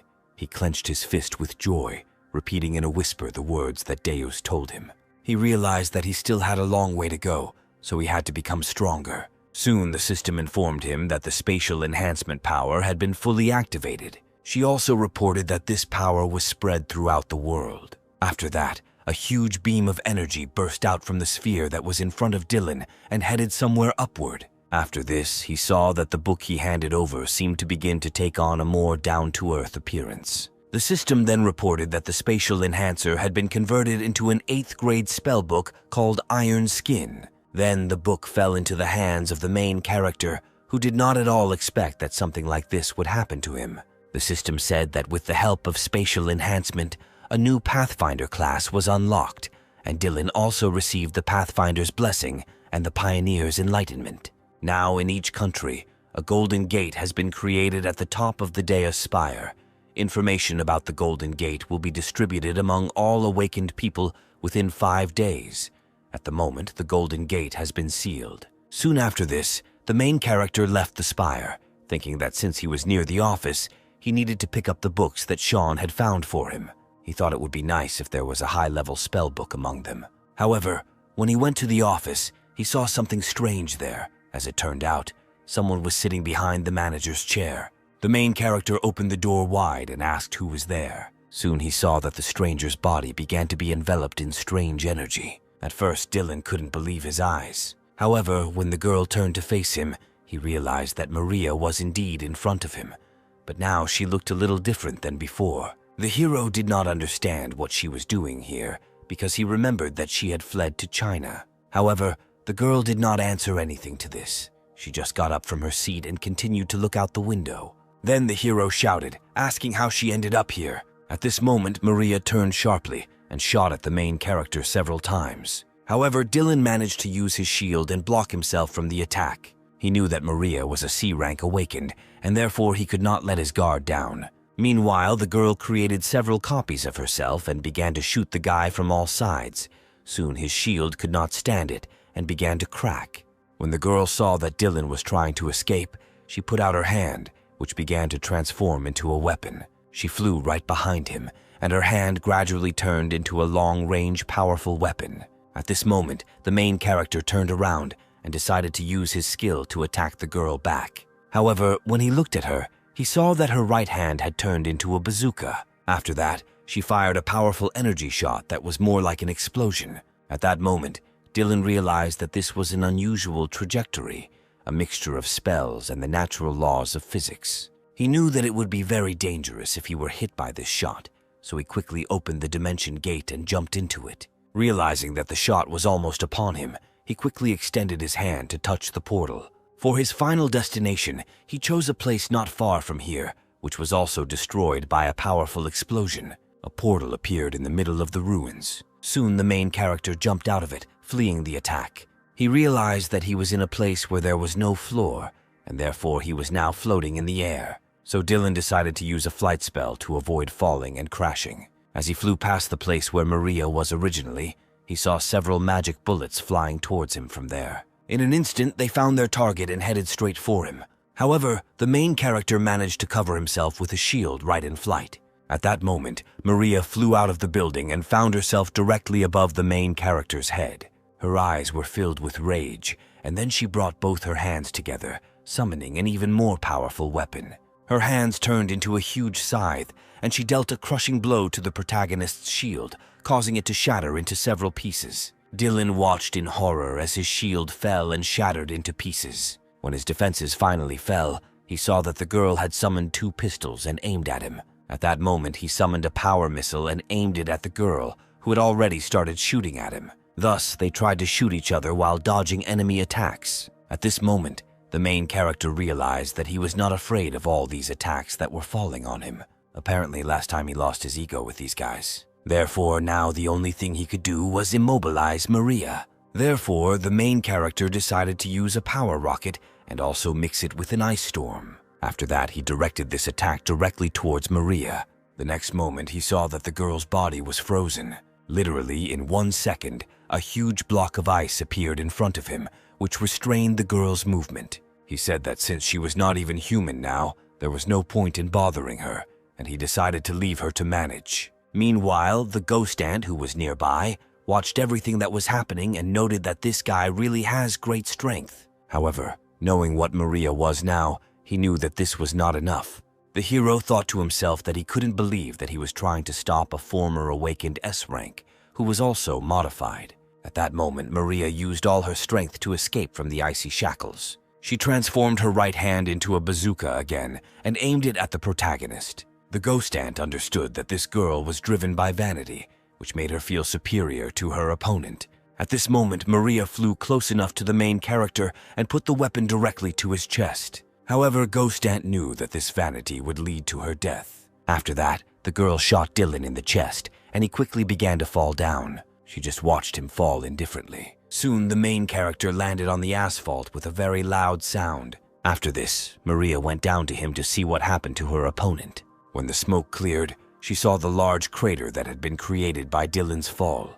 When she came closer, she saw that the guy was lying in the middle of the crater, unconscious. Then she summoned a demonic sword and stood over his body. She took the sword with both hands and raised it over Dylan's body, intending to strike him. After that, she took a shot. At that moment, an ominous red portal appeared nearby. Ghost Ant came out from there to evaluate the work of his puppet. When he looked at the crater, he thought he might have overestimated Dylan. He didn't expect Maria to be able to defeat him at all. However, when he turned to the girl, he realized that she did not react. Suddenly, in the middle of the dust, the man saw someone's eye that shone with a blue flame. When the smoke cleared a little, he saw that Dylan was still alive and half of his body was frozen.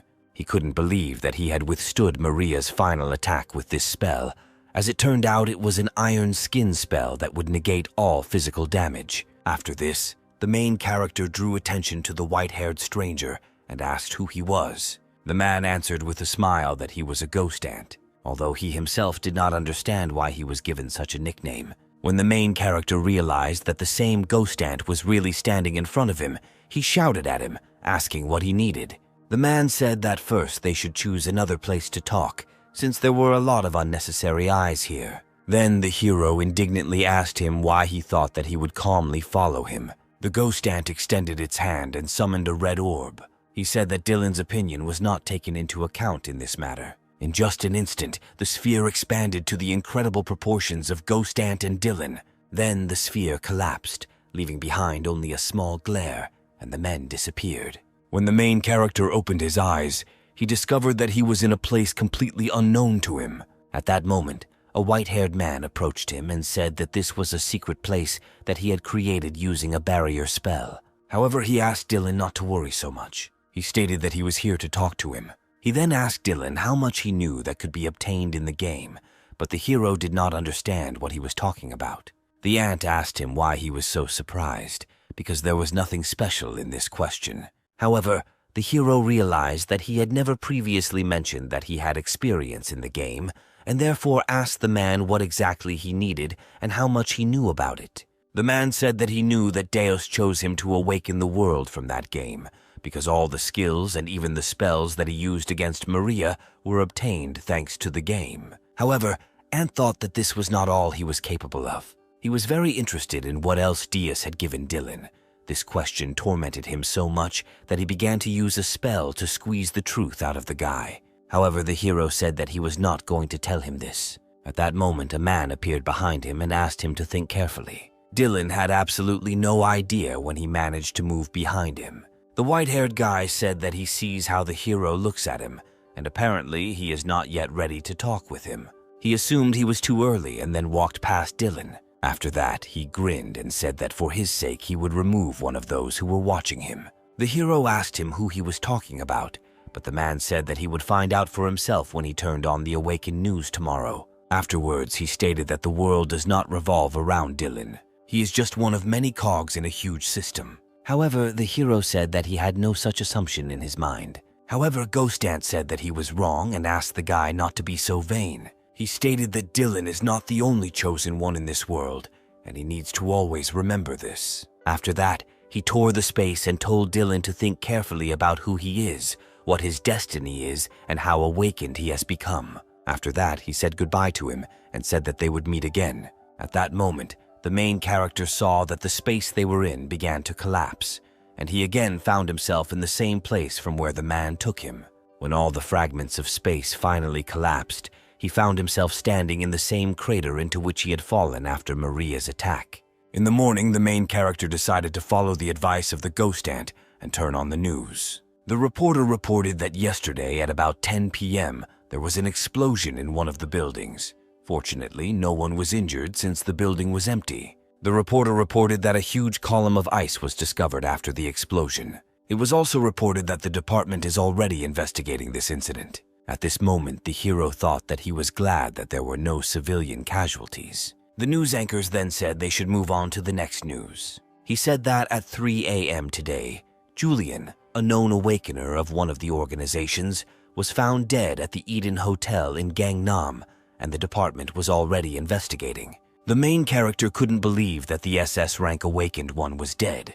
It was reported that CCTV cameras showed no signs of forced entry from outside or inside the room. At this moment, the hero could not believe that this really happened. He remembered the ant's words that for Dylan's sake, he would remove one of those who were watching him. The hero understood that the SS rank was far from an ordinary awakened one, but the ant killed him so easily. At that moment, Daniela came into the room where he was, saying that Dylan had arrived early enough.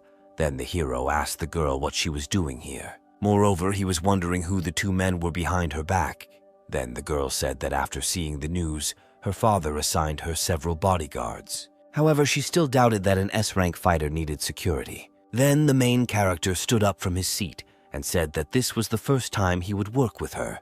Daniela said that she was looking forward to going into this dungeon with Dylan. However, he was worried whether he would be able to complete the Ikazela dungeon challenge with his team. Then the girl said that he definitely shouldn't worry about it, since the skills of his teammates would definitely satisfy him. Before leaving the office, she said that they were now heading to Alaska. Meanwhile, the story moves to the Freedom Guild, or more precisely, to its base in Alaska. Tests took place at the underground training base, in which Brox participated. In front of him stood a large magical stone that he needed to destroy. The man summoned all his strength and put it into his attack. After that, he rushed to the stone and struck it with a powerful blow with his fist. However, he saw that his blow did not leave a scratch on the stone, and then the man realized that his strength was still not enough. At that moment, two men approached him and asked if Brox was warming up, to which the man said that he did not expect them to come so quickly. The man with long hair and purple eyes was Young, an S+ rank fighter. He said that he couldn't be late for such fun when Brox invited him to clear the SS rank dungeon. Next to him stood another man named Arseny. He was an SS rank fighter. He said that he heard that their teammate had unique abilities, and he just wanted to look at his strength. Then Brox came up to them and said that he had already voted for this guy. He didn't think Dylan would perform so well in an S-rank dungeon. He then told the men that they had done a great job coming this far and tried to hug them, but Ian asked him not to, saying it was disgusting. Then he asked the man, if he received this power-up, would he be able to break this stone? However, Brox said that this is a measuring device for them, so it is unlikely that he will succeed. However, He promised that the men could count on Dylan's support because he lived up to his rank. At that moment, Daniela entered the training room with Dylan. The hero noted that it was a rather unusual place. After that, Daniela went to the men, saying that she had not seen her uncles for a long time. Brock smiled when he saw her, saying that she had matured a lot. Ian said that he was not too old to call him uncle. Then the hero asked the girl if she really knew these people. Daniela replied that she met them in her youth, when she lived with her father in America, and they still keep in touch. Brox then noticed that Riley had also arrived with them. Then he said that everything was finally assembled. He said, as he had previously reported, they needed the consent of 5 people besides Dylan to join, and hoped that the guys had already made a decision. Daniela said she's seen the skills with her own eyes, so she agrees. Riley said she didn't think ratings mattered during the last attack, so she agreed too. Thus, there are 2 more agreements left. However, Arseny said that he must test Dylan's skills. Without waiting for his consent, he stuck out his hand and rushed through the main character, striking him with his claws. However, when he turned around, he saw that the main character was wearing iron skin. Dylan laughed and asked if that was all he was going to check. Then Arseny said that in this case he would not hold back. He used a spell that caused magical threads to bind the main character's body. Arseny then used his hands to tighten these threads more tightly. Riley thought about how they didn't have such a rule last time and wondered how strong Dylan had become since then.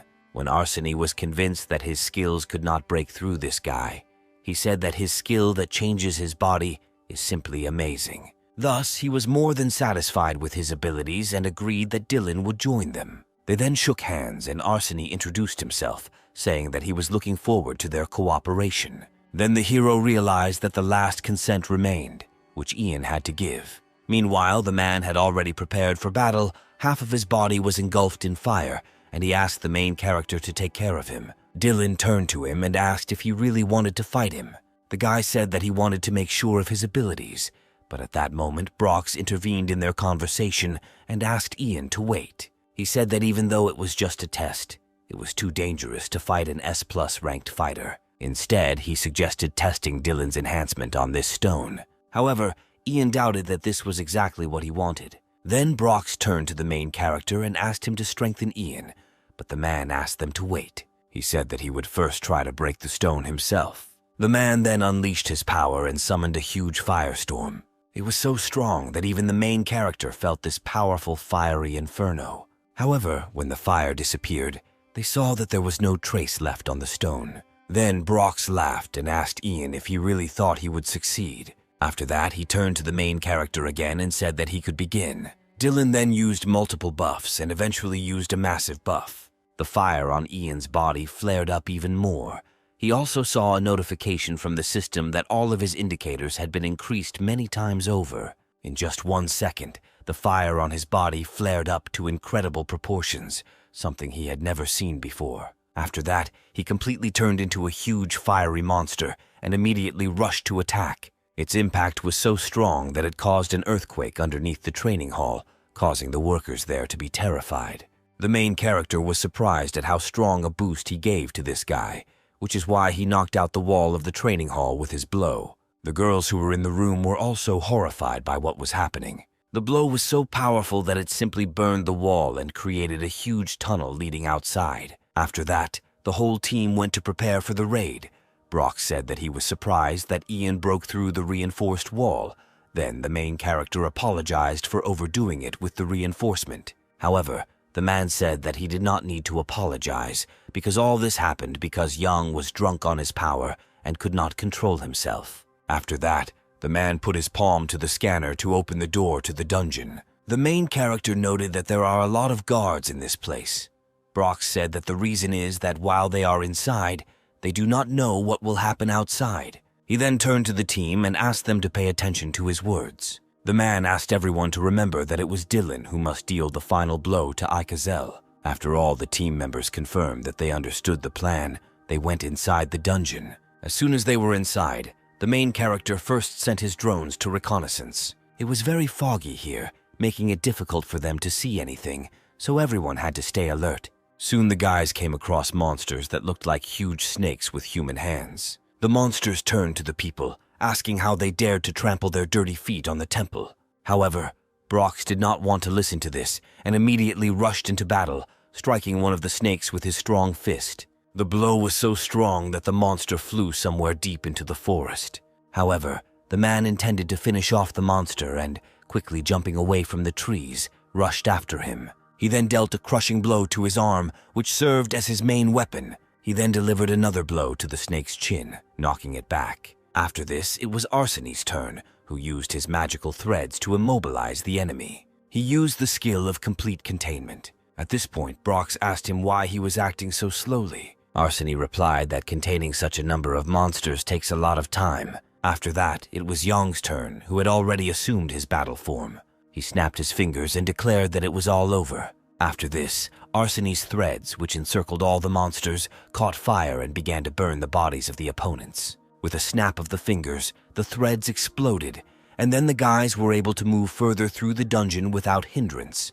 At that moment, the main character realized how good the skills of the awakened ones of the SS rank were. Then the man said that they needed to move even further. Thus, the guys spent 2 whole days in the dungeon, and at one point Riley informed them that monsters were once again attacking them. When the guys looked up, they saw more snakes flying at them at great speed.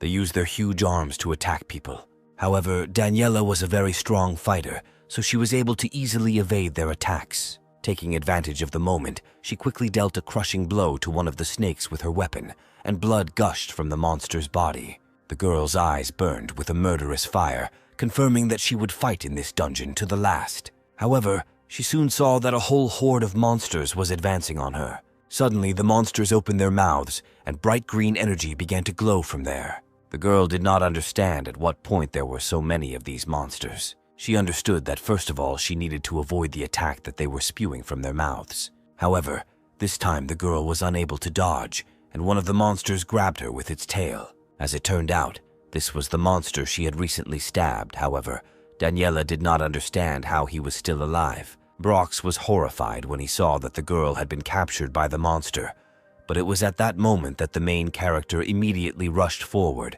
saying that he would take care of it. Meanwhile, 3 other monsters prepared their attack and sent it straight towards the girl, who at that moment was immobilized. However, at the last moment, the main character appeared in front of her and used the reflection skill. Daniela was scared, but at the same time glad that the guy appeared in front of her at the right moment.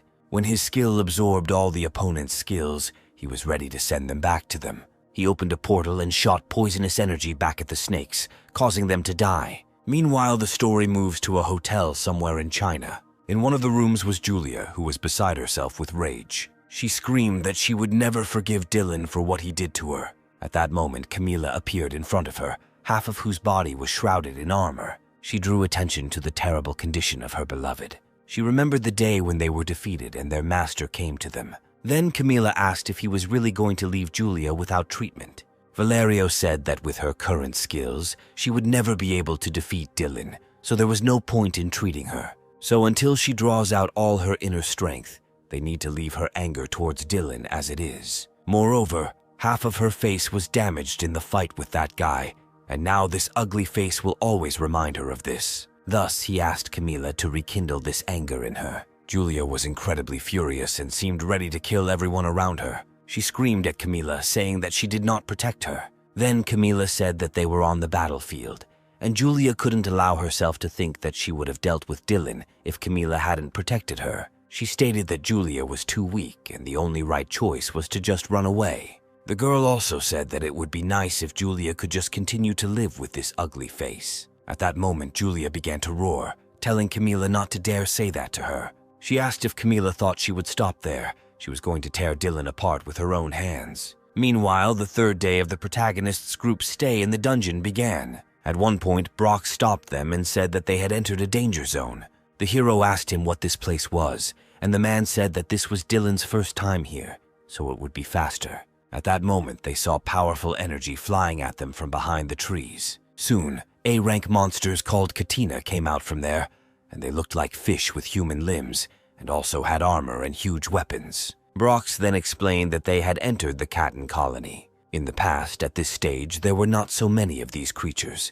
Then Arseny said that it was a long time ago, so it is quite logical that since then there have been more of them. At this moment, To the surprise of everyone present, the main character suggested that they should just break through them. Brox asked him in surprise how he was going to do it. Then the guy asked if he could ask the rest of the team not to make any noise around the monsters, and the guys said they could do it. In that case, Dylan said he had an idea. As it turned out, he used the skill of permanent invisibility on all members of the squad. Arseny and the others were delighted when they saw the power of this guy's spells. The main character said that this spell would be able to protect them, and now they can only hope that the monsters do not have the ability to detect. Thus, the guys, protected by complete invisibility, headed straight into the monsters' lair.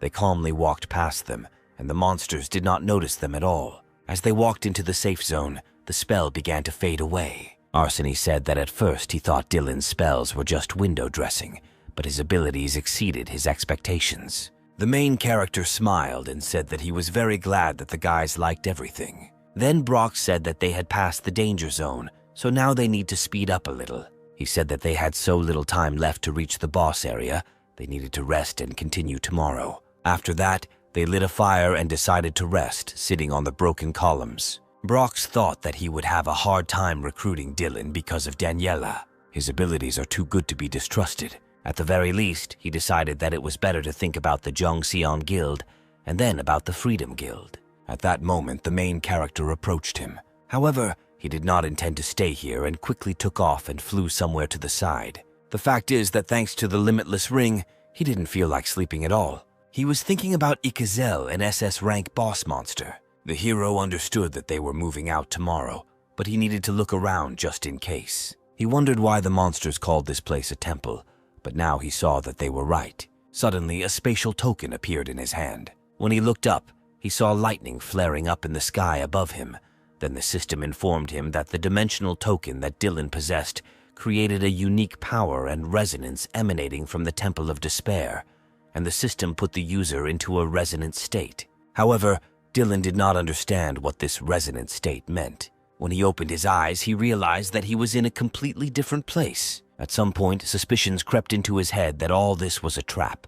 The system then informed him that the resonance had caused the dimensional body of the fake Ikazella to cease functioning. Then the system warned about the awakening of Ikazella, who was located directly behind the main character. When Dylan turned around, he saw that inside the monster's chest was an organ similar to a human heart. Soon he saw that a human silhouette began to appear in front of him. It began to form in parts, and soon a human face appeared before him. After this, the monster rose to his feet and said that he had been waiting for this moment for many years. This monster turned out to be a man with a human face. He had long blonde hair and black horns. He smiled and said that his name was Ikazella. He said that while traveling through dimensions, God blessed him to be reborn in this place to protect him. After that, the monster got to its feet and went straight to the main character, saying that it had been waiting for him. Dylan was extremely surprised, but he understood that he could get out of here if he wasn't caught. After this, the monster said that he lost his eyes in the battle. However, the eyes of the void will allow him to see much more. He then took out his sword and pointed it towards Dylan, telling him to stop hiding and come out to him. Then the hero asked him if he could really see him. Hearing this, Ikazella laughed, praising the guy for doing everything right. Then he smiled and said that now the real battle will begin. The monster said that if Dylan wins, he can take whatever he wants from him. Then the hero asked him why he was waiting for him. The monster replied that Dylan resonated with his power, and therefore his power could free him. This information was given to him by his god, and so the monster looked forward to this day. However, he got tired of wagging his tongue, and he decided to start a fight. When he raised his sword, an incredibly strong wind seemed to swirl around him, causing the main character to be thrown to the side. Then Ikazella looked at him menacingly and said that he was finished. After that, he rushed straight in the direction where Dylan was. The hero was horrified because it was the first time he had seen such a terrifying attack. However, before the monster could hit him, he used his flying skill and flew away from its attack. He knew that he needed to deal with the monster's attack first, so while in the air, he used his fire skill. He released a fireball at the monster. However, it seemed that Ikazella did not care at all about his spell. He did not even move. He just said that it was a very pleasant warmth, and then delivered his blow, which flew literally a centimeter from the protagonist's face. When Dylan opened his eyes, he saw that the monster's blow had cut his fireball in two. However, this blow still managed to wound Dylan, and blood gushed out of his body. Taking advantage of the moment, the monster rose into the air and was about to attack the main character from above. He raised his sword to deliver an incredibly powerful blow. However, just when he thought it was over, he saw that Dylan had used the iron skin skill, and therefore the blow did absolutely no damage to him. As it turned out, the blow hit him in the shoulder, but the sword seemed to freeze in place and did not cause him any harm. After this, the main character took advantage of the moment, rose to his feet, and threw the enemy away from him. Dylan thought to himself that he was a fool when he asked the SS rank boss for a quest. He now realized that he should have given it his all from the very beginning. Dylan then used the Ice Storm skill to hit his opponent and reduce their ability to move. Ikazella soon found himself encased in ice, but he could still speak and said it looked great. However, he did not intend to stay in the ice prison for too long and began to deal crushing blows with his sword from the inside. After that, the ice cracked and he freed himself, saying that he had been waiting for such a fight for a very long time. After that, he rushed at the main character, who at that moment used the healing hymn on himself. After that, he decided to use the enhancement. Then the main character fired fiery arrows at the enemy. Their number was amazing. It seemed to the monster that 1,000 arrows were flying at him at once. However, he fought them all off with one blow of his incredibly powerful sword. His sword took on the shape of a scythe and deflected every arrow that flew at him. When the main character realized that the scythe was now approaching him, he immediately dodged the attack. Once in a safe place, he stuck out his fist, intending to cast another spell. He aimed another batch of arrows at the monster being behind his back. At that moment, the arrows reached their target, and a powerful explosion erupted. The shockwave was so strong that the main character had to cover himself with his hands to avoid going blind. When the dust subsided, he saw that Ikazella had fallen to the ground and was on one knee. The monster was surprised that they could bring him down. He realized that the guy used a consistent increase in strength, as well as all kinds of magic. When he looked up, he saw several copies of Dylan flying towards him at once. However, the monster did not intend to give up and stood on its feet, intending to defend itself. At that moment, the real Dylan attacked him from behind. However, the monster said that, as he had been told before, he has the eyes of the abyss, and therefore he sees much more, so as soon as Dylan got close enough to him, he hit him with his sword. However, the protagonist had foreseen this and used the spatial gate, so the attack came straight to them. Literally in an instant, he opened another spatial gate near his enemy. Thereby, Ikazella struck a blow to himself. The monster was horrified when he realized that, despite all his abilities, he had been fooled. He continued to attack Dylan, but the guy dodged all his blows. Soon he was behind him and summoned a lightning spell. After that, he summoned a chain of lightning and sent it straight at the monster. The blow was so strong that Ikazella flew into the opposite wall and slammed into it. When the lightning disappeared, his body still continued to sparkle with electricity, and he left a deep dent in the wall. When Dylan approached him, the monster said that he had never seen such different and fast magic. However, it was great fun for him. After that, he rose to his feet and laughed quietly. He said that he now intended to show him all the power he had accumulated here. At this moment, the main character noticed that Ikazella's magic opens the entire sky. He realized that the monster was currently absorbing all the magic that was present here. Soon, a huge energy column appeared in the middle of the arena, which pulled the monster's body into itself. When he came out of there, he took on a completely different shade. Now there was nothing human in him. He was just a huge monster. It seemed that his body and hair were made of flame. The main character understood that now he had shown his true strength. However, his body is unable to withstand the magic and gradually breaks down as he is enraged and enters the second large-scale phase, so his health decreases by a certain percentage every second. Therefore, the monster did not hesitate and took out his demonic sword, which seemed even larger. After that, he quickly swung several times, and the blows flew straight towards the main character.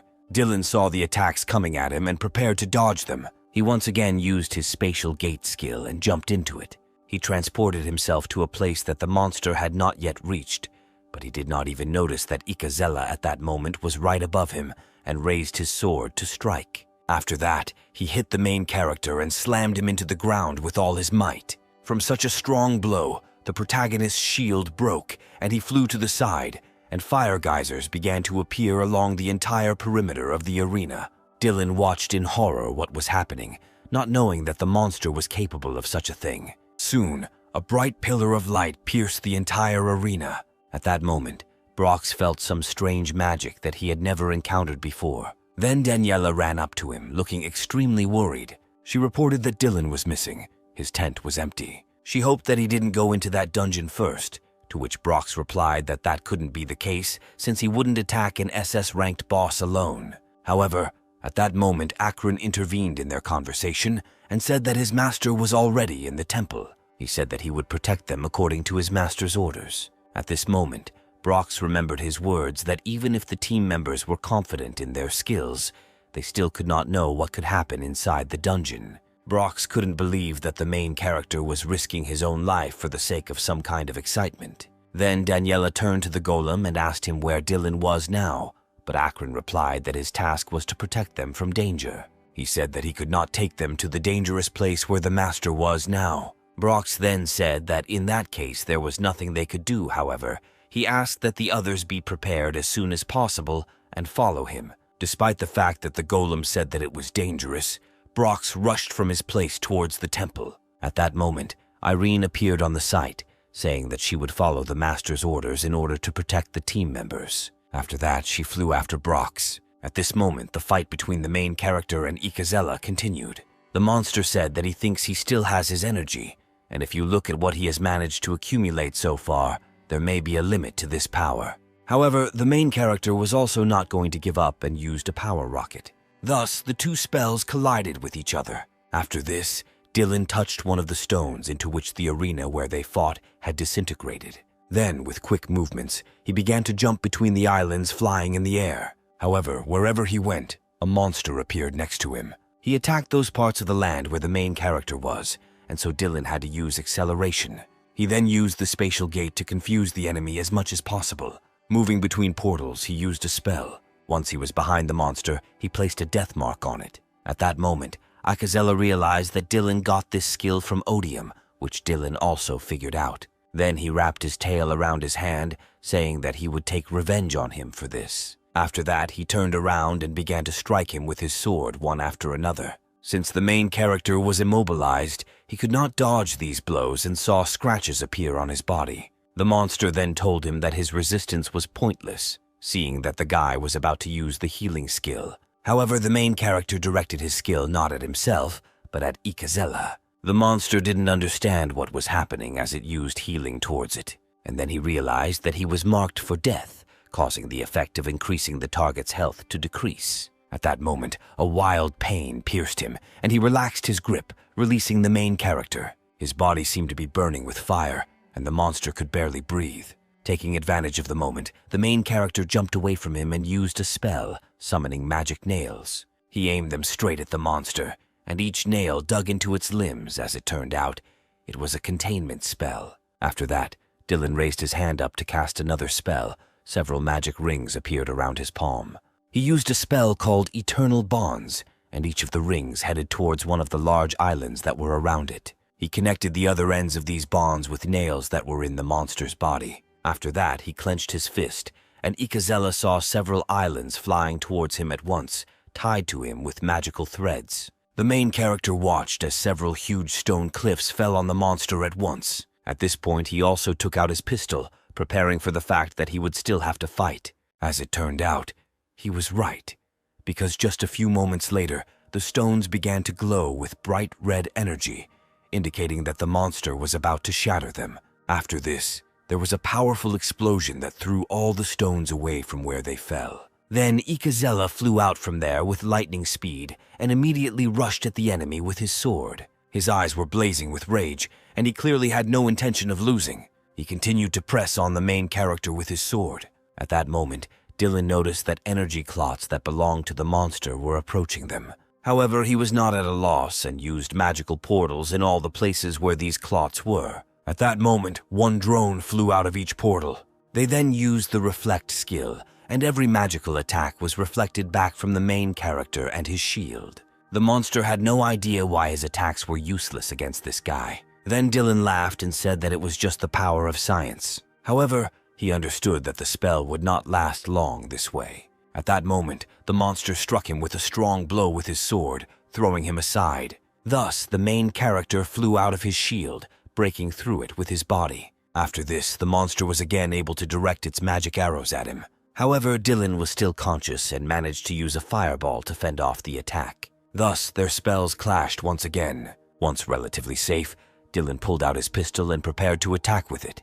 However, he knew that the battle would not end if he continued like this. Therefore, he will have to kill the monster with one blow. After that, both opponents used all their power, and their bodies seemed to spin in energy hurricanes. Ikazella was enraged, and his entire body seemed to be oozing energy. At this moment, the main character used a large power rocket. In response, the monster fired a huge energy projectile. However, the main character was not going to give up and fired a projectile of the same size towards the monster. Thus, their attacks collided in one place, causing a large explosion. Then Dylan put all his power into firing the gun. The shot was so strong that it caused an incredibly powerful and bright explosion. He was so dazzling that at one point Dylan thought he would go blind. After this, energy waves seemed to begin swirling around the explosion. Meanwhile, the temple they were in began to collapse under the force of this explosion. The walls began to crumble, breaking into many small fragments. Soon, the entire space in which the main characters and Ikazella were located collapsed. Thus, the hero left the arena, finally winning, but this battle exhausted him so much that he could only kneel. Ikazella lay next to him, having reverted to his human form, his leg and arm having been blown off due to the massive explosion. He said it all seemed crazy, and he never thought Dylan would beat him. The hero said that he also received many wounds from him, so he did not yet know who exactly won in this fight. The monster said that when he put the death brand on him, he realized that his friend Odium had died at the hands of Dylan. His plan was to absorb all of Dylan's power and then get out of this dimension with this guy, but he lost. The monster understood that he was now in danger of death at the hands of the guy, and the main character did not deny this. Ikazella said that there are many more beings who are also fighting in their own dimensions, but compared to them, the case is not so strong. The monster then used its remaining hand and opened a portal. From there, a golem appeared, which the main character saw at the entrance to the temple. Then the monster told him to take his transcendental case and leave, to which the golem replied that the last time he saw it, it was of a different size. The monster said that it changed in accordance with his soul and magical power, but if a person appeared who did not match his size, the body would change to suit him. The hero thanked him for this and said that he would use it wisely. The monster then handed him his sword Eketes and asked him to kill him with this weapon. He said he wanted to rest in the warmth before his body cooled down. Dylan obediently took the sword and said that he would fulfill his request. After this, Ikazella asked the name of his great adversary. The hero told him his name. Before he died, the monster said that his last battle with Dylan was wonderful. After the main character killed the monster, the system informed him that he had cleared the dungeon. After defeating Ikazella, the others arrived and helped the main character get out of the dungeon. After receiving intensive care, he woke up in a recovery room. Dylan knew that now he needed to check what he got from the fight with the monster. The system told him that he had raised 3 levels and a special skill had promoted him to A rank. At the moment, his mana limit was around 3,000, but to deal with monsters that would be more powerful than Ikazella, he needed more. Even in the battle with Ikazella, he took 75% of his health. Thus, he needed to use higher grades of transcendental magic. This spell would double his total mana. Moreover, after the battle with the boss, he received a relic from him, bracelets, earrings, and a sword. But most importantly, he also received his heart, and thus fulfilled all the conditions for receiving the Deus Ring. The hero understood that he worked very hard for this. He then asked the system to start creating the ring, and it immediately went to work. The protagonist looked at the glowing sphere that appeared in front of him, and thought about whether this was normal when creating a high-grade Deus Ring. Suddenly he noticed that the color of the sphere changed and it became dark, and lightning began to emanate from it.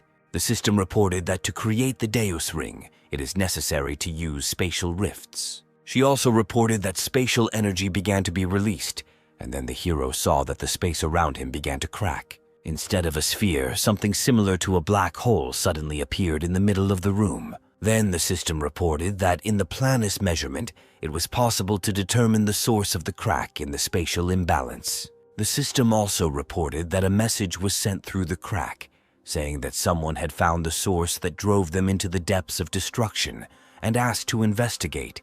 The Earth dimension was chosen as the destination. After this, the system reported that the signal was interrupted. Then the sphere appeared in front of the main character again, but this time it was again bright and glowing. Daniela was in the same hospital and noticed that paint was starting to fall off her ceiling. She also sensed a large accumulation of magic nearby. Therefore, the girl got up from her seat, quickly got dressed, and went to investigate. Meanwhile, the system informed the main character that the creation of the ring was completed. She also reported that Deus was very pleased with the achievement and assigned him a new status. The system reported that the protagonist's realization status is now F, as well as his enlightenment skill. The human language notation is automatically hidden, and upon reaching the SSS rank, Dylan can be eligible to increase his status. After that, the Deus ring appeared before him, which was a relic of a unique class. It granted him many new spells. The main character was delighted, not understanding why this ring gives so many effects. At that moment, he heard someone knocking on the door of his room, but he did not know who could come to him at such a late hour. It turned out that it was Daniela. She said that she felt some kind of magical energy from this room and came here to check if Dylan was okay. The main character said that this was most likely due to the experiment he had just conducted, and the girl assumed that it was all because of this ring. The main character wanted to show the girl the ring, but it suddenly began to exude dark magical energy that looked like lightning. Soon, the energy became so powerful that it began to crack the space around Dylan. After that, someone's black inhuman paws appeared from a hole in space. Soon, an entity appeared from there that was unlike anything the guy had seen before. When the entity noticed Dylan, it began muttering something in an incomprehensible language.